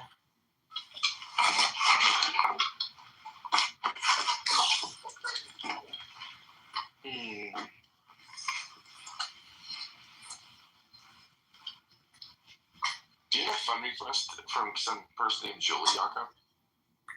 Do I what? Do you have a friend request from somebody named Julie on this app? Julie? Yeah. Where, on Instagram? No, on this app, on Clubhouse. Where do you see friend requests? Oh, you don't have it private. What? Like, where? I get it. If you have your profile marked as private, like for people to be friends with you on this app, right. you have to actually accept them. Oh, wow. Who is Julie? Julie? Some really weird Muslim. Is that who has a man's voice? Yes. He just came into this room a little bit ago. He was there this morning. I may not have seen him. But why did you It was like him and Jeff in the room. It was one-on-one, and it was the weirdest, like, it was weird. And by extension, Alma included in this? Well, I was wondering, like, I was wondering if he got everybody, like, he just friended everybody. Like, somehow I had a friend request from him, and I was like, wow. Who is this person? And all of a sudden I was like, so it's always weird to be like, there's all these, like, fake females that ask to be my friend on this app, which is kind of weird. But the weird thing is that they, this one, I was like, this is just weird. And then all of a sudden I was like, oh, that person is asking my friend. And then they started speaking, and I was like, that's a male. That's a Muslim male. It's very weird. Probably drinks too.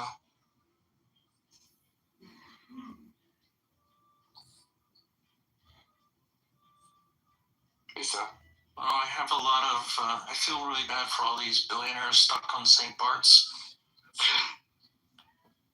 What are we talking? Why are they stuck on St. Bart's? I don't know, like the airspace closing really had a ripple effect. I'm laughing. My brother's right now in Aruba. His plane was delayed. So what happened was, remember I told you about the situation with my brother? Yeah. So my brother finally arrived yesterday. So at that resort, it's a complete shit show. So people that were supposed to leave, yeah, exactly, they got stuck there. So they came. Their rooms are basically occupied by other people that didn't have time to leave. And a lot of people, before this shit happened on January 1st, they extended their stays. So my brother's like, I've never seen this organization, like, from hotels. What the fuck is happening there? And on top of that, one of the most expensive hotels in Aruba, that's like $1,000 a night or something. Some fucking dumb cunt jumped off the balcony, missed the pool, and he killed himself. And there's like a whole situation with that hotel. They couldn't even get rooms while there's an investigation. Philip, I put the air charter and commercial airline story in the chat. Invitation from hell. Well, can't you just make fun of your brother since he's your brother?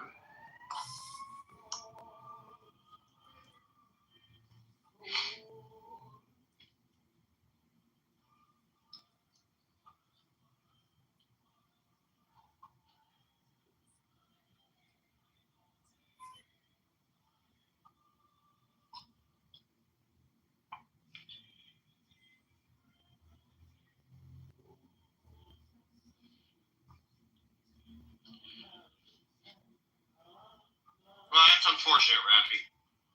Why'd That wasn't good planning. No, this happened before he came, so they couldn't blame him. He has a timestamp in his passport. It happened before he came, just in case. He has an alibi. Just timing-wise, it doesn't work out. Fuck, where could I put? Where is he, Aruba? Yeah, he's in Aruba. Why doesn't he take a flight to, like, Puerto Rico? Oh, I'm thinking about that. Because the hotel, everything's been already prepaid for the Aruba.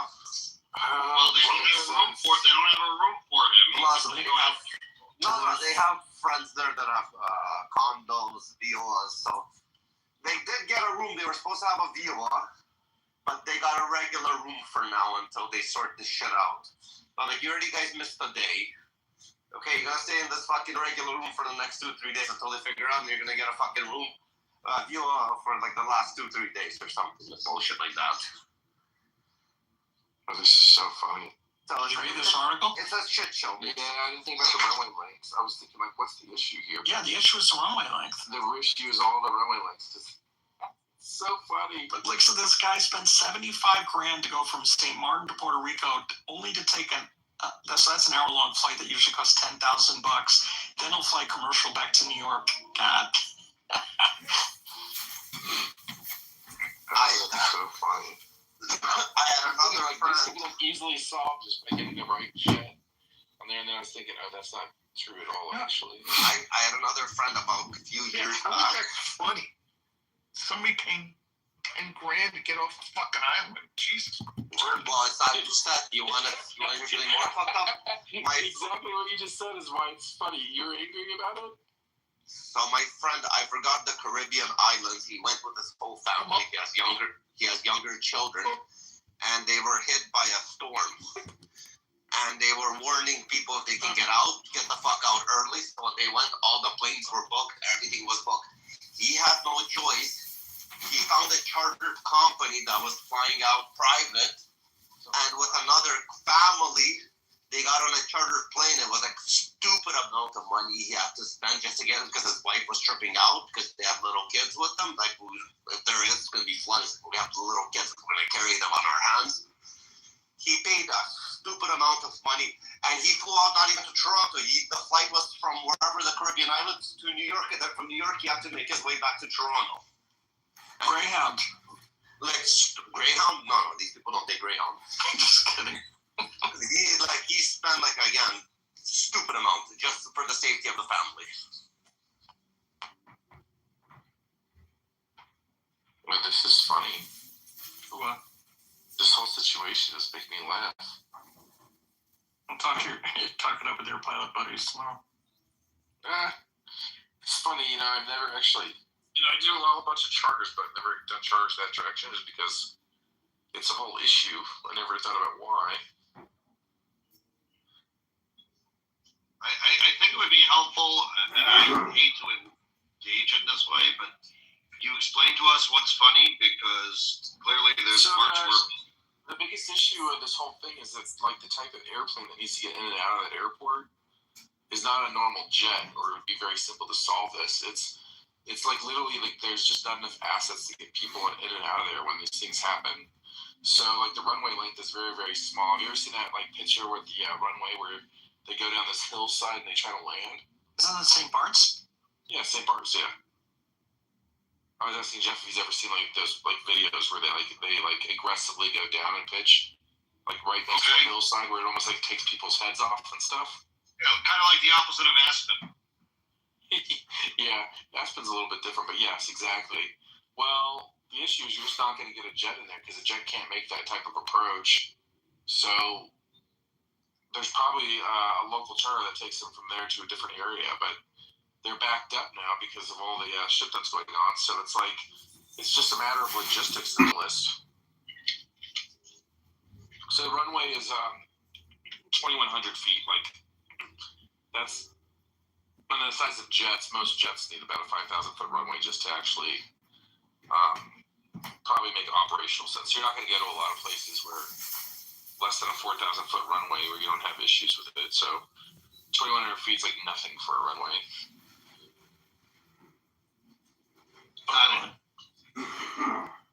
So the planes airplanes that they fly in there generally are going to be very specialized?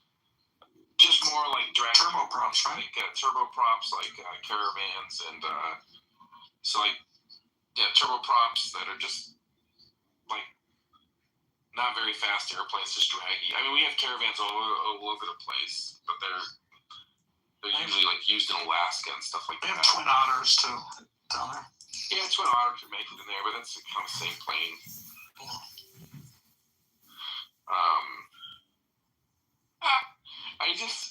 I just never, you don't think of this shit until it happens, and all of a sudden it happens. You're like, oh man. But I can see everybody being really angry right now. Like, there are all these fucking rich fucks that are. Oh, you think money can buy their way out of something? Yeah. I think that's what you thought was funny, but I don't want to put words in your mouth. Yeah, pretty much. Yeah, it's just you can have all the money in the world, but if you don't have the right asset at the right time, and like this airplane's not going to just fly there from like Florida or something like that. Like, it's definitely an airplane that's like stationed in the Caribbean. So there's only so many assets that move people in and out of that area. What I don't understand though is like you can get to St. Bart's by boat as well. Like, why wouldn't you just get on a boat and go to the bigger island? Oh, we're talking about St. Bart's? I thought we were talking about Curacao. I think we're talking about St. Bart's, yeah. Oh, yeah. St. Bart's is where the most wealthy people are screwed. That's the billionaire club. That's far away. It's because of the little plane syndrome that Philip was talking about. Yeah, but why is that being affected by Venezuela? It's pretty far from Venezuela. They closed the airspace for like a really large, they closed huge airspace over them. Yeah, so huge metric airspace.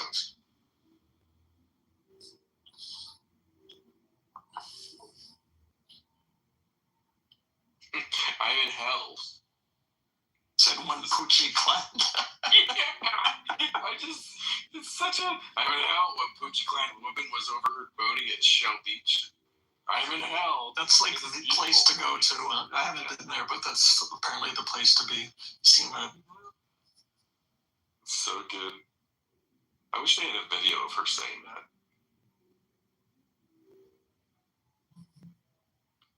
The move created a massive backlog of flyers that was usually the busiest time in posh shape marks. Well, this is a very high demand season right now. This is by Sunday evening, the divide between those who owned and those who merely charter private planes was on full display. I'm just a petty person over here with my charter. The fractional share people. Yeah. I've only got a tenth of this. Excuse me. Anybody have any Taylor Swift to play? Trump probably has been playing a lot of Taylor Swift. He said No. Green, are you here? Wait, what is that? Taylor Swift. I'll deal with it in a second. It's absolutely Taylor Swift time. Hold on. How do we go from private airplanes I'll to show you how Taylor easy it is Swift? done. I'm asking you what you Okay, think. just letting you know. Then just 1 second. Oh, Elaine, what do you think about this whole thing? I'm very confused. I wasn't really listening to them. So. What do you think about this whole arrest of Maduro? I'm not speaking right now because we're being screened by asshole. Oh, please. Thank you. Watch it. Taylor Swift said that does it. Just play it in the background so we can speak and listen. Loud. No, just for a minute louder too. I got this. Taylor Swift. Do you want me to play it in the background? No, this is what I think of him right now.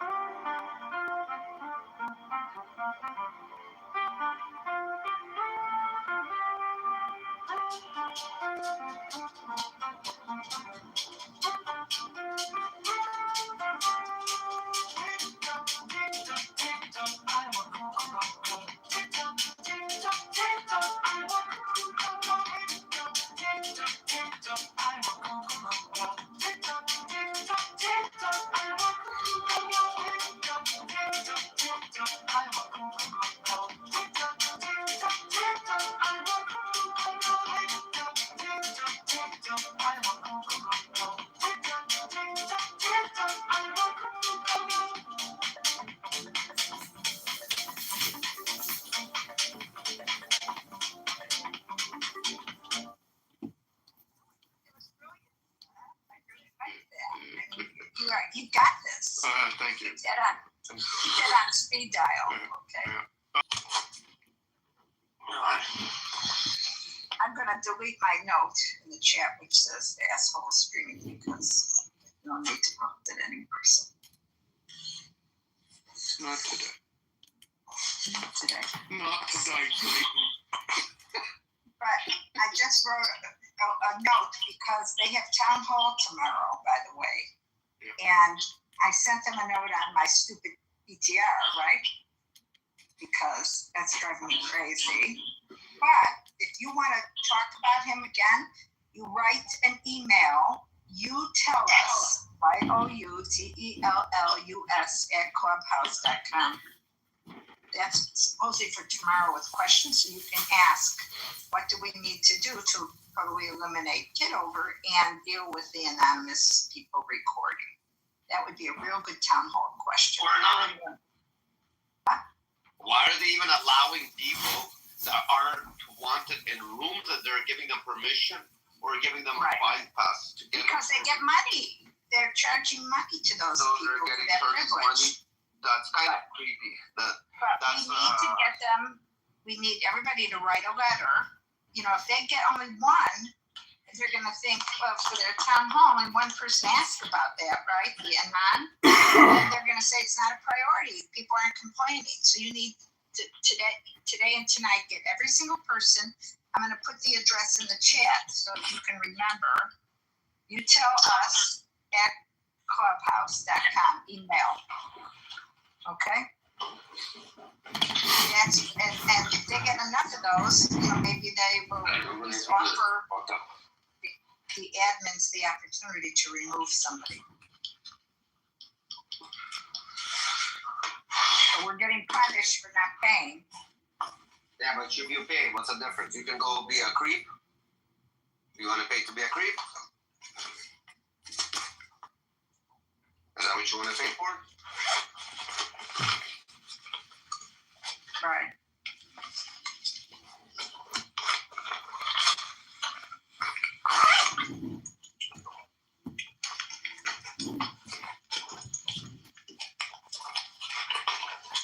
Yeah. And you're moving up. What are you doing, Rafa? You're making a lot of noise. I'm looking for things that I can't find, and I'm getting really angry. Don't get angry. My buddy wants to totally eliminate me. Elena, I was actually going to ask you though, like, what's your thoughts on this whole kidnapping thing? Well, it's a catch-22 for me. Yeah. Because I have no love for Donald, as many know. Okay, I have no love for him, and it's still not he did not go about it in the way that I think is legal or proper. Number two, he just set another guy in Honduras free, who was this drug lord or whatever. So it's contradictory, and he's trying to distract everybody from the other elephants in the room. That's my opinion. Now, that being said, I understand those people that have been tormented by Chavez and that this gentleman are happy. I get it, but at the expense of us humoring Trump and letting him set his own rules, and that's a problem I have. I don't have a problem with somebody getting there just, you know what I'm saying, a criminal, but I'm just not big on how it was done and why he let this other criminal disappear, you know. So that's just it. That's my feelings in a nutshell. It's got some good points and some bad points. Listen, all I know is finally have a president doing things in power. Doing things illegally and doing things. Who's gonna stop him? Rafi, why did he let the big drug lord Honduras go? Again, I don't know which drug lord you're talking about. Exactly. So when you say that he did all good. But which drug lord are you talking about? We're literally talking about the one in Honduras. Like Honduras, yes. Nobody really understands why he pardoned this guy. It's like he pardoned literally a guy that killed Americans and has been in American jails for a long time. Nothing Elena is actually saying is wrong here. I actually tend to agree with you. I was just curious what you think. You know what they do, Philip, sometimes? They let the criminal back into its wild habitat so they can capture a bigger criminal. But this was a bigger criminal. This was somebody had to take over his operation, so maybe they're going for the person that took over his operation now.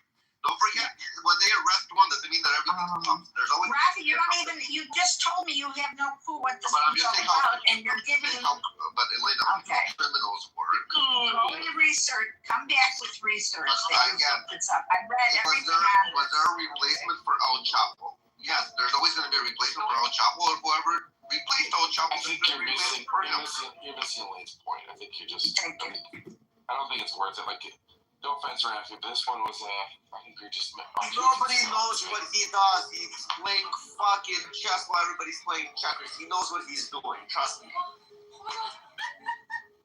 The guy he released was sentenced to 45 years in prison for allowing massive amounts of cocaine into the United States. Okay, and he was, I mean, it'd be different had he served, 5-6 years maybe, and you want to do that, fine. It was 2024, and it's, so that's just my thing. Anyways, that's my story, Phil. I don't want to argue with Rafi about it because it's not going to work. So. No. I don't need to say anything more. Okay. You answered the question pretty well. Thank you. So, it's a yes and a no. I have friends that are tickled because they lost people, right? Sure. But, so I get it. But, yeah. Two things can be true at the same time, I get what you're saying. Oh, now let me see what's cooking here. Hold on. Yeah. Right. I will say it wasn't what I was expecting to wake up for on Saturday. I didn't think I'd read that. Well, I'm done because asshole's here again, okay? Don't you have a garden to tend out your door there, asshole? He's a loser, guys. This is deranged. Oh my God. I mean, you should give us a compliment. At least if you would have spent some money, got a booker on this shit, but he's spending money He on thinks he's funny. He thinks he's spending on funny. fucking still jerking off. It's fine. Listen, I just was at a political event and they're talking about him. He's a comedy, he's a joke. Okay? They were laughing. So, He's a congressman. He thinks he's a performer and he's not. He thinks he's a politician, he's not. He's somebody who spends 24/7 sitting in his little office recording people.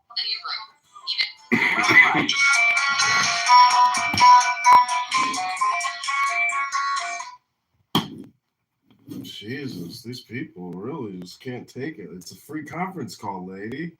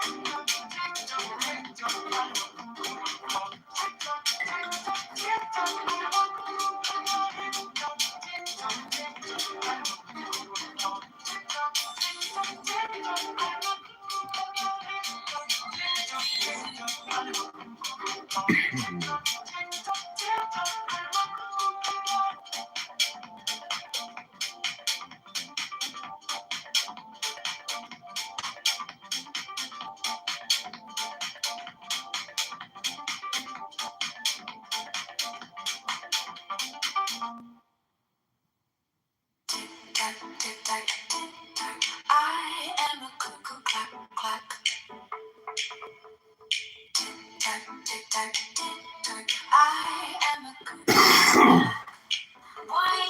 $7,900,000 to have the best offering on the Upper West Side is Grand Masonic Duplex as originally crafted by the legendary architect Henry Rock. This is a rare opportunity to experience townhouse style living.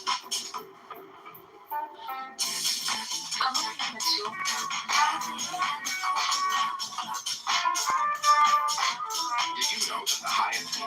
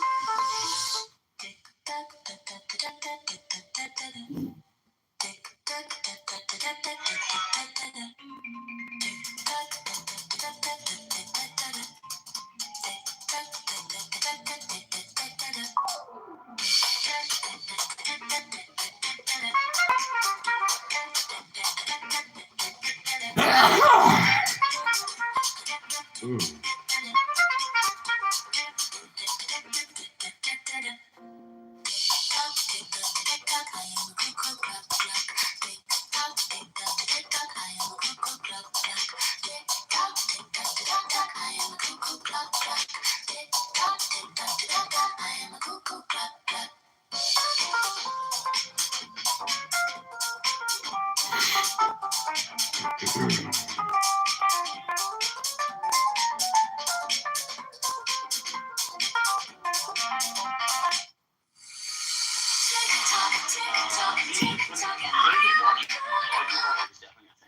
watched they replayed it in cinemas, theaters.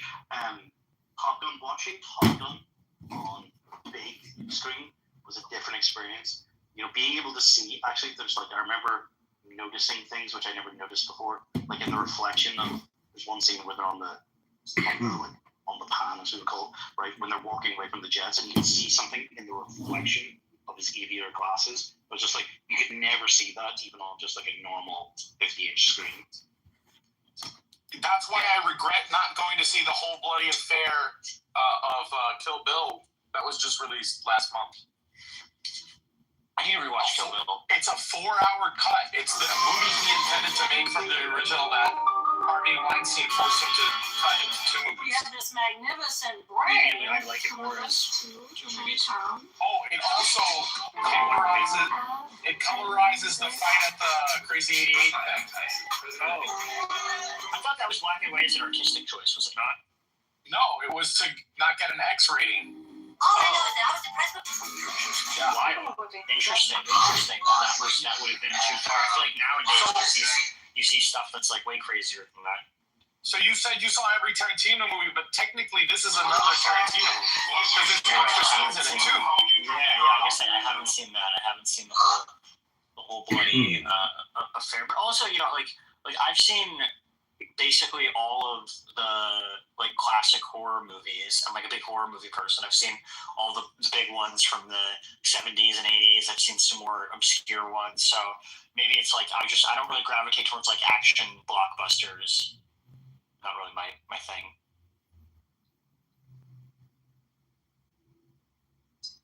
Have you seen Nosferatu? The new one or the original? The original, but yeah, and the new one. Tell me. Wait, or the one from the 70s, or the Werner Herzog one. Include that one too. The Werner Herzog. No, I haven't seen the original. I saw the Robert Eggers one and I didn't like it. Thought it was pretty bad, honestly. I don't know why the movie was getting hyped up so much.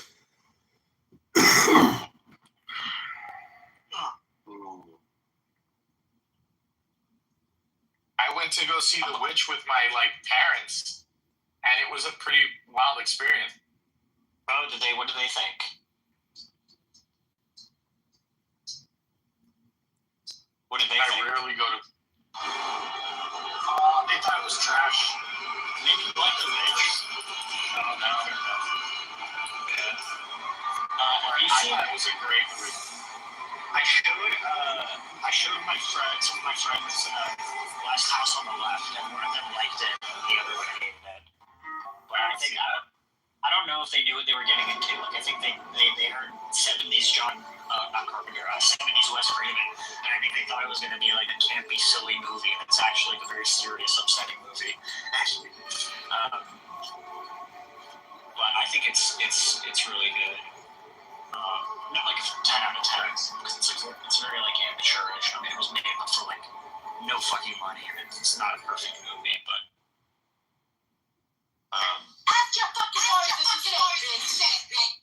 And you've seen all of the Evil Dead movies, right?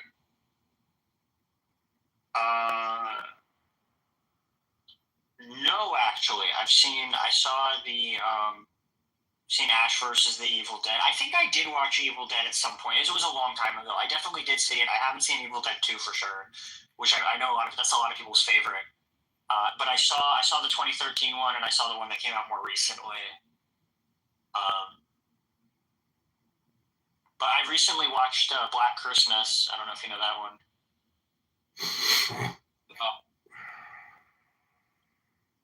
From the 70s. It's from 74. But I'm not. So you cut out, by the way. You said you saw the original Evil Dead? A while ago. I don't really remember it much. But I've seen the third one. I've seen Ash vs. the Evil Dead a few times. Or Army of Darkness. The Evil Dead 2 is a remake of Evil Dead, so, but it's with the tone of Army of Darkness. You seen In the Mouth of Madness? No. Seen Jacob's Ladder? I have seen Jacob's Ladder. I saw it as a kid. I just remember it disturbed me tremendously. Yes, I think if you love films like guys. You love scary movies, bro. Bottom line. I like horror movies. I mean, I've seen like the most fucked up, crazy, scary movies you could think of. From that era, from like the 90s. Poltergeist from the 90s. I like Poltergeist. It's not like the best one ever, but I mean, I'm trying to get my mind's eye like to use something more like that. It's not. Because Diego's like not classical music, right? Like no big movie scores. No, hey, he's a Jew that doesn't like Hans Zimmer. Nice. But I don't know. It's actually kind of the opposite of. It's antithesis of like what I like. Interesting. Quiero que tengas Yeah, you're missing out on a lot of great, actually, Jewish movie scores. Like, anything with Jerry Goldsmith is usually like. Actually, wait a second. Who did RoboCop's theme song? I think that's Jerry Goldsmith. Correct me if I'm wrong. RoboCop song. Like, who did the score for RoboCop?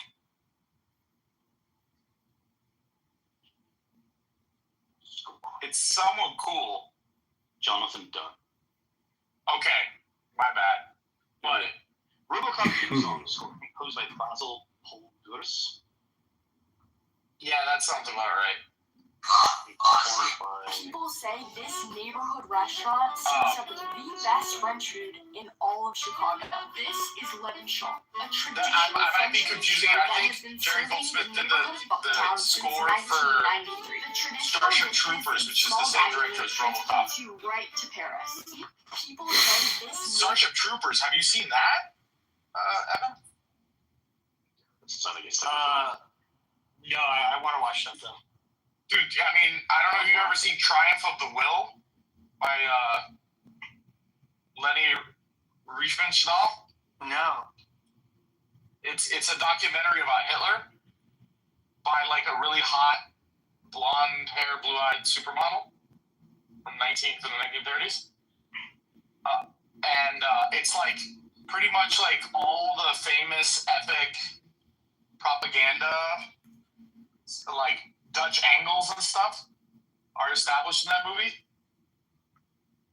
You know when you know how like when Nick Fuentes went on Piers Morgan and he said, "Why do you like Hitler?" and he said the edits are epic or whatever. No, not. I'm not sure. I'm sure you've seen at least one time on X or somewhere. You've seen these like mega Nazi, very cool edits where it's just like a lot of basically testosterone filled, we are men thing, right? Yeah, I'm sure. Yeah, I think so. Probably. Well, all of that stuff, all of that footage is from this one movie called Triumph of the Will. Oh. It was shot by a woman, yeah, which is like kind of surprising because she was if I could describe her as with a modern flair, like an actress, she was like the Angelina Jolie of her time, and she made like a really culturally significant, historically significant movie. Anyway.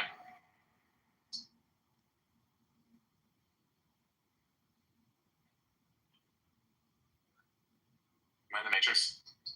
Yeah. Okay. So you need to watch Starship Troopers. Starship Troopers is the ultimate military critique. Yeah, no, I definitely need to watch that movie. Like I'm familiar. It's the same. It's what RoboCop does, but for the military. That's definitely a must watch. Do you think RoboCop was visionary in the way it critiqued the media and stuff? Oh yeah. It felt super prescient. Yeah. Yeah. What do you think of Demolition Man? What? Have you watched Demolition Man? No, I haven't. I have the 4K for that, but I haven't watched it yet either. You've never watched Demolition Man, or just not the 4K? No, I just haven't watched the 4K, so I haven't watched the movie in like 20 years. No, of course I watched Demolition Man. I pretty much I've watched like all the important movies. I know, but that's what I mean. Like anybody who's like a self-professed, film fan to have not watched something. So I started really getting into movies like a few years ago. Like I wasn't like watching tons and tons of movies. I mean, I like some movies, but now it's like where I'm actually like every week sitting down and watching like a handful of movies. But basically, you're like anti-Michael Bay. Yeah, I don't think those movies. No, but you know what's very interesting about Evan? Quentin Tarantino had something to do with The Rock, which is a fucking absolute rock. I think he rewrote it or something, or there's something to do with the writing. But Tim, maybe this is not relevant, or maybe it's completely relevant.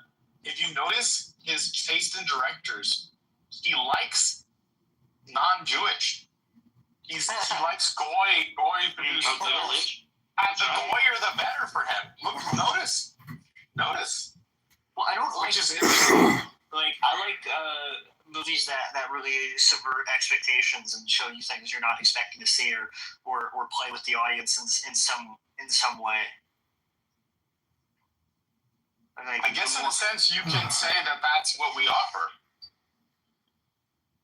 Yeah, like movies that are different and weird. Like I don't know. In the last few years, I've watched David Lynch's movies. Most of them I've seen like 3, 4, 5 times. Is Wes Anderson a Jew? No. Not even like Wes Anderson. I haven't seen that much Wes Anderson. It's hard. I mean, there's so many movies to watch. No, this guy likes kind of. I hate to say it, but you like German expressionism. Yeah. I mean, my favorite Haneke. He's Austrian. He's like my absolute favorite director. Have you ever seen any of his movies? No, I haven't. You gotta watch one of his movies, because then you can understand where I'm coming from and the kind of movies that I like. Well, I told you I saw I've seen a few Fassbender films. The actor Michael Fassbender? No, the director, the German director from the 70s. And so when you say Haneke, I'm like, okay, it's like a Fassbender thing. Only Fear It's the Soul, which is about a 70-year-old a Nazi woman who gets in a religion. Yeah, you're the one who told me about that. Somebody told me about that. I have it written down on my list. I do want to see that movie. To me, that sounds interesting.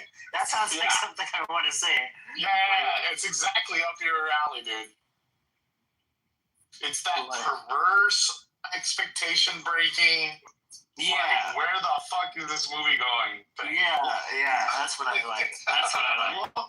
What do you think of films which I find very hard to categorize, like In Bruges? Have you ever seen In Bruges?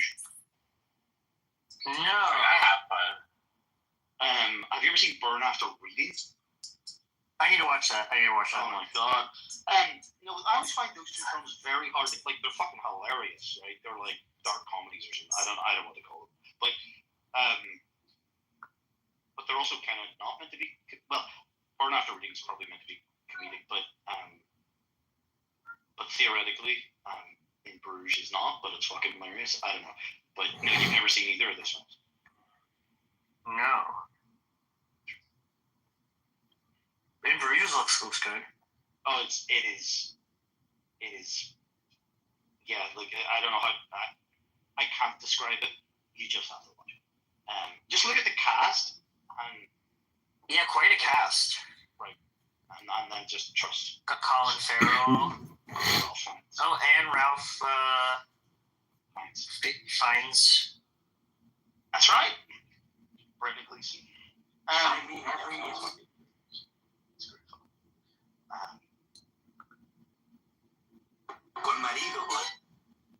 It's like very hard. It's very hard for me to step into your shoes then and understand. I couldn't make a. I haven't successfully made a single recommendation that, like, I think you would like, or you either said you don't like or you haven't seen it, which is an indication that you're not interested as well. I just have so many movies that I need to watch. I know, but there's no overlap. That's the point, right? It's like you're from a fucking different planet. Yeah.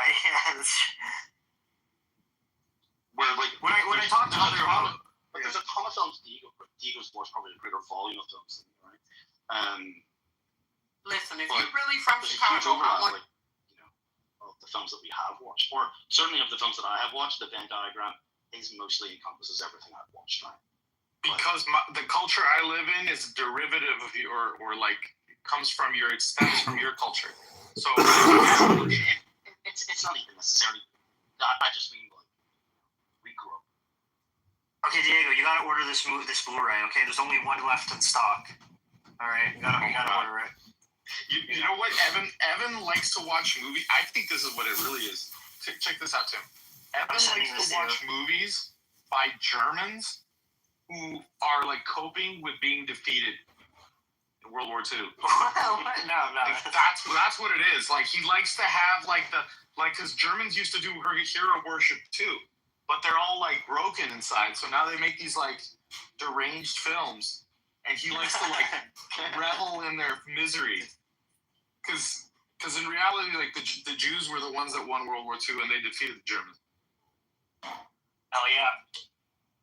180 countries. How many of them are still around?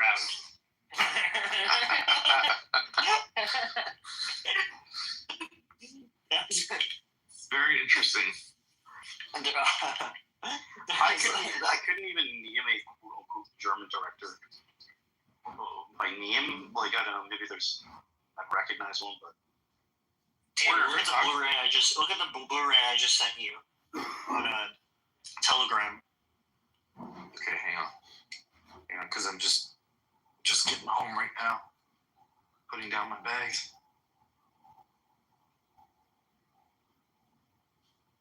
All right, so you sent it to my Telegram? Yeah. There's one left in stock of this Blu-ray.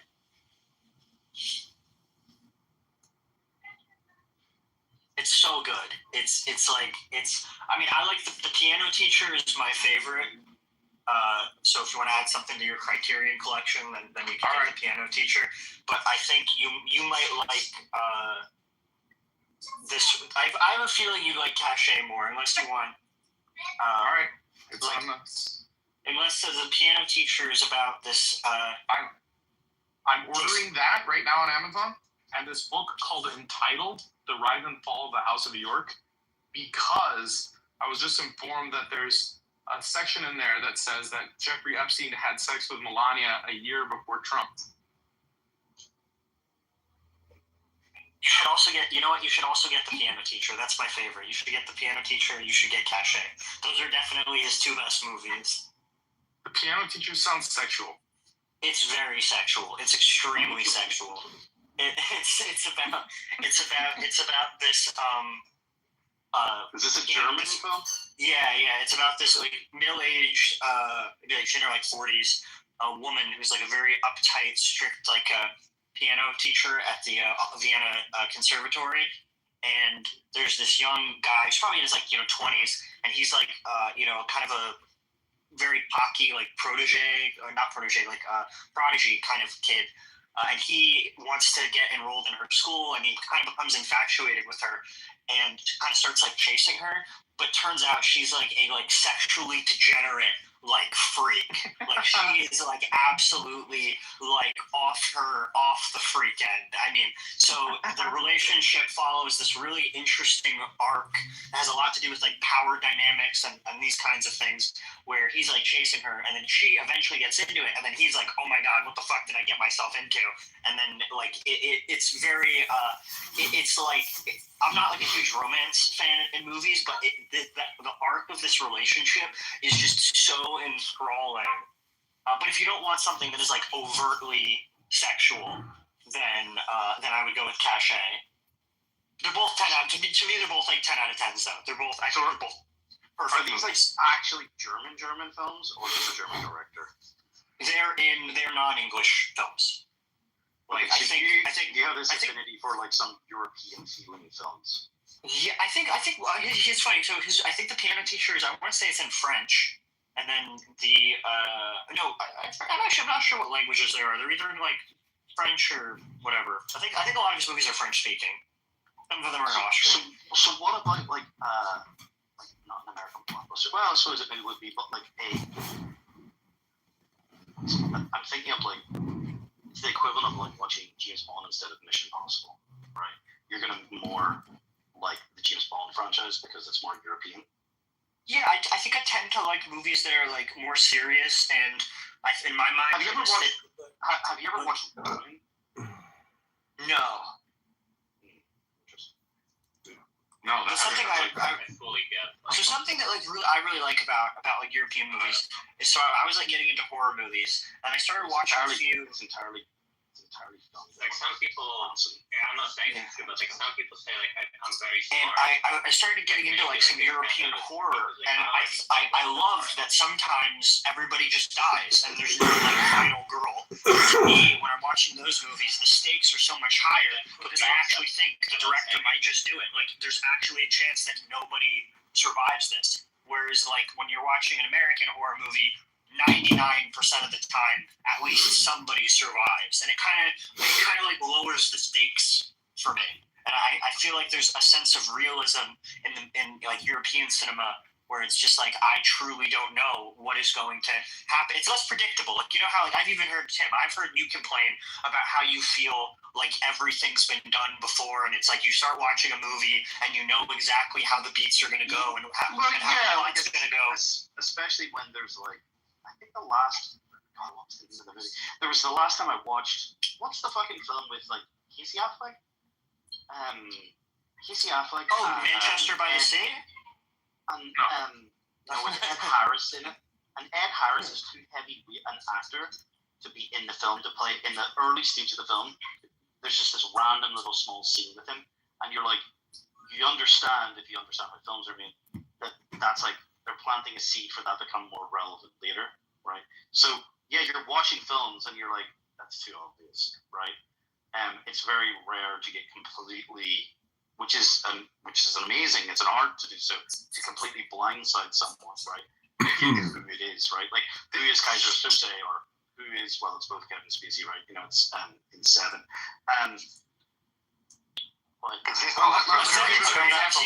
Seven's really good. Evan, there's this movie. This won't mean anything to you because you're younger, but there's this movie, right? Oh, how are you, El Normo? Happy Monday. I've never heard Anderson like talk normally. He's always just such a nasty, bloodthirsty, conspiratorial psychopath. Jew hater. Kevin? Well, that sounds like that's Tim Anderson. Oh, Tim. Yeah. Yeah, he's great. He's not, you know. I think Kevin is Tim. No, you'd have to go in the room. There's a Jewish kid in there named Kevin right now. I was there before. Mm. Maybe I'm confusing the voices and the pictures. Yeah. Anderson goes by the Matrix character, Neo. Kevin goes by this character from this horrific film, that 30 Days in Solemn or whatever, about the fascists murdering people in that mansion. Oh, by Pasolini. Yeah. Yeah, 100 Days of Sorrow. That's a very freaky gay thing. Yeah, that movie is disgusting. Yeah, it's got scatology in it. Yeah. I watched it just because Kevin recommended it, and I was just like, it took me probably 2 days to clear that from my consciousness. It was like reappearing. I was thinking about it. Yeah, it could give you intrusive thoughts. Yeah, it's like a masterpiece of negative, gay, etc. Yeah, Kevin loves it. He's just like, it's the greatest film ever made. Well, he must be a gay guy. Yeah, I guess he's bisexual. But he has a girlfriend, These young people. They swing both ways. Yeah, I have a room for you to listen to. It might be in my profile here. You might get a kick out of it. Nora versus Buttercup. They chatted today, and I recorded them. And they knew I was in the room, but at the end, they kicked me. But finally, Nora apologized to Buttercup. Took her a long time, but finally Nora broke down and profusely apologized for saying that all Jews are backstabbers and liars, and Kevin is a liar and a backstabber, and Buttercup is a second marriage in a Muslim way with this other guy who had Lou Gehrig's disease in California, and how she had 25,000. Half of the stuff is pure fantasy. Well, I told her to, in the chat, I didn't even want to come up and disturb their conversation. But I told her in the chat, to listen to my replay and do a summary of your story, because she repeats herself, nonstop. And so then I gave her this. How do you find this? I want to hear this. Where is it? Click my profile, my profile here, and scroll down, and then look for Nora versus Buttercup debates. You can fast. Okay, I see politically correct. Patty Goat low IQ convos. No, it's not in there. Unless it's No, it's January 4th. Is that today? January 5th. That's what I thought. Yeah, it's at the top, near the top. Nora versus Buttercup debates. Near the top. Sorry, let's see here. Oh yeah. Sorry, I went the wrong direction. Yeah, you might have to fast forward through it, or go to different parts to see where I captured them. But it's pretty honestly a funny debate because they're so opposite. But it was kind of an intimate little conversation, and Nora, I think, had a breakthrough little moment, but that poor girl just she can't stop repeating herself. She just runs the same story through her head. She's just not taking responsibility. And so then anyways, I also read the Tao Te Ching today, but I also gave Nora this cognitive distortion checklist from this book called The Feeling Good Handbook. It's a cognitive behavioral therapy book. So I told her in the chat to compare and contrast all of, the summary topics of their conversation with this checklist. But, I'm sure she won't take my advice or do anything. She's a lazy bum, so. At least, I did my part, because I get the feeling that she uses me to record her drama. And so at least I was responsible and helped her with what I thought would be, excellent therapeutic advice from the Feeling Good Handbook. The originator of cognitive behavioral therapy was, I believe his name was what? Albert Ellis? I don't know. And he was around. Is it John Ellis? No, I think it was Albert Ellis. Anyway, he was around in New York a couple of decades ago, and I have some friends who went for therapy with him. He was a very unusual guy. Okay, I want to listen to this though, then we can go get back at the back of our minds, the cognitive behavioral therapy thing. I'm going to listen to this Nora versus Buttercup. Okay, sounds good. All right. Well, I just haven't seen that yet. I've seen Blowout. I've seen Body Double. I've seen the guy's made a zillion movies. I know, but that he's not his most. Well, the next one I gotta see. I have the 4K. You know what? Of Carlito's Way. I need to watch Carlito's Way. Oh my God! What? That's my favorite movie of all time. Yeah. Oh, dude, well, that's gonna inspire. Okay, you know what? I'll make sure that. Okay, sometime. Okay, well, how about this, David? To make it fair. Okay, you give me a movie to watch in the next month, and I gave you Cachet. You'll watch Cachet, and I'll watch this on whatever you want me to watch. I have if you want to pick something that I haven't seen yet. I haven't seen Tombstone. I haven't seen Carlito's Way. She was just thinking about Carlito's Way. You have to watch Carlito's Way. Is that the one you want me to watch? Yeah. Okay, I will watch. It's sometime in the next month. Let me know when you think you're gonna watch Cachet, and around that time I'll also watch Carlito's Way. But you know what? De Palma's most commercial film of all time is a masterpiece itself. Mission Impossible. The first Mission Impossible. I would totally watch that. Like I really pride, like, even if it's not what I always gravitate towards, I feel like I can really appreciate any movie that excels in its respective genre and intent. Like if you check my letterbox, dude, I give all kinds of movies like 4s and 5s that you would not expect me to give, just because I think they're so good within their genre. You know what I mean? Like I don't. Like, not every movie needs to be some, like, depressing, like, artsy European movie. Like, that's a particular type of movie, and it's the type of movie I enjoy. But I don't think that's, like, the end-all, be-all. But have you seen any of, like, the new French Extremity stuff? I mean, you mentioned Irreversible. But no, I've never watched Irreversible. Have you seen, like any of the, like, have you seen High Tension or Inside? Have you seen Inside? Oh my god, dude, Inside is... I have to tell this to Tim because he has to understand. Tim, I have one person in my whole life that is willing to go watch strange movies with me at theaters, and he happens to be Jewish. Of course he is. Like, because where I'm not available, like, it's not, like, it probably won't happen. Like, we're not gonna end up watching a movie. So I skip a lot of movies. Are you going to like I don't like to do it because then I can't share the moment with anybody. It's nice to share the moment. I've been seeing that. Well, I don't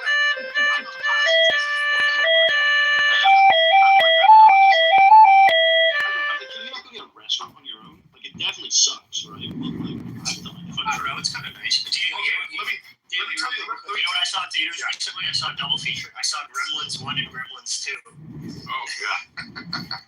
The first one's not bad. But the second one's amazing. The second one's better than the first. But here's the thing. I'll never Tim, I think we've had this conversation about all the good movies stopped like in 2012. As a younger man, I could do that. I could go to the theaters by myself.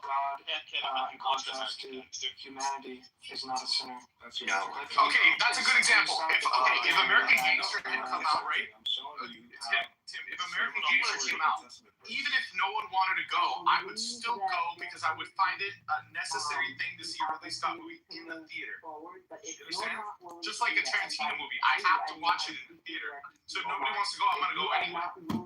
Do that. You know what I mean? And I don't think it's for everyone, but for some people, then it's just not going to be feasible.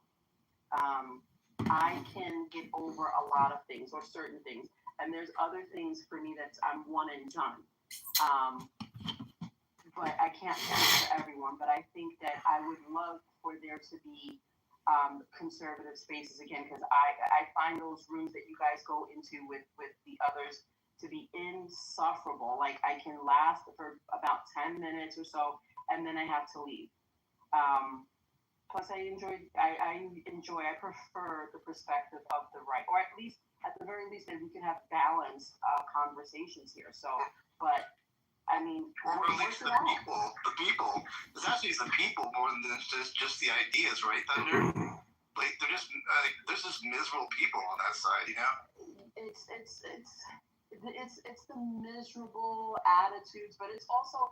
To me, sometimes it's just the obnoxiousness. Like the other day, listening in on, I believe it was this topic, and people are asserting what they know what Trump was thinking.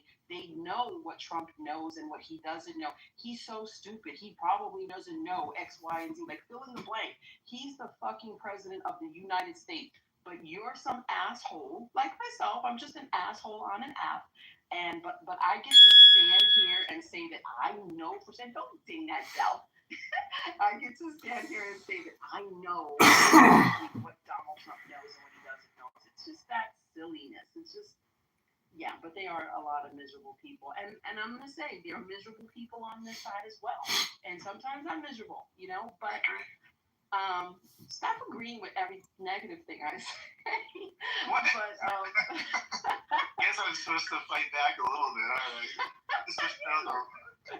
Yeah, say no, not you. Yeah, it would be, I think it would just be a lot more satisfying if there were balanced conversations, you know? I don't think that they should go away because that's not the thing at all. But I mean, you guys in particular who really have the ability to have the conversations and challenge them, you guys don't get to go and speak. I mean, I don't know how many times I would see you guys say, I got thrown out. You just walked in the room and you're already thrown out. So, you know, that's I'm like not I'm no longer on the right. You know that, right? I mean, but I'm still friends with the people on the right, but I'm no longer on the right. Well, I have to say, based on some of the answers to the questions that I was asking you, I thought you were probably more independent versus just being on the left. Yeah, that's a good assessment. Yeah, so, but you know, we were just talking about. You see people like you and Marshall who are just like kind of welcomed in those other spaces, then I kind of get the feeling that, you know, maybe your ideology has shifted. I'll be honest with you. I think they were letting me in prior. But it's because I stopped fighting. Like I don't come to argue or try to push a point. Like if someone doesn't agree, I'm not going to sit back and have like a full-on argument with them. Yeah, those people are unhinged. There's no point to go on stage, and I'm there to laugh and mock.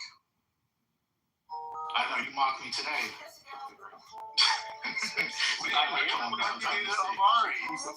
He said, "What'd you say? You gonna take that? You trying to do it?" Oh yeah, but yeah, they were doing you dirty. I just I just ignore it, man. All balls and strikes. We do it. Yeah, we just ignore it. Ignore any personal attacks and just stick to the subject. But Thunder's right though. Like we have on our side, as we all know, we've had our little tiffs and what have you, if you want to call them that. We probably will never, reconcile, so to speak, with. And that's just the way it is. So it's like I'm not saying that we're perfect either. I'm not that's just not realistic either. But I'm just saying this seems like we can have a conversation and it's normal, like we're doing now. And of course, somebody will come up and screw it all up a little bit, but we can do it. That's the point. I don't know if the other side can do that right now. They're unhinged. Not all of them. But some of them are just. Think about how many times they're arguing and yelling and cursing out people, and there's a bigger problem. I think they just. Trump his mind fuck them. They're in psychosis. And to Thunder's point, why do people think that they know more than Trump? I just started really thinking about that, and I'm like, do you not know? Like he probably has access to so much more stuff and knows so much more stuff, but for some reason, we have 30 experts that know more than Trump and can literally play the game of I know more than you if you bring up something different. It's just a weird experience. I don't know. I'm just like, and I don't. That's my part of it. I mean, Clubhouse is trending along with just how politics is going in America in general. Like people aren't having conversations outside either, even with their own families or whatever. So I'm not surprised that we're at this point where we can't have a conversation. I'm not saying that. Like, I don't want to force a conversation. Some people I don't even want to talk to, obviously, too. But I'm just pointing out, like, if we do have conversations, we are the people that will have it. That's just all I'm saying. I don't know. Maybe I'm wrong. I was surprised surprised. I thought right after he was reelected, like I was excited for the fallout, the crash, the gnashing of teeth, but it was way calmer and somber. And now looking back, I think they were just in shock and disbelief. And now that it's sunk in, and he's doing all these things, now's the time for celebration and mocking and fun. Watching him just go mentally insane. It's been really entertaining.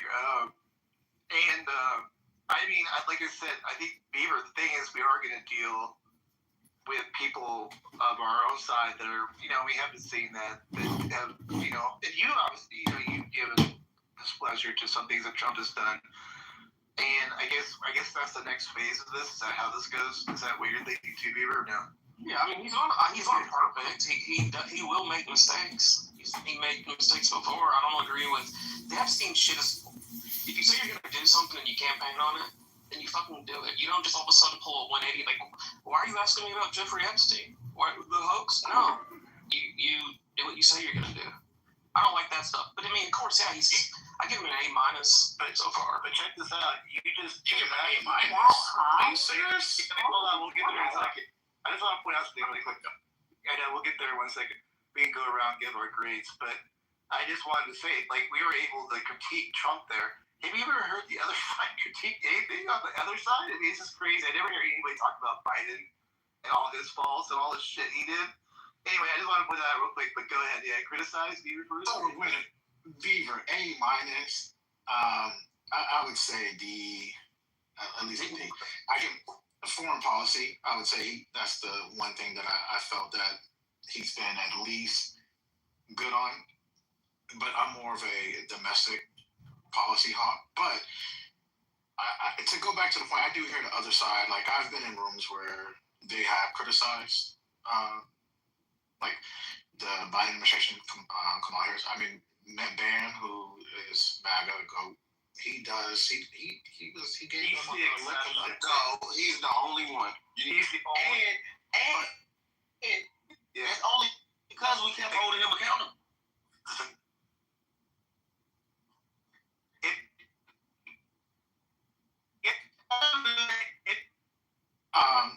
Haitian. I don't care about that. I've heard Haitian. I've heard Lisa. I see Tiandra down there. Tiandra is a Democrat, but she's critiqued the Democrats. PhD has. Patty. You're lying, brother. You said you wasn't gonna call you just probably not in the on room. this app no more, and you coming in here bold fake lying for these people. He knows He knows. Hold on. He knows what he's talking about because did you not hear all the whining during the government shutdown about the Democrats ain't doing enough? The Democrats are dumb. Why are the Democrats so horrible? From Democrats. Y'all didn't hear that? Y'all missed that? There's a little bit. Took them so long. Yeah, BT's correct. Point. That's BT, you are correct. He's totally correct. We had to beat them into submission to make them even. Exactly. They were arguing with us down as if, why you bringing up Biden? We talking about Trump. We talking about Trump. I'm like, what about this? Yeah. Like, it was so bad that they wouldn't even giving us a voice to speak, bro. And this is just over here. This is every app. And he just named Patty and Lisa, who cut me out and threw me down and blocked me for trying to hold them accountable and say, well, what about this and that? It's just not true, brother. They were so butthurt for so long that they wouldn't even admit why. And that's what I was telling them. I said, y'all caused this. This is your fault. So you need to be mad at yourselves and be mad at your party for giving such a terrible, piss poor nominee. And they threw me down and cut me out. It's not true, Brandon. That's exactly correct. And not only that, but it was even worse because they even went as far to say that we hate black women.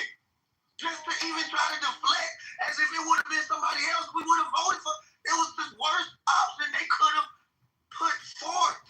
And they would not admit, they still won't admit that part. I think Trump loses if they pick anybody, just about anybody besides Harris. Trump loses, and she was so bad.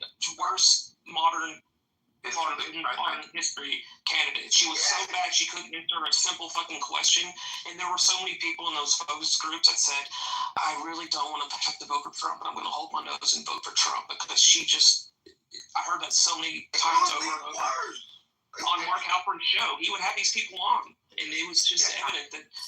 But by the way, I just gotta push back on that one thing. Like, looking back at this now, there's no candidate that the Democrats were talking about putting up that would have won. As much as I hate Newsom, they would have had a better chance than her. Yeah, they would have had a better chance. You won a primary, and you would have had a candidate that would beat the Trump. No, I'm talking about after the Biden. I'm talking about in August, right? I'm talking about like anyone you put up there in August won a better chance. I disagree. Oh, okay, who would have won? Name a person. Who were the people that were running before? If someone agreed, some of them probably didn't want to waste their opportunity and strike now. But if you had somebody or somebody that, and then somebody once they get a week or two into it and they're going around and they're getting asked questions and they can give an answer that's coherent and not word salad. So many people would have voted for them because they hate Trump. I think the only people who would have really wanted it were Newsom, maybe Whitmer. I don't know who else. The only person that fit that bill was Marianne Williamson, who was an author, and no one cared for Marianne Williamson. The reason why no one cared for Marianne Williamson is because that voter base, they're smelling themselves. So the Democratic voter base is just so unusual. I can't really put my finger on it, but to answer your question, Marianne Williamson, gave direct answers, even though her answers were loony, in my opinion. Right. But Kamala, we all saw it was a shit show, guys. It was. Yeah, but Kamala, and they would not admit that until last month. They're just now admitting. And that's they were saying we hate black women. Y'all know no black motherfucker on this app. They said I hate black women. You're sexist and that. And they were just windmilling. Yeah. It was crazy. And by the way, that's the point. But real quick, that's the point. Like, if you expect us to criticize Trump, then you gotta criticize your dude too. Otherwise, you're not gonna get anything from us. That's the whole point. And BJ's completely correct. Everything came way after the fact. It didn't come before. It didn't come in the middle. It came way after the fact, after they got caught. With all the stuff that we all know now. Come on, let's get real. She was like 1% in 2020. She got 1%. Her in the primaries, they didn't like her. They told me. I'm going to the gym. Let me just say this, guys. I know y'all want to talk. So, and that's my theory. It was so bad that when I brought that point up, because that was the best point we had. I was like, if I hate black women, then why did none of y'all vote for her in 2020, 2019 in this one? Oh, she didn't get it. It was no response except cussing me out and throwing me to the audience. And I don't even just mean on this app. I mean on every app. TikTok, Twitter, Instagram, any app. You go live and say that they would not respond. They would cuss me out and throw me to the audience. Because they can't compete it. I'll do you one better. I group chat with some friends. Some of them were on the app. Some of them you may not know. And we were just, for years, ragging on Joe Biden because we talked about geopolitics. We talked about everything. And, one of the dudes just came out of the closet politically and was like, you know what, I'm all in for Vice President Harris. And it's like, well, first of all, good for you in being politically engaged. But secondly, on what ground, what is it about her? And he was not able to articulate, and this is an educated brother, not really able to articulate any policies. It seemed like his support for her came from a disdain from President Trump. Yes. But however, he didn't really disdain President Trump. He knew in the social circles that he runs in with some well-to-do black folk, that's just what everyone was doing. So he's not going to be outside of the club on that. So I get that, but I would respect it if he went off with that instead of trying to build a plane while it was in the sky. Because I know this dude had no political theoretical thoughts.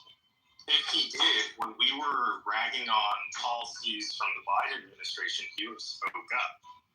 And even in her candidacy, he would have offered some sort of policy-oriented defense of her campaign. He had nothing other than, oh, you know, she's an AKA. You could never fucking AKA. Excuse me, sir. My ex-girlfriend was an AKA. They're not all that special. Trust me, Daddy. Like, you know, it got really weird. It got really. Okay, Say again, ma'am. I said, what did the AKAs have to do with it? That's a very good question. He brought them into it. It's called windmilling, DeAndre. Well, hold on. So the AKAs were the vehicle that she was using in the 2020 Democratic caucuses. Yeah. So that was number one. And then BT get mad at her for that because the first thing you're supposed to do is tap into your network. That's a network. BT, the whole reason why he did not even, or why they so-called didn't vote for her was because she dropped out before the Iowa caucus actually started. That's right. So she took herself out of the running because she knew she was going to get crushed, even though she would have had a certain amount of black women voting for her in various states, especially the question though. Well, I'm not done. So she knew that, and then you had the fact that in those southern states, starting with South Carolina, they promised those black women in the Democrats, or they made that pact or agreement. She just said, well, I'll just bow out and they're just going to hand me and anoint me in 2024. I won't even have to go through a primary process. And so she automatically assumed that when she was anointed as the DNC 2024 nominee without going through a primary or caucus process, that she would get all of these votes, sweeping votes across all the battleground states and even the battleground counties, Fulton County, Gwinnett County, Cobb County, Wayne County, Philadelphia County, Milwaukee County, all of Clark County in Las Vegas, Maricopa County. She thought that she was going to sweep through all the battleground states without doing the work, and she got crushed. Now I'm done. So, good evening, everyone. What are like the potential outlooks for 2028 for the Republicans and the Democrats? We have, J.D. Vance, and then also Marco Rubio is shaping up as well from what I've been seeing. But for the Democrats, is it like Gavin Newsom? Well, first, Amari, have you been following Laura Loomer lately? Amari? No, I haven't been following. Okay, so she is essentially endorsed Marco Rubio. She keeps doing tweets about him being the future president and the first lady. So a lot of people are thinking it's a foregone solution that is J.D. Vance. I'm not. And the conventional wisdom right now is that it's going to be Gavin Newsom. AOC is currently polling second. And then Shapiro, I think, will bubble up. So probably one of the three of them.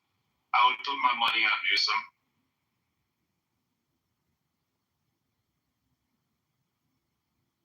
So I want to just go back before you choose the subject. I do want to touch on that because my thing is, I was reading all these black stuff, and I remember like it was yesterday when they said, because everybody was so sad when Biden in that debate when Trump destroyed him, and everybody just saw it was no way. And I'll never forget the night they selected Kamala, and everybody was also like, "Oh, we gotta go for it. That's it. That's what we're going for." And I was like, "Are y'all serious right now?" It was like a thing when he was like, "This is what we have. This is what we're doing." I was like, "Y'all, this isn't gonna be anywhere." And they didn't care. They just thought everyone was going to follow suit. Christian's point. And as we all see, it was a shit show.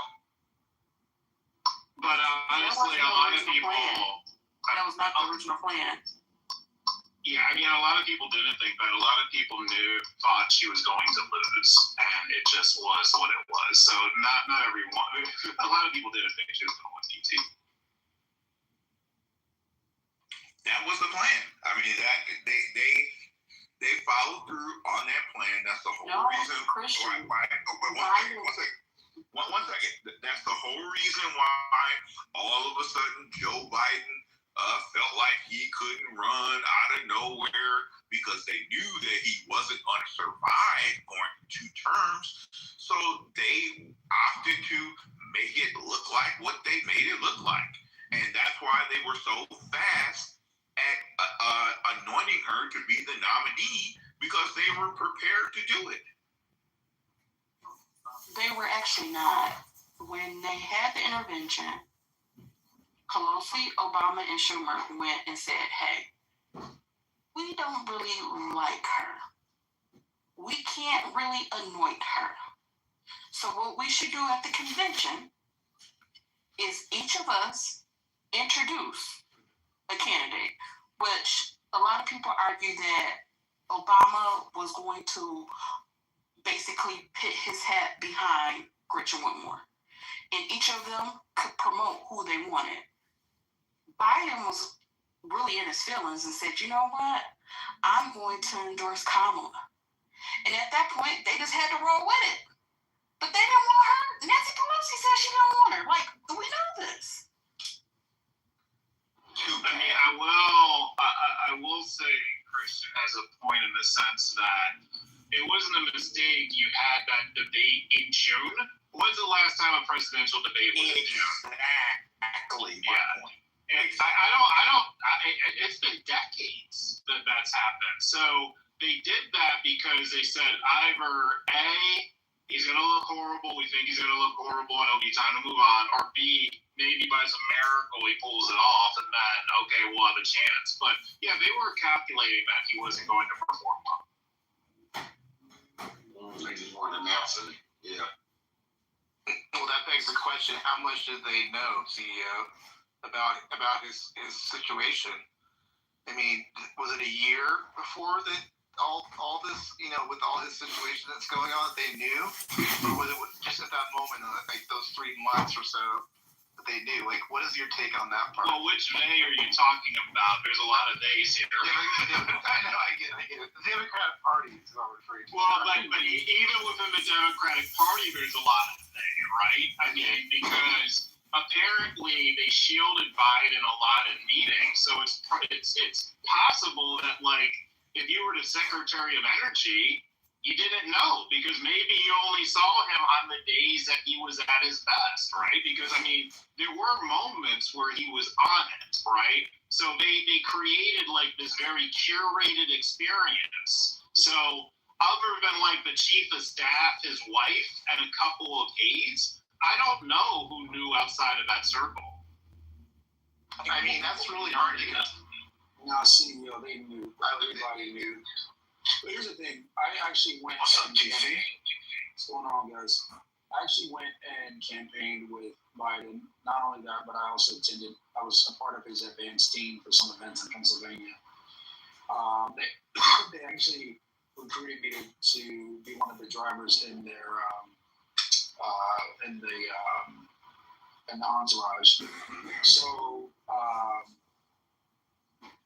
they all knew. Biden tripped up the stairs at almost every event. That's not a joke. Like, I attended a few events. He would trip up the stairs on a regular basis. I never forget, I was attending one of the events. My job was, don't laugh at me, my job was to put signs on the walls. This is not a joke, guys. This is God honest truth, swear to God. Put signs on the walls, because nobody could really walk in front of the president. So the president had to be the first one walking, and the press would be staged at certain areas where he would walk. We had to tape paper signs on the walls that said, turn left, right, stop here, and smile. God is true, guys. And he had to walk around this paper, it was a paper factory, curtains properly so that he knew where to walk, where he was headed. It couldn't just be like follow the curtains. The arrows were pointing where he needed to walk, and this was a part of the team's directives to make sure that when he was going through this tour, that he knew where to stop and stuff. I'm not saying that there's other advanced teams that don't direct the president on what to do, but this was like every step needed to be coordinated on where he needed to go. So he's confused. TC, I got one piece of pushback on that now. What we know about Obama and Pelosi not wanting Harris to end up being the nominee, why weren't they up and down screaming back in February and March and the previous year for there to be a primary? If they knew he was in that bad of a shape, then why weren't they more vocal about a primary occurring? Because how do you tell a president, a sitting president, a first-term president, that he can't run for re-election? The same way they did at the end. When Obama told him not to run, not to do it the first time, and then he ran the second time, and he won, and blew everybody's mind. I get your point. Yeah, they bullied the hell out of him at the end. Yeah, I get your point. Like, they didn't want him to run, but the fact of the matter is, if he won the first time, you got a sitting president, he's entitled to run a second time. You know, to push back against a guy like that and him to run in the first place, you create more enemies. I just don't see how you can. I don't see how you can violently do that. You'd have to be giving Republican talking points to do that, CEO, and that's anathema to the Democratic Party. No matter who it is, no matter how bad of a shape he's in, if you're parroting Republican talking points, you are. But you leak them. You just leak them. Yeah, but even still, who do you leak them to? Right? You leak them to the press. Oh, Barack Obama is suggesting that Joe Biden is not fit to run for president, and he's parroting the same talking points as the Republican Party. It was a no-win situation. I mean, there's just nothing you can do about that. They set themselves up to be in a horrible position in 2020. What was it, South Carolina, where Biden all of a sudden became the front runner? If you remember, like, I was literally campaigning for Bloomberg during that. And I remember that exactly. So they didn't do the math. Like, he's already showing signs, and then like they really put themselves in a box. Yeah, but this is a little bit of a misconception. Before South Carolina, no black people had voted, right? And so that's why Bernie Sanders was winning. So South Carolina was the beginning of black people voting, and black people did not support Bernie Sanders. They didn't support him in 2016. They didn't support him in 2020. So once it got to the black vote, that's when Bernie started losing.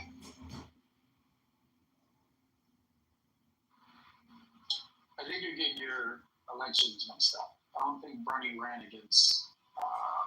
He ran against Hillary Clinton in 2016. What are you talking about? We're not talking about in 2016. We're talking about. He ran in 2016 and 2020. What are you talking about? He ran both times. Yes. He ran in 2020.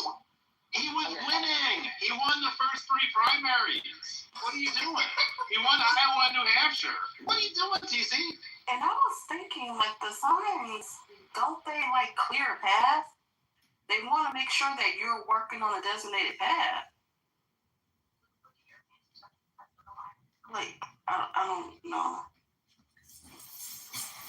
Here's the bottom line, okay?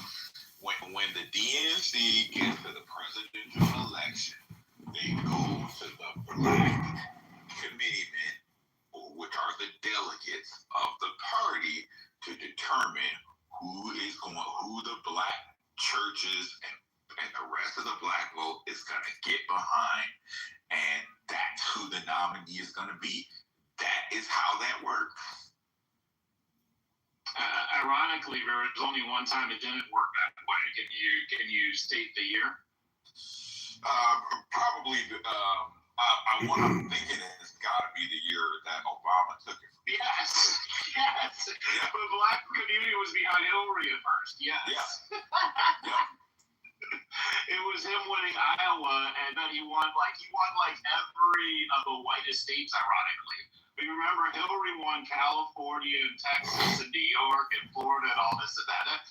That was so ironic. Did she win? What happened to those southern states? Who won? No, he did pretty well. He ended up doing well in the South after he won Iowa. So basically, what ended up happening was like the black community, even my dad, and my dad founded the Urban League of Long Island. He just didn't think like a black candidate could win. But then when Obama won Iowa, then black people were like, oh, okay. And then so he started doing better in South Carolina and some of the southern states after that. Well, I mean, Obama is, a former CIA employee backed by the Crown family. It's not like he rose by his own independent success and genius. He was given his positions. He did have a lot, honestly, but honestly, in fairness, after Dr. King, he's probably the best award. And okay, so you go Dr. King, you can make a case for JFK and RFK, right? But after that, he's the best orator of the last 100 years. I mean, it is really, brother, because he likes to talk slow. You think his speeches are intelligent? He's a liar. Hold on, go ahead, Nathan. Yeah, so the Democrat leader at the time, I forgot his name, CEO. I forgot the guy with the glasses. He brought Obama into his office and said, "I want to make you president." Right? What is that? I think he was the Democrat leader at that time. Slim guy. Barack Obama. Harry Reid? Harry Reid? Harry Reid. Yeah, exactly. He pushed behind closed doors. He pushed Barack Obama, shaped and molded that guy. I'm not taking away from his talent, but everybody got talent. I mean, let's be honest, man. A lot of people have talent. This stop. So, man. Barack Obama was a masterful. He was like the best hustler. He would hustle the shit out of people. He was like, "Oh, I'm going to make healthcare affordable. Oh my, here's a hustle. If somebody's selling you a 300 pair of Jordans, right?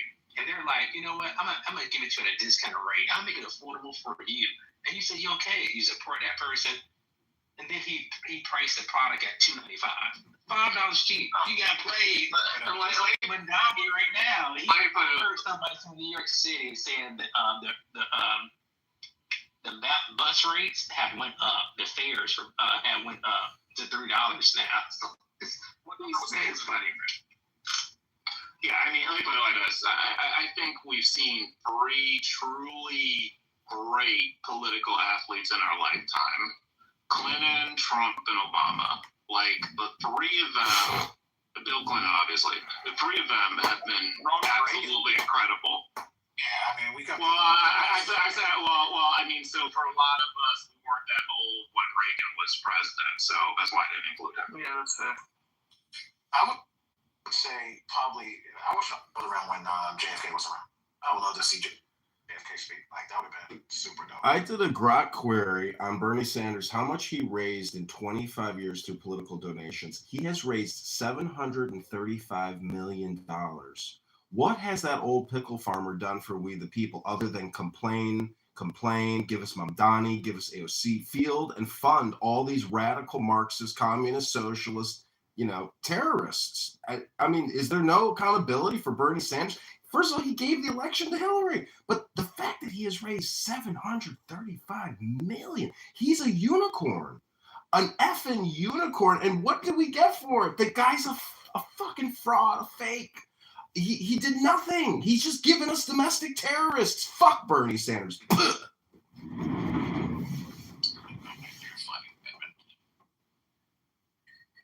Yeah, Bernie did. He did F over his supporters and just funneled his supporters right into Hillary, right into Biden, which was It's kind of sick that he did it. He did it. He was like, Hillary's my friend. She's my man.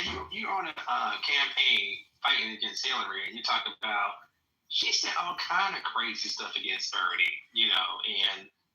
Well, that's politics, man. That's politics. I mean, I don't know if that's politics. That's horrible politics, CEO. If your opponent is saying that you're misogynistic against women, all this type of stuff on the live debate stage, then you're like, well, she's my. I don't know, man. I guess he's a bad politician. Didn't McCain do the same thing with George W. Bush in 2000? That's way back, man. I can't remember. They're all on the same team. McCain gave it to Obama at the debates. They are all on the same team. They don't really give a fuck who the president is as long as they're on their team. And Trump is not on these people's teams. Yeah, who was the lady that was passing off the questions to Brazil? ABC. Was it the ABC? Yeah, he can't get who's with the lady in Florida, that curly hair lady guy. I can't get it right now. Yeah, she's like a Jewish woman in Florida, right? Yeah, that one. Yeah, but that lady is. Debbie Wasserman Schultz. Gila Schultz. She still have power in the Democrat Party. It's crazy. Hey, TC, what's up? Hey, so we was giving out grades. What grade are you giving the administration? Trump administration? Yeah, right now. I mean, from you got to put that down. Economics, social policy. Just overall, if you just take that, if you take everything all in. You can break it down if you want, though. You can break it down. So give a grade. Let's do an overall grade. Don't let him get out of it. Don't let him put out. If you want me to be honest, or you want me to be like? Of course, honest, man. Honest, bro. Like it's all good. This guy's he gets a C minus. See, thank you. Yeah, I'm sorry, man. I'm being honest. It's a D plus. He did pass a big, beautiful bill, but he dropped the ball with tariffs. It's so disjointed and discombobulated, so schizophrenic. He can't make a play for America first with what he's doing in Venezuela. I mean, are we going in a second time? Are we not going in a second time? If we are going in a second time, what are we doing about? Like it's just like it's extremely chaotic. Now I understand that he's unpredictable and that helps him with like his foreign policy and other players. It helps him to be like unpredictable and it's fine and dandy. But you gotta be able to see the genius of the chaos here. And I'm just like, it's hard to see that. And then of course, what you have with, just. What type of genius are you looking for, TC? What kind of genius could Trump do that would satisfy you to bring you up to a B minus at least? Well, again, foreign policy will probably be one of his better. I would give him a better grade on foreign policy. I think where he's really suffering the most, it's just his tariff policy. That tariff policy is horrible. It hurts the farmers. It hurts just imports in general. Everybody suffered from that. You've got originally he had tariffs that he had on Italian pasta, and then he lifted that. Like it's just like there's no fucking. TC, you do realize that is like whataboutism. That's a meaningless nothingness. TC, I'm on the border. How's he doing? You might say it's a meaningless nothing, but to the people that live in. Yeah, if you love pasta, maybe that's a problem for you, especially that thin wheat pasta. Like the soy farmers, like it's not good. And he's doing these bailouts and stuff it's against his messaging as relates to like economic opportunity. You don't want to be bailing out farmers. About the border, TC, about the border. Where do you feel about that right now? He's doing good on the border, but he's also doing really poorly when it comes to deportations. Like he said, we're going to deport the criminal element, and he's deporting, hardworking people that are here that didn't commit any crimes, And so now he's getting it together with self-deportation. He should have did that shit at the beginning. Wait, if you're here illegally, aren't you by definition committing crime? Hey, well, no, you sound like a fucking liberal. Dude, they are illegal. Okay? They're criminals. They're here illegally. Fuck that. Yeah, so they supposed you're talking about hard criminals supposed to be rape and murder. Now, fuck that. If you find somebody that's legal, you got a list, get them the fuck out of here. There was like a third leading issue that was concerning the country. So fuck this whole let's pick through the litter. No, get rid of all of them. If you didn't come the right way, you don't have a right to say how you get to leave. Well, that might be your opinion. I'm sorry, but that's not my opinion. That's not the reason why I voted for him. So you can say I sound like a liberal all you want to. I know what I am and I know what I'm not.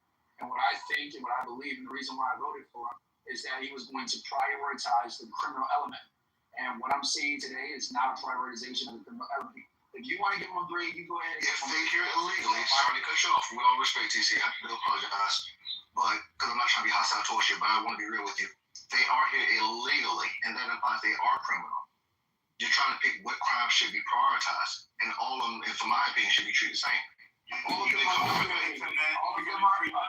are not. Wait a second. All the illegal immigrants are here illegally. Wait a second. A lot of the people that are being deported are not here illegally. A degree of the people that are here went for asylum, had their asylum claims heard. The government dropped the cases against them and then detained them for deportation. Okay. Excuse me, I'm a little. Those people are not here illegally. Okay. So, and a large degree of those people that are here that were waiting for their cases to be heard, that kept getting pushed back and kept getting pushed back. A lot of those people are here and they're holding their end of the deal. Some of them, unfortunately, just fell through the cracks. And that shit happened. TC, these Democrat judges. Who's speaking? Let Adrian go. Go ahead. The remaining Mexico plan was for asylum seekers to make their asylum claims from Mexico, not from the United States. Wake it up, Adrian. Wake it up. TC, you hear that? You hear that? You should take care of your legal affairs outside of the country before you come decide to just live here illegally. When did stay and remain in Mexico end, Adrian? I'm telling you what it is. I know what it is. You don't have to tell me what it is and what it was for. I supported the policy. Clearly, because people keep bringing up. Well, clearly because people keep bringing up these people are having their asylum claims while they're already here already. It defeats the purpose. The whole point was to get here into the country, and now that they're in the country, it doesn't make any sense. Do you know when it ended? Listen, TC, don't do the questions. You can Google that type of stuff, TC. The point is the Democrats let hundreds of thousands, millions of illegal aliens invade this country so they can vote Democrat, control the political industrial complex, and you are in denial, Dr. TC. I'm sorry, sir. Point of order, moderator. Moderator, point of order. TC is confused. All right, I want to say something at some point, Matt. All right, you got it. You take the floor. Go for it. I mean, I think it's an interest. So I don't know where TC's political ideology sits, so I don't really care about that. But the one thing I did want to kind of mention is, like, we have the economic realities of the United States. When Trump got a little too aggressive with deportations, what did the hospitality lobbies do? Tell him to stop deporting non-criminals because they need the labor and can have a place of domestic American thing. So we can have this ideological debate on Clubhouse, but everyone fucking knows we need them to do the shit jobs in this country. We just need some of them to go away, but not all of them. Finding that balance is very difficult. And yes, you can have all of them are illegal. We got to deport them. It would fuck our economy if we did that. So let's just be realistic here and have an honest conversation. Unless we can find a domestic workforce, aka Black Americans who want to go work in the fields again. Sorry, mother, it's not going to fuck the economy. 40% of the economy is artificial, printed by the Federal Reserve. Get rid of them. The economy's fake anyways. Bye-bye. You don't belong here. You're an illegal alien. In Russia or India, they will put you in jail for 10 years. Here we give them Social Security benefits for life. Hello? I am breathing. Hello? It's just serious conversations. That's what they have. There's a reason they're still here. reason why we don't need them is, number one, we subsidize the companies or Fortune 500 or Fortune 1000 companies with tax breaks for many different things that actually relate to the work visas themselves. Then we give them then they get tax breaks locally at the city level and at the state level for a certain number of people who are inside the building, et cetera, et cetera. So no, they don't. We do not need to have a large swath of our workforce to be coming from outside the United States. And anytime there is a roundup of people who are illegally working jobs, what happens?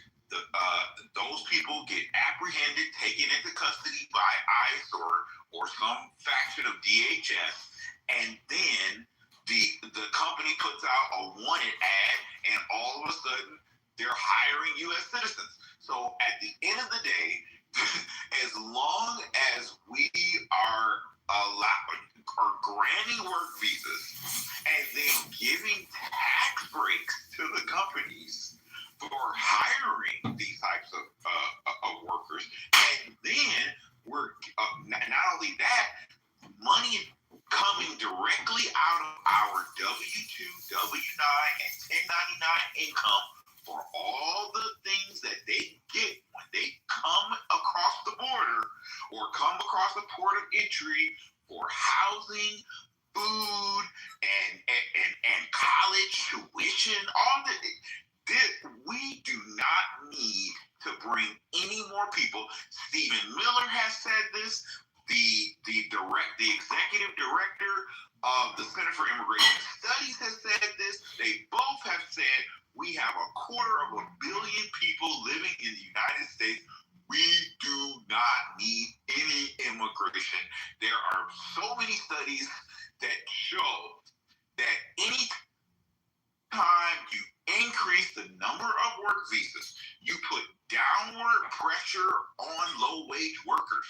And the folks who are impacted the most by immigration are mostly Black people, Black U.S. citizens who would otherwise have these jobs instead of foreigners. Then you have the problem with student visas.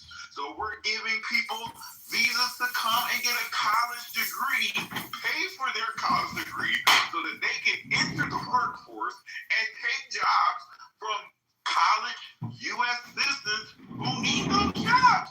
And then we want to I'm almost done. One last thing.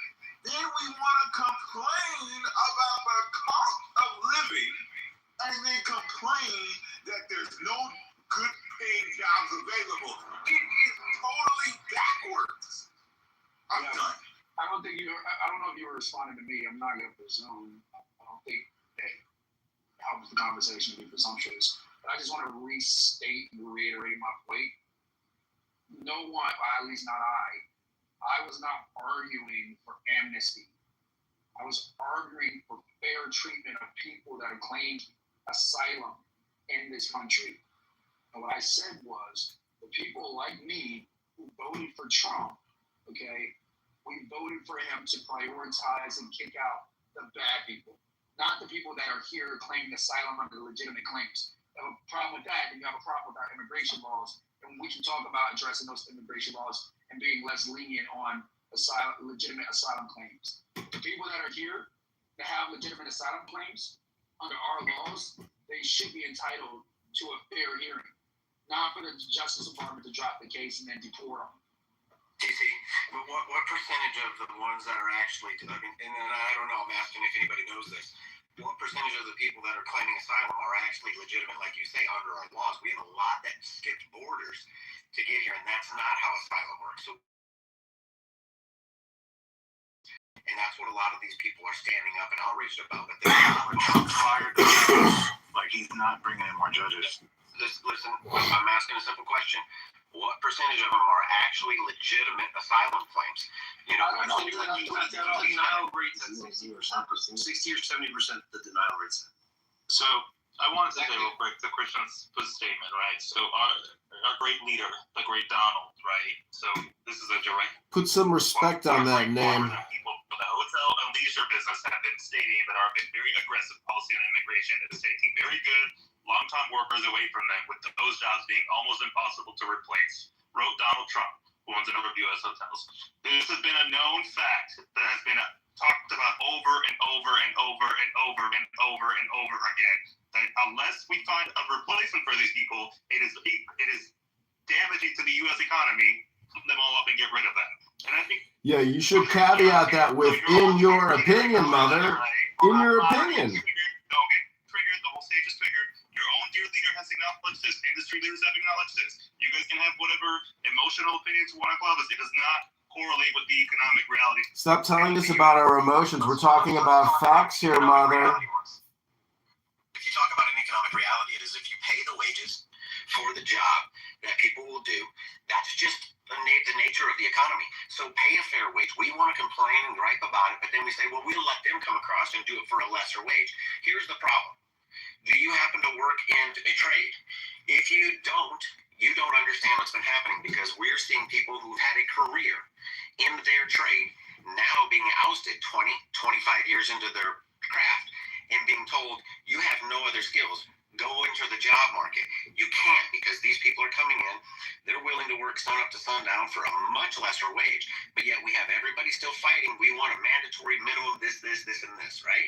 That forces everything up. Look at how much it is for groceries now. Look at fast food places.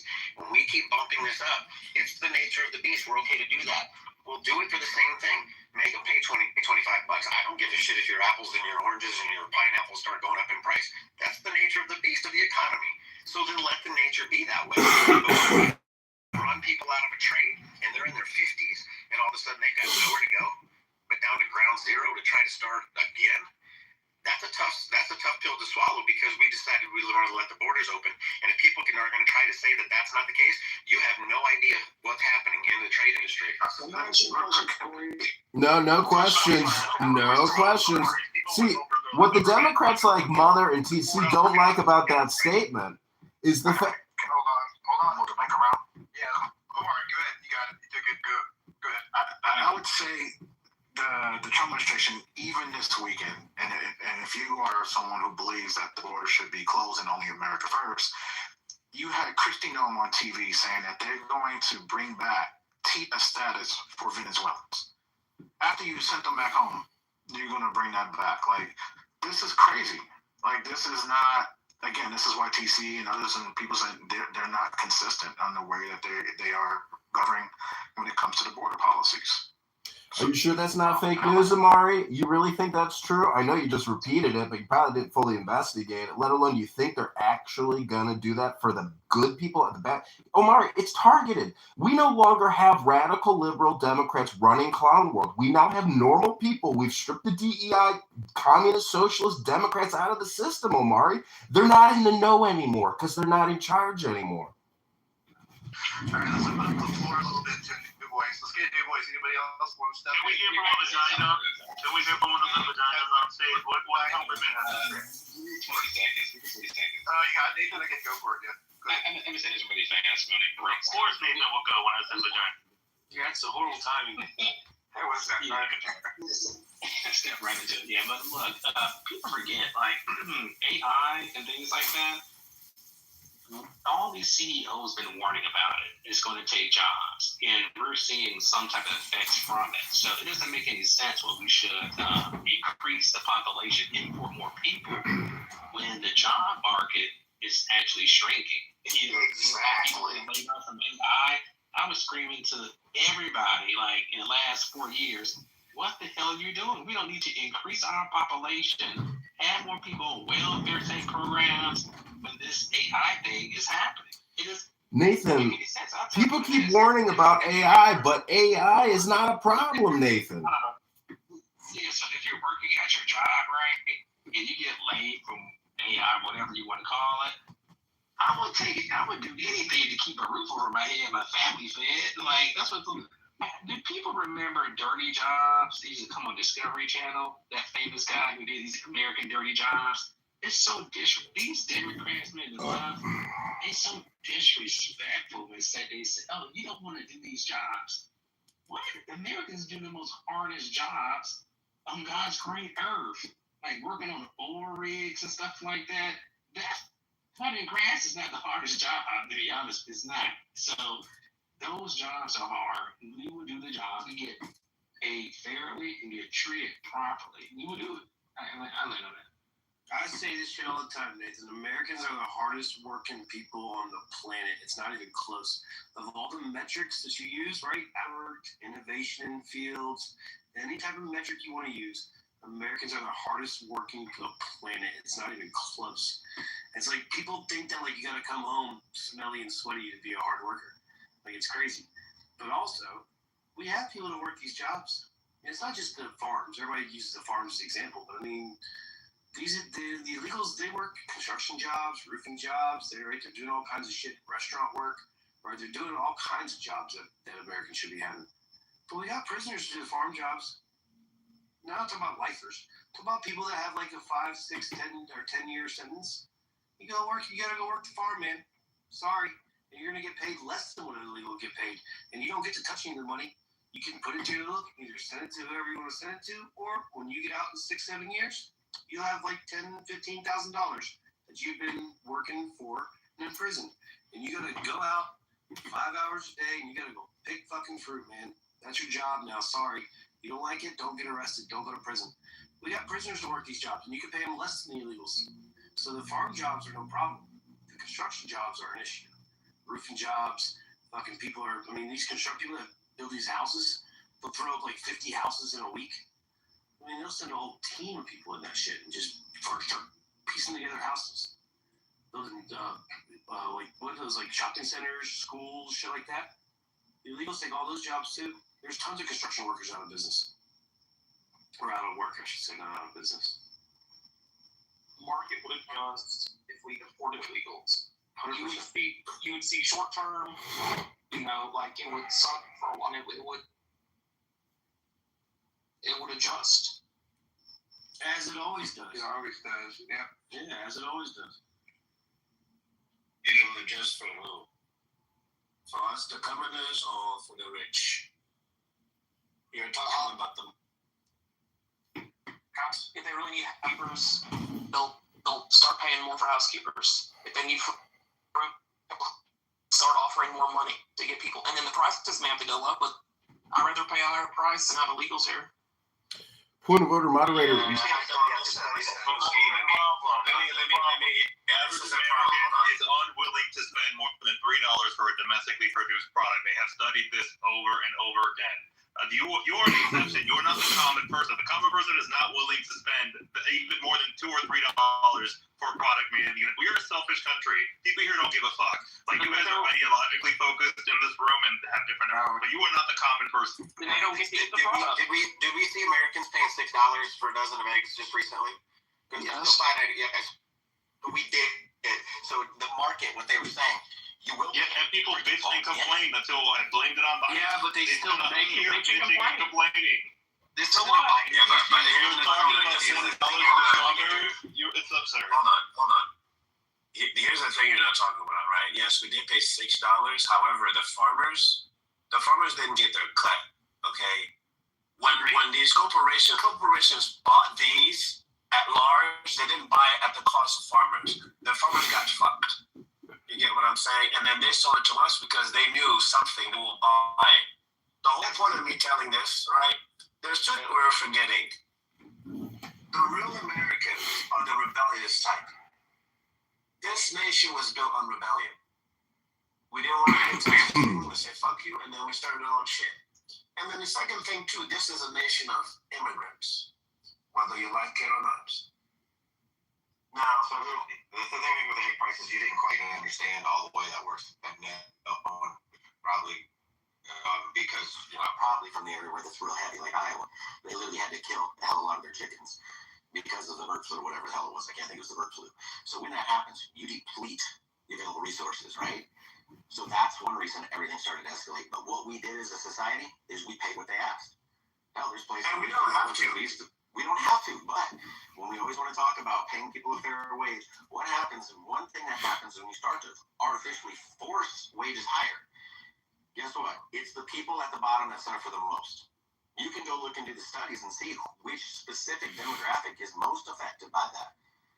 And you'll be surprised because it hits the people at the bottom the hardest.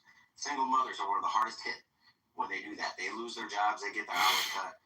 When they get their hours cut, they lose their benefits. So stuff like this starts to happen. So there's a whole, and it's not a Biden or a Trump or this is an ongoing thing that our government, all sides, have allowed to sit here and fester, and they keep pointing at the other side, but yet both of them just keep adding to the problem. A bigger government doesn't fix anything. It gets a hell of a lot more expensive. If we want to look back, 20 years ago, just look at the national debt and go look at the budget.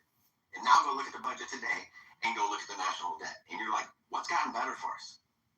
To go from, what I don't know, was it 7 or 8 trillion to 34 trillion in that amount of time? The budget from 4 trillion to now, 7 trillion? It doubled during COVID, and it hasn't gone back down. And it's never going to because they realize it's got to spend it. It's bad business, bro. And you're right. When they raise minimum wage, the first thing that happens is people get fired. That's the first fucking thing that happens.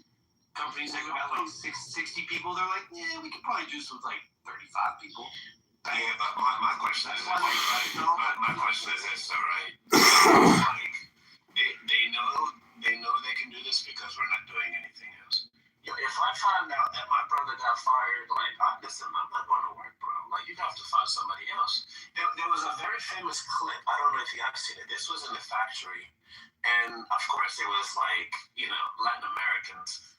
And, I don't want to say, like, their nationality. I think one person got fired, like, unjustly. The whole factory just walked out. We need to be able to do that. Like, we need to be able to live in a society where it's like, you can't function without us. What happened with the factory? If you look at Mexican worker got fired, and then the whole factory just up and left. No, I'm saying, what happened with the factory? I don't know what happened to the factory. I bet they just hired more people. Yeah, but here's the thing, though, right? Your stock fell. So something that you're not equating to the problem 0-0 is automation or robotics and AI, the combination of it. When you look at China and we say, hey, why are we pulling out of China? Humans aren't doing jobs in China. They have dark factories, literally. There's documentaries about it on YouTube for free from last week and so on. We don't need humans as much as we need them, as what you're talking about. I get what you're saying, right? But my question to you is this, right? The products they're going to make it out of, who are they selling it to? Are they selling it to robots or are they selling it to themselves? Who is buying those products? America. Exactly. We stop. That's what I'm trying to tell you. Oh, you want to replace the whole force with robots? Okay, good deal. Don't fucking go to Target. Target is fucked. Who else? I never agree with you, brother. You're right about that. He's right. So here, Self-checkout's already a form of robotization and replacement. The self-checkout terminals.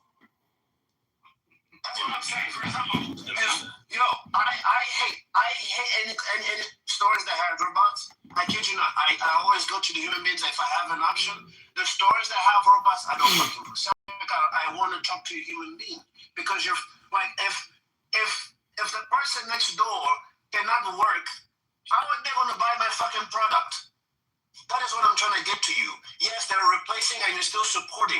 You're going to be, if you're a business owner, you're a business owner and you're selling tacos outside the street, and this man works at the factory store, and he comes to you to get your tacos, and you're like, oh shit, like they let him go because of robots. You're going to get out of business too.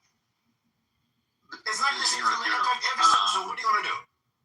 So let me help you explain it a little bit better for you, right? There's a reason why you see all these EVs and Chinese cars all of a surplus because robots are making it.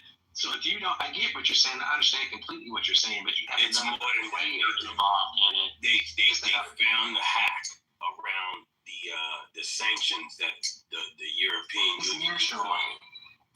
So they've perfected their capability of building batteries. That's what happened. So they said, fuck all those sanctions, and they just went around it. So I'm saying is this: we don't need China anymore for labor. That's the end game I'm trying to explain to you. We don't need China anymore for labor. We don't need a hot. Are you kidding me, Nathan? Every single person is on a cell phone made by Chinese fingers, Nathan. That's the truth of the earth, Nathan. Not one cell phone. Nathan, you get it, brother. We're literally less than what? 10, 12% So of the world population. you get what I'm trying to say, right? Yeah, but we sell our products worldwide. I get everything is becoming. I get everything is becoming automized, but they're automating these products for who? They're not going to sell it to robots, right? Who are they going to sell it to? We have to buy it, right? I don't understand your point. What's your My whole point is this, right? His point is we are still in control. Exactly. And we need to do things to make them know that we're in control. If we don't want them to have robots, we can impact that. You're not going to ever stop by taking over, if that's what you're getting at. Let me ask you a question. Who gives life to AI? You're past the point of AI did not become itself. We give life to AI. It's not life, it's created. Well, you're already creating more jobs here, guys, so it's not eliminating them. It's going to create a lot of jobs as well. One thing we forget is that most people think of manufacturing as large scale. They're thinking car manufacturers. They're thinking things like that. The fact is, in America, 75%, I believe, is the number of manufacturing facilities. I think it's under 19. I believe it's 20. I think it was under. They put it at 19 and under employees. And I think the number was like 93% of those employers give insurance to their employee. When we start thinking about bringing jobs back, people say we don't need that. That's where these jobs are used, because in this manufacturing stuff, we still have a lot of hands-on in the manufacturing process, and we will for a long time. I ran a manufacturing facility, and as much as we want to strategically in our head automate things, it's damn near impossible right now in some aspects. There's going to be things, welding, CNCs, all that. That's a different story. But the hands-on effect for a lot of these things is still always going to be. That's why we need these manufacturing jobs back. What I love is when China went to Europe and said, hey, we want to start selling to you, and Europe said, get the hell out of here. And there's a reason Europe did that. Europe is very real about what it thinks, and when it says, hey, we're going to make these moves because of, let's just say, climate change, right? So, no, we're not going to buy the stuff from you who's dumping all the pollutants in the air. No, and that's the problem with America. We do everything about what China does is against what we do, but yet we'll buy it. And then we don't want to tariff them, but we'll tariff the hell out of a company here in America, because we learned, the Supreme Court said it, MSNBC, I was watching it, they came out real proud to say tariffs are taxes. Great, I agree, and I've always agreed. But that also means that taxes are tariffs. So we keep talking about tariffing our own companies here in America. We want to charge more taxes. We want them to pay their fair share. Well, I can tell you right now, when you look at an employee's wage, at a minimum 25% to 35% higher than what they're making is what the company is paying, because of all the costs that go into that, having that employee there. So there's more there. They're doing employee match. They're doing a lot of things, right? But right now, we just don't want to have these jobs. And we're going to say automation is going to take everything. No, it's not. Get manufacturing back here, because there's a ton of people that don't want to do certain jobs, but they'll take a manufacturing job, and the proof is in the pudding. BMW America is the largest BMW manufacturing facility in the world. And they're going to move their transmissions here, it sounds like. Their chip plant is here, and they're looking at expanding it more. And guess what? There's droves of people trying to get into that place. I hope it's a damn good job. Engines and transmissions made in America suck. They do. Everything BMW makes is engineered, and actually most of their managers are all German. So it doesn't matter. Yeah, but the engines and transmissions are still built in Germany. Yes, but that's what I said. They're looking at bringing them here. They're looking at bringing them here. With their cars, how many BMWs are on the road? I can tell you this, it was March of a year, one of the managers, I was at his house, they set the record for most pre-sold BMWs in the history of the company, and that was in March. That place is blowing it up. Transmissions are still made in Germany. It comes over here. The BMW here, the BMWs that you guys are buying, you ain't nobody bitching about them. They're still paying the money for them and driving them, and they're buying them. But my point, Corey, is because we're paying an arm and a leg and appreciating the vehicle, because the engine and transmission, similar to Toyota, is still made in Japan. But when you're riding in the vehicle and you're driving it, how it feels, how it sounds when you shut the door, all those things, it's quality, right? That's why you pay $100,000 for it. It's an American-made car. It's made in an engine in a plant that is designed and operated by Germany. Done very well. As a matter of fact, took a tour of the place before they did the reno, and it was one of the nicest places I've ever seen. You could have dropped, they had a Zamboni constantly going around that place cleaning the floors. You'd have dropped your sandwich, you'd have ate it off the floors. And they were like, yeah, we're getting ready to shut down and do a complete renovation of this place. They're doing great, clearly. Otherwise, they would have said the operations are good. We can manufacture here, and the proof is if you look at all of the different manufacturers down in that area, they started pouring in, and there was a reason. It was profitable. It made sense. And that's what we've got to do. We've got to start taking things and saying, how can we do the same thing these other countries are doing when they're bringing it here and doing it? What are they doing? And let's start doing more of it. We can do it. We just got to put our minds to it. And we can't sit here because every time we want to tax a company, it goes to the bottom dollar. You and I are paying it. Tax them. I said it. Tax them 1,000%. I really don't get two shits. Then I just have to adjust my budget to say, I'm not going to buy that anymore. I got to go buy this, right?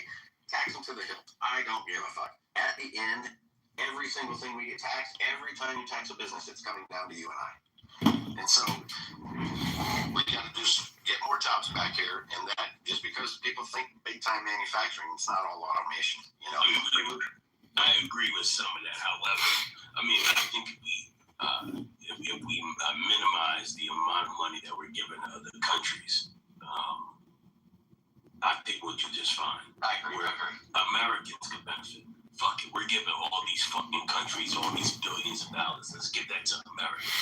You're kind of true, Mike. I heard you said that like it's because of all the money that we're giving to other countries. Now, if I want to look at it, I'm just getting a thought out here. We know that I'm not very politically correct. If we look at the hundreds of billions we spend on fucking low-class, uneducated Negroes here in the United States, which is like it's dumping money into a budget. Well, no, you guys take out way more for the system than you end up paying in. So no, I mean, in all reality, we're probably the money that gets sent to others that for these strategic alliances that we have probably better served than pumping a bunch of money into a bunch of fucking ingrates that bitch and say, spend my money, spend your money on me. Why you give it to them, massa? It's because you dumb Negroes don't. What the fuck are we getting out of it? You guys just bitching. You guys don't accomplish shit. No, so I guess what he's saying. No, I guess what he's saying.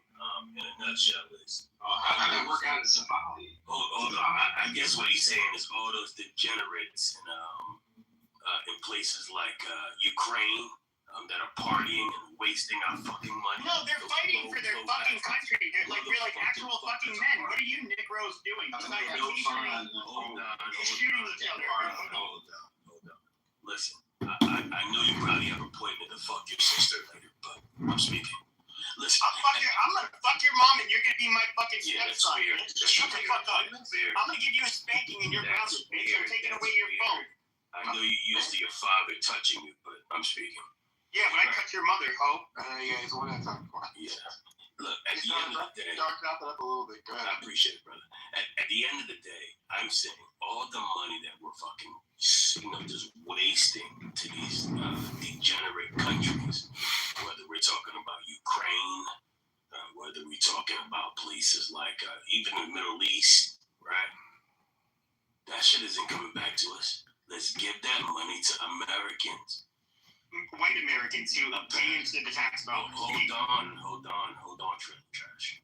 Look, at the end of the day, people like Lindsey Graham just said the other day, if we need to give out biometric readings to get public assistance. There you go, Pepe. No more food stamps for you. Your mother can wipe the jizz out of her vagina and get her. Your father is your uncle. Give that DNA to your the father is your uncle. In case I ever You're need it. embarrassing. All right, guys. Let's open up the discussion a little bit here. Anybody else want to jump in? I see Anthony jump in. Yeah, I'm just second what that dude just snapped at Pippa Curry about the Ukrainians. Ukrainians are like the Mexico of Europe. They corrupt. actually polling people. And you guys are the niggers of America. I mean, look what happened to Somalis. I mean, that your theory doesn't work out. They use a crazy amount of welfare more than any group in America. So